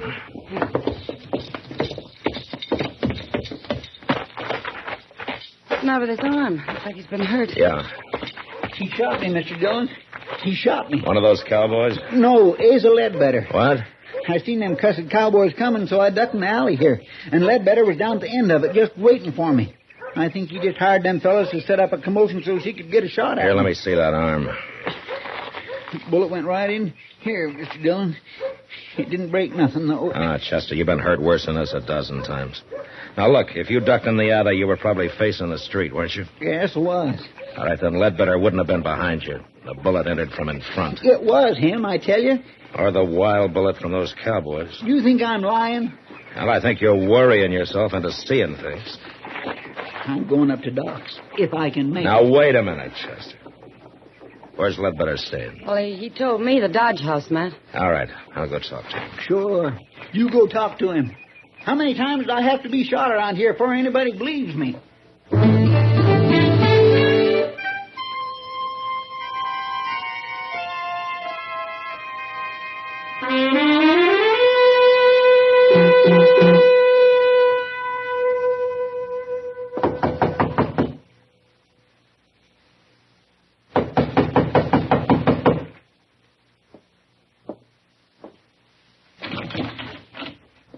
Oh, hello, Marshal. Ledbetter. Nothing wrong? How long you been in your room here? Oh, I've been taking a nap, Marshal. Up until them drunks out there woke me up. Chester says you tried to shoot him a few minutes ago. Now, Marshal, I'm getting sick and tired of this Chester. What's he trying to do, anyway? He's pretty certain about it. Bound and determined to get me into trouble. I'm doggone if I know why. There must be some reason. Well, sure, and if there is, I don't know it. I'll be glad when I find me a job and get shut of this town. Never did hear nothing good about Dodge anyway. We try to keep it peaceful. Oh, sure, but it's like you say. Probably ain't enough good men left to act as jury to try the bad ones. Oh? Just where do they say that, Ledbetter? Oh. I don't know. You heard it before, ain't you? Yeah, I've heard it before. It's a saying down in South Texas in Live Oak County. Well, that may be, Marshal. And I heard it in Amarillo. Now, ain't that possible? Yeah, I guess it is. Marshal, listen here. If I come here to kill a man, what did I be waiting around for? A change of weather? It don't make sense, does it? No. No, it doesn't make sense. Any part of it.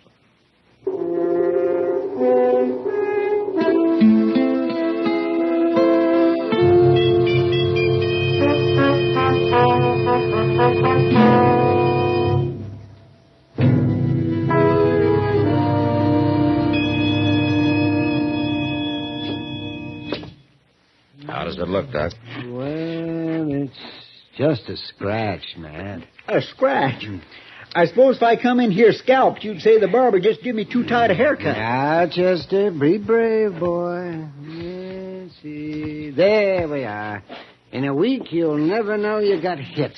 Well, it's a mercy it wasn't my gun arm. Chester, I told you Asa Ledbetter was in his room the whole time. You mean he told you? I asked the desk clerk on the way out. Then he was lying, too. Chester, how long since you've had a good night's sleep? Now, Doc, don't you start that. Well, you admit you didn't actually see Ledbetter in that alley.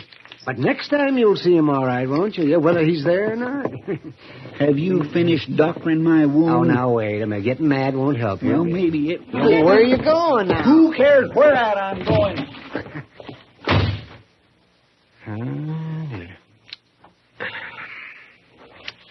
He'll get over it, Doc. Yeah, I hope so.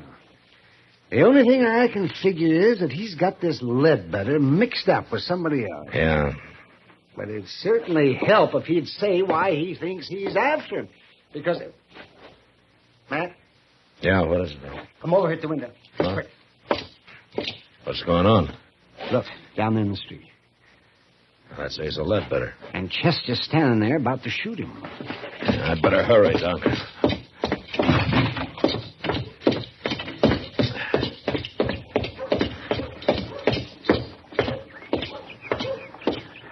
I'm just getting plumb good and tired of you. Then why don't you do something about it? Chester. You stay out of this, Mr. Dillon. I don't like gunfighting, no matter who starts it. I didn't start it. He come here to shoot me. Marshal, he is crazy. He ought to be locked up. Sure, I'm crazy.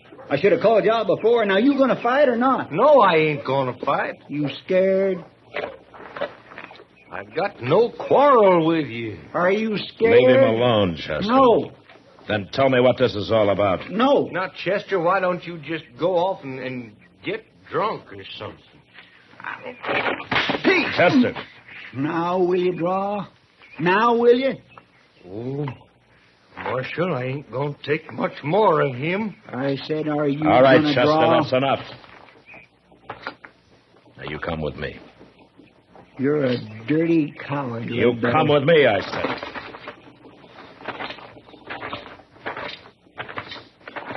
You're with him, ain't you? You and Doc and everybody. Maybe you are crazy, Chester. Sure. Oh, sure. Oh, where you going? I'm going to get me a drink. Alone.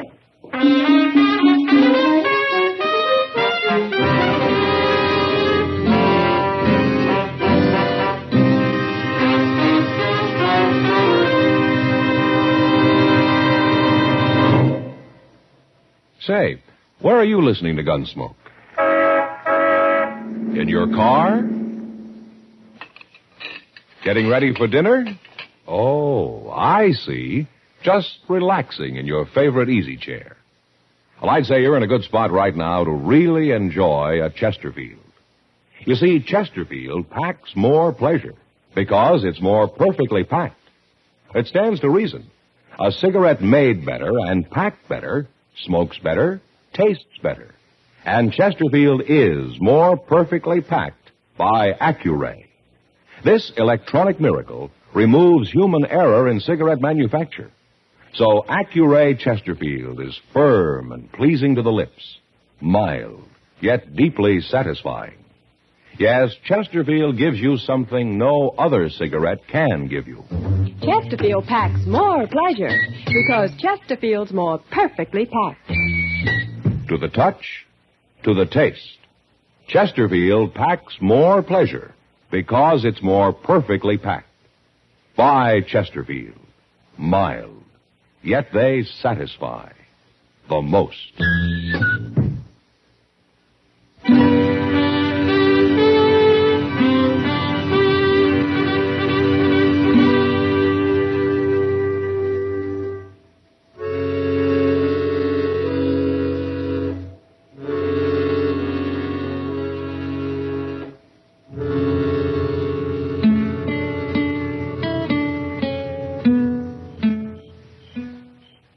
Doc? Is that you, Doc? Oh, man. Why, it's 3 o'clock in the morning, man. Yeah. You been on a call? Well, I haven't been romancing the ladies. Yeah, is Chester asleep? Yeah, he's asleep. But not in the office. Well, why not? Where is he? I locked him in a cell out back. You locked him in... What? He got drunk, Doc. By sundown, he was as drunk as I ever saw him. Well, maybe he needed it, Matt. Maybe it'll bring him out of all this.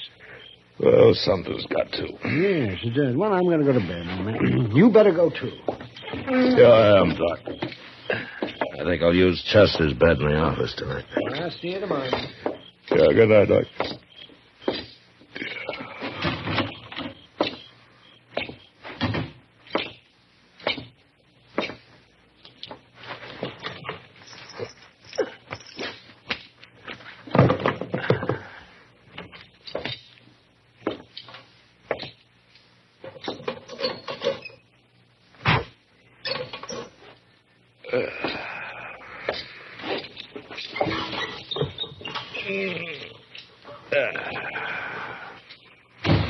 Don't move, Chester. This here's a shotgun.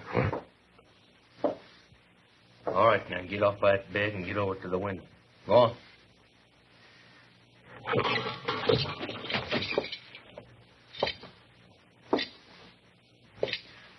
Better. I'm going to sit down here and light the lamp now. So you just stand steady. The shotgun's right across my knees.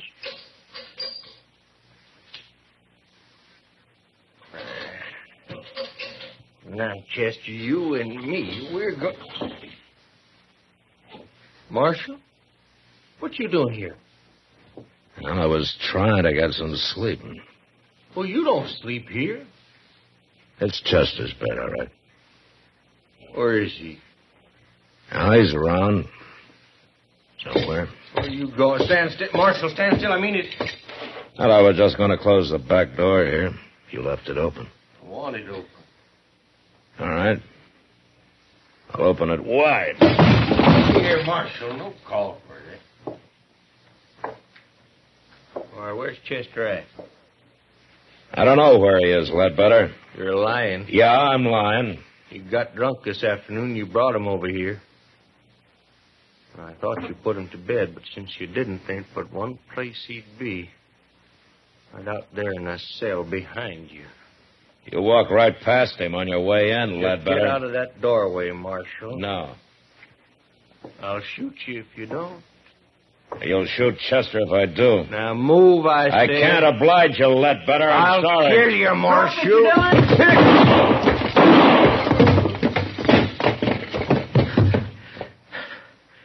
Don't shoot again, Chester.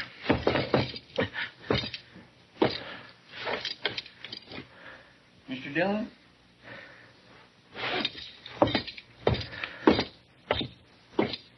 Is he dead? Yeah. You hit him in the head with the first shot, Chester. Pure luck.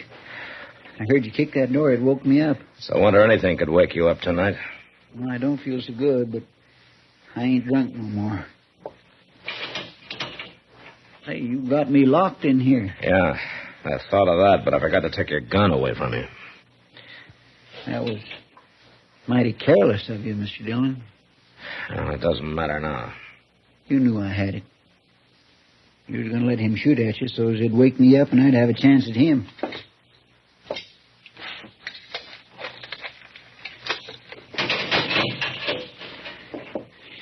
I guess I was kindly wrong about you being agin me. You know, it might have helped things if you'd have told me why Ledbetter was after you, Chester. I just couldn't, Mr. Dillon. Oh, why? It had to do with a lady. Oh. She's dead now. But I didn't want nobody talking about her. Saying her name. Nobody. Can you understand that? It'll be daylight soon, Chester. Let's go brew up some coffee, huh? Thank you, Mr. Dillon. Thank you.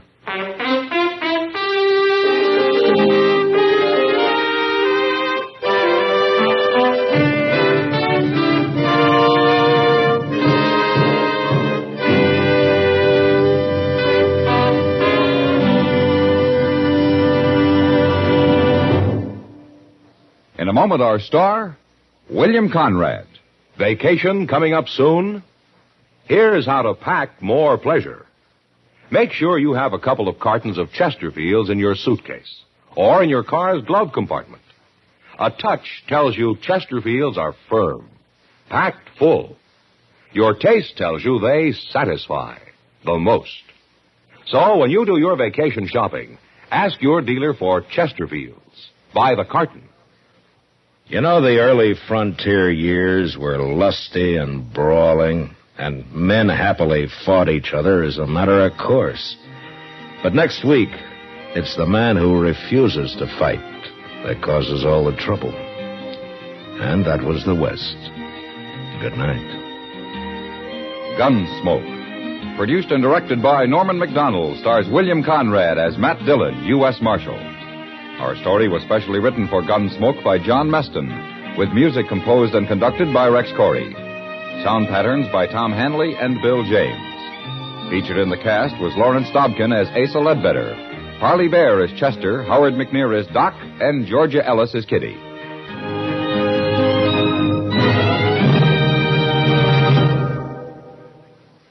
Live modern. Smoke L&M. Live modern. Change to L&M. Yes, have an L&M. No other cigarette you can buy, plain or filter, gives you the full, exciting flavor you get through the pure white L&M Miracle Tip. Through the modern Miracle Tip, L&M tastes richer, smokes cleaner, draws easier. So light up, free up, let your taste come alive. Live modern. Smoke L&M. Join us again next week for another specially transcribed story on Gunsmoke.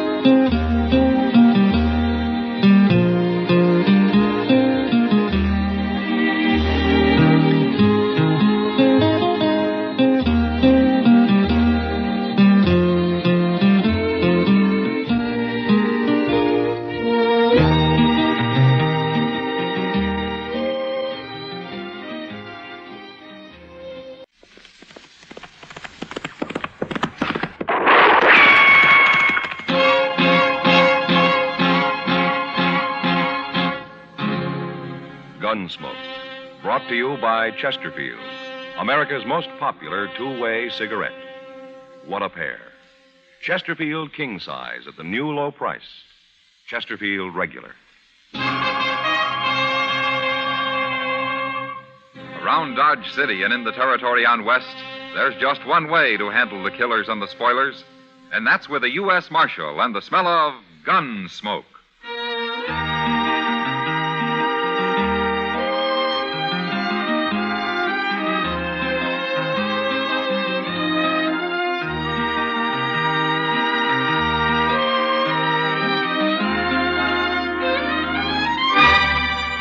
Gunsmoke, starring William Conrad, the transcribed story of the violence that moved west with young America, and the story of a man who moved with it. I'm that man, Matt Dillon, United States Marshal. The first man they look for and the last they want to meet.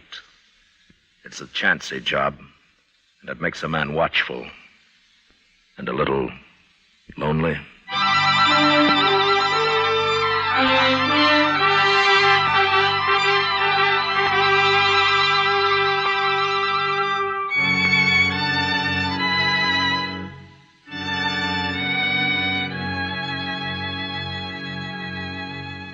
It was a hard 2-day ride back from Fort Wallace, or I'd gone on government business.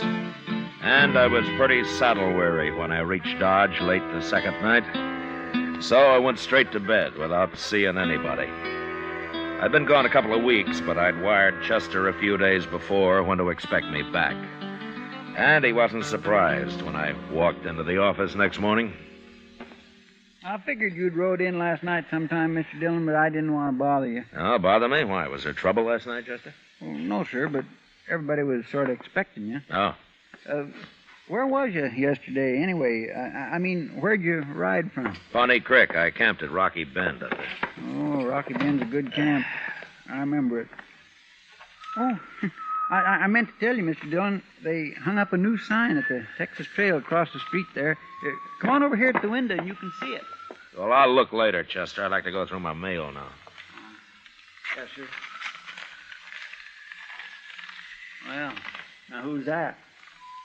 What? About 4 men just pulled up in a wagon right out in front there. They're getting down. Hey, they're heading this way. I don't believe I know any of them. Well, let them in anyway, huh, Chester? Oh, yes, sir. Come in, gentlemen, come in. Where's Marshal Dillon? He's just sitting right there at his desk, mister. Marshal? I'm Red Samples. Hello? These other men here work for me, except him. Huggins, come up here. This is Jim Huggins, Marshal. Huggins? Hello, Marshal. There's another man laying in the back of the wagon out there, Marshal. He's been shot. Did you say shot? That's what I said. Oh, then I better run upstairs and get Doc Adams. I'll be back, Mr. Dillon. Doc Adams ain't going to do him any good. No? That man's dead, Marshal. He's been dead since yesterday morning. Who is he? Lou Price. Lou Price? That's right. Same man you ran out of town about a month ago. You were pretty mad at him, the way I heard it. Yeah, I was. He tried to put a knife into me. Nobody saw him try. How do you know that? He told me. Lou Price was a sort of partner of mine, Marshal. Oh? Buying up cattle, Marshal, all over Kansas. Buying lots of them. Gonna have me a big ranch when I'm through, up on Pawnee Creek. Well, that's fine. You were camped on Pawnee Creek night before last, weren't you, Marshal? Yeah, I was. At Rocky Bend. That's right. Hear that, men? The only reason I asked Marshal was that Jim Huggins happened to see you there. Oh, is that so? I don't remember seeing him. Doesn't matter. As long as he saw you. Tell him, Huggins. It was him, all right. That's where Lou Price was shot, Marshal, at Rocky Bend. Poor Lou, he never had a chance. He wasn't even armed. Happened yesterday morning. I seen the whole thing. Huggins, tell us who killed Lou. He did. What? You did, Marshal. You're the man I saw. You shot him.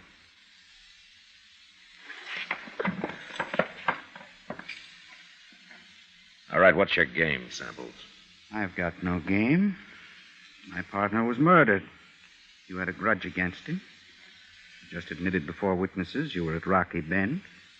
Jim Huggins has identified you as the man he saw kill Lou. It's good enough evidence for any court of law. You'll hang for it, Marshal. You got it all figured, haven't you? We're going down right now and swear it out legal on paper. Then I'm going to send it to the governor. Don't you try to get away, Marshal.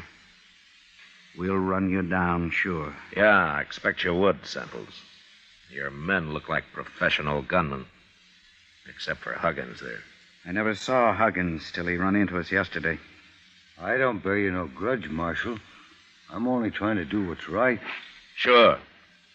Sure you are. All right, let's get going, men. The sooner I get this to the governor, the sooner we'll see justice done. Remember what I said, Marshal. Don't you try to run.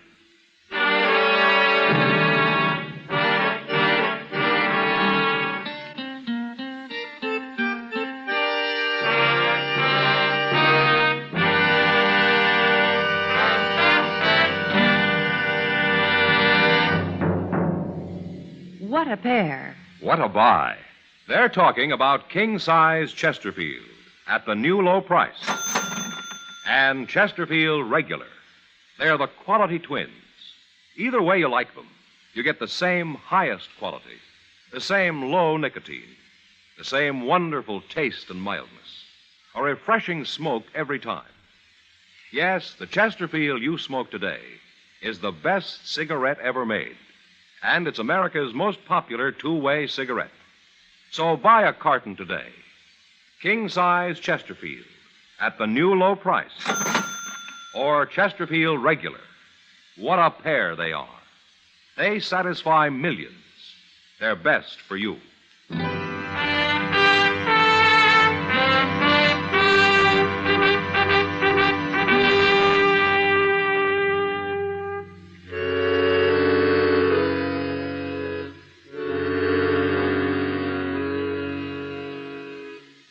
I'll say one thing for Red Samples. He had about as good a case against me as I'd ever heard of against any man. And there was nothing I could do about it but wait and see what happened next. Meantime, he spread the word around Dodge, and people began looking at me like I was a white buffalo. I guess it wasn't often they had a U.S. Marshal walking around with a murder charge against him. But finally, one night, a couple of weeks later, something did happen. I was sitting with Kitty watching the crowd at the Texas Trail. I'll fetch you a drink, Matt. No thanks, Kitty. You're expecting trouble of some kind, aren't you? Seems to me I got enough trouble already. I know. Matt, I hate to say it, but I think half the people in Dodge believe you're guilty. Yeah, sure. And the other half just doesn't care one way or the other. Well, I don't think you are. Don't you? Of course I don't. Then why don't we talk about something else? You're edgy. Sure, I'm edgy. I stay that way to keep from falling asleep all the time. Now, don't get all riled up. I didn't mean anything. I'm sorry, Kitty. I guess this business is getting on my nerves after all. Well, I should think it would. Why don't you go and get good and drunk? Forget the whole thing that way. Kitty, if I ever got drunk, I could name you 10 men right here in Dodge who'd cut cards for the honor of shooting me down. Mr. Dillon? Oh, hello, Miss Kitty. Evening, Chester. Sit down. Thank you. I've been down to the telegraph office, Mr. Dillon. Oh, any news? Yes, sir, but you won't like it. Here it is, sir. A telegraph from Washington, D.C. How do you know I won't like it? Well, you see, I was standing there when he was writing it out, and I couldn't help watching him work and all that. I don't want to read it, Chester. You tell me what it says, huh? Well, it's from the War Department, and it says they heard from the governor, and, well, you'd better read it, Mr. Dillon. No, you're doing fine. Go ahead. Well, you're suspended. What? You're suspended from U.S. Marshal, Mr. Dillon. And to make it legal and formal like, they're sending somebody to arrest you and take you up to Hayes City for trial. I don't believe it. Neither do I, Miss Kitty, but that's what it says. It's the only way they see how to clear this up proper. Evening, Dillon. Miss Kitty. Oh, I see Chester beat me back with the news. What? How'd you know about this, Samples? I'm just as interested in this business as you are, Chester, so I sort of talked the clerk into giving me a copy of that telegram after you'd left. Well, you got no doubt It's right to go okay, snooping Chester. around. It doesn't matter. Dillon, Dodge is going to breathe a lot easier now that you're suspended. You won't be around as Marshal. I'm still around, Samples. But you're not Marshal anymore. You won't be around for long, anyway. Tell me something, Samples. Sure. With me out of office, are you going to be breathing easier, too? I'll tell you, Dillon. There are two reasons I'll be glad to see you hang. One is for murdering my partner. And the other? Well, I always heard you were too strict here, and I like to do a little gambling now and then. Oh? In fact, I'm thinking of running a few tables myself. I see. It's more fun without some hard-nosed lawman looking over your shoulder all the time. You understand? Yeah, I understand. Well, I'll see you at the trial. I hope I'm around when they come to arrest you, Dillon. You probably will be. So long. What's he talking about, Mr. Dillon? You're being too strict. Why, there's plenty of gambling going on in Dodge right now. Not his kind of gambling, Chester. What do you mean? Well, he told me he's buying up cattle and getting himself a big ranch. But he's probably going to finance it from his gambling. And that takes a lot of money. Sure, steady money. Oh. And I've always run crooked gamblers out of Dodge. Matt, what are you going to do? I don't know, Kitty. I'd sure like to have a talk with that witness of theirs, Jim Huggins. Oh, why don't you? Well, I can't find him. I got him hid out someplace. Matt, is there something I can do? No, nothing, Kitty. Thanks anyway.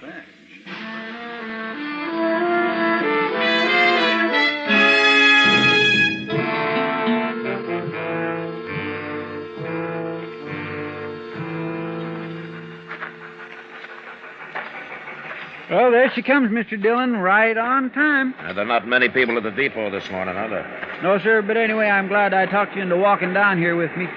There is just nothing pleasures me more than watching a train come in. Well, at least it doesn't cost anything. My, I'd like to drive one of them. Wouldn't you, Mr. Dillon? No, they're too noisy for me, Chester. Hello, Marshal. Hello, John. Maybe if I talked to the Santa Fe people, they'd let me try it sometime, you think? Hey, wait a minute. What? Over there, just getting off. The man with the long hair. Well, I'll be... It's Wild Bill Hickok. It sure is. Hey, Bill! Hey, Bill! Hello, Matt. How are you, Bill? How are you, Chester? Fine, Mr. Hickok, just fine. Hey, that's quite a surprise. Why didn't you let me know you were coming? I didn't know myself till just before I left Abilene. Oh? Well, how is Abilene these days? Well, I'm still sheriff there. Guess I will be till somebody gets around to shooting me. Oh, nobody's going to shoot you, Mr. Hickok. They keep trying, Chester. They keep missing, too, don't they, Bill? Well, so far. Maybe that's just because nobody's tried to shoot me in the back yet. Yeah, you've always worried about that, haven't you?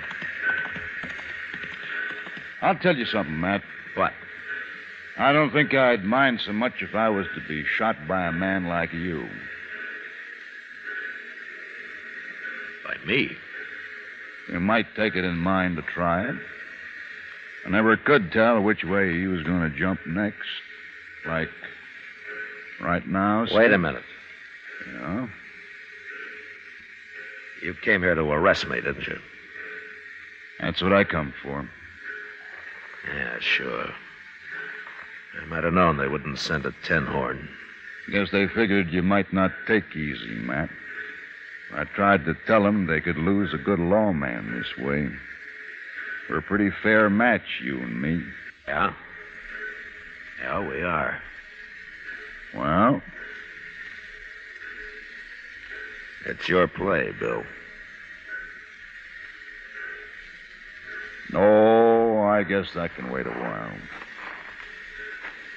Okay. I'm still on salary, man. So?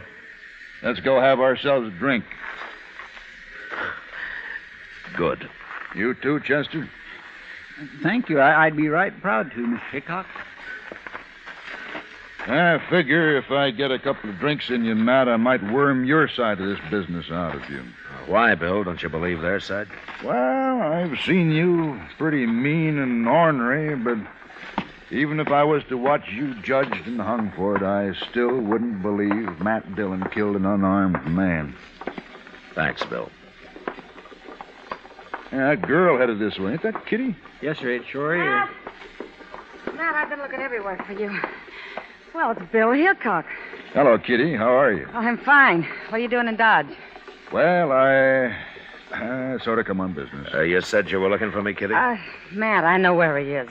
Where who is? The witness they've been hiding, Jim Huggins. What?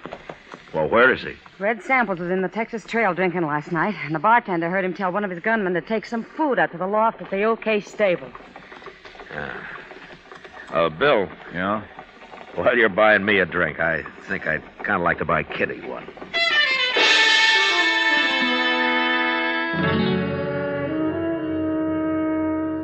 Later on, back at my office, I explained the situation to Bill Hickok, and we talked it over. And then we sat around the rest of the day talking about old times and people and horses and guns. And along about evening, we went up and laid out our plan to Doc Adams. As soon as it got dark, we went over to the OK stable and took Jim Huggins out of the loft and got him across the street and up to Doc's office before he was real sure what was happening. Put him on the couch there, gentlemen. We want him to be comfortable. What are you doing with me? Move, Huggins. Do what Doc says. That's it. Just over here. Yeah, that's fine, Huggins. Now then, you just relax. When's Chester going to get here? He'll be along, Bill. Bill, huh? Who are you? I've never seen you before. Mister, you're going to see me double before the night's out. What? Hey, never mind, Huggins. You'll find out. Now then, now you tell me. Have you ever had any heart trouble? Heart trouble? Yes. You ever have dizzy spells, faint, and have to lie down suddenly, or anything like that? Well, a horse kicked me in the head once. Made me awful dizzy. I'm asking about your heart, not your brains. I don't want anybody to die here. The business is bad enough as it is. What are you going to do with me? What's this all about? Oh, over here, Chester. I got it. I got plenty. That's good. Just put them on the table here, Chester. Let's... 3 quarts? Well, this is a man we're working on, not an elephant, Chester. Well, I wanted to be sure there was enough, Doc. Open one up in Chester. There's a glass here. Yes, sir.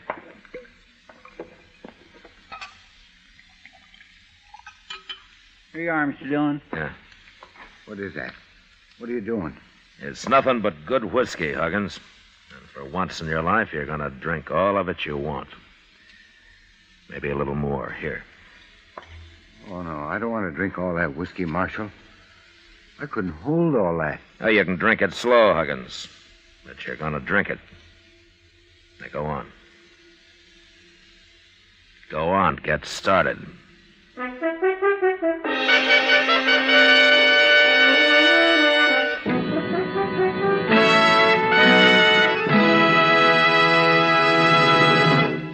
We will return for the last act of Gunsmoke in just a moment.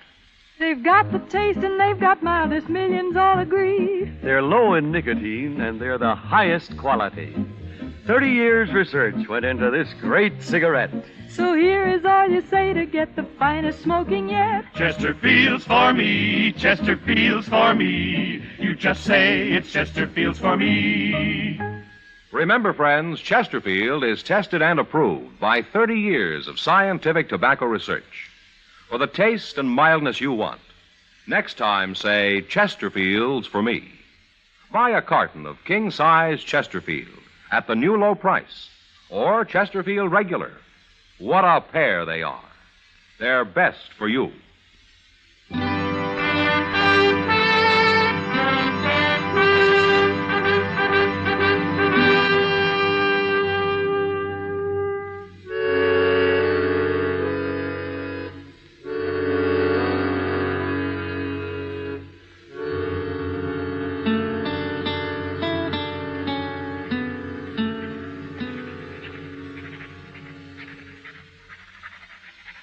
You sure you got it all, Bill? Just about, Matt.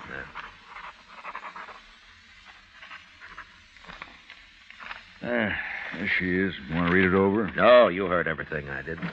Well, gentlemen, your friend Huggins has got one of the biggest hangovers coming up any man will have to endure. Is he still out, Doc? Yes, it won't hurt him any, though. I sent Chester out for some coffee. I could use a little coffee myself, Doc. There'll be enough.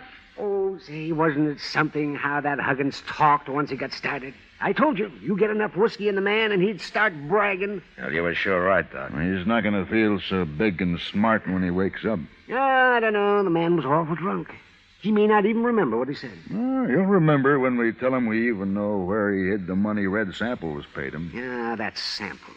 Imagine him shooting his own partner. Well, he's smart, Doc. You shoot your partner, you get his half, don't you? That's a fine way for a lawman to be talking. You mean an ex-lawman, don't you? You know, Bill, I'm just starting to get mad about all this. Come on, let's get going. Now, Matt, you calm down a spell. We got to get Huggins to sign all I got wrote down here first.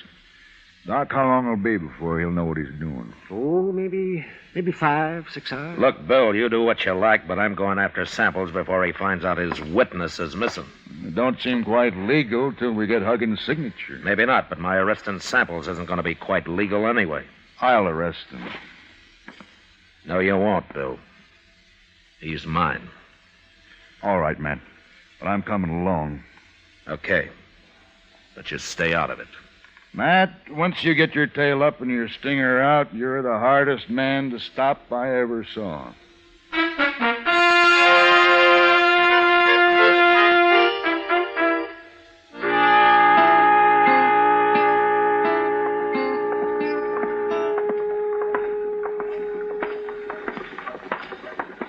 Matt, I've been thinking.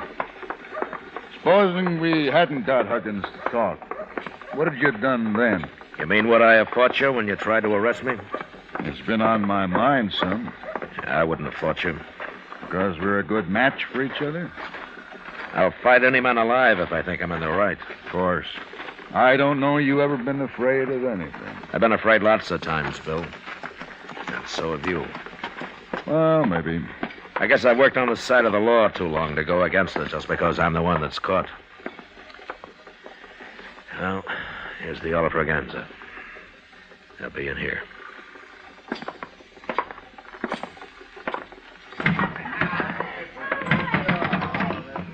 Which one's Samples, Matt? The end of the bar, the one in the middle. The other two are his gunmen. Come on.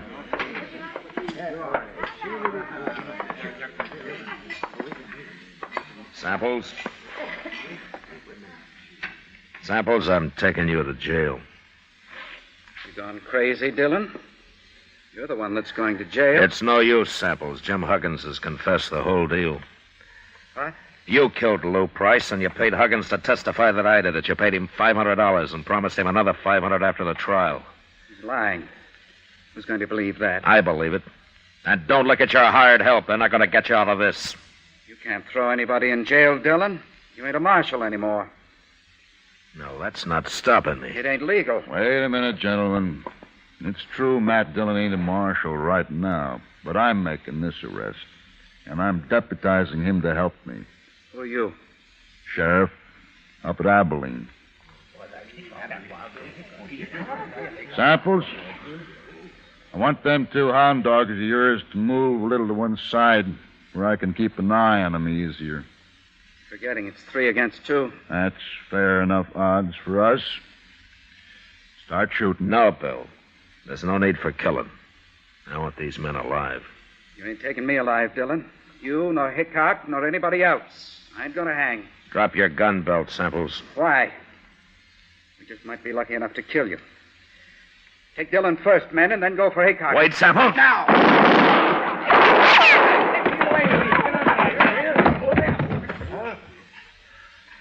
All right. What about you two? They never moved a finger, Matt. They're too scared. All right, you gunmen. Pick up Samples and carry him out of here. Ain't you going to take their guns first, man? You don't hobble a horse with a busted leg, Bill. Let them keep their guns.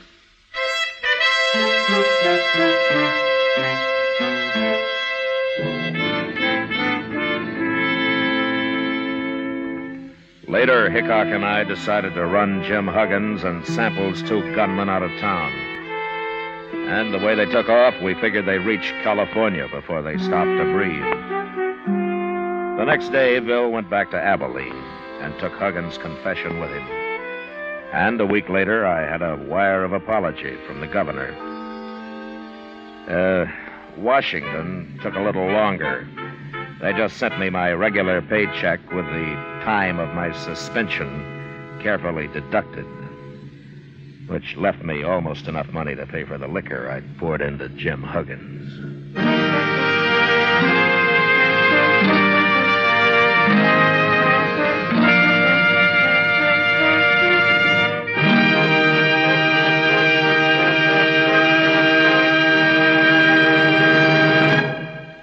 Here is our star, William Conrad. I'd just like to repeat what George Fenneman told you earlier. The Chesterfield you smoke today is the best cigarette ever made. I hope you'll try them. Regular or king size, I'm sure you'll find Chesterfield is best for you.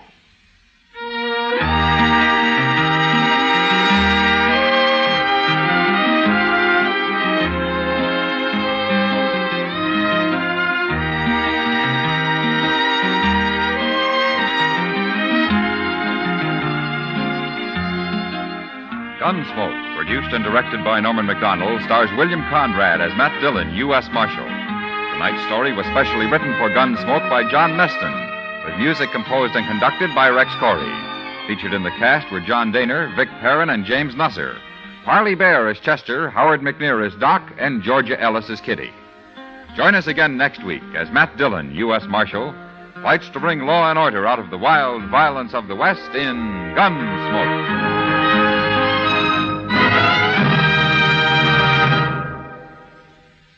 Filter tip smokers, this is it. L&M Filters. At last, a filter tip cigarette with much more flavor, much less nicotine. L&M's Miracle Tip contains alpha cellulose for effective filtration. It's the filter that counts, and L&M has the best. Yes, this is it. As Patricia Morrison puts it, L&M filters are just what the doctor ordered. Buy L&M Filters. The light and mild smoke.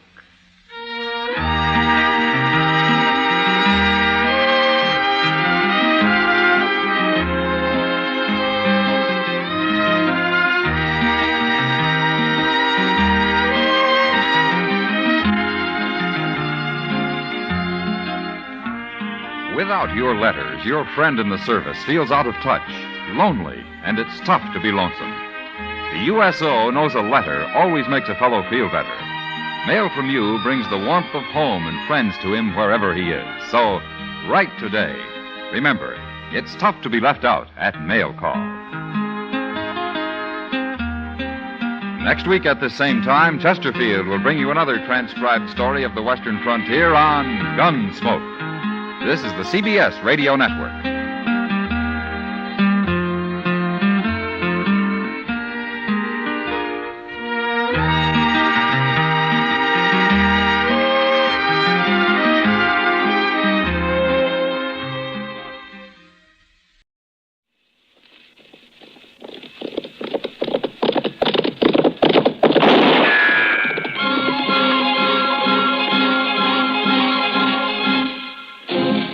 Around Dodge City and in the territory on West, there's just one way to handle the killers and the spoilers, and that's with a U.S. Marshal and the smell of Gunsmoke.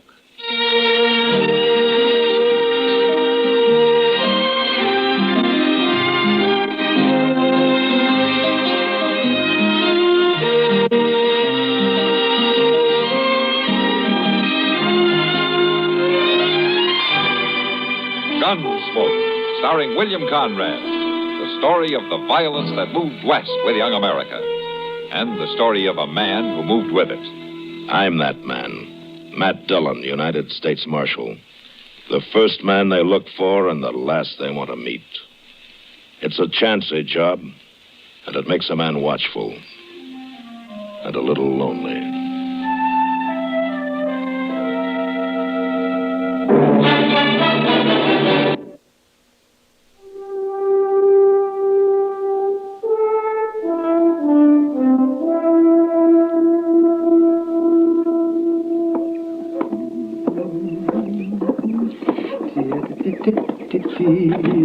Oh, Matt. Oh, Matt. Anybody here this morning? I'll be right in, Doc. All right, man. As the girls grow tall in Kansas. Let's see. Poor man is so busy. The girls grow tall in Kansas. That's a poor way to start the day, Doc. And what's a poor way to start today, man? Getting up in the morning. Well, I'm not going to talk to you. Where's Chester? I'd rather talk to him. No, he's due back any time now. He's due back. Well, he took a prisoner over to Wichita a couple of days ago. Oh, doggone it. If I'd have known that, I'd have gone with him. Oh, what for? Oh, just to get out of Dodge for a while. Well, you've been out of Dodge for the last 2 days. Oh, yes. Delivering a baby in a mud dugout isn't exactly what I was thinking about, man. I know what you were thinking about. Morning, Mr. Dillon. You're back, Chester. Well, how was Wichita, Chester? A big town, Doc. Real big. But I wasn't there long. Oh. The Santa Fe going east got there at noon, and the next one coming back here left at 2 o'clock. Well, you could have stayed another day, you know. Heavens, yes. Why didn't you? Oh, how often does a man get a chance to have a little fun? Well, I would have, but the sheriff there had some news he wanted me to tell to Mr. Dillon. Oh, some news? Yeah, it's about the Carp brothers. And the sheriff said he heard they was headed this way. I didn't even know the Carp brothers were in Kansas. I thought they worked the Dakota territory. Bank robbers, aren't they, man? So I've heard, Doc, but nobody's caught them at it yet. Well, we'll catch them if they come to Dodge. Maybe. They could be here right now. How come the sheriff didn't send me a telegram, Chester? It'd been a little faster. Well, I don't know. Well, by jing, I didn't think to ask him. I'm going to go down to the bank. I'll be back directly.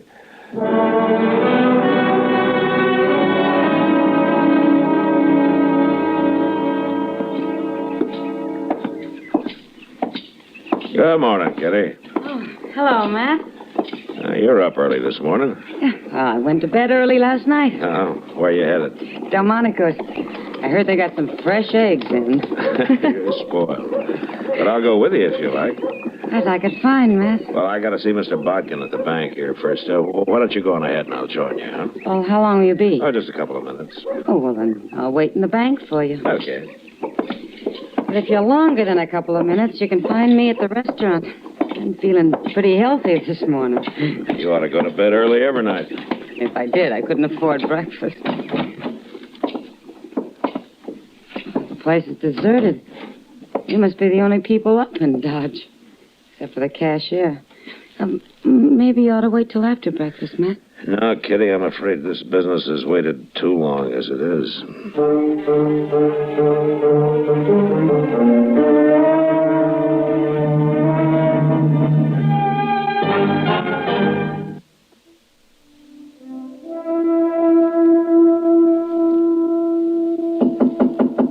Come in. Well, Marshal Dillon, come in. Morning, Mr. Bodkin. You come to deposit money, Marshal, or to borrow some? Neither. I came to protect it. What? Mr. Bodkin, did you ever hear of the Carp brothers? Oh, no, Marshal, I don't believe I have. Well, they've never been around Dodge. All I know is that they're brothers, and the older one's name is Joe. So why are you telling me this, Marshal? Well, I've heard they're headed for Dodge, and I've also heard that they're bank robbers. Bank robbers? Yeah. Well, what do you plan to do? Well, I can't hire deputies until after a crime's been committed, Mr. Bodkin, but if you'd like to, it might be a good idea to let a half a dozen of them loaf around here for a while. Certainly, Marshal. I don't mind a little expense. What's that? That's them now. Where's my gun? Don't shoot or we kill the woman. We're not shooting. You've killed the cashier. Hank, get around there and start filling that stack. Okay. All right, lady. You walk in front. Either one of you tries something, she dies. He's coming this way, Marshal. Shoot him. Don't be a fool. Kitty's in the way, and besides, he's got a gun in her back. They're robbing my bank. Will you shut up? Yeah. Well, I'll be. I caught the marshal himself, or I will have as soon as I get his gun. Now, don't move now. I'm not moving. It's the first time I ever disarmed a lawman. Feels good. Joe Carp? How'd you know my name? Well, I heard you were headed this way, Carp, but I didn't hear it in time. You sure didn't, Marshal. That's your brother you came in with? What difference does it make? Look, take your money, Carp. Take it, and I'll ride out with you. Nobody will bother you. No, Matt. Shut up, Kitty.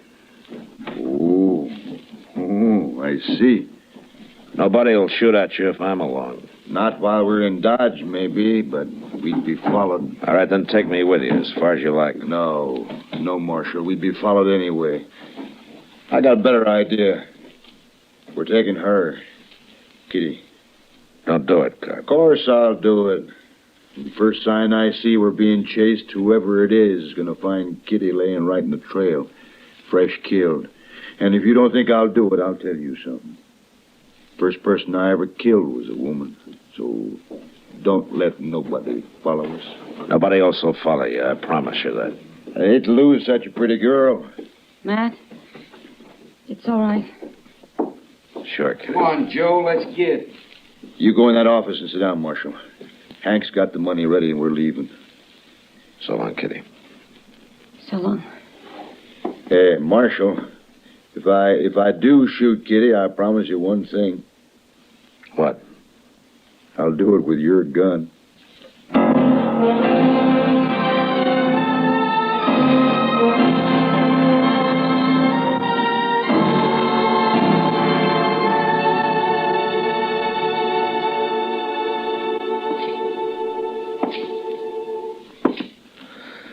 Mr. Dillon, Yeah, what, Chester? you reckon they'll give her any breakfast? I don't know, Chester. Oh, dear. People don't need much food, Chester. They can go for days without any at all. I know that, Doc, but, well, Miss Kitty just ain't used to it. It's water people need. And they'll have water. They will if they took any with them. It's mighty dry out on the prairie this time of year. Oh, it's not that dry. Any fool can find water sooner or later. Sure he can if he followed a buffalo herd long enough. A week, maybe. There's other ways, Chester. Like what? Did you ever hear of a divining rod? Oh, what's outlaws doing with divining I wasn't rods? talking about outlaws, Well, Chester. what was But I you was just talking talking about? kind of man talking. Chester. Yes, sir. I guess we've waited long enough. They must have covered 3 or 4 miles by now, huh? Yes, sir. Everything ready? Everything I could think of, Mr. Dillon. Let's get going, then. Good luck, Matt. Oh, thanks, Doc. Keep an eye on things, huh? Maybe a long time before we get back.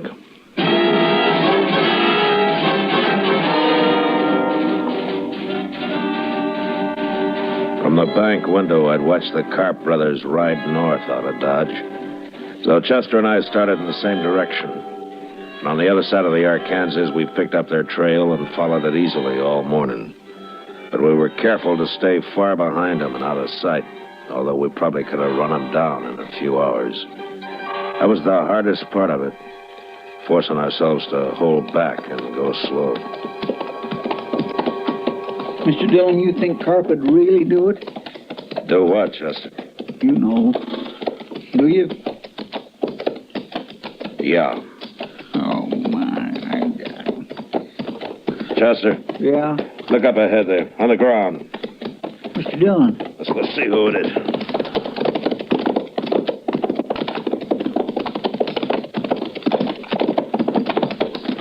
It's a man, Mr. Dillon. Must be some cowboy. Yeah, he's been shot. Bring your water bag. Yes, sir.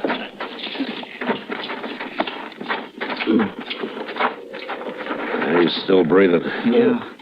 Here, let me have that. You want a drink? You thirsty? Drink some water. Here.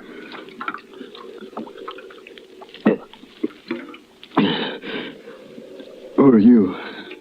I'm Marshal Dillon from Dodge. Tell me what happened. Marshal. And I was right. Right? Them 2 men. And that girl. Hold my head up, Marshal. Yeah. There you are. Is that better? I'm full of blood, Marshal. They hurt me bad. Yeah. My My name's Blaine. Oh, what happened? Them two men, Marshal, that you're after them, Mitch. I'm after him. I seen them, and I rode up, and then I asked them who they was. They didn't like that. No.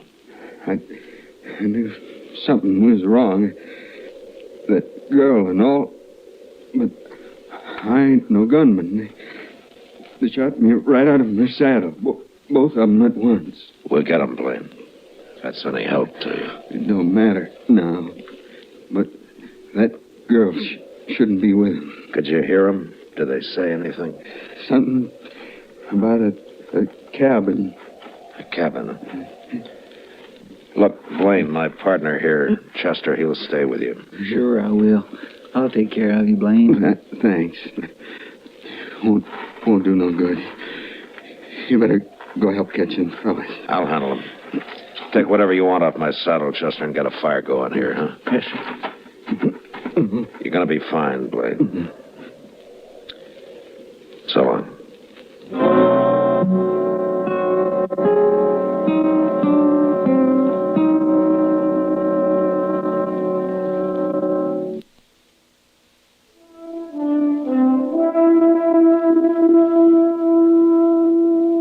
I rode ahead, tracking slowly for a couple of hours, and then Chester caught up with me. He looked at me for a moment, and then without saying a word, we continued on the trail across the prairie. We traveled in silence until dark, and then we saw a cabin. I couldn't chance going up to it, so we unsaddled and turned our horses loose and crept into a little draw about 100 yards away and got down and waited. And we waited all night. Dawn came, and the sun, hot as ever. Anything never coming out of that cabin, Miss Dillon? Sooner or later, Chester. Look, they got a fire going now. Smoke coming out of the chimney. Breakfast, I am so hungry. Well, the man could get along without food, Chester, like Doc said. Well, at least Miss Kitty's going to get something to eat. Yeah. Mr. Dillon, what in the world are we going to do? Right now, there's nothing we can do but sit here and wait and keep quiet. You know what'll happen if they find out we're out here. I know. But I ain't thinking about it. Hey, you better get back down now. I'll stay up here where I can watch. Yeah, but they can see you, Mr. Dillon. No, I got a little bunch of buffalo grass in front of me. It's enough. Yes, sir. It sure is getting hot. Just be sure and keep your voice low. I will. You know, if it wasn't for them in the cabin, it'd be awful peaceful out here, wouldn't it? Yeah, it would. Mr. Dillon? What? Rattlesnake. She's behind you on top of the hole, about 5 foot back your head. Chester. Yeah. Whatever you do, don't move. She's a pretty big one. Maybe 3.5, 4 foot. Now look, how far are you from him? Far enough. Unless he uncoils and moves up. All right, just keep very still. He may go away. He ain't about to go away. Did you just move? My hand, just a little. Well, don't do it again. Mr. Dillon, he's stretching out. He's moving. What? Which way? Toward you. Steady now. He stopped. He's coiling again. Chester? Yeah? If that snake strikes at me, don't yell. They'll hear you at the cabin. Just start thinking about it now. If he strikes, you close your eyes and stop breathing. Do you hear me? Well, I'll try, Mr. Dillon. Well, you do it. You understand? Yes, sir. He's looking at me again. You moved, Chester. You must have. I got my rifle aimed at Would him. you stop it? Would you get your finger off that trigger right now? Well, I can't sit here and just watch that rattler If you strike. shoot Kitty, you'll die. Don't you know that? I didn't move, Mr. Dillon. Honest, I didn't. Wait a minute. I got an idea. What? Chester, you chewing? What? Chewing. Chewing? Oh, tobacco? Yeah. No, sir, but I got a fairly fresh quid in my shirt pocket.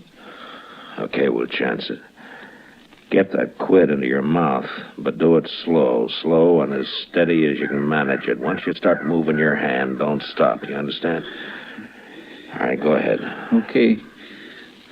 I already got my fingers in my pocket. There it is. Slow and steady now. I'm trying. There. It's in my mouth now. All right. Now, juice it up, huh? Get a big mouthful. I am. All right, Chester, I've heard you brag about how good you can spit. Can you hit that rattler from there? Mm-hmm. Maybe. Okay, do it.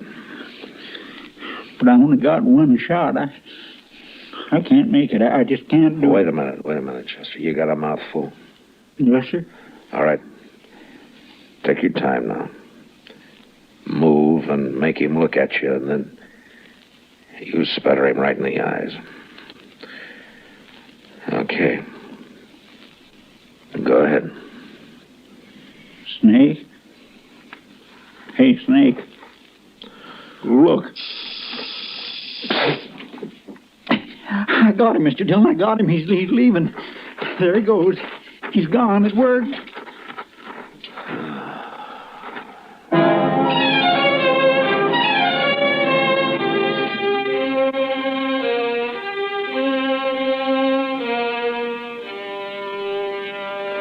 Well, they can't stay in that cabin forever, Mr. Dillon. They'll die of the heat cooped up in there. It's only about 10 o'clock, Chester. Oh, my. I hope they gave Miss Kitty some breakfast. Chester? Mm-hmm. Look, the door's open. Are they coming out? Get your rifle. Take it easy now. It's Miss Kitty. Yeah. Joe Carp's behind her, and there's his brother. They're all outside now. What are we going to do? You're going to have to kill him, Chester. You mean just shoot them down from here, cold-blooded? Well, how would you want to do it? I'm ready, Mr. Dillon. All right, then take the one on your side. I'll take Joe. Miss Kitty's standing awful close to him. Yeah, I know she is. When I say hold your breath, you do it. Then you count to yourself 1, 2, 3, and then fire. I'm set. All right. Hold your breath. All right, come on, let's go, Chester.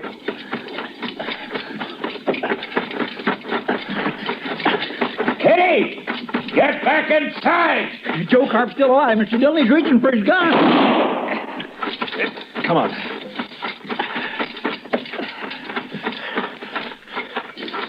They're dead. They're both dead now. Okay, Kitty. Are you all right, Kitty? Good to see you, Matt. You too, Chester. I said, are you all right? Shot them down like dogs, didn't you? Yeah, you bet we did. Thank you, Matt. Matt. Here. She fainted, Mr. Dillon. It's a good thing you caught her. Yeah. I'll carry her inside, Chester. Come on, we'll get some breakfast going. They probably didn't feed her after all.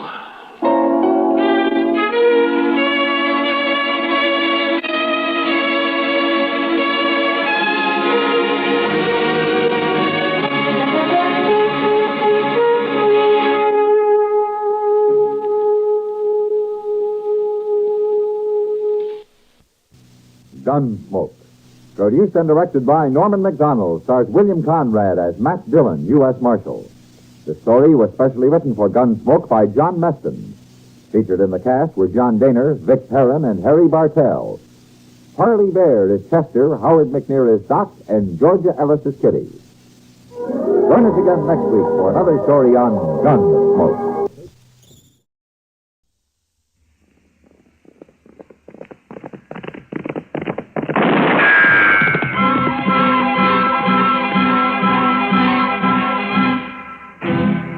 Around Dodge City and in the territory on West, there's just one way to handle the killers and the spoilers, and that's with a U.S. Marshal and the smell of Gunsmoke. Gunsmoke.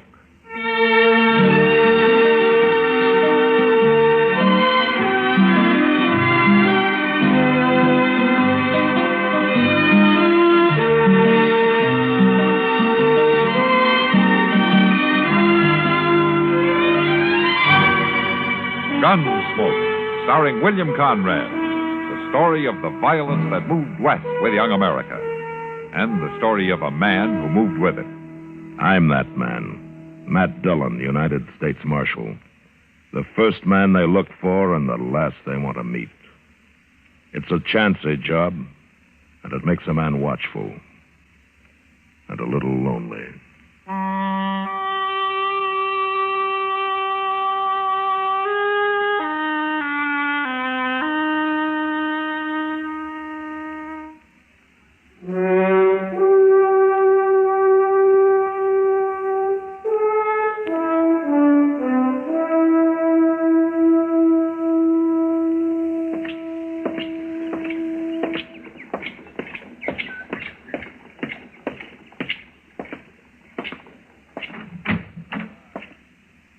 Hey, Doc. Hey, Doc, you up?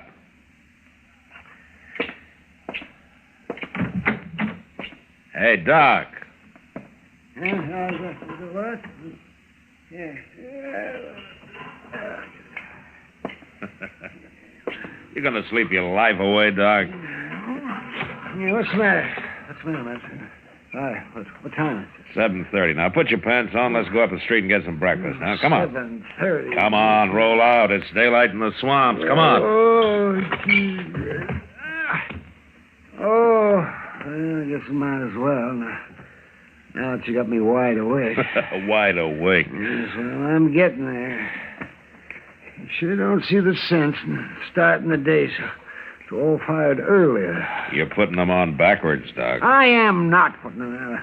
I'm just about to turn them around. Oh, sure you were. I've been putting my pants on for a long time without being told how by the village policeman. Yeah. Now, do you care which foot I put in which leg first? No, I think you can decide that for yourself. Yes.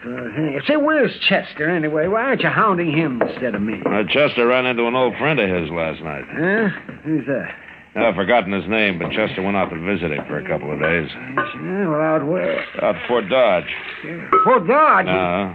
You mean he's in the Army? Yeah, he's got a pretty interesting job, too. Oh? He's a mess sergeant. Mess sergeant? Yeah. Oh, in a couple of days of that, you'll have to go after Chester with a wagon. Well, he seemed pretty excited about the whole thing. Yeah, I can imagine. Well, the quartermaster's going to be excited, too, when he starts checking his groceries. Yeah. Oh, come on, Doc. You take more time than a woman. Come on. Well, I want to look my best. It isn't often somebody buys my breakfast. Buys it? Now, wait a minute, Doc. I'm ready. Let's go. Well, no wonder you're so rich. Oh, sure, I'm rich, all right, yeah, and I owe you. Well, at least you got something to dream about. Ah, well, say, it's a nice day. Yeah. It'll get hot, though. Who's that woman driving the wagon? That looks like Hank Rutger's wife, huh? Yeah, it is. Rutger, you mean? Was he that runny little sodbuster out by Cottonwood Springs? Yeah, that's the one. I wonder what she's doing in time this early in the morning. Marshal? Oh, well, she's beckoning to you. Well, let's go see what she wants. Morning, Miss Rucker. Morning, Marshal. Doc. Good morning, Mom. You're up early. Yeah. Been quite some time since I've seen you in town. Always work to do when you're homesteading. You break your heart and you break your back and you end up with nothing. Even worse than nothing. 'Cause the years are gone finally and you can't get 'em back. How's Hank? Hank, Yes, ma'am. Your husband, Hank. 8 years slaving for 'em, working my fingers to the bone, and you end up with nothing. Miss Rucker, is there something wrong? Miss Rucker, I said, is there something wrong? I heard you.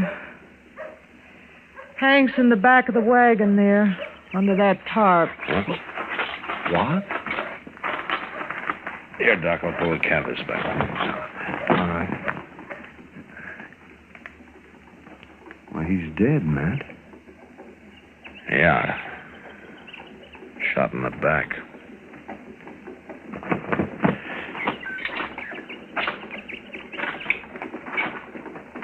How'd it happen, Miss Rutger? I don't know about things like this. What you're supposed to do, I mean. So I loaded them into the wagon and come into town. I figured you'd be the one to see. You figured right, but what happened? It wasn't me, Marshal. I didn't shoot him. Who did? I don't know. You don't know? I mean, I don't know his name or nothing. He was a stranger. Stopped by the place yesterday evening just before sundown. Wanted to water his horse. Hank wasn't there. This fella kept looking at me and talking kind of funny. Then he saw Hank coming and he rode on. Maybe then he's the one that Late last night, Hank woke up, heard something outside. Thought it was an animal bothering the stock. Went out, and pretty soon there was a shot. How do you know it was the same man? Because they come by the house after. But I run him off. Ah. What does this fellow look like? I don't know. Like any other man, I reckon. Nothing special. Except for his shoulders. Oh, what do you mean? There's the biggest shoulders I ever seen on a man. Mighty powerful. Look, Miss Rutger, why don't you go across the street there to the Dodge house and take a room and get some rest, huh? You'll leave the wagon here, and Doc and I will take care of things for you, huh? I'm all right, Marshal. You go on now. Feels strange being alone. Hank wasn't much, I guess. Didn't treat me good, but at least he was always there. A woman needs a man. All right, I'll go now. Thank you, Marshal, for taking care of things. I'll stop by later, Miss Rutger. All right, Marshal.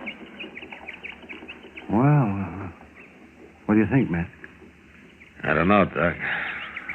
That woman's got something in mind she isn't telling us about.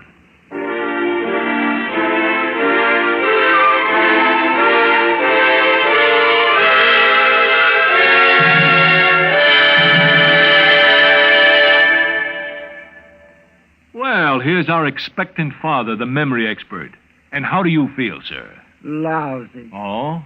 Why? You ever take care of 8 kids while your wife is in the hospital having number 9? No. Take my advice. Don't. I haven't had a good night's sleep in days. I think my kids are part sponge. Oh, really? Why? Well, they drink enough water to irrigate a desert, and mostly in the middle of the night. Well, at least you don't have to worry about your wife. She and the baby are getting good treatment at the hospital, and thanks to Medicare, there won't be any expensive bills for you to pay. That's what bugs me, man. Why? It's such a bargain. You know no woman can resist a bargain. If your wife is bargain-minded, better get the pamphlet on Dependents Medical Care Program fast.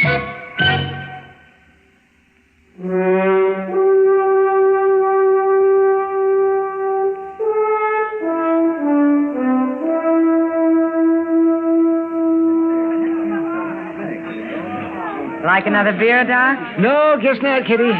People criticize me enough as it is. Doc. Oh, there's Matt. Huh? Over here, Matt. Oh, well, maybe I will have a beer after all, Kitty. On him. Hello, Kitty. How are you? Sit down, Matt. You look tired. Yeah, I am tired. If it gets any hotter, they're going to have this country. Any luck, Matt? No, Doc. I checked every room and house in Dodge, every liver stable. I even talked to some of the homesteaders out south of town. And nobody's seen a stranger who matches Ms. Rutger's description, if you can call it a description. Did she remember anything new? No, not much. I talked to her late this afternoon. She thinks that he had reddish-brown hair, but she's not sure. Oh, just those shoulders, then. Yeah, that's all she's sure of. I guess she'd remember that, all right. Well, Matt, maybe you won't have to look any farther. Oh, what do you mean? That man over there at the end of the bar. What? We've been keeping an eye on him till you showed up. Oh. Who is he, Kitty? I don't know. Tonight's the first time he's been in here. Been staying to himself pretty much, just drinking and not talking. But he's got the shoulders, all right. Yeah. I think I'll go have a word with him.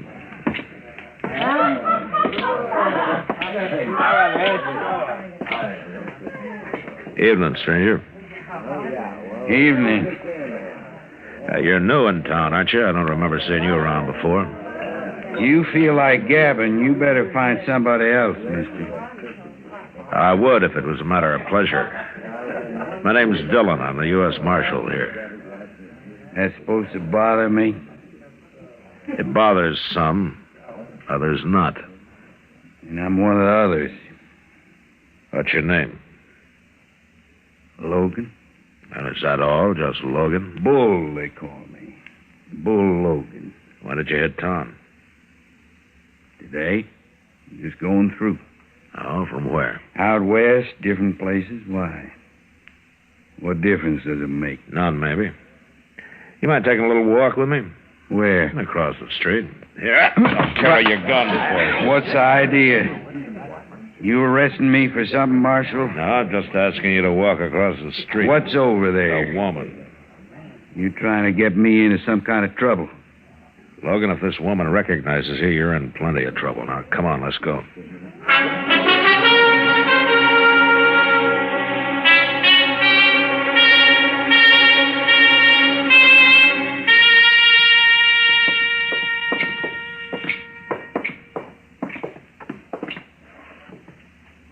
All right, you stand right there, Logan.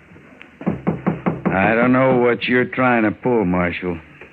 But you're all wrong. That's possible. Oh, Marshal, I couldn't... Is this the man, Miss Rucker? What are you talking about? I never seen her before in my life. I thought you better take a look at him, ma'am. I don't know this woman. Now, what is this? What are you trying to set up here? Shut up, Logan. The man that shot Hank was real big. I reckon it stuck in my mind because Hank was such a little man. There's such a difference between them. All right, I'm big. What about it? You claiming you seen me before? Stay where you are, Logan. He's not going to hurt you, Miss Rucker. Now, take a good look at him. Is this the man who stopped by your place yesterday afternoon, who came back later and shot your husband? Well? No, Marshal. It ain't him. It's his shoulders, that's all. But other than that, he don't look nothing like that fella. I never seen this man before in my life. Look, if you're scared of him, don't be. I ain't scared of him. Why should I be? He ain't the same one. Well, you satisfied, Marshal? All right, Miss Rucker. Thanks anyway. I'm sorry to have bothered you. I'm going back out to the place in the morning, Marshal. There's things to do. And I think that fella's got clean out of the country by now. All right, ma'am. Do I get my gun back now? Yeah, here you are, Logan. Thanks. Be seeing you. Pleased to have met you, ma'am. Good night.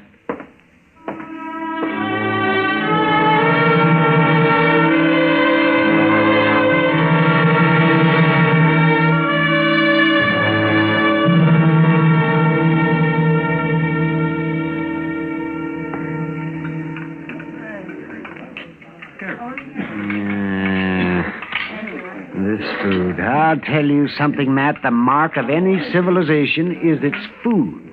Oh, is that right, Doc? Dang tootin' it's right. Now, you take France, for instance. Paris. Paris, France, you know. Their food is cooked just right. It's seasoned right and it's served right. And by golly, they're civilized. It goes together. Doc, you've been eating this same grub ever since you came to Dodge. Now, what's wrong with it all of a sudden? Well, look at the stuff. What's wrong? A plate full of greasy spuds and a few chunks of boiled leather. I tell you, man, it's enough to turn a man's stomach. It's no worse than usual. Now, go on, finish your supper. I wouldn't touch another bite of that with a 10-foot pole. No, sir, I'm telling you, Matt, this town will never be civilized until it starts eating decent food. Well, the way I heard it, the mark of a civilization is how it treats its women folk. Oh, Howard. You think Dodge City rates any higher on that score? No, I guess not. No, they're fancy women. They plague till they drink themselves to death. And their farm wives, they work to death. Why, a woman hasn't got a chance out here. Yeah, so I've been told. By a woman, of course. She was right. Whether it's the food or the women folk, this town is no goddamn good. Marshal Dillon. Oh, hello, Jeb. Well, how are things at the telegraph office, Jeb? Fine, Doc. I brought this telegram right over, Marshal. Huh? It's your answer to that circular you sent out on Bull Logan. Oh, yeah, thanks, Jeb. What about this Bull Logan, man? Well, I thought he might be mixed up in the Rutger killing, Doc. Well, I thought you'd given up on that. No, I sent out a bulletin just on a hunch. Yeah. What is it, man? Wow. Huh? Like he's wanted in California, 2 counts of assault and suspicion of murder. The victim was shot in the back. I should never have let him leave town.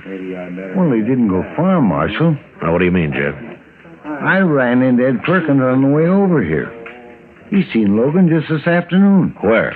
Out by Cottonwood Crossing. And he said Bull Logan's gone to work for Mrs. Rutger.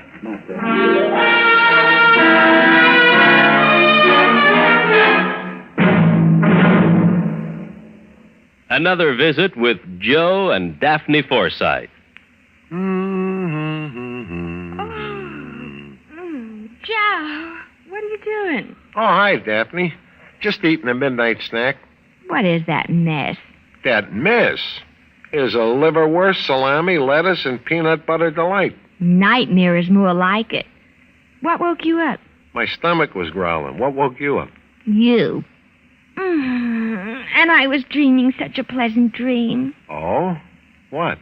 I dreamed all of our savings bonds had matured and we were cashing them in. That kind of a dream I can appreciate.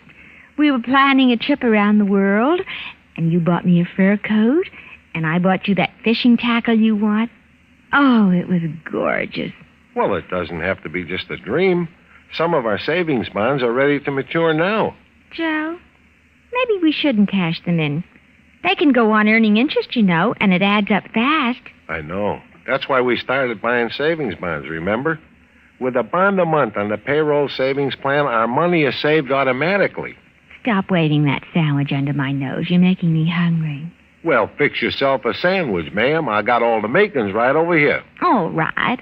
Move over, you bond-buying midnight maverick. I'm going to fix myself a humdinger.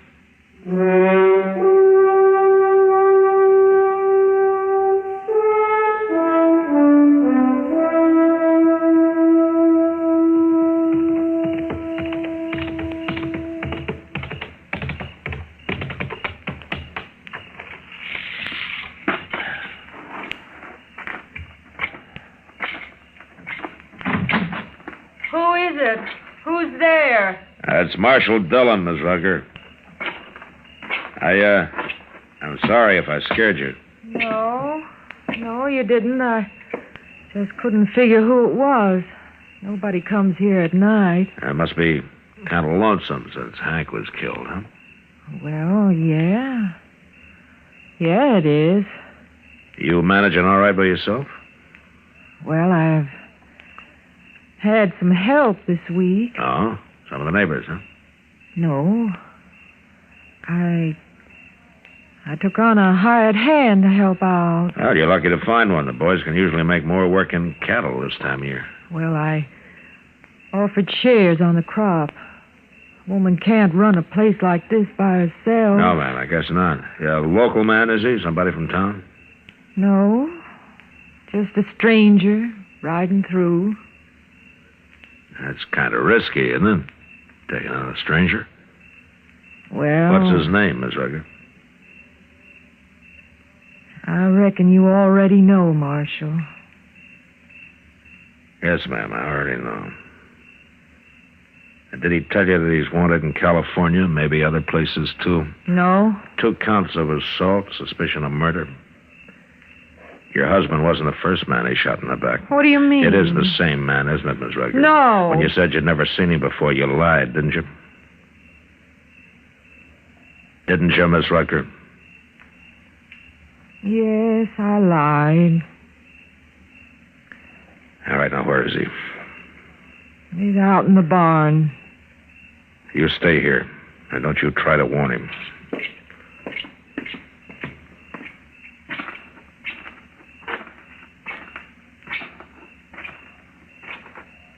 That you, Martha? I said, is it? Well, Marshal, you're a long ways from town. You're under arrest for murder, Logan. So she told you about me after all. Not yet, but she will. I just got word back from California. Seems you're wanted out there. Now, don't try it, Logan. You're not taking me now.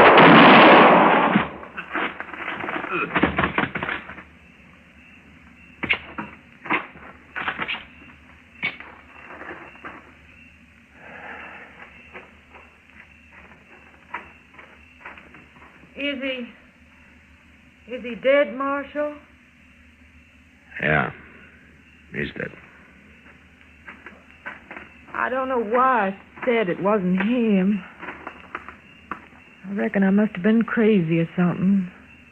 Just seems such a shame, though. A shame? What was done was done. There wasn't nothing going to bring Hank back. I was left by myself. Bull here was big and strong. Seems such a waste. Him dead, too. I see. I got ground that needs plowing, Marshal. Seed to be planted. Life ain't easy for a woman alone. I don't know, man. Seems pretty easy the way you go at it. You go on back to the house now. I'll take care of things here.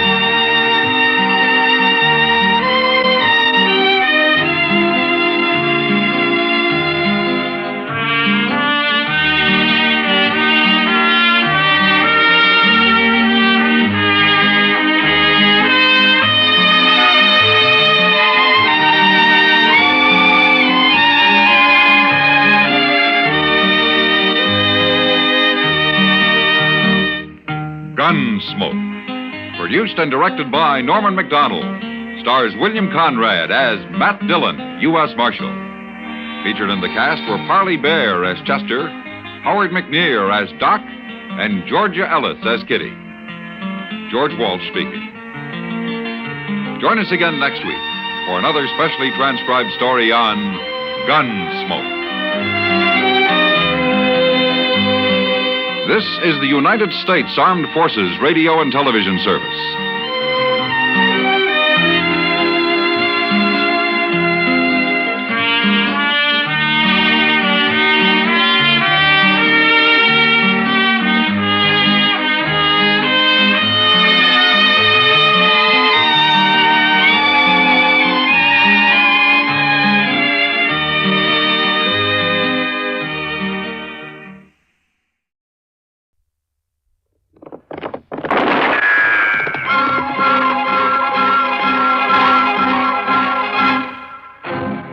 Around Dodge City and in the territory on West, there's just one way to handle the killers and the spoilers, and that's with the U.S. Marshal and the smell of gun smoke.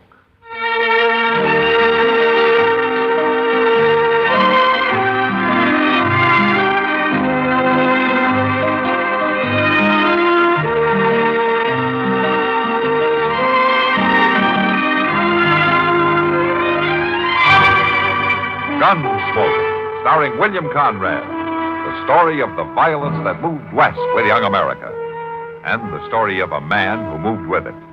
I'm that man. Matt Dillon, United States Marshal. The first man they look for and the last they want to meet.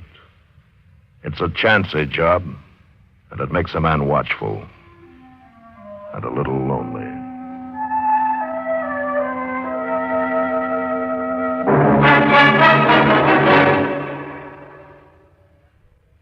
This is Frank Knight speaking for the world's most honored watch, Longines. When the West was being won, Longines was there. Old records show sales of Longines watches in the silver mining towns of Colorado and Nevada, the gold mining areas of California. A fine gold watch, preferably a Longines, was one of the first luxuries purchased by a lucky prospector. For then, as now, the name Longines identified the world's most honored watch. Longines watches won their first World's Fair Grand Prize in 1878, won grand prizes in Paris, Brussels, Philadelphia, and at many other places. Right now, Longines watches are winning comparable successes in the accuracy competitions in European national observatories. Today, you needn't make a gold strike to own a Longines. Many beautiful models for ladies and gentlemen are priced as low as $75. Visit your authorized Longines Whitney jeweler. He will be honored to serve you. There's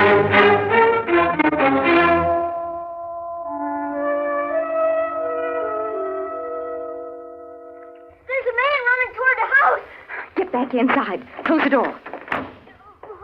What is it? I don't know. Be quiet.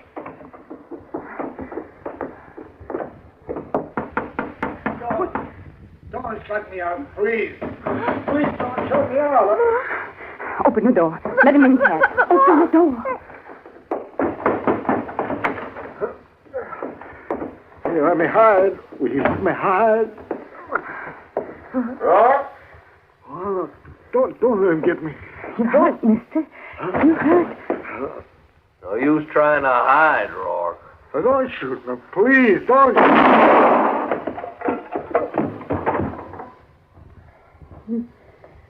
You shot a dying man. Yeah, he wasn't dying long. You shot him in the back. Keep it still, Dad. You're a right smart boy, ain't you? Where's your daddy? Dad. Let the boy talk. Where's your daddy, I said? He's dead.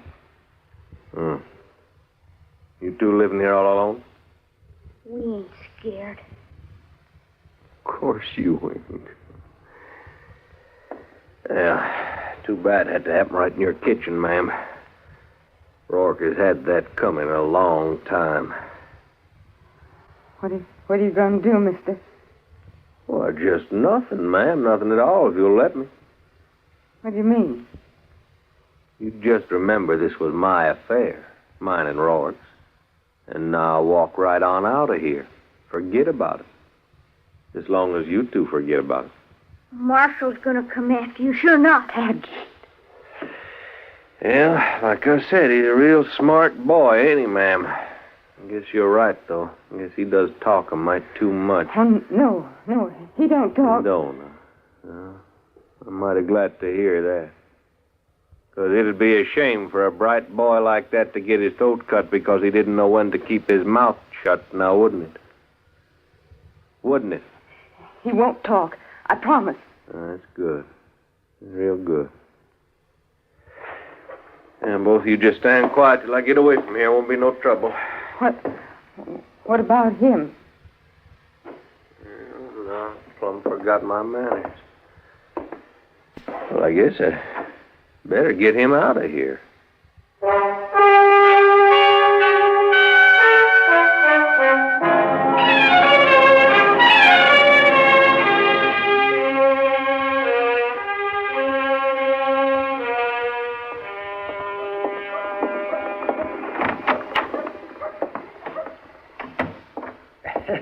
Matt! Oh, Matt! Anybody here? Oh, for heaven. Chester! I'm out back here, Doc.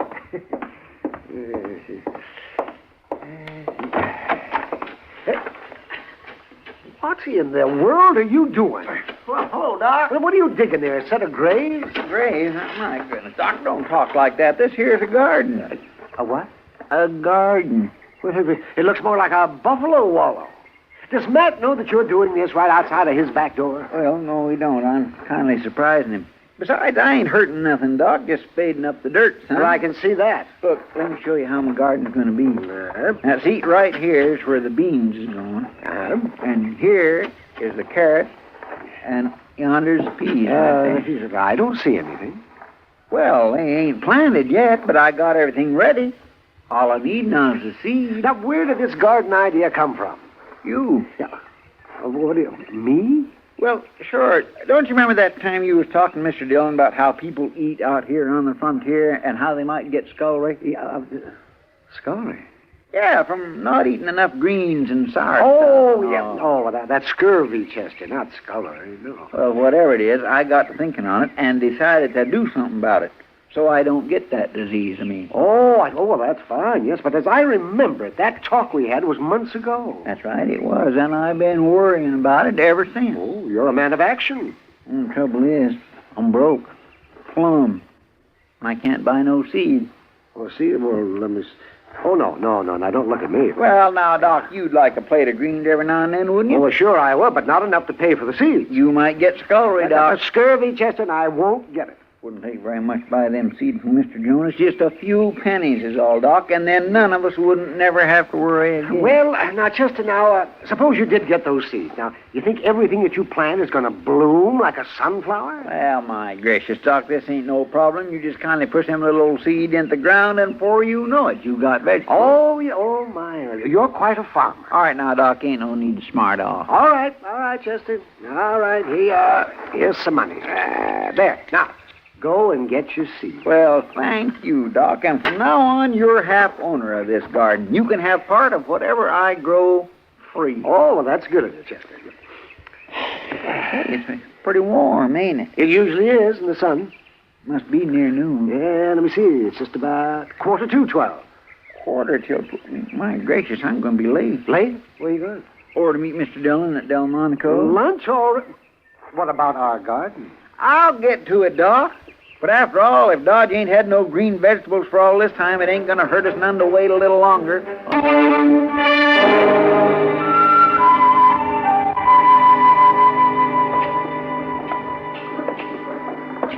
I don't mind a man making money, Mr. Dillon, but by jing, I don't think he should be making it all off of me. Oh, what do you mean, Chester? Why, that Zach Holden charging 15 cents for a meal like that. I swear that steak still had a piece of the hide on it. Prices are going up, Chester. You just gotta face it. But it's getting so the man don't hardly have nothing left after feeding himself a little, and that's a fact. Look yonder, Mr. Dillon. There's a lady going into the office. Uh-huh.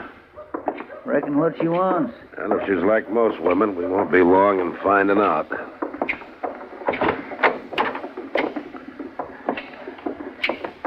You wanted to see me, ma'am? You're the marshal? Yes, and that's right, Matt Dillon. This is Chester Proudfoot. How do you do, ma'am? How do you do? I'm Cora Meadows, Marshal. My boy and I live out west of town a piece. No? Oh, won't you sit down, Miss Meadows? Thank you. Mr. Dillon? Yeah, what, Chester? As long as you and Miss Meadows is going to be talking for a spell, I believe I'll just go on back and see Zach Holden about charging that outlandish price for a meal. It's still sticking in my craw. All right, Chester, you do that. Excuse me, ma'am.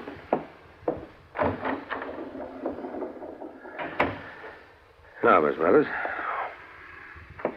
Marshal, I don't rightly know what to do. Well, suppose you just tell me what's the matter. Well, that's just it, Marshal. I'm afraid of what'll happen if I tell you, and I'm afraid of what'll happen if I don't. You need help? Yes, Marshal. I need help, all right. Uh-huh. Just speak right out. Well, it's my boy. My boy, Tad. He's missing. Oh? I think he's taken out after that man, and he'll kill the boy if he sees him, and he'll kill me if he knows I've been here. Oh, wait a minute. What man are you talking about? The one that shot that fellow out to my place yesterday. He shot him down just like he was an animal. Now, you're telling me there was a killing there yesterday and that your son may have gone after the murderer? Yes, Marshal, I am. Well, I think you better go back to the beginning and tell me the whole story.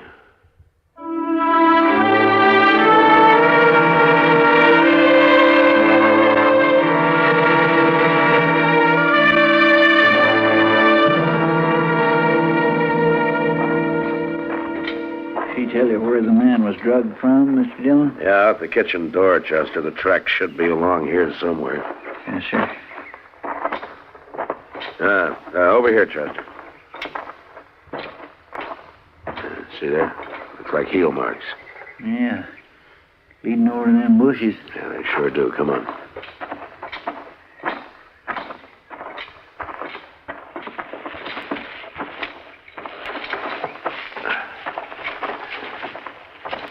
I don't think he'd have taken much time with him. Oh. Yeah. There he is. Seems to me you could have took the trouble to bury him. Well, when a man shoots you in the back, he's not going to worry about your funeral, Chester. I've seen him before, Mr. Dillon.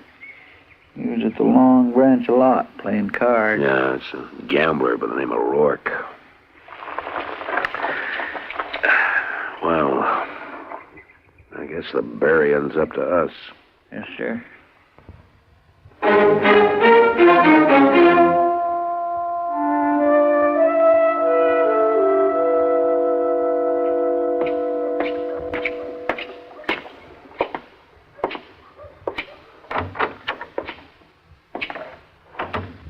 Oh, it's you, Matt. I'm glad you're here. Well, I came as soon as I got your message, Doc. Is there something wrong? Yes, Matt, there is. Come to the other room. No?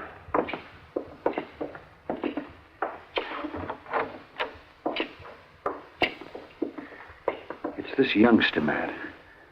I found him by the road. Well, what's the matter with him? He's been beaten. Cruelly, brutally beaten. Look. Yeah. I didn't even know if I could bring him out of it for a while there. Did he say who he is? No, and that's the funny thing, Matt. He hasn't talked at all. He's been conscious most of the day, but he won't say a word.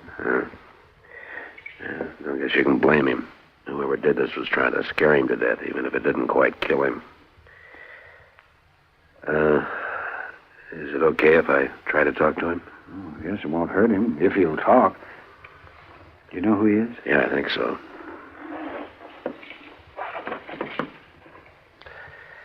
Hello, Tad. Tad? Tad, I'm Marshal Dillon. Now, you don't have to turn your head away, Tad. I want to help you.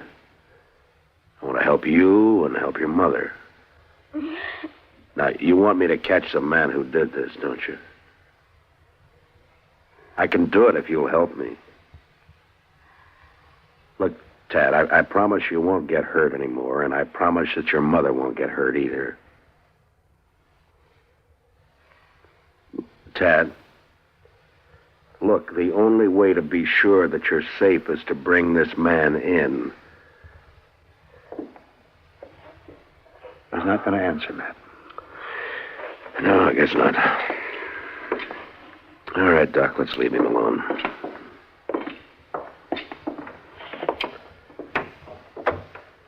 How long are you going to keep him here, Doc? Oh, I expect he'll be up by tomorrow if he's quiet.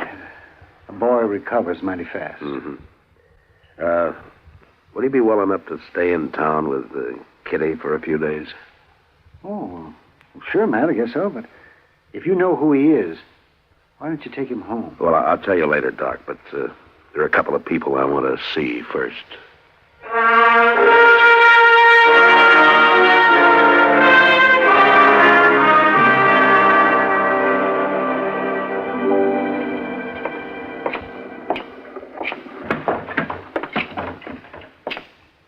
Hello, Sam. Oh, Marshal. Get you a drink? No, thanks, Sam. Is Kitty around? Yeah, she's upstairs, Marshal. Ought to be down in a minute or two. Oh, well, I'll go on up. Thanks. Sure. Oh, Matt, you looking for me? Ah, yeah, I'd like to talk to you, Kitty. I'm coming down. All right.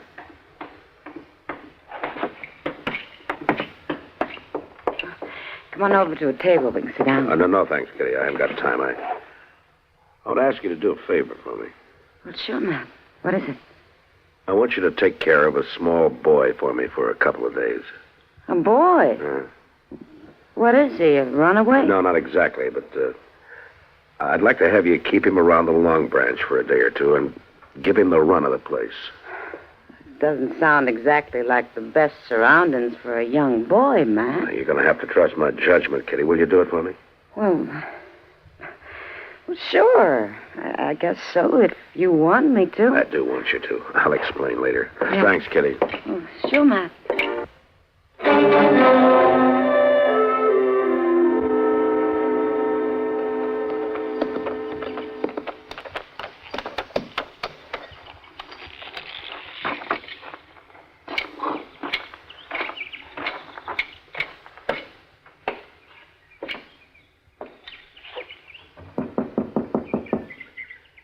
Who is it? It's Matt Dillon. I'd like to talk to you, Miss Meadows. Come in, Marshal. Tad, is it about Tad? Yes, it is, ma'am. I'm pretty sure we found him. Oh, where is he? Is he all right? He's at Doc Adams' office. Doc? He's all right now, Miss Meadows, but he's had a bad beating.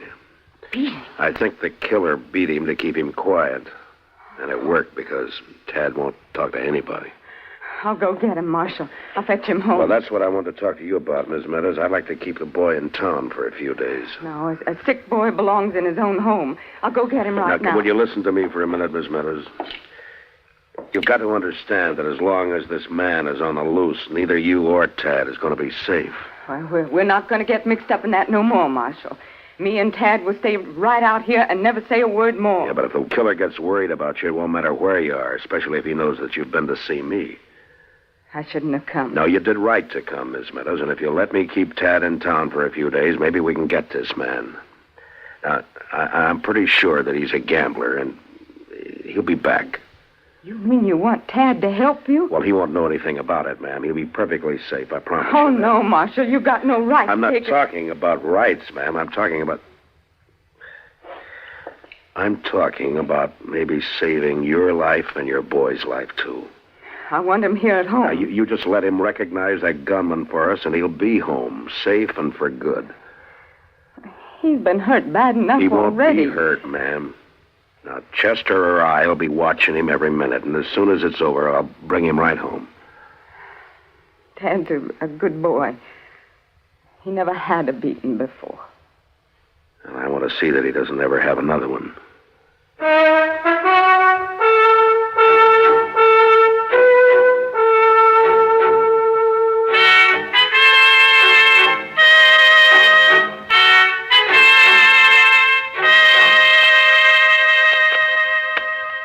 Now, Tad, there's one thing about playing poker that you might as well learn right off. It ain't so much what you've got in your hand as what folks thinks you've got. And you understand that? I think so, Mr. Proudfoot. Some folks just has the face for it, and that's a fact. Now, you know, lots of folks calls me poker because nobody don't never know what I got in my hand. Give me one card, please. All right. Now, don't you let on what you've got. Yes, sir. Now, that's good. That is good. You ain't letting on one bit. Now, I'll take one myself. Oh! Well, What's the matter? a thing like this wouldn't happen in 6 months of Sundays. But I thought you weren't supposed to let on. Yeah, you ain't. But you take a hand like this, a 6 and a 7 and a 9 and a 10, and then you haul off and draw an 8 and... Mine are all blue. You getting hungry, Chester? Yeah, no, I can last it out, Miss Kid, till Mr. Dillon comes back. Oh, he ought to be here pretty soon. He went out to see your mother, Tad. He wanted her to know that you've been doing just fine these last few days. Oh, yes, and I hope she's fine, too. I sure like to go home. Hello, Kitty. Hello, man. Here, Mr. Dillon, you know what I just did? How's Ma? Oh, she's fine, Tad. She said to tell you not to worry about anything, and she sent you some clean clothes. Did she say when I could come home? That ought to be soon. Why don't you take those clothes on up to the room, honey? Yes, sir. And when you come down, we'll have Sam bring you some supper. Oh, thank you, Miss Kitty. Mr. Dillon, you know what happened just a minute ago? No. I was drawn to an inside straight, and the... What? What is it, boy? There he is! Don't let him hit me, Marshal! Don't let him hit me, no more! Kitty, that's our man. Take the boy upstairs, will Sure, you? man. Come on, honey. Come on, we'll go. What's all the commotion, Marshal? Can men walk in here for a drink? We, been waiting for you, mister. The boy and I. Well, I don't know what you're talking about. I never saw that boy before in my life. You never expected to see him again, either. At least not alive. After that beating you gave him. Beating? Now, you listen, Marshal. You listen to me. That boy knows you. And so does his mother. Well, she ain't here. She'll be here in good time. Marshal, you ain't taking me. You better look out, mister. Because I'm not turning my back on you like Rourke did. Oh, you...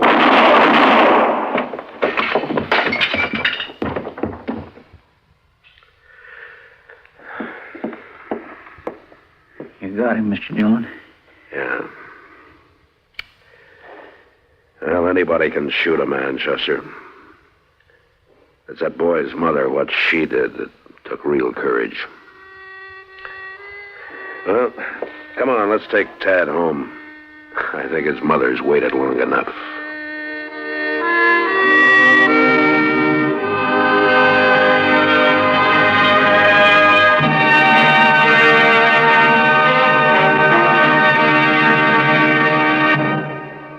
The story was specially written for Gunsmoke by Marion Clark, with editorial supervision by John Meston.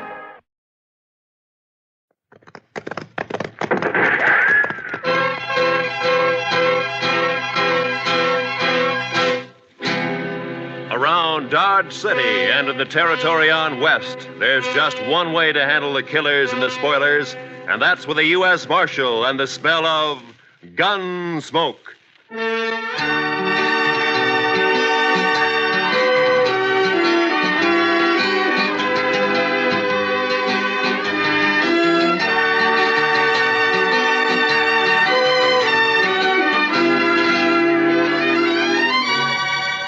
Gunsmoke, starring William Conrad. The story of the violence that moved west with young America. The story of a man who moved with it. Matt Dillon, United States Marshal.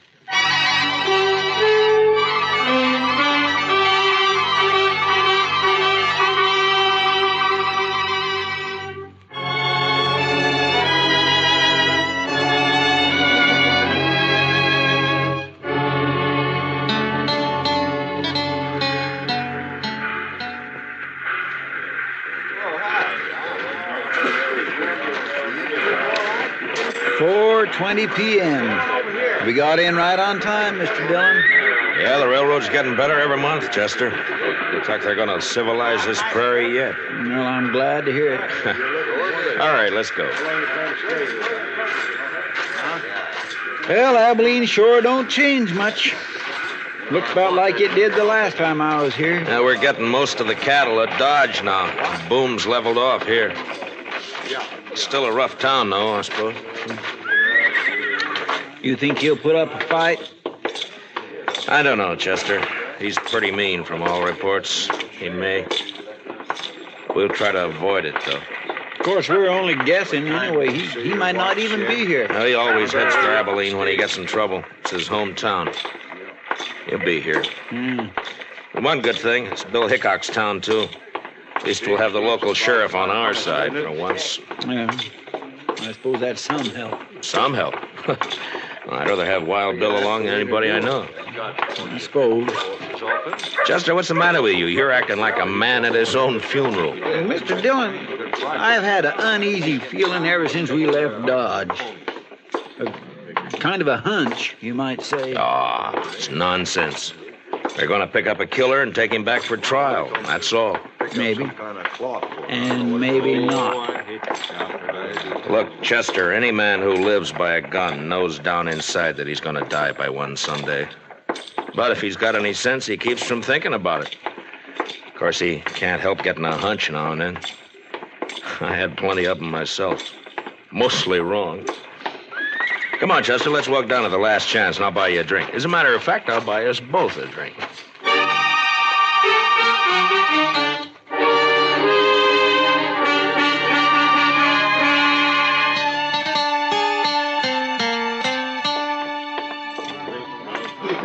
car. Set him up.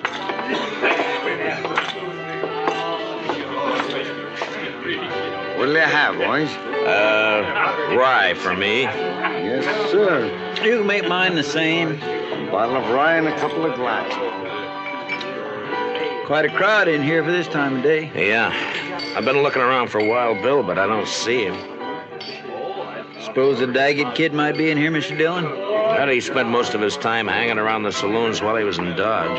Here you are, boys. Drink up. Thank you. Oh, by the way, bartender, do you happen to know a kid around town by the name of... Who, mister? What? Oh, never mind. Well, he's here, Chester. Down there at the end of the bar. Yeah, that's him, all right. Well, sir, Mr. Dillon? He's what we're here for. We gonna wait for Mr. Hickok? No. Come up on his left side, Chester, and watch his gun handle. Yes, sir, Mr. Dillon. I'm telling you, it was the funniest sight you ever seen. The bullet knocked that scrawny hound dog end over end. First shot fired. Caught him right in the back of the...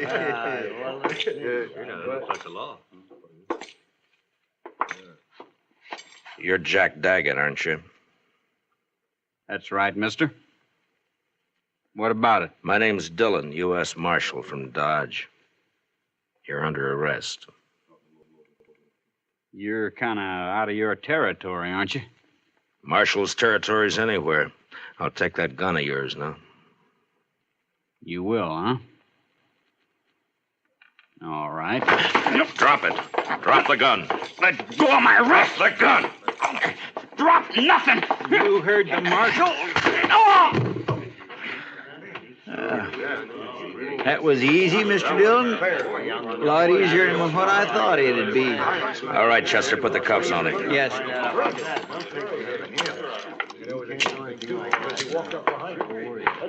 Seems to me your partner acted a little high-handed there, Marshal. It does, huh? Now, he had no call to slug that boy in the head that way. Would you rather I'd have put a bullet in his belly? Chester saved his life, that's all. He was drawing on me. Well, now, if you'd come around and seen me before you started anything, you wouldn't have had this trouble. My name is Rourke. I'm the town constable here. I see. Young Jack here told me all about that shooting out in Dodge. Said they ganged up on him in a poker game, tried to cheat him. Forced him to shoot his way out. That's a good story. It's too bad it didn't happen that way. All right, Chester, let's get him on his feet and go find the sheriff. I reckon you won't be finding him, Marshal. Why not? Hickok's up at Topeka. Won't be back for a week or 10 days. Meantime, I'm the law in Abilene. And I got a favor to ask from you. I'd like to use one of your jail cells until 9 o'clock. That's when the next train leaves for Dodge. I'm sorry, Marshal. I got no authority to do anything like that. What difference does that make? If Wild Bill were here, he'd let me do it. But Wild Bill ain't here. I see. A lot of us folks here like to run our own town. We don't like outsiders coming in and taking over. It's 4 hours till that train leaves, Marshal. I think you're going to find 4 hours is a long time. Meaning? This young fella you arrested has got a couple of older brothers. The Daggett boys. You probably never heard of them, but you're going to. They're not going to like this. I don't care much what they like. Maybe they'll teach you to care when they hear about this. And they'll hear. Like I said, 4 hours is a long time. Look, I want you to get this straight. I came here to arrest the killer and take him back to Dodge to stand trial. I got him under arrest now, and I'm going to take him back. Maybe.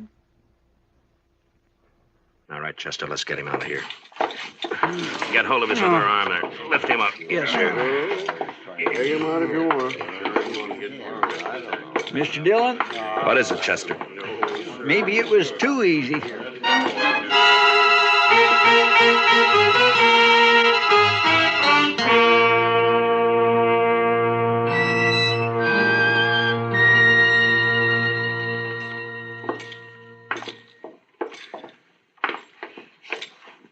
Yes, gentlemen.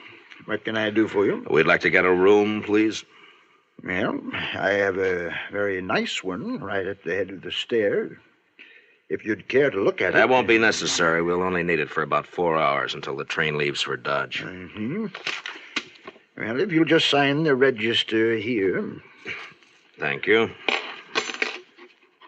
My, your friend seems to have suffered quite an injury. Yes, sir. He bumped his head. Oh, really? Well, it's certainly a bad cut just to have had. Boy, that's one of the Daggett boys. Young Jack Daggett. Yeah, that's right. I got him under arrest for murder. Now, where's the room? You arrested Jack Daggett? Right here in Abilene? Yeah.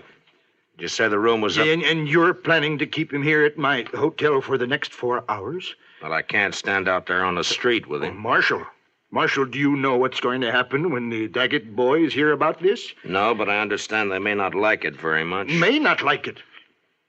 I'm sorry, sir, but you cannot stay here. I will not let my hotel be made the scene of a bloody massacre. Now, just a minute, mister. You've rented me a room. I've signed the register, and I've got the key.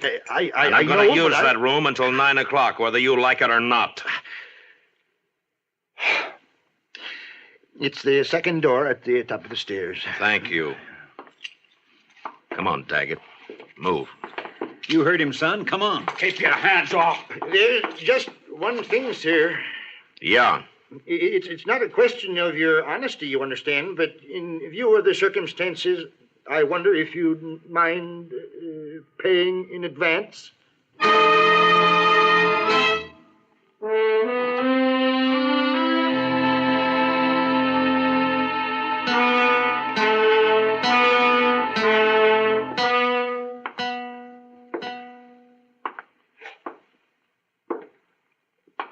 What time is it, Chester? It's 6:23, Mr. Dillon. I thought it was later than that. Yes, sir, I know. He goes pretty slow when you're waiting for something like this. I swear I wished it was 9 o'clock. I wished we were leaving on that train right now. You're not leaving on no train. Not alive. You got a one-track mind, Daggett. So have my brothers, Dillon. What they think about all the time is hands off the Daggetts. That goes for you or anybody else. Reckon we ought to stuff a pillow in his mouth, Mr. Dillon? Might not be a bad idea. You won't think it's funny when they come around. But maybe they won't come around. Maybe they decided... Cover the door from the other side, Chester. Yes, sir.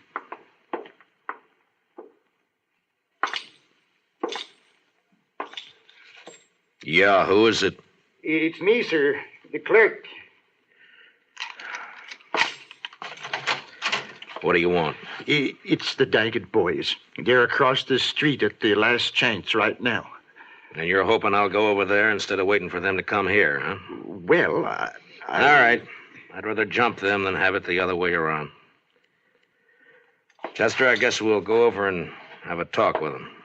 What about him? Well, he's cuffed hand and foot to a pretty solid iron bed. I don't think he's going anywhere. Bet on it. You ready, Chester? I'm ready whenever you are, Mr. Dillon. All right, let's go.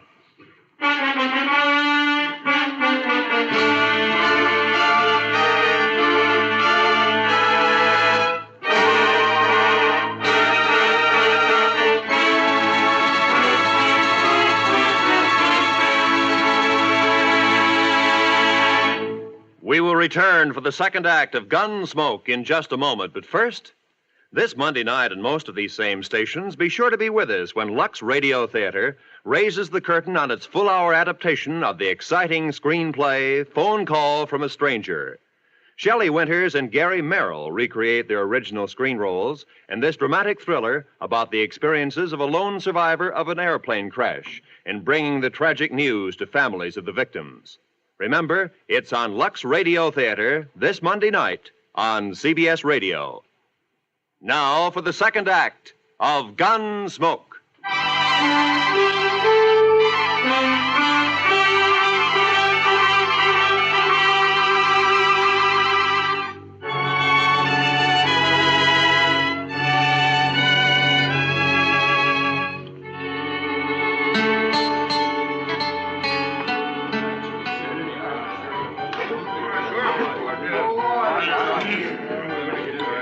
That must be them, Mr. Dillon. Across the room there. Yeah, I guess so. They look a lot like Jack. And they look mad. And there's quite a crowd around them. Well, Chester, the only way to get it over is to get it started. Yes, sir. How will we do it, Mr. Dillon? I haven't got a plan, Chester. Just face them down, that's all. Yes, sir. Go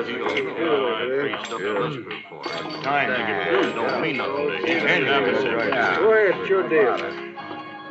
You the Daggett brothers? What if we are?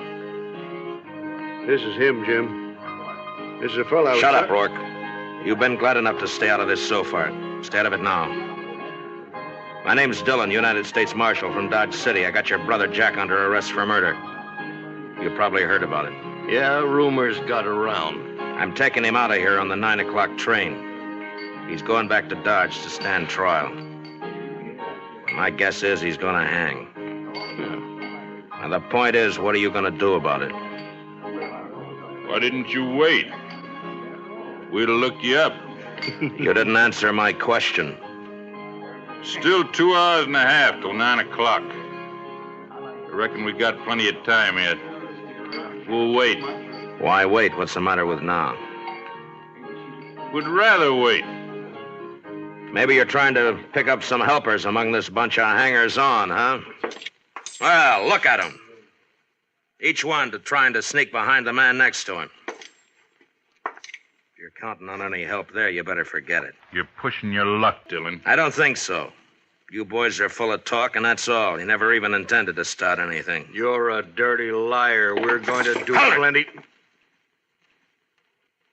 Now, don't you move, either one of you. You covering my back, Chester? Yes, sir. All right. I'll take that gun. Thank you. Yours, too. Sure. Sure play, Dillon. Where it stands now. Thank you. Here, Chester. Kick those back onto the tables. Yes, sir. All right, folks, just leave them lay, please. Don't nobody touch them. Here, Chester. Now hold on to my gun. All right, Mr. Dillon. Now just keep them off my back. Yes, sir. You. Come here. Sure.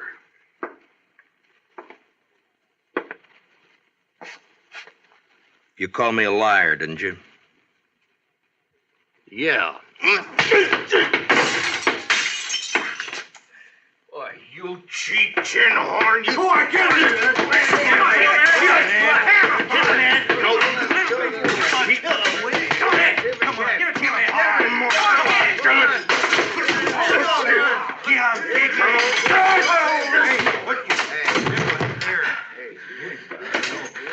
I thought you Daggets were tough. Hey, watch this. Watch. All right, you. You're next. I'll wait, Marshal. I'll get to you later. You're a no-good coward, Daggett. All right, Chester, I'll take my gun back now. Here you are, sir. Thank you.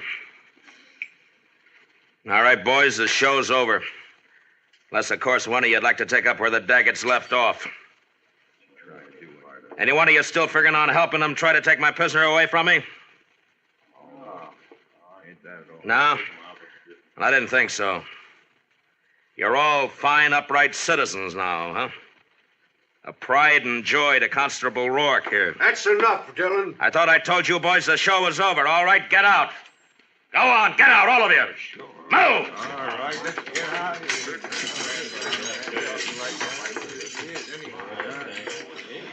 Marshal, I'd say you overreached yourself there. Stepped past the limits of your authority. How I enforce the law's my own business. I do things my own way. The way it'll get you killed someday. Maybe. I have to live in this town, Dillon. You don't know these Daggett brothers. If you cross them, you're through. I've seen it happen. Come on, Chester, let's go. All right, Mr. Dillon.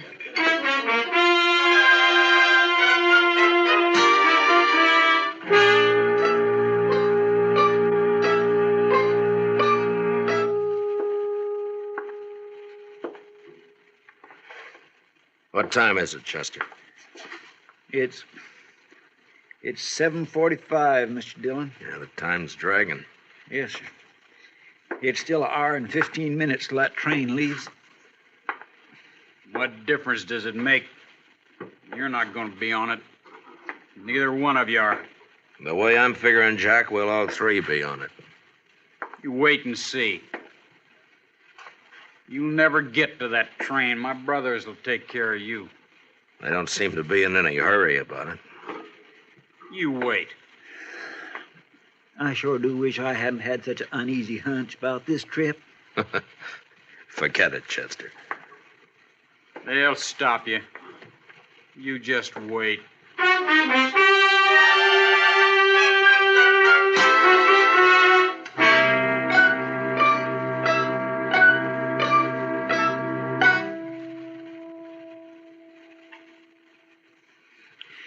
It's only 8:15. Mr. Dillon seems to be going slower all the time. Yeah, adds up, though. Won't be much longer now. 45 minutes, if the train's on time. And if we're lucky enough to get on it. Chester, you're wearing yourself out. Why don't you sit down and relax, huh? I just can't seem to set my mind to it, Mr. Dillon. No Daggett'll ever leave this town wearing handcuffs as long as the other two are alive. Well, I'd think that's up to them, Jack. Sure. And they'll take care of it, too. I swear and declare, Mr. Dillon, I almost wish they would try something and get it over with. The waiting's always the worst part, Chester. You find out what the worst part is.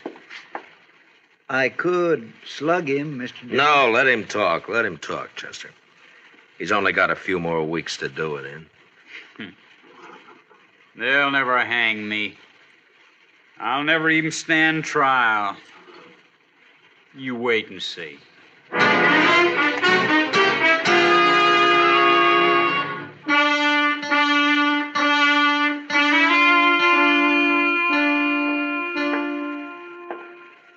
Chester? It's 8:30 exactly, Mr. Dillon. All right. Let's get started. A little early, isn't it? Won't take that long to walk from here to the station. It might if we have trouble. Yes, sir, I guess it might. You'll have trouble, don't you worry about that. Jack, why don't you get on a new subject? How are we going to take him, Mr. Dillon? Just drag him? If he wants it that way. Otherwise, he'll walk handcuffed to my left wrist. Keep him covered, Chester. I'll unlock these cuffs and get him loose from the bed. Yes, sir. Dillon, if you're smart, you leave me here and run while you still got the chance. Well, I've never been smart enough to run yet. Stick out your right wrist. All right. On your feet. Come on. You can put your gun away, Chester. Starting now, he's only going where I go. Now, come on, Jack. We got a train to catch.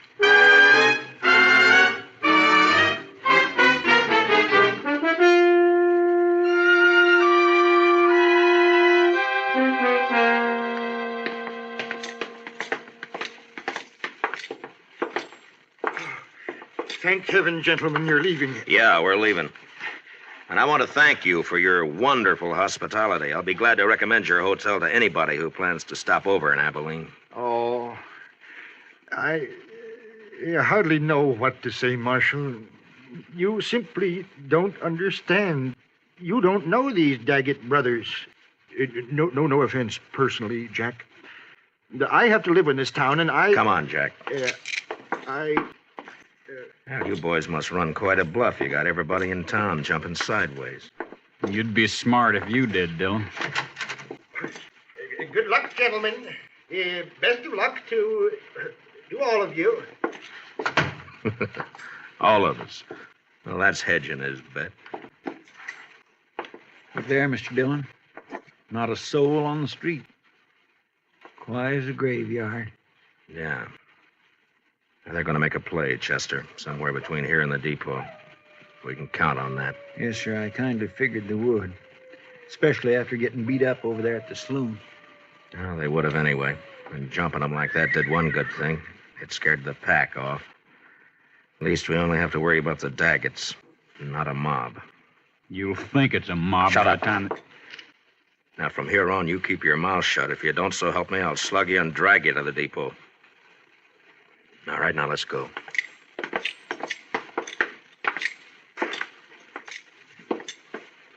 Now, sir, not a soul. I never thought I'd see the main street of Abilene deserted at this time of night. It's not deserted, Chester. They're inside, behind the shutters. But at least they're staying out of it. I wonder if coyotes are as lonesome as they sound, Mr. Dillon. They couldn't be, Chester. Watch that left side up ahead of us, sir. It's pretty dark along there. Yes, sir. They might jump us from behind. I don't think so. Too many people watching. They gotta keep up their reputation. I hope you're right. Chester, they're at the corner of the bank. Somebody's moved. Across the street, too. In the shadow. Take the one in the shadow, Chester. Yes, sir. There's one down, Chester. The other one's still there in the shadows. Get him if you can. Jack here's ruining my aim. I'll ruin more. Good for you, Mr. Dillon. You ought to have slugged him sooner. I didn't slug him, Chester. He caught a bullet that was meant for me. Well, shot by one of his own brothers. Here, let me unlock those handcuffs, Mr. Dillon. No time. Here, I'll get him up on my shoulder and... All right, let's move in and keep firing. Yes, sir.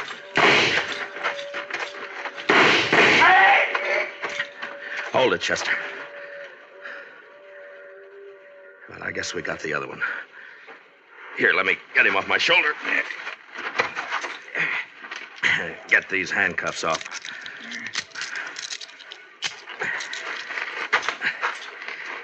Well, there's our prisoner, Jack Daggett. Wanted for murder, killed by his own brother. Let's take a look at the others.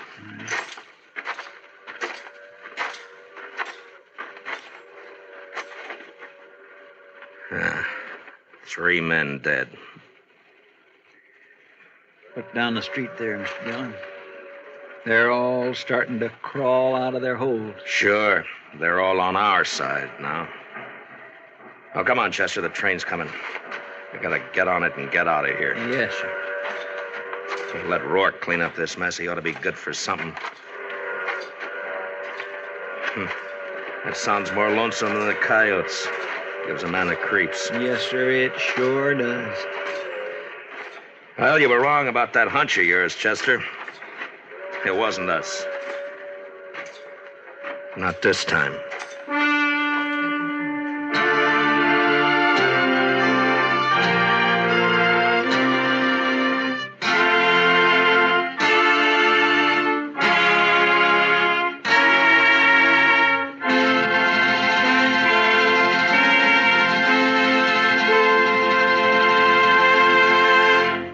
Gunsmoke, under the direction of Norman Macdonald, stars William Conrad as Matt Dillon, U.S. Marshal. Tonight's story was specially written for Gunsmoke by Les Crutchfield, with music composed and conducted by Rex Corey. Featured in the cast were Sam Edwards and Barney Phillips, with John Daner, Tom Tully, Larry Dobkin, and Jim Nusser. Parley Bear is Chester. Gunsmoke is heard by our troops overseas through the facilities of the Armed Forces Radio Service. Join us again next week as Matt Dillon, U.S. Marshal, fights to bring law and order out of the wild violence of the West in Gunsmoke.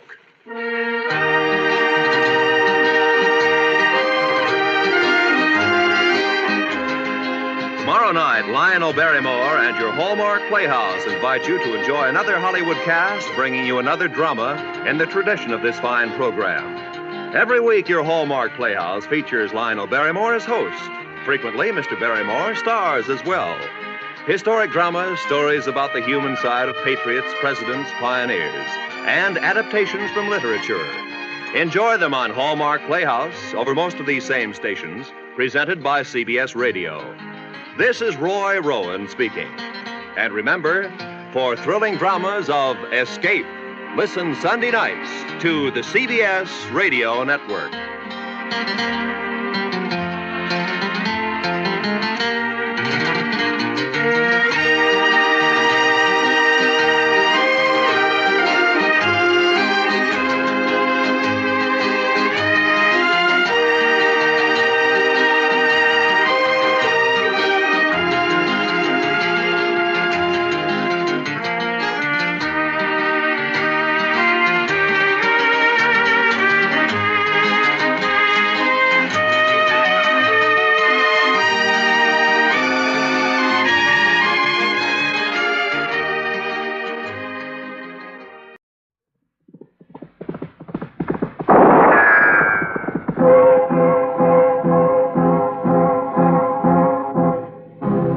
Gunsmoke. Brought to you by L&M, the cigarette you want in the pack you want. Familiar standard pack and new crush-proof box. Live modern. Smoke modern. Change to L&M.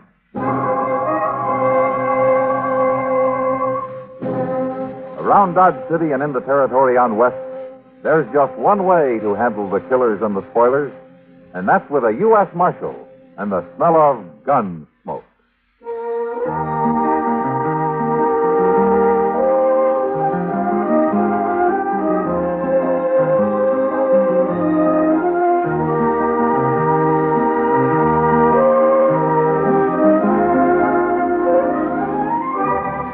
Gunsmoke, starring William Conrad. The story of the violence that moved west with young America. And the story of a man who moved with it. I'm that man.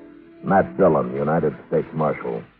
The first man they look for and the last they want to meet.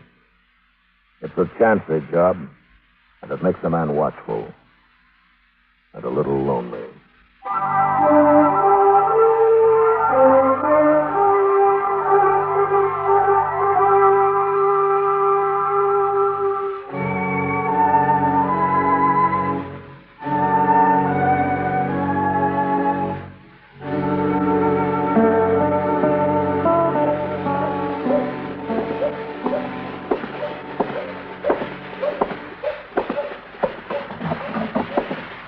Morning, Miles. 17 minutes, Matthew. 17 minutes exactly since I sent that boy to find you. Oh, is that so? A crime has occurred, Matthew. And dawdling over your breakfast coffee is not likely to bring the culprit to justice. The boy said somebody broke into your store last night, Miles. Aye. How'd they get in? Well, by breaking the glass in the back window. 2 panes at $4.32 a pane. You know, Miles, I told you a year ago you ought to put gratings over those windows like the rest of the stores in town. Aye, but gratings cost money, Matthew. Yeah, and so do burglaries. Well, what did they take? Well, I've been compiling a list. Now, here's exactly what's missing. 1 blue blanket, retail price $6.40. 1 blue denim jacket, size 36. Retail price $2. The prices aren't important, Miles. Oh, to me they are. I have a certain respect for money. Yeah, so I've heard. What else is missing? Well, now, let me see. 1 hat, gray, Stetson, of course, finest quality. Yeah, I know. I got one, Miles. Go on with the rest of your list. All right. 1 pair of boots, size 6, hand-tooled, inlaid with kid, retail price $12. Here, let me take a look at it, will you? Oh, nice. Thanks. 2 flannel shirts, 5 pound slab of bacon, 3 pounds of dried beans, pound of salt, box of matches, a skillet. Looks like you've just grub staked somebody, Miles. I expect you to recover each and every one of those items. Oh, I'll try to. 1 canteen, 1 hand axe, 2 pounds of cheese, and 1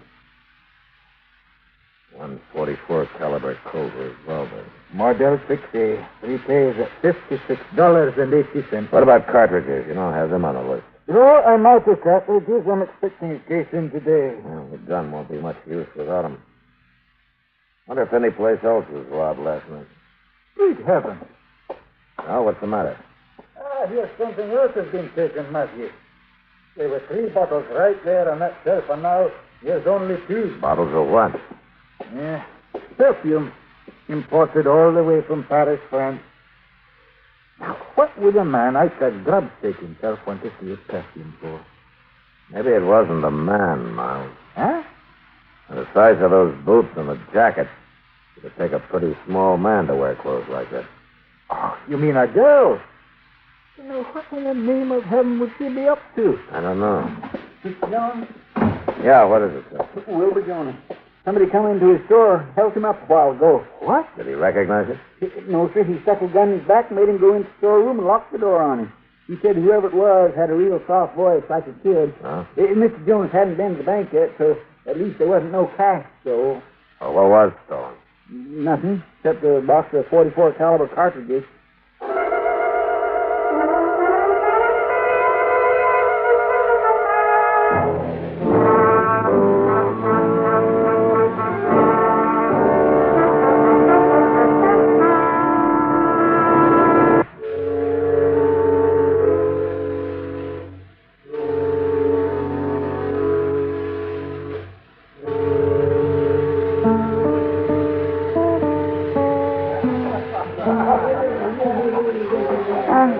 Let me smell that perfume again, will you, Matt? Yeah, sure, Kitty, sure.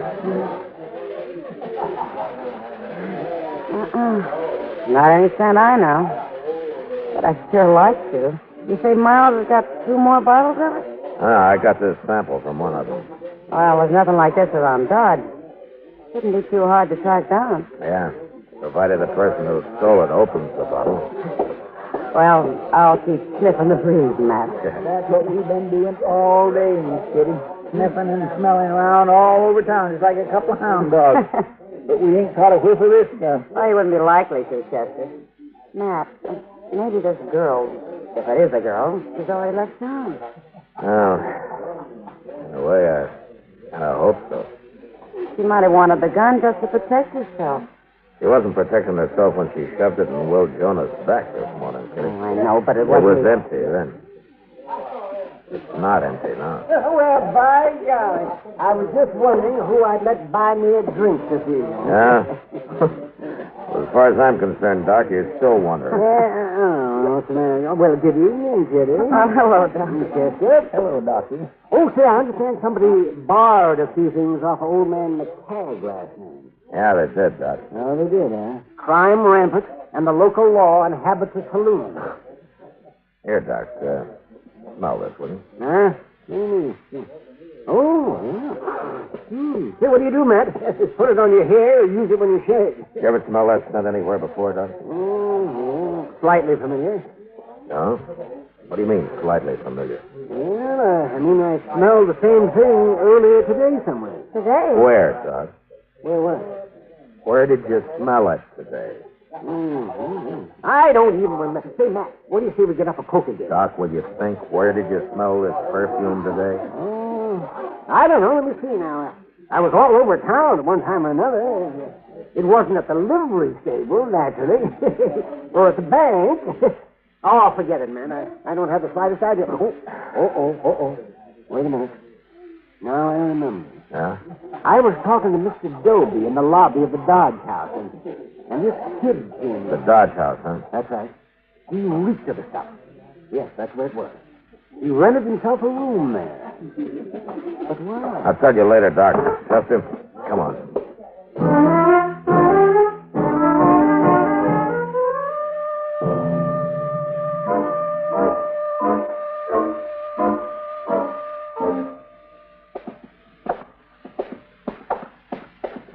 It's next door on the left there, Mr. Jones, according to what Mr. Doby said. Yeah.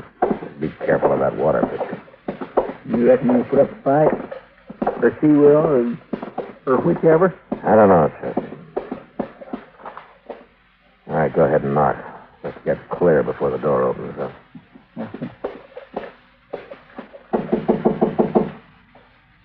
Who's there? I fetched you some drinking water. Leave it out there in the hall. Okay, but you better get it before the ice melts. All right, walk off a ways.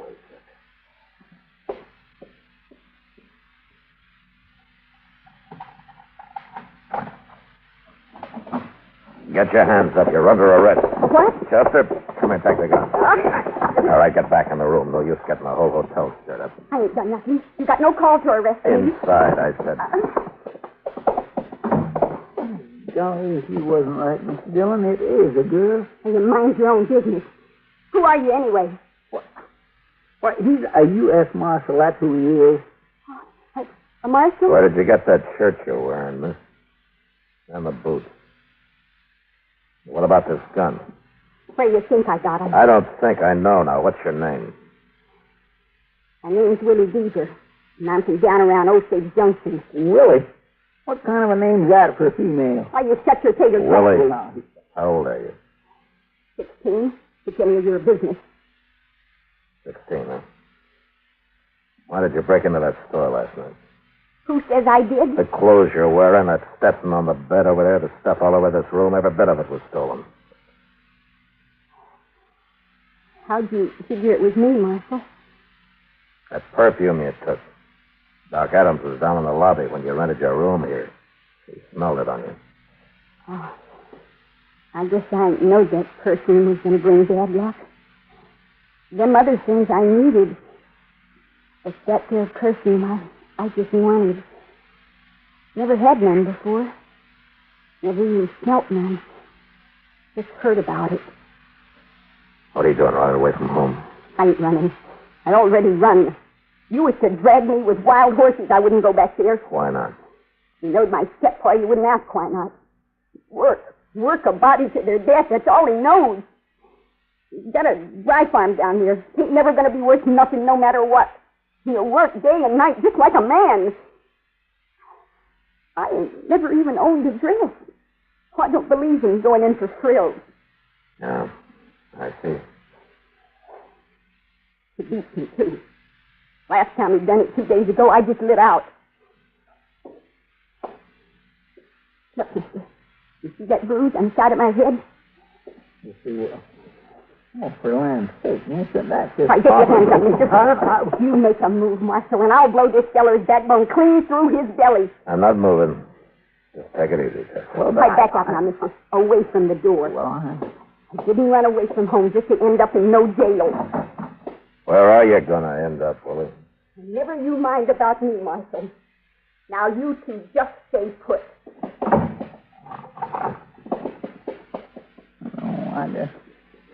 I'm awful sorry, Mr. Dillon. I didn't have no idea what she's up to. She doesn't either, Chester. That's her trouble. Darn fool kid. Yeah. Darn fool kid. With a loaded gun.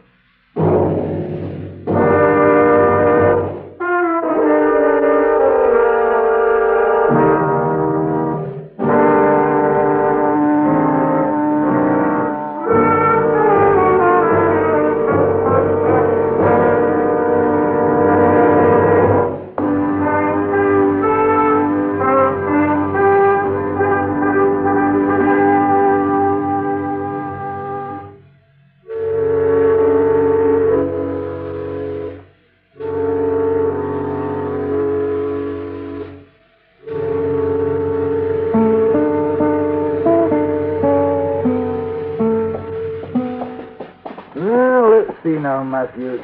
This shirt's not being worn. Won't have to discount it, at least. Now, the same goes for this skillet, Miles. And the blanket, canteen, hand axe. Ain't none of these beans been used neither, Miss McCagg. No, just hold your horses, you two.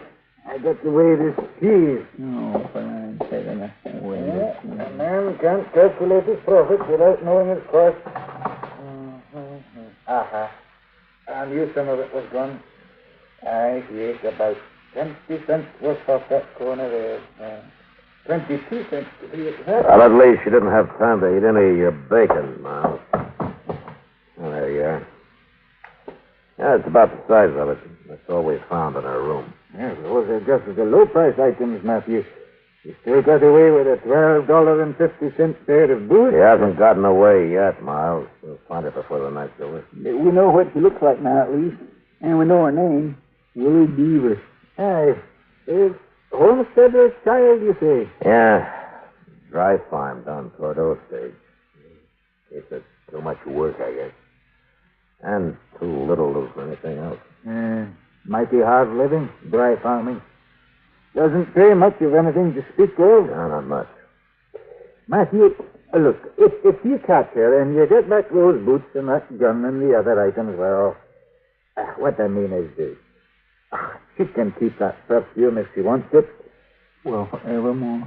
I couldn't sell it anyway. She's used some of it. Yeah, sure, Miles. I understand. You a child? A girl wandering around alone. Well, confound it. Don't just stand there staring at me. I'm not staring at you, Miles. I'm just listening to you, that's all. Oh, I smirking like a cat in a bird cage. I told you that perfume isn't saleable now.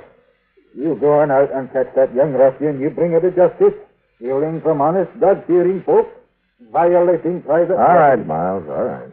And if you get that gun and those boots back and get not hurt any, and the denim jacket, too, well, I'll give that child a dress right out of my stock. My land gracious. Well, it's not a matter of sentiment, no. It's just that it isn't fit for a young girl to go into court dressed like a man. It's no decent. Yeah, sure, Miles. I know what you mean. Just a proper respect for appearances. That's all it is, isn't it? Oh, confound the both of you. You're trying to accuse a man of charity when he hasn't an ounce of it in his entire nature. What did the backward page office sounded like? Yeah, come on, Chester. Let's find out.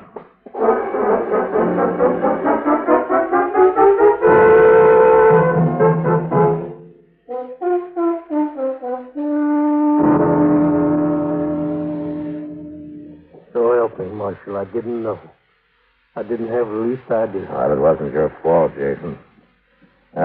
Chester, did you send somebody to find Doc? Yes, we did. The Dawson boy went fetching Mr. Dillon. That note was a girl. I just opened the safe and let her have the money. I wouldn't have shot no girl. Not if I'd known. He couldn't have been expected to know, Jason. So, that bandana over her face, dressed like she was, pointing that gun just as rock steady as any man I ever seen. Yeah. And you know, I always keep my gun stuck right between the safe and the desk, just in case of something like this. So I made like I was going to open the safe, and... You sure, Mark? Are you sure she's dead? Yeah, I'm afraid she is dead. Killing a girl. I never done nothing so bad in my whole life. So help me, Mark. I didn't know. Look, anybody else would have done the same thing. Now, it couldn't be helped. It's done, and blaming yourself won't undo it. Now, look, why don't you go outside a while and get some fresh air, huh? I reckon maybe I'd better. I reckon I'd just get outside a while. Old Jason's broke up pretty bad over there. Well, I guess most anybody would be. Dang, poor young'un.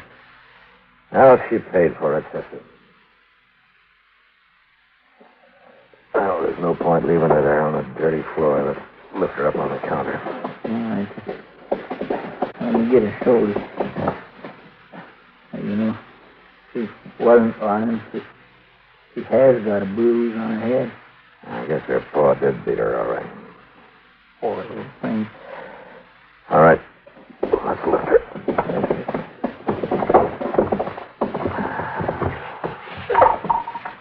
Oh, what's that fella out of her jacket? Mr. Dillon. Yeah, I know. It's her perfume.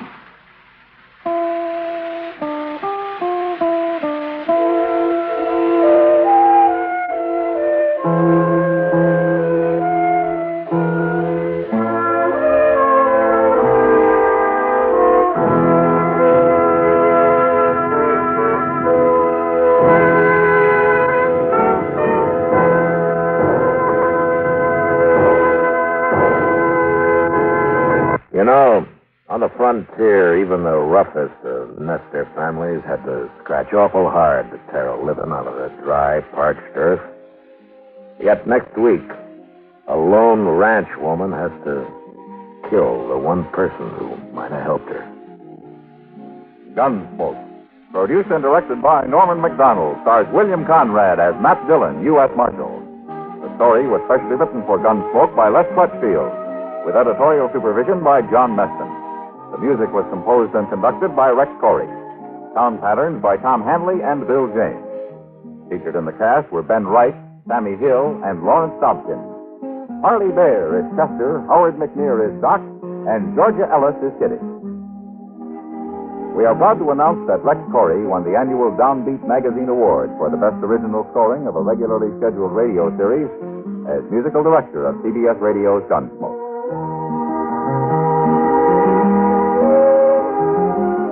Join us again next week for another story on Gunsmoke. This is the CBS Radio.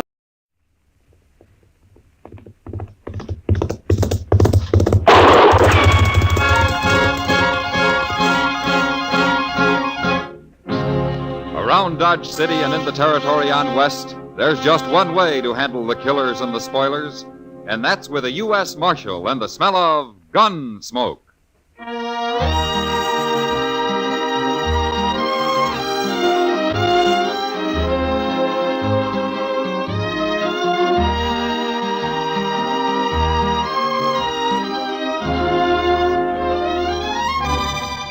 Gunsmoke, starring William Conrad. The story of the violence that moved west with young America. The story of a man who moved with it. Matt Dillon, United States Marshal.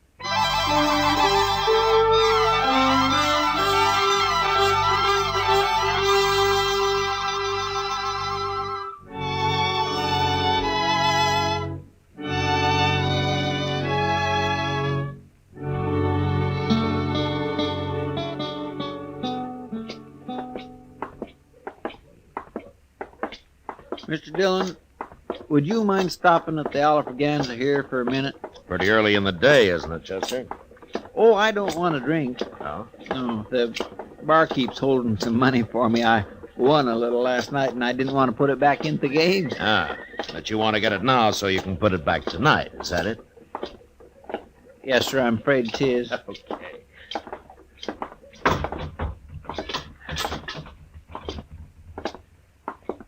Mike?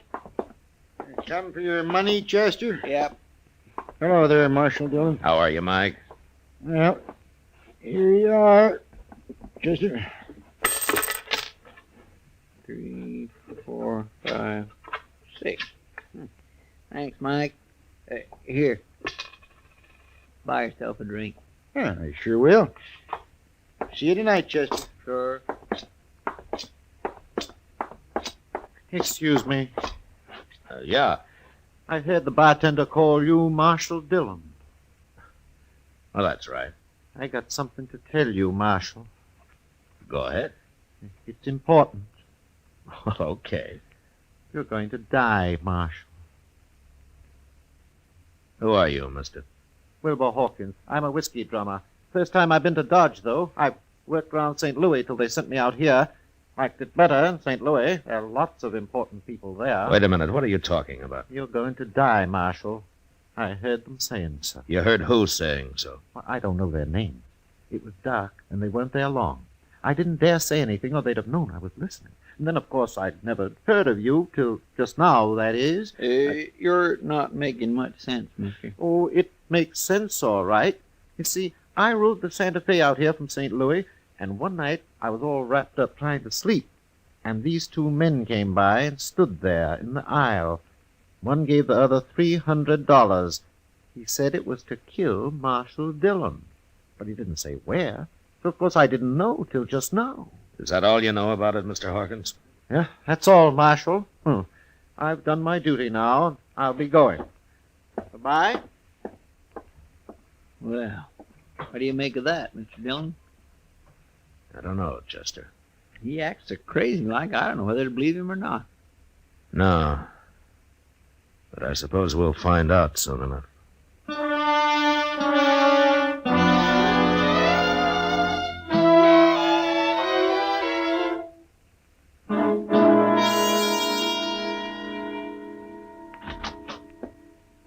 prisoner sound asleep already, and it's only just got dark out, Mr. Dillon. Well, he's got nothing else to do till Tom Smith gets here.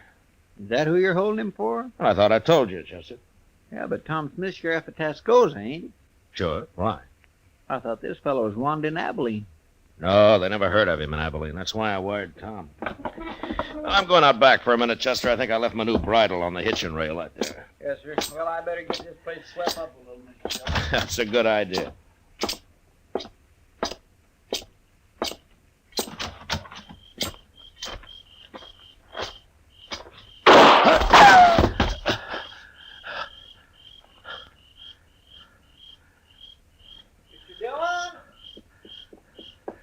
Stay there, Chester. Stay there. Mr. Dillon, you've been shot. Well, I was trying to play possum, Chester. I wanted to get him to come up where I could see him. Oh. But he's gone now. You scared him away. You're out down the alley there. Oh, he'll be lost in the crowd, but now... Oh, I'm sorry. Well, it doesn't matter, Chester. What? He probably thinks I'm dead. So I'll just go on playing possum. How do you mean? Come on, let's go up to Doc's office. I'll tell you there.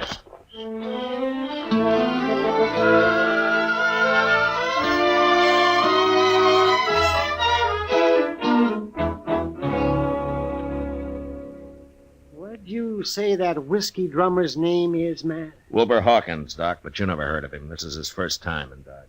Well, you think you'd have sense enough to have followed those two men to find out who they were?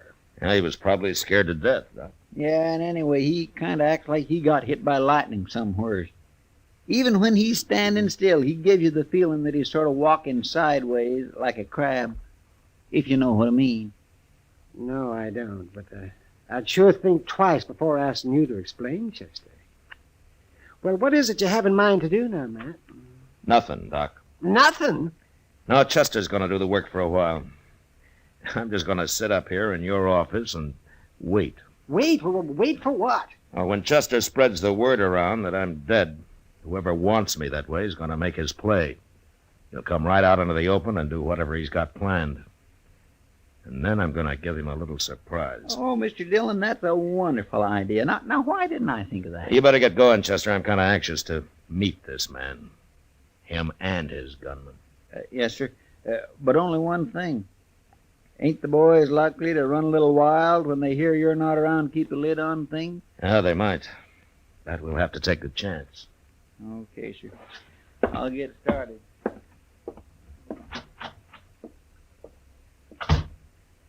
Well, I kind of think Chester's right, Matt. There's a lot of men in Dodge who are just waiting for an excuse like this. If it gets too bad, I'll just have to come to life again. Tell me something, Doc.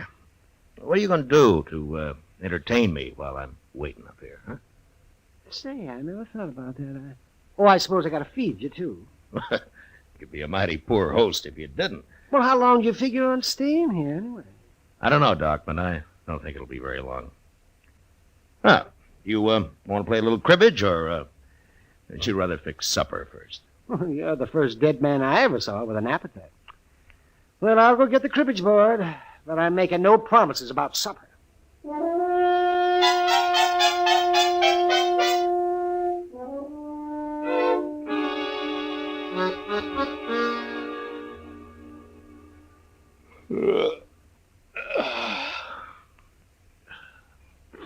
Doc, what time's it getting to be? Let me see. It's nearly midnight, man. Yeah. How long are you going to wait up? Well, till something happens, I guess. Chester will let me know. Town seems quiet enough so far. Maybe nothing's going to happen. They didn't try to kill me just for the fun of it, Doc. No, I guess not, man.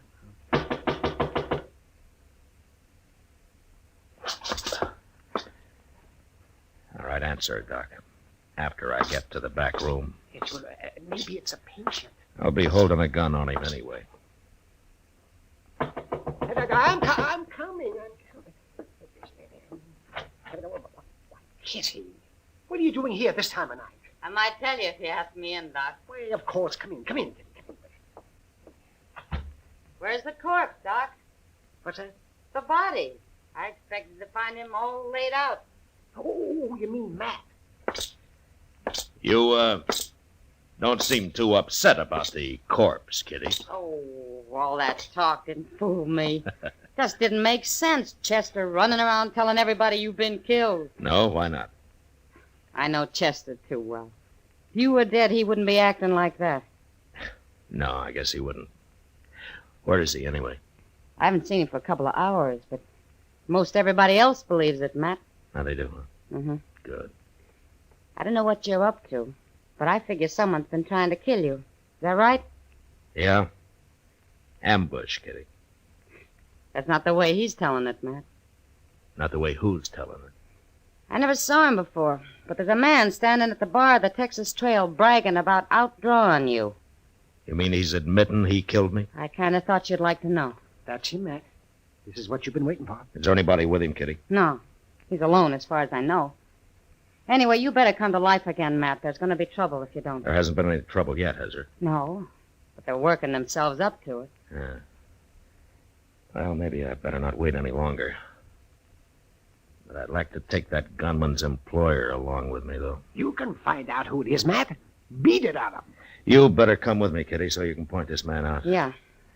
And you take cover in case he wants to fight. Any man who's coward enough to shoot you in the dark isn't going to face you now, Matt. Yeah, maybe not, Doc, but you never know.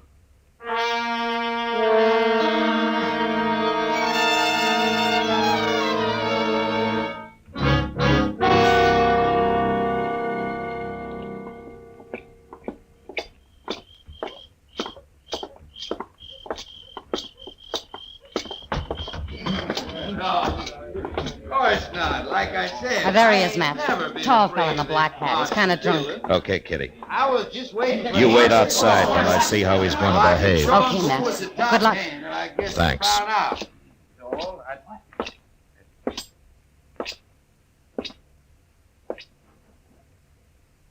I'm Marshal Dillon, mister. Oh. Who are you? I'm Tom Rogers. I thought you was dead, Marshal. I changed my mind. What do you want? You've been bragging about shooting me. Just talk, Marshal. I didn't mean nothing by it. I was just talking. Mm-hmm. Kind of dangerous talk, don't you think? Everybody said you was dead. Well, I was waiting for you to come out of your hole, Rogers. You know, I don't like getting ambushed. Marshal, I never even seen you before. I didn't ambush you. All right, turn and face the bar while I take your gun. Go on. I ain't gonna try nothing. You got the wrong man, Marshal. Okay, you can turn around. You can't arrest a man just for talking. The jail's right across the street, Rogers. You lead the way. Well, it was just talk, I tell you. You can't prove nothing. Get going. Well, I swear I didn't try to kill you, Marshal. Straight ahead, Rogers. When we get there, you're going to do some more talking. I want to know who hired you. Nobody hired me. I ain't even got a job. Hey, Mr. Dillon, I want to tell... Mr. Dillon, what are you doing out here? Who's this fella? His name's Rogers, Chester. He's been bragging about shooting me. I was just having a little fun. I ain't no gunman. It doesn't take much of a gunman to try to ambush a man. But I didn't do it, Marshal. I heard him talking about it, and I don't know why I started saying I'd done Mr. it. Dillon? Yeah, what, Chester? Mr. Dillon, I was on my way up to Doc's. I was coming to tell you something. Well? I've been over at the Alafraganza. I declare, I just don't understand it. Well, say it, Chester. Yes, sir. Well, there's a fellow over there, and he's been bragging about shooting you, too. What? Yes, sir, that's right. He's saying he outdrawed you and killed you. Of course, he's a little drunk. Yeah, of course he is. So it was Rogers here till I scared him sober. Sure, I've been drinking, Marshal. I wouldn't have talked like that if I'd been plumb sober. Here's your gun, Rogers. You turning me loose? It's like you say, Rogers. You're just a big talker. What about the fellow over at the Alafraganza? I don't even want to see him, Chester. He'll shut up fast enough when he hears I'm still around. And you go on back to the bar, Rogers, unless the men laugh you out of town. Yes, sir. I'm sure sorry I done it, Marshal. All right, get going. Sure, I'm going. I don't know what's the matter with me, Chester, not figuring this. I might have known there'd be at least a couple of drunks wanting the reputation for having killed me. Yes, sir. Doggone it. Now we're right back where we started from. Yeah. Hey, maybe that whiskey drummer was lying, too. No, you're forgetting I got shot at, Chester. And there's a man somewhere in Dodge still waiting to kill me.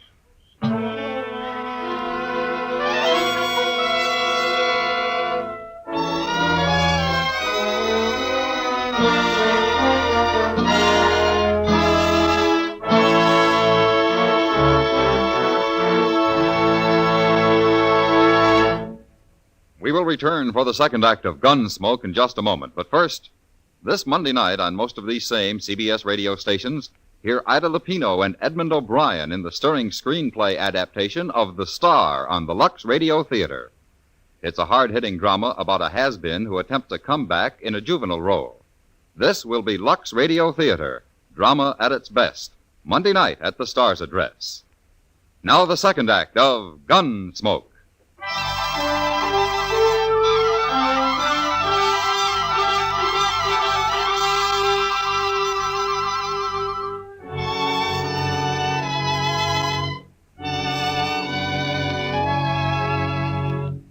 It wears a man down, living from day to day, waiting for a bullet in the back, and not knowing who to expect it from or when. Makes you feel kind of helpless. And before long, in spite of everything you try to do to stop it, you get kind of spooky. And you start shying at the most ordinary noise, especially if it comes from behind you. No way to stay alive, because this is the one time you need to be as calm and clear as you've ever been in your life. Well, I had a week of it, and nothing happened. Until Chester came into the office one day with a telegram from Sheriff Tom Smith at Tascosa. I thought I'd better get right over here at this, Mr. Dillon. Might be important. Now, you told me it was from Tom Smith, Chester. Yes, sir. It is. Well, if you know that, how come you don't know what the message is? Oh, well, I didn't read it too close, Mr. Dillon. Here. Thanks. He's coming for his prisoner. He'll be here on the stage. Day after tomorrow, the way I figure it. Now, anything else? What? Well, is that all it says here? Yes, sir, that's all. Well, there's just one thing you missed, Chester. What's that? The date it was sent. It got delayed somewhere along the line. Tom's due in today. He is? Yeah, what time is it? About noon, I guess. Well, that stage ought to be here right now. Come on, let's go see. All right, sir.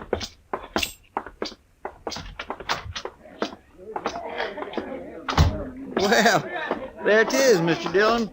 Must pulled in just a minute ago. I don't see no passengers, though. Well, that may be because they haven't got out yet, Chester. Here they come. Ain't that Tom Smith? Yeah, that's him. Who's that other fella? He looks kind of familiar. Now, that's Wilbur Hawkins, Chester, that little whiskey drummer. Oh, yes. Well, now, I've been wondering where he's been. Matt Dillon. Hello, Tom. Hey, how are you, Matt? Hello, Chester. Hello, Mr. Smith. Well, I'm sure glad that trip's over. Next time I'll come horseback. The stage is easier when you're taking a prisoner back, though. Yeah, I guess you're right at that, Matt. And I hope you still got him. I'd hate to make this trip for nothing. Oh, he's there. Anytime you want him. Hey, where's Wilbur Hawkins going? Ain't he even going to say hello? You know that little fella? Oh, yeah, we know him. He told me he's staying at the Dodge house. Crazy talkingest man I ever run into. I told him, Hawkins, if you tried thinking a little first, you might make a whole lot more sense a whole lot faster. Well, he means well, Tom. Maybe. But he tells some mighty strange stories. Oh, what do you mean? Well, of course, it could be true, but he told me he heard a couple of men in a bar talking about me. He didn't know who they meant till I introduced myself on the stage and he recognized my name. Well, what are you looking like that for, man? No. Go ahead, Tom. What did Hawkins hear? Well, he said this one fellow was going to give the other fellow $300 to shoot me. Ain't that the darndest thing? Yeah, that sure is. I don't know, Matt. There's a lot of men who'd like to kill me, but I don't believe they'd be standing around talking about it that way. I kind of think he made it all up. No, he didn't make it up, Tom. Not quite. Huh? You know something about this? You mean someone is out to shoot me? Yeah. Who? I'll tell you about it on the way over to the Dodge House.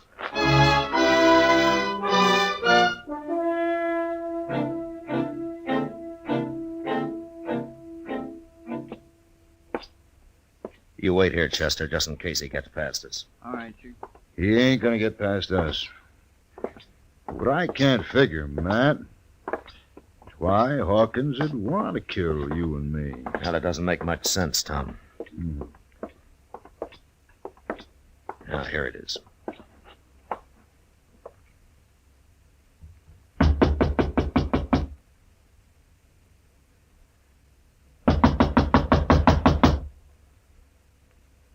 Who is it?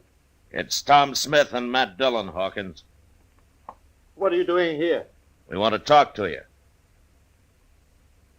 Open up, Hawkins. Tom, get out of the way. Yeah.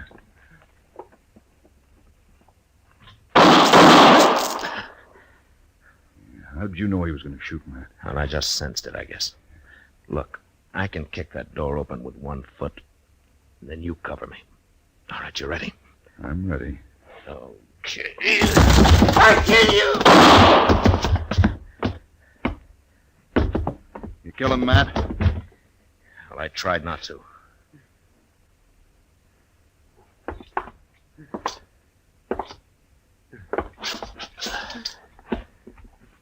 Hawkins. You hit me. Now, I'm going to die. I had to shoot Hawkins. But why did you want to kill us? Smith and me. A lot of people want to. I hear them saying. Nobody said nothing. You made all that up, Hawkins. You took a shot at me last week, didn't you, Hawkins? Didn't you? No, Dan. I can't kill anybody now. Why? Why did you want to, Hawkins? Tell me.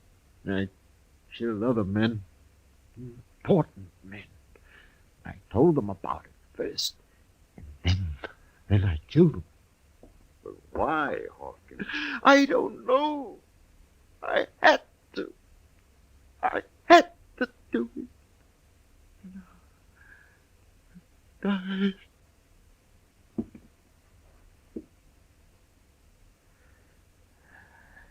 He's dead, Tom. Matt, what the devil was he talking about? I don't know. But it doesn't matter much. I don't understand it. I never saw him before yesterday. Now, Hawkins was a murderer, Tom. The kind that doesn't need any particular reason. Nobody will ever know why he did what he did. Yeah, he was crazy, if you like. Sure was crazy. You think he's done a lot of killing, Matt? Yeah, probably. That's the most dangerous kind of man there is, Tom. A murderer with no reason at all.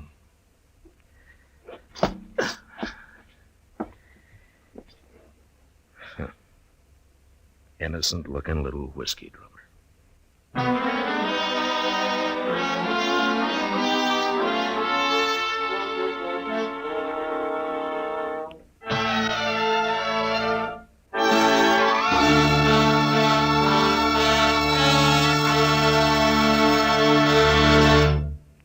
Gunsmoke, under the direction of Norman Macdonnell, stars William Conrad as Matt Dillon, U.S. Marshal. Tonight's story was specially written for Gunsmoke by John Meston, with music composed and conducted by Rex Corey. Featured in the cast were Edgar Barrier, John Daner, and Vic Perrin. Harley Bear as Chester, Howard McNear as Doc, and Georgia Ellis as Kitty. Join us again next week as Matt Dillon, U.S. Marshal, fights to bring law and order out of the wild violence of the West in Gunsmoke. You've heard fictional crime cases many times, but there's nothing like the real thing. We're talking about Night Watch. This Monday night, following the Bob Trout news, you'll be on the scene when a burglar is caught in the act. You'll hear him break a glass window in trying to get away. You'll hear the officers handcuff him and take him off to jail. You'll hear this authentic case unfold from beginning to end on Night Watch Monday night. George Wolf speaking. John Lund, as yours truly, Johnny Dollar, brings you Colorful Mystery Tuesdays on the CBS Radio Network.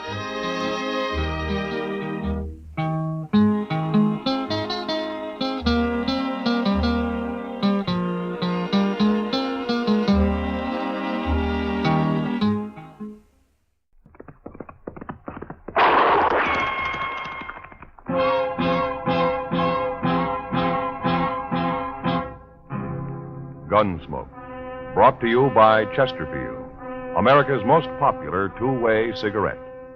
What a pair. Chesterfield King Size at the new low price. Chesterfield Regular. Around Dodge City and in the territory on West, there's just one way to handle the killers and the spoilers, and that's with a U.S. Marshal and the smell of gun smoke.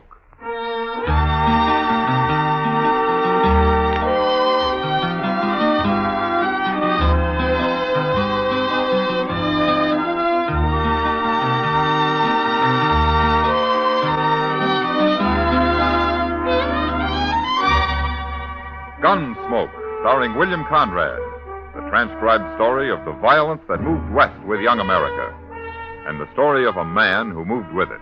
I'm that man, Matt Dillon, United States Marshal. The first man they look for and the last they want to meet.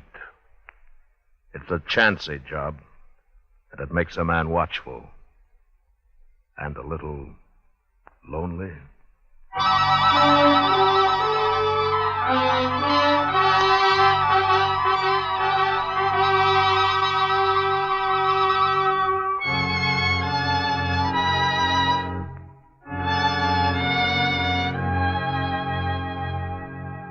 It was a long ride from Dodge up to Ponca Creek in the Dakota Territory, and I killed a good horse getting there.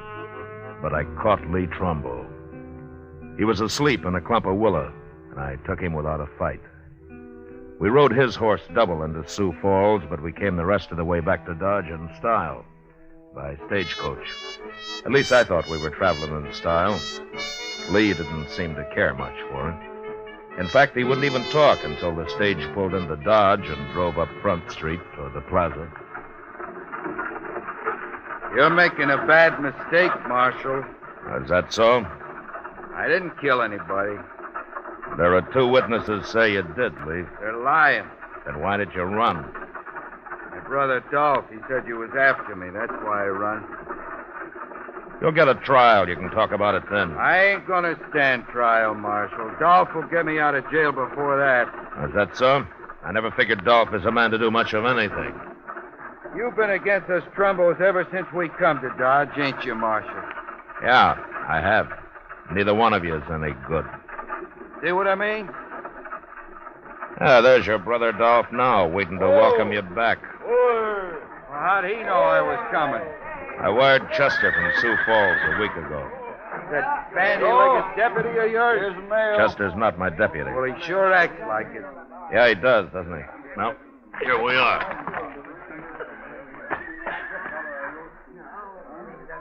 You got my brother in there, Marshal? Come on out, Lee. You're going to be sorry for this. Yeah, that's what Lee's been telling me. Come on, Lee, get on out of there. I'm coming, Marshal, I'm coming. Shoot him, Dolph. What?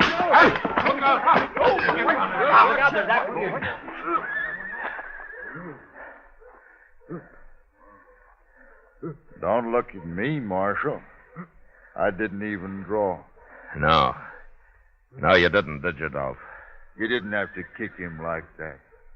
You hurt him. He'll get his wind back. I got him covered, Mr. Dillon. Hello, Chester. Don't you try nothing like that again, Lee. It's all right, Chester. The fight's out of him. You want me to take Dolph's gun? Now, that's funny. I keep forgetting. You do wear a gun, don't you, Dolph? There's nothing wrong with wearing a gun, Marshal. There is the way you wear one. What do you mean? Well, you might run into somebody who doesn't know you're afraid to use it, and he might shoot you before he found that out. You calling me a coward, Marshal? Now, Chester. Yes, sir?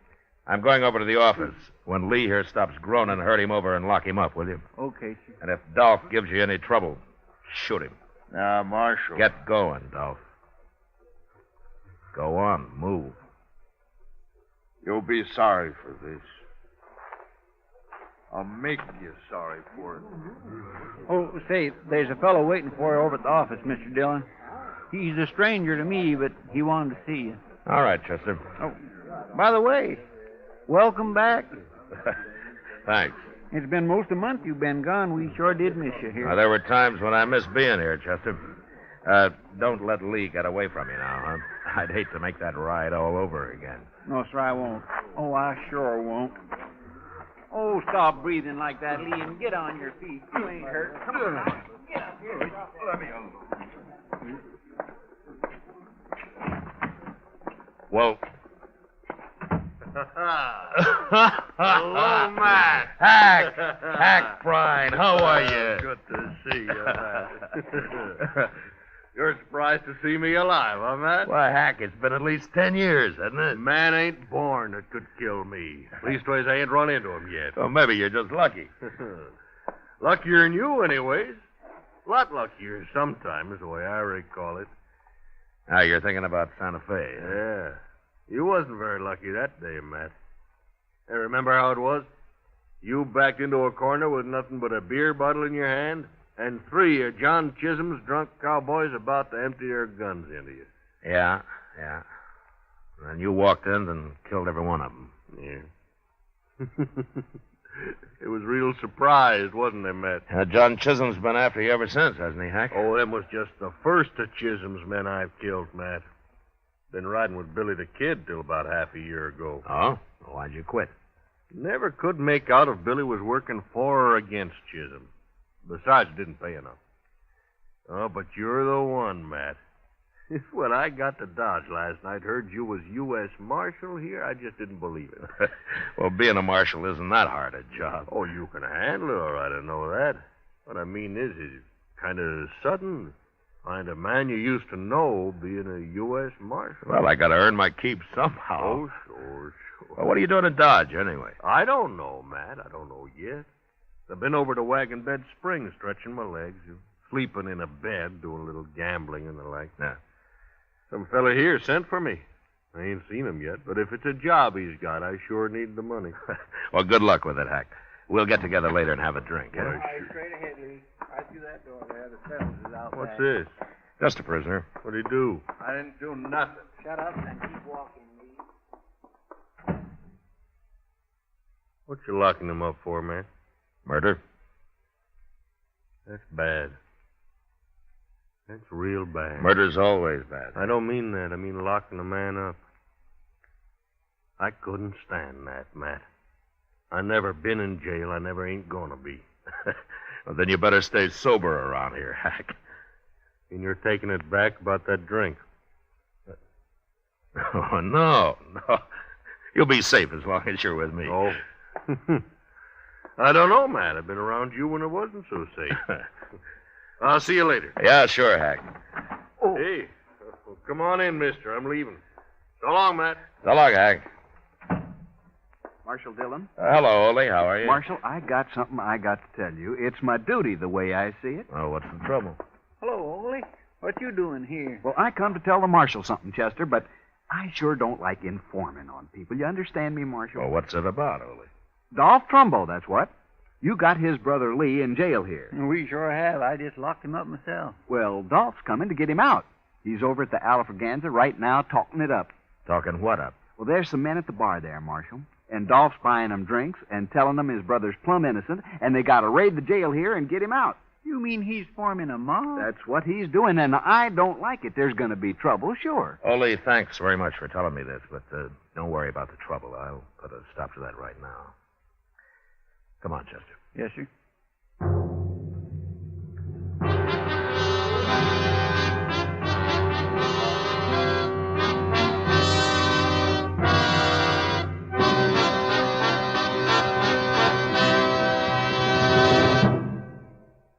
What a pair. What a buy. King-size Chesterfield, now at the new low price. And Chesterfield Regular. They're the quality twins. The same highest quality. The same low nicotine. Either way you like them, you get the same wonderful taste and mildness. A refreshing smoke every time. Change to Chesterfield, America's most popular two-way cigarette. Yes, the Chesterfield you smoke today is the best cigarette ever made. What a pair. Chesterfield Regular, Chesterfield King Size. They satisfy millions. They're best for you.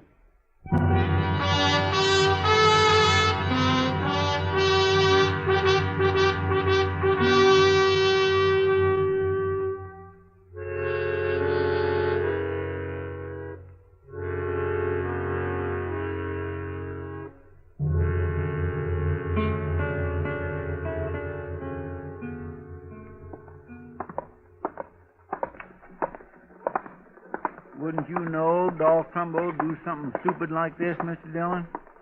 Trying to form a mob to take his brother out of the jailhouse. Well, it works sometimes, Chester. Not in Dodge, it don't. Oh, not so far, anyway. Here's the Oliver. Now, don't get in the way. Huh? No, sir.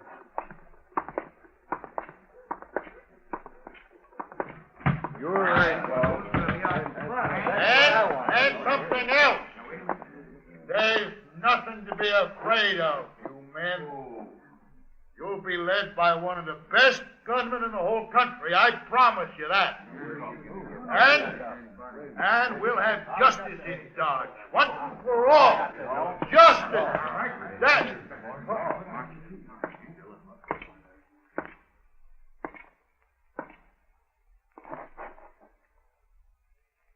What do you want, Marshal? What are you doing here? Ole told you, huh? I seen him sneak out. I just been talking, Marshal. No harm in talking, is there? Well, Lee's innocent anyway. He shouldn't be in jail. And I'm going to get him out, too. These men here are all with me. And we're going to... Quiet. Shut up! Bartender, this place is closed for the rest of the day. No more liquor. And you men get out of here and don't let me find any of you together again. Not for a long time. Now get moving.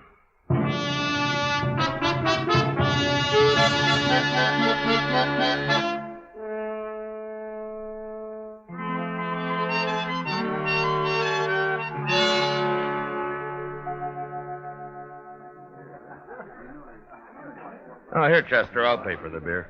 You leaving, Mr. Dillon? Oh, Kitty just came downstairs. I haven't seen her yet. I think I'll go over and say hello. Yes, sir. Like for me to go across the street and see if they're keeping the Alfraganza closed? No, that's all right. I told them they could open up again tonight. Oh, well, thanks for the beer, Mr. Dillon. Sure, Chester, sure. Welcome to Dodge, stranger. How are you, Kitty? Fine. I'd be even better if you'd brought 2 beers over instead of 1. But you can sit down anyway. Well, you can take this one, Kitty. It's kind of warm. I don't want it. Matt, do you suppose the day will ever come when having good manners will be a requirement for the marshal's office? Well, if it ever does, Kitty, I don't guess they'll need marshals anymore. Yeah, maybe you're right at that. Well, how have you been, huh? Everything okay? Well, I was making out pretty good, Matt, till I broke my toe. Broke your toe? Yep. How'd you do that? In the line of duty, right here in this saloon. I got tromped on dancing with a Texas cowboy who should have been spending his trail money on red silk handkerchiefs and soda water instead of me. He couldn't have been over 16. Darn fool kid. There's not much you can do for a broken toe, is there? No. At least it doesn't hurt when I'm sitting down. I hear you broke up Dolph Trumbo's party at the Alfraganza this afternoon. Oh? Huh? You hear just about everything, don't you, Kitty? Men. They talk more than women. This place is full of men, day and night. You think if I closed my eyes and prayed real hard, they'd all go away? Well, if they did, what would you do for a living? That'll keep me awake. Say, there's your friend Dolph now. Just came in. Oh? There's a stranger with him, Matt. Well, I'll be. What's the matter? Who is he? He's a gunman, Kitty. That's so? Yeah. I guess he's about the handiest man with a gun that ever hit Dodge. So Dolph's gone and hired him a gunman. Who is he, anyway? What's his name? He's a friend of mine, Kitty. A friend of yours? Yeah, a good friend. He saved my life once. But now I guess he's going to try to get it back. His name's Prine. Hack Prine.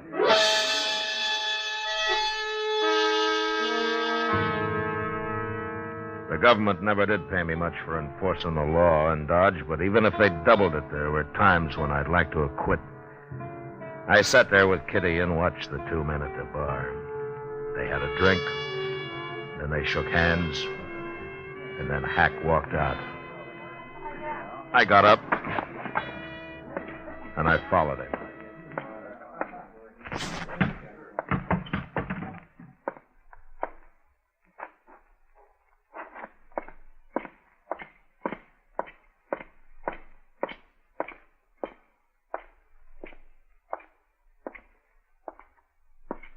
Following me, Matt? Yeah, Hack. What for? Where you staying? Dodge House. Huh? Got a room. I'd like to talk to you. Street'll do. Okay. Dolph was trying to form a mob this afternoon, Hack. He wanted to raid his brother out of jail. I heard about it. When I went to break it up, I heard him saying they'd be led by one of the best gunmen in the country. Now, that wouldn't be Dolph himself. No. He's afraid of guns. He meant you, didn't he, Hack? I hadn't talked to him yet. He was just guessing I'd come in. And you have? Not with no mob. I told him that. I don't work with mobs. You should have known better than to say that. Well, how do you work, Hack? Alone, by myself. I'm a pretty good gunman, Matt. Yeah, I know. It saved my life once, sure, being a good gunman. Yeah. Matt, turn his brother loose. I get paid if you do. Look, Hack, Lee Trumbo murdered a man. He's going to stand trial for it. I don't get paid if he stands trial. But you get paid for shooting me? That's what Dolph said. That was his deal. Well? Oh, they tell me you're better with a gun you used to be, Matt. Hack, I don't want to fight you. Afraid, Matt? How'd you get to be marshal, anyways? It's a job. I took it. Well, I've been offered a job, too, and I took it. Yeah, but you had better jobs, Hack. Well, it's been bothering me some, Matt. I took an awful chance saving your life once. Now I got to take another to kill you. That don't make much sense, does it? Look, Hack, why don't you forget it, huh? Go on back to Wagon Bed Springs. I'll lend you some money to see you through. No, it ain't that easy, Matt. I back out on this, the word will get around. Nobody'll hire me for nothing no more. My reputation won't be worth crowbait. Did Billy the Kid pay you to kill men? Of course not. Of course not. That was for pleasure. You know how I hate John Chisholm. And you come down a long way, Hack. Selling your gun.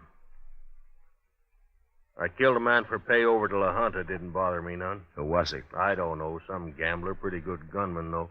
Tell me something, Hack. Did Dolph say how his brother murdered that man here? Dolph claims he didn't do it at all. Well, there were two witnesses who saw him do it. The man was a buffalo skinner, unarmed. He didn't even have a knife on him. But he refused to buy Lee Trumbo a drink, so Lee shot him. Unarmed? That's right. Shot an unarmed man? You think it over, Hack. I'll see you tomorrow. Good night.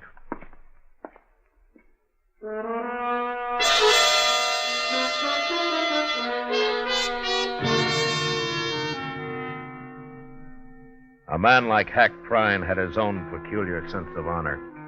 The idea of shooting me seemed to bother him less than the fact that Lee Trumbo had killed an unarmed man. Later that night, I heard he'd been seen having an argument with Dolph. So I figured I'd won. That another killing in Dodge, either me or Hack, had been avoided. Until early next morning, word came that a man had been shot at the Dodge House. I sent Chester on over while I went up and got Doc Adams. How do you know the man isn't already dead, Matt? I don't know, Doc. Well, it doesn't matter. I'll probably make more money off of him dead than alive. Oh? Well, I get paid for autopsies, don't I? Sure. Yeah, but just try to collect for the ones I keep alive. Just you try it. And I'm glad I don't have to, Doc, but I still notice you buy a new buggy every spring. Oh, yes, and wear it out before. Racing across the prairie, delivering babies, setting bones, digging out bullets, delivering babies. Well, exercise keeps a man young, Doc. Yeah, it's a good thing I don't depend on sympathy to keep me young. Now, here we are. Mr. Dillon? Mr. Dillon, oh, hello, Doc. Where is he, Chester? In that room right there, number 12. And you know who it is? It's Ole. Ole? Yes, sir. And Hack Prine shot him. What? It's Hack's room, Mr. Dillon. He did it all right. Well, let's take a look. Where's Hack now, Chester? I don't know, sir. Nobody's seen him for the past hour. I kept everybody out of the room, Mr. Dillon. All right, now stand aside here, boys. Let the marshal and Doc through. Come on now, fellas, let them. Let me through. Let me through here.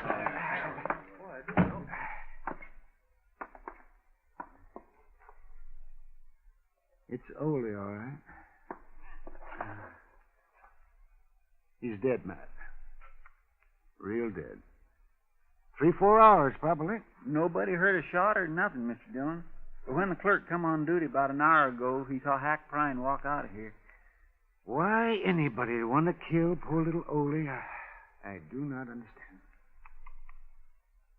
I'll bet I know, Mr. Dillon. What, Chester? You didn't talk Hack out of trying to kill you after all. He went back to Dolph last night and told him he'd take the job. Then he figured the only way to get you into a fight was to shoot somebody so you'd have to come after him. Yeah, maybe. Now, come on, let's start looking for him.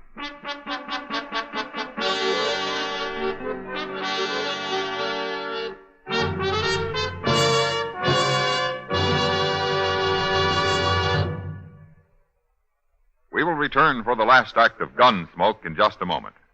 What a pair. Les Paul and Mary Ford, America's most popular recording duo. You ought to know. You buy millions of their records. Les and Mary say, Chesterfield's for me. I guess you could call us a real Chesterfield family. I've been enjoying them now for over 6 years. It's over 15 years for me. We believe it's the best cigarette ever made. Yes, they have just that refreshing taste and mildness that we like. What a pair. Chesterfield King Size, now at the new low price, and Chesterfield Regular, America's most popular two-way cigarette.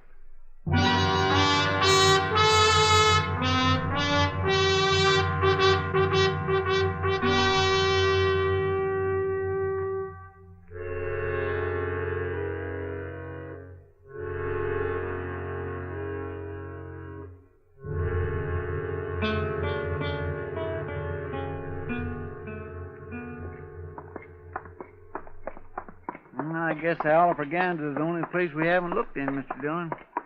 He's got to be there, unless maybe he's going to try to bushwhack you. Hack may be a paid killer, Chester, but he'll always face his man head on. Yes, sir.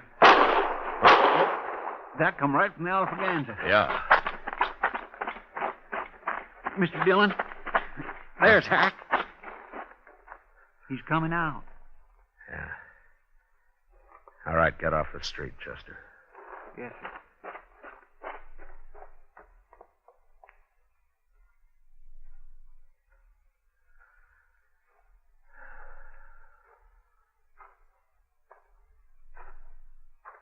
Morning, Matt.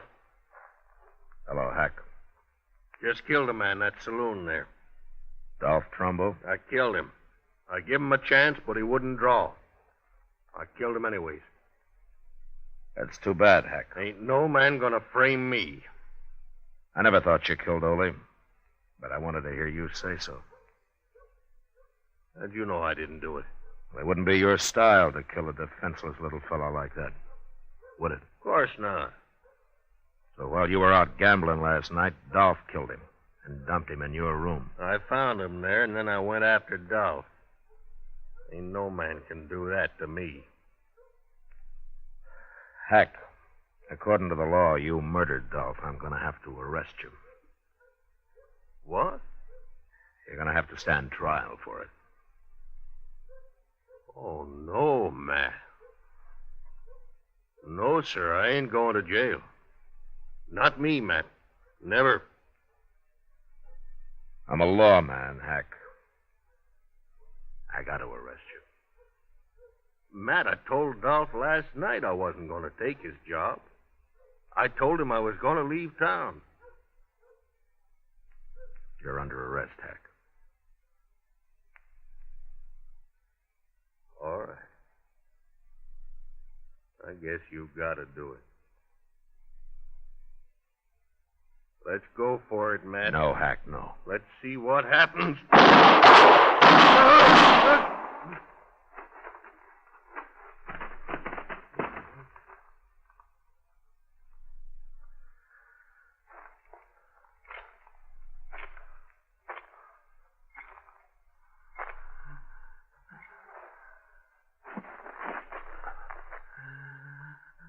Hack.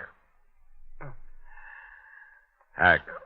Oh, you're sure good, Matt. You're awful good. Yeah. Better this way, Matt, than getting paid to fight you.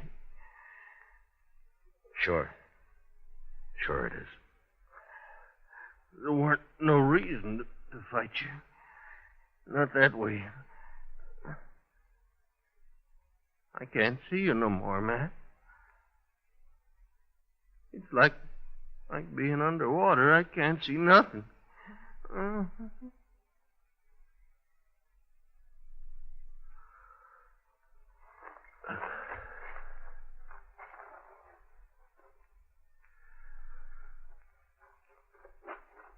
Mr. Dillon, that was awful good shooting. I never seen nothing as fast as that in my whole life. My, I'll bet he didn't know what hit him. The way he spun around there when you...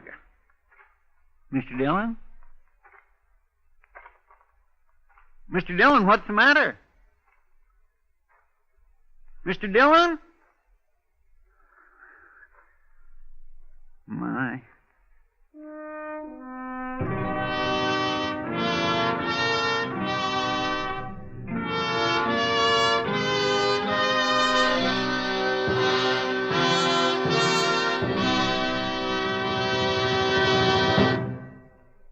Here is our star, William Conrad. Right now, I'd like to step out of my character as Marshal Matt Dillon to join George Fenneman as a Chesterfield salesman. You know, about the greatest compliment I've ever heard about any product is what smokers say about Chesterfield. They satisfy. So whether you smoke a regular or king-size cigarette, Chesterfield is best. We hope you'll try them, and soon.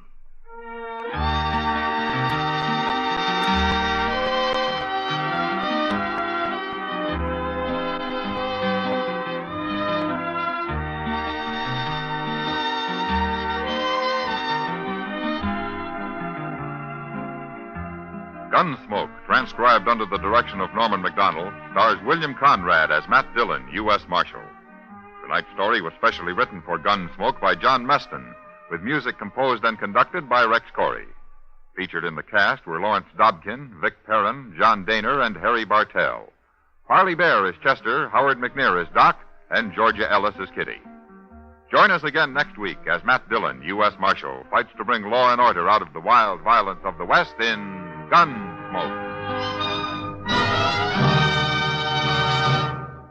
Today, L&M filters have a nationwide demand never before equaled by any other cigarette in so short a time. The reason? This is it. It's the filter that counts, and L&M has the best. L&M's exclusive Miracle Tip contains alpha cellulose to give you effective filtration. Two other things are important.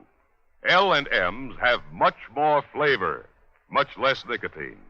Buy America's highest quality and best filter tip cigarette.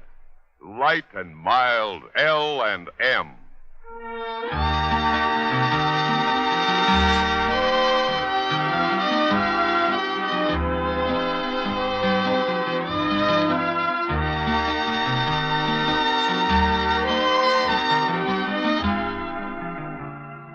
sure to listen to Dragnet, the story of your police force in action, tomorrow night, Tuesday, on another network. Next week at this same time, Chesterfield will bring you another story of the Old West on Gunsmoke. This is the CBS Radio Network.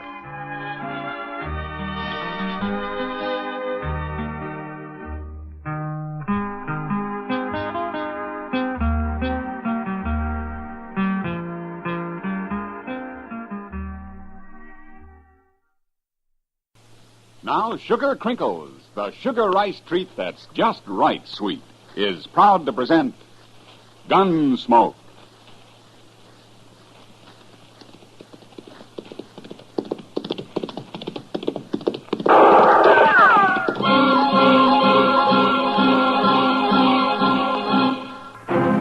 Around Dodge City and in the territory on west, there's just one way to handle the killers and the spoilers. And that's with a U.S. Marshal and the smell of gun smoke.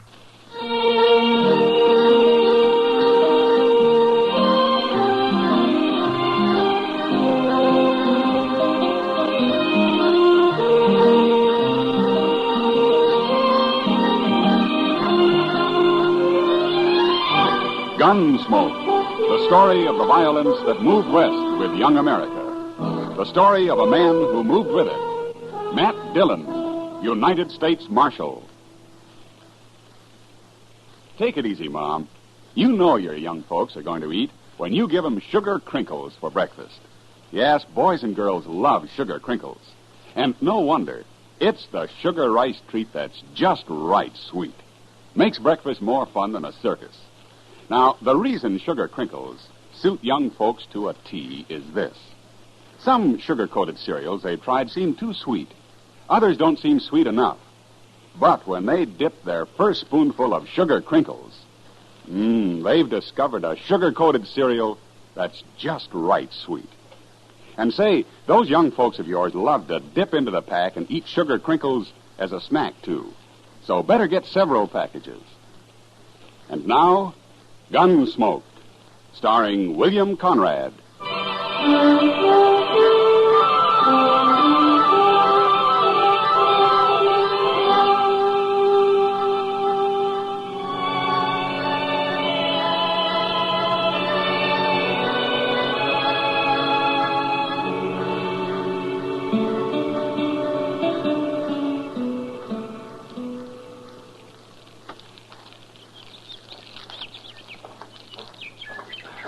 I got a horse's saddle, Mr. Dillon. I'm so hungry I could eat a whole hog. Well, all the hog you got this morning's cooking on that stick right there, Chester. Is it done? That depends on how hungry you are. It's done.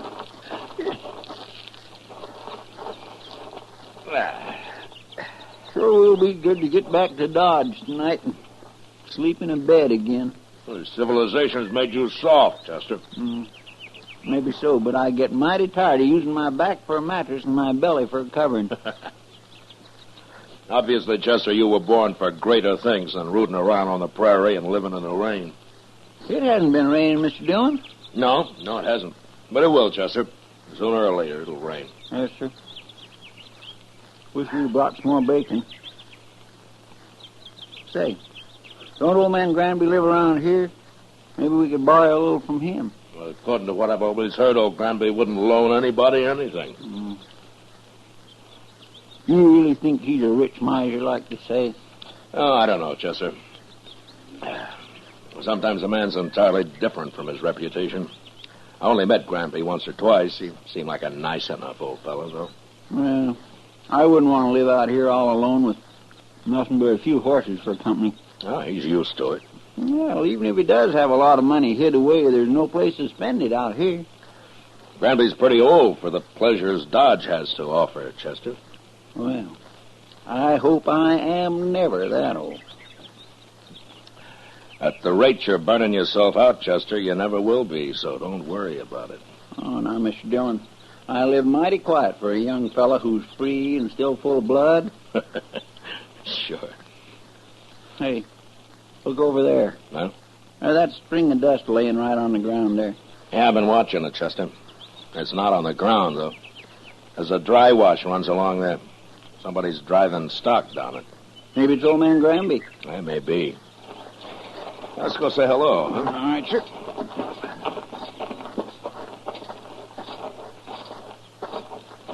If it is old man Granby, we might just ask him about a little bacon, huh? Well, we can ask. There's no harm in that. Oh. Oh.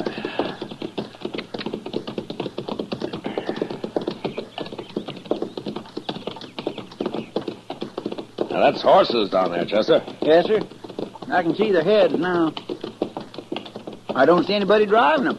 Now, he'll be along in a minute. Now, let's wait here.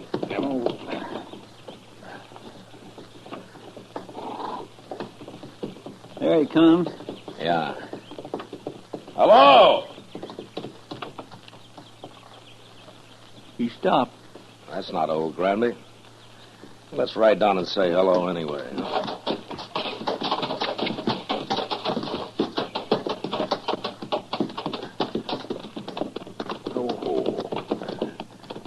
Now, that's Granby's brand on those horses, though. He must have hired him a hand. Yeah, maybe.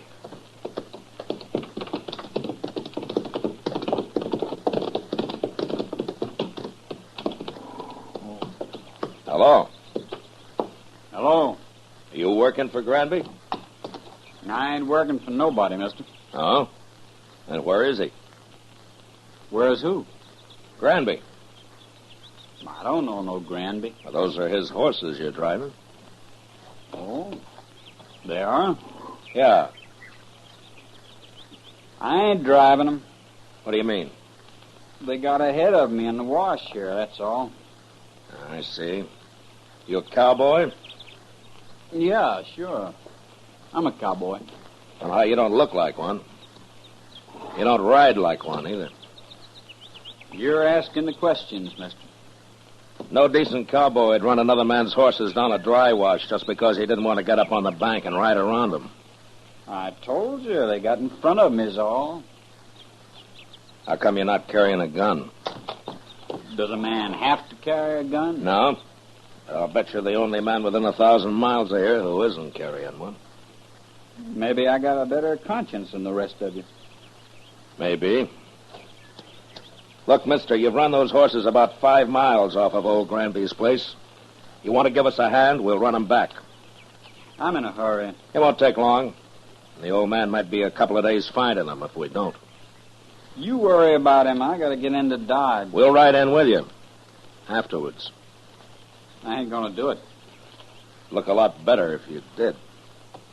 I'd like to, mister, but I can't wait. I'm leaving now. So long.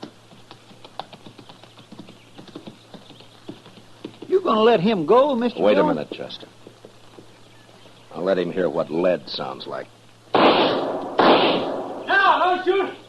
Don't shoot me. All right, then ride back here.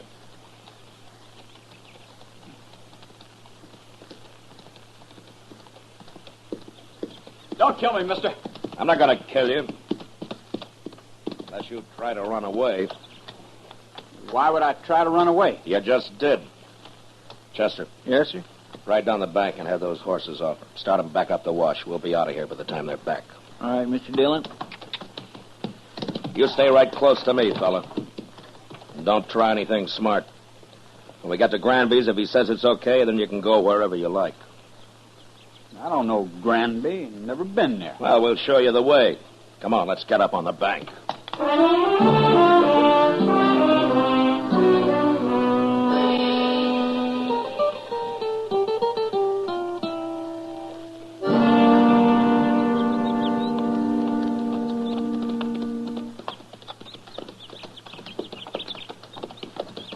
Old man Granby can find his horses all right now, Mr. Dillon. Yeah. But I want this cowboy here to meet him. We'll see if he's in the house. I'll wait for you. Get off that horse, fella. Go on. That's better.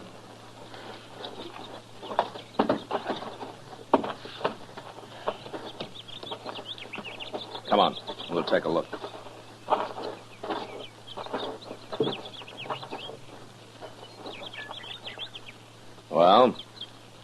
are you waiting for? Nothing. You go ahead, Chester. Yes, sir, Mr. Dillon. Looks like I'll have to herd this man in.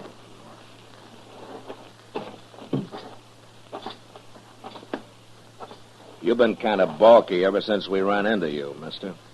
I don't like being dragged around. I never did. I just want you to meet old Granby. He'll be grateful for you, helping run his horses back here. I know what you think, mister. You think I was stealing them horses. Well, I never heard of the old man. I was never near this place. Yeah, so you told me. But you're here now. I ain't afraid of you or nobody. Then let's go into the house. Come on.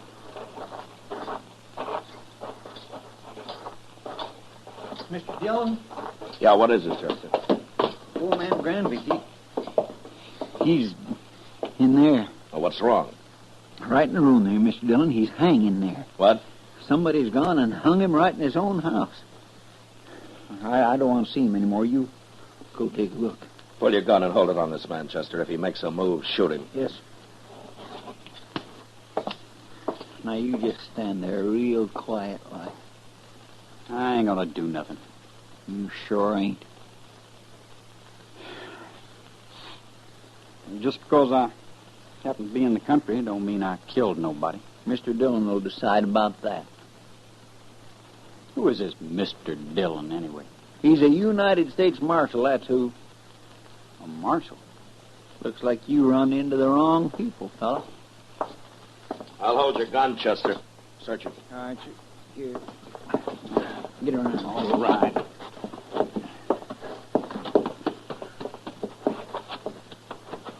Turn around.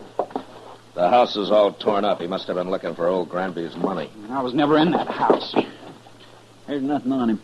Not a thing. All right, Chester. Here's your gun. Catch it. Thank you. All right, now, what's your name, fella? Trimble. Joe Trimble. Where you from?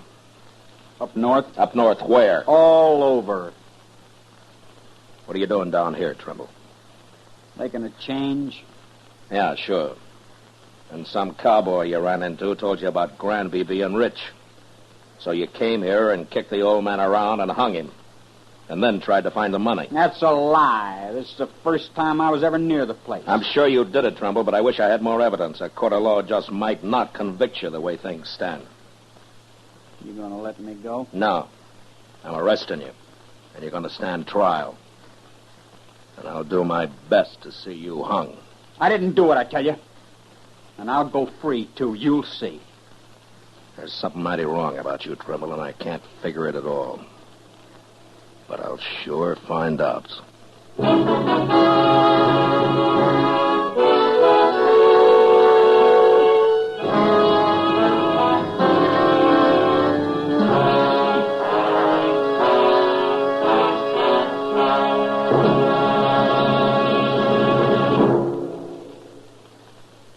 Mother, it does your heart good, I know, when your young folks eat all of their breakfast cereal. That's why I'm so happy to tell you about new Sugar Crinkles. Sugar Crinkles, you know, is the sugar rice treat that's just right sweet. Crisp golden nuggets of sugar-coated rice. They make breakfast more fun than a circus. Why, young folks love Sugar Crinkles so much, they disappear like magic. Now, you've had experience with sugar-coated cereals that seem too sweet to you, and others that just don't seem sweet enough to the youngsters. Well, what a wonderful surprise Sugar Crinkles will be to your whole family. For new Sugar Crinkles really are just right sweet. Remember, Sugar Crinkles make great snacks, too. And there's even more good news about Sugar Crinkles. Right now, there's a full-size package of Charms, that wonderful fruit-flavored candy, in every special package of Sugar Crinkles your dealer has. 10 delicious fruit-flavored Charms, free of extra cost to you. So hurry. Get Sugar Crinkles soon as you can. Now back to Gunsmoke.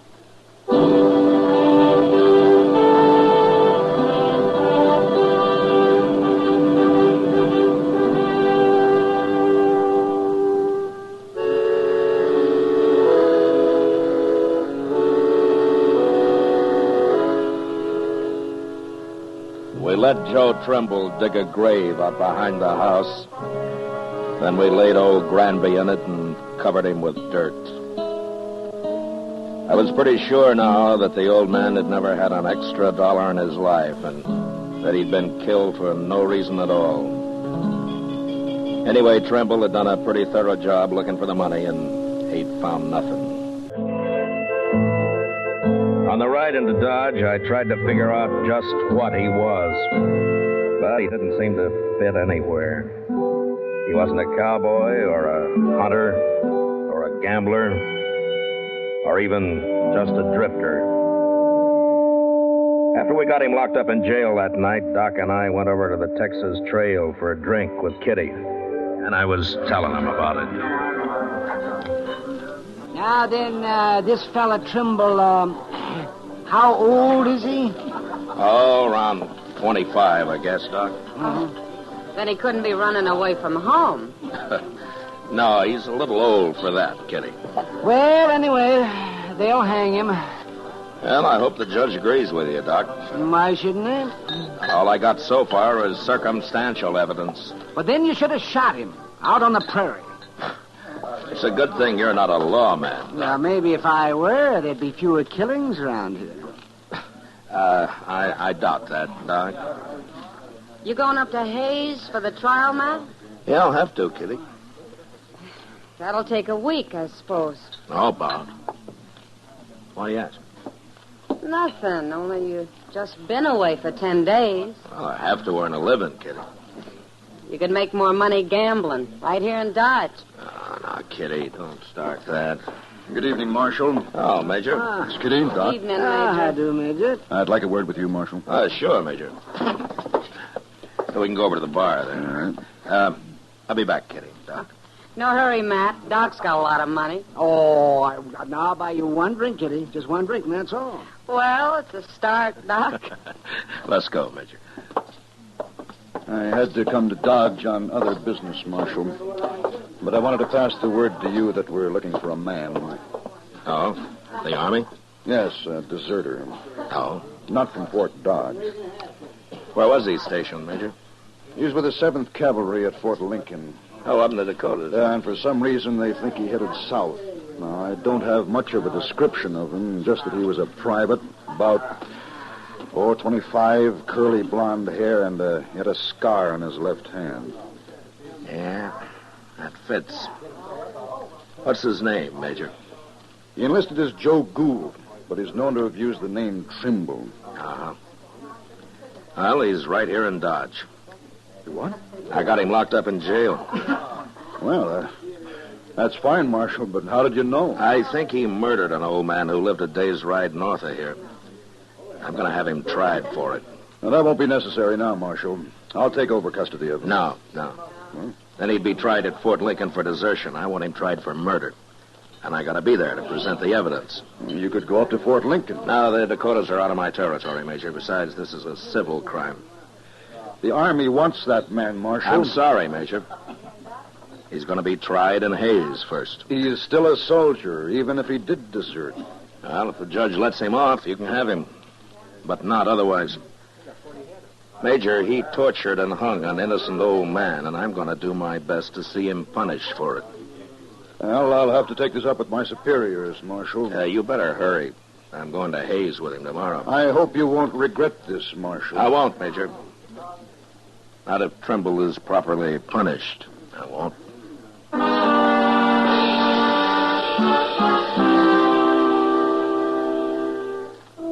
I didn't wait till morning, but started out for Hayes with Joe Trimble that night. The trial lasted a week, and in spite of all the arguments I made, a judge finally decided that there wasn't enough real evidence to convict him. I even tried to make Trimble confess, but he was too smart for that. So there was nothing to do but bring him back, turn him over to the Army.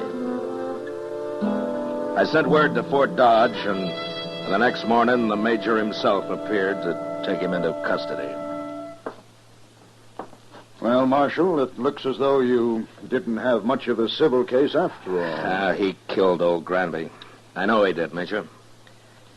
But after all, the law's the law. Yes, and in the Army, orders are orders.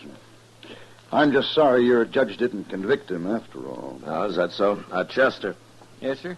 bring Trimble out, huh? All right, Chief. Major, I'll give the Army credit for one thing. What's that? Trimble and I rode back some 80 miles yesterday, and when we got here, he wanted to sit up and play cards with Chester. There may be some bad men in the cavalry, Marshal, but they're all tough. Here he is, Mr. Dillon. Well, he's yours, Major. Private Trimble, sir. You're under military arrest, Private. Not privileged to salute. Besides, you enlisted as Private Gould, not Trimble. Yes, sir. Report to the guard outside. Yes, sir. Just a minute, Trimble. You, know that you're mighty lucky, don't you? You should have died for what you've done. I told you I'd go free, Marshal. It'll catch up with you someday, Trimble. It always does somehow. That's all I wanted to say. Yes, sir.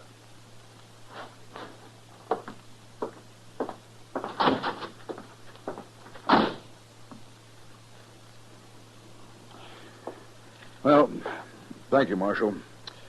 I'll be getting along. Oh, Major, you said that you were sorry that the judge didn't convict him.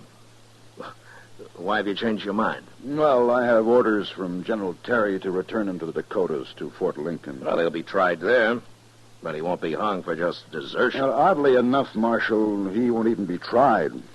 For some months, anyway. He won't? No. It seems that the 7th Cavalry needs every man available. They're leaving Fort Lincoln on an expedition against the Sioux and the Northern Cheyenne. Oh, the Sioux, huh? Yeah. I wonder if old Sitting Bull is still the chief medicine man with him. Sitting Bull? Yeah. No, I never heard of him. But I expect the 7th will be heading into Montana territory. Well, if they're after Sitting Bull's tribe, they will. He's always had a large camp over on the Little Bighorn. That's so? Yeah. Oh, by the way, who's in command of the 7th Cavalry now? Oh, an officer I served under a couple of years. I never did care for him. A General Custer.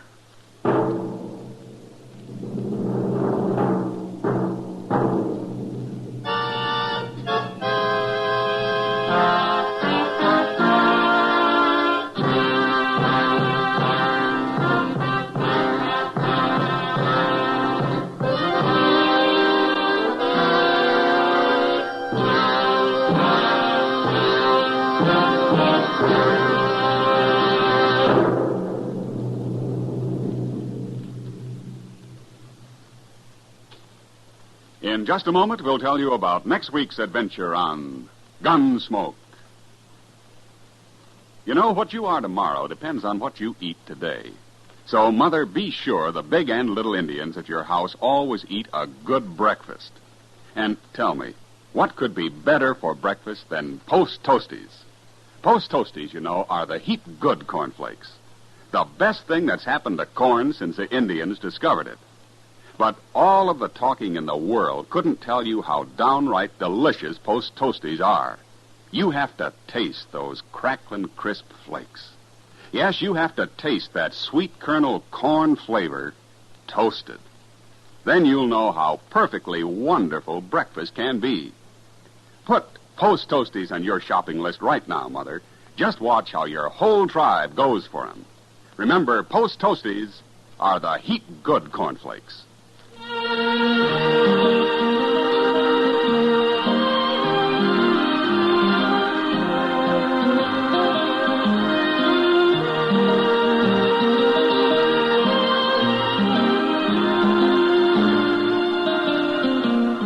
Gunsmoke, under the direction of Norman MacDonald, stars William Conrad as Matt Dillon, U.S. Marshal. Tonight's story was specially written for Gunsmoke by John Meston, with music composed and conducted by Rex Corey.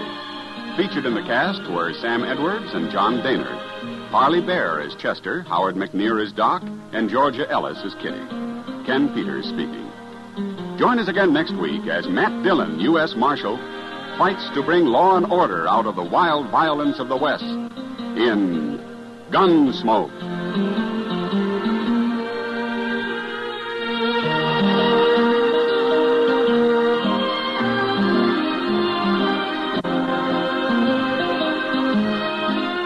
Listen next week at this time when Gunsmoke will be brought to you by Post Toasties, the heap good cornflakes.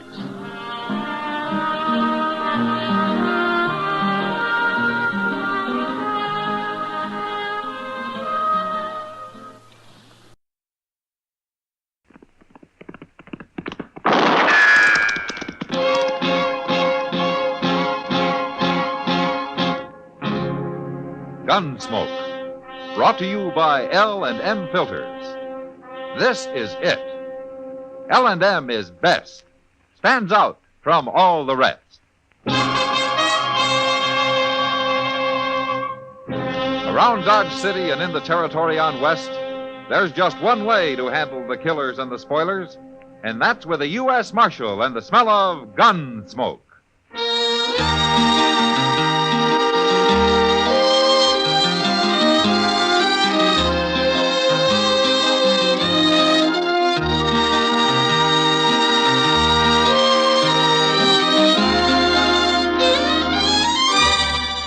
Gunsmoke, starring William Conrad.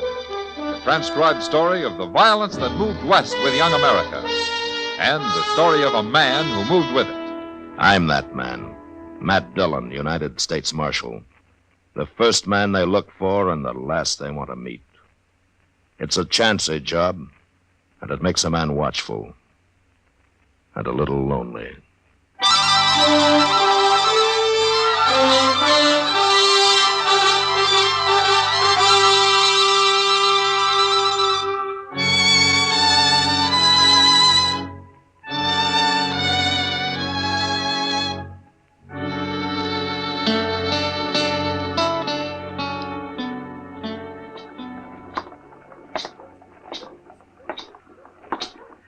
Morning, Doc. Chester. Hello, Matt. We've been waiting for you, Mr. Dillon. Oh, is there something wrong? Yes, sir, it's Mr. Doby. He's at the desk in the hotel there. He's real upset about something. He wants to see you. All right.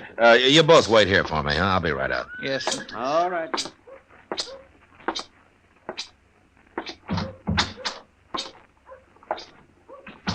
Marshal Dillon, I've sure been wanting to see you. Oh, what's the trouble, Mr. Doby? You got a riot in here or something? There'll be a riot if you don't get them people out of here, Marshal. What people?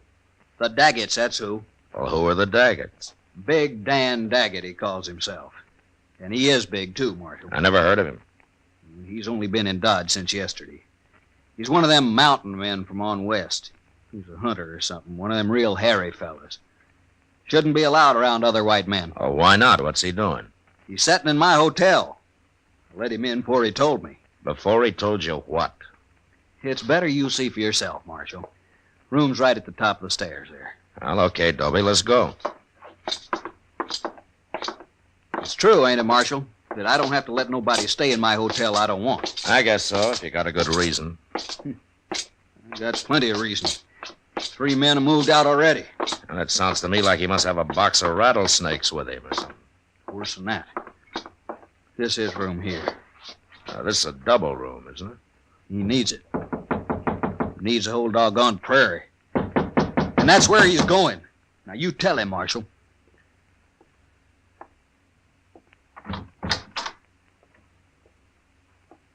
Hello? I got the U.S. Marshal with me this time, Daggett. Oh? I'm Marshal Dillon, Daggett. Doby wanted me to come over here and meet you. Come on in. Well, you were right about his being big, Doby. Man can't help being big. It's no offense. It's all right. There've been times I wished I was smaller. Not that I can't move as fast as any man. I'm easier to see is the only bad part. Tell me, Daggett, what's the trouble between you and Doby here? It ain't my trouble, Marshal. All right, Doby, I guess you better explain. There's nothing wrong here that I can see. It ain't him. It's his wife. What? You don't like my wife because she's an Indian, Marshal. That's a lie. What I care if she's an Indian. I don't understand. Where is she, Daggett? In the other room? Well, bring her in here. Dobie, you know what I could do to you with the fingers of this one hand? Just the fingers? Don't forget I got the marshal with me. I use the other hand on him. He starts ordering me around, too. Now, wait a minute. This kind of talk isn't doing any good. You're probably pretty good with that gun, Marshal. But I've killed mountain lion with this knife. I ain't afraid of anything alive and not many ghosts. Ghosts? You even talk like a savage. All right, that's enough, Dobie. Daggett, I didn't come here for a fight. I came to see what all the trouble's about. Now, if it's something that has to do with your wife, tell me. It has to do with Dobie, not with my wife. That's a lie. Dan? There she is. Look, Marshal. If it is me they are talking about, Dan, why didn't you call me? It's nothing to do with you. He was trying to order me around. At least he was, Dobie there. I only told you to get her in here so the marshal could see her. Well, now he's seen her. Now, what's all the fuss about? You're playing dumb, ain't you, Daggett? Wait a minute. I don't think he is. Tell me something. Where did you and Miss Daggett meet? Near Denver? Near Denver? I'm a mountain man, Marshal. Never been on the prairie before.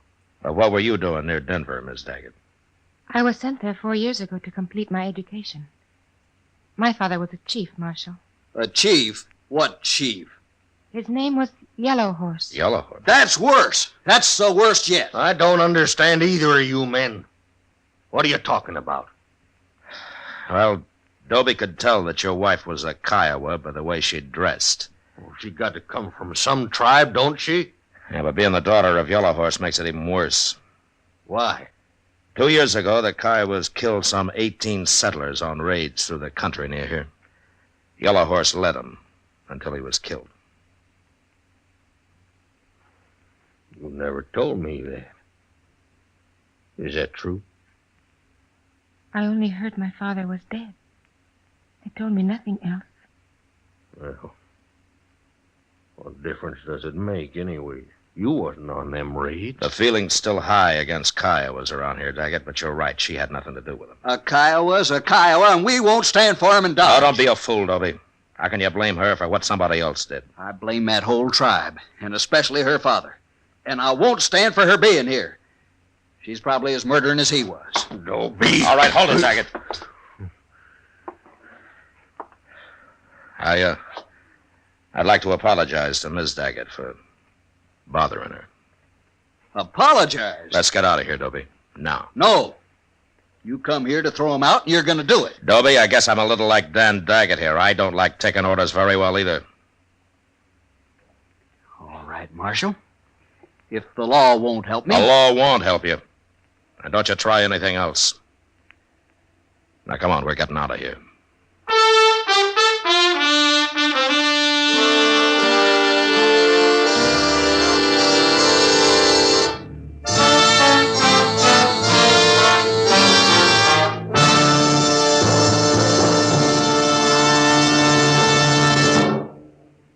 This is it, L&M Filters. It stands out from all the rest.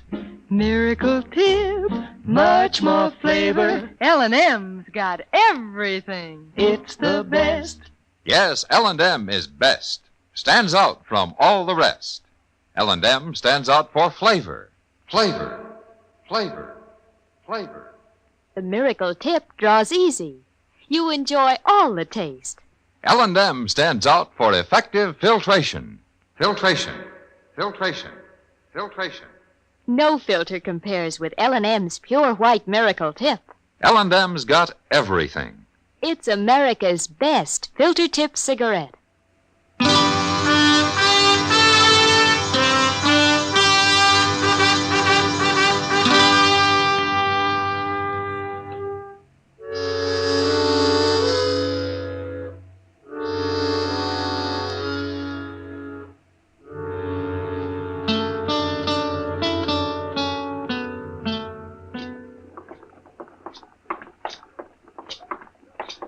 Mr. Dillon? Yeah, what is it, Chester?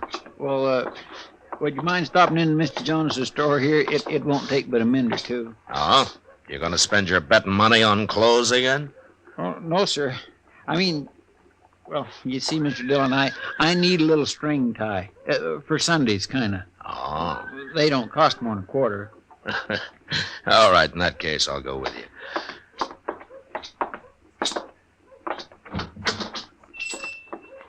Well, there's Miss Kitty. Hi, Miss Kitty. Hello, Chester. The ties is hanging back over there, Mr. Dillon. I won't be long. All right, Chuck.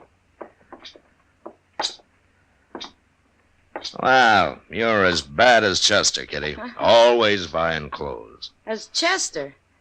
Matt, if Chester's always buying clothes, how come ever since I've known him he's worn that same pair of striped pants? Well, he's careful with them, I guess. He never gets them torn. You'd have to go to bed if he ever did. Where's Mr. Jonas? Out back. He's showing Dan Daggett and his wife something. Oh, are they here? Sure. He introduced me to him. Big Dan Daggett. Like you said last night, Matt, he earned the name. He's a buffalo, that man. Yeah, he sure is. His wife's name's Rose. Said you couldn't pronounce it in Indian, so he made it English. She's a beautiful little thing. Ah, she's prettier than most women around here. Thanks. Oh, no, Kitty. No, you're right. She really is.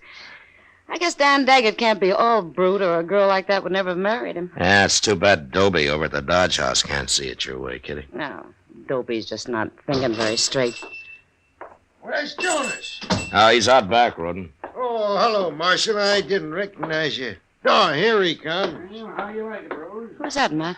His name's Roden. He works over at one of the stables. Oh, that explains why he's too poor ever to come into the Long Branch. Jonas! Hey, Jonas! I'll be right with you, Rodden. Well, I'm in a hurry. Won't be but a minute. Well, I ain't waiting while you sell beads to her. Hey, wait a minute. What's she doing in here anyway? You stay here, Kitty. Yeah. She's got as much right to be here as you have, Roden. Kiowa woman, you gone crazy? Well, no. Then throw her out of here, or I will. The woman is my wife, mister. Your wife? Your wife? You'll have to throw me out, too. What? Now, look here, I didn't mean nothing. If you don't mean nothing, then don't talk. Sure. What do I care? It's your business. I don't care. And even if you do care, you shouldn't say nothing about it out loud. Well, I ain't saying nothing. I gotta go now. I gotta go.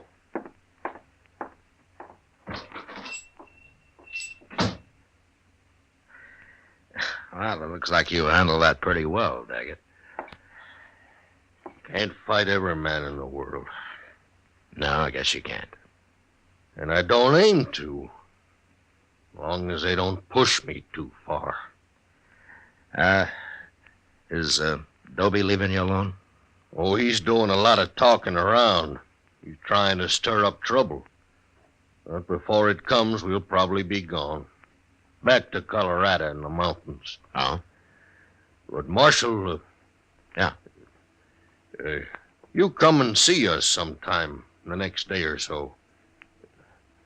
Rose would kind of like that. Well, thank you, Daggett. It'll be a pleasure.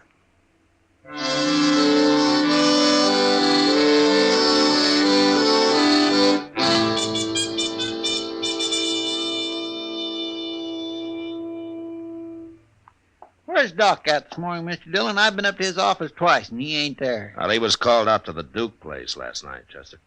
Oh, somebody sick? Well, Doc doesn't get many social calls, you know. I was calling on him social. Huh? Oh, well,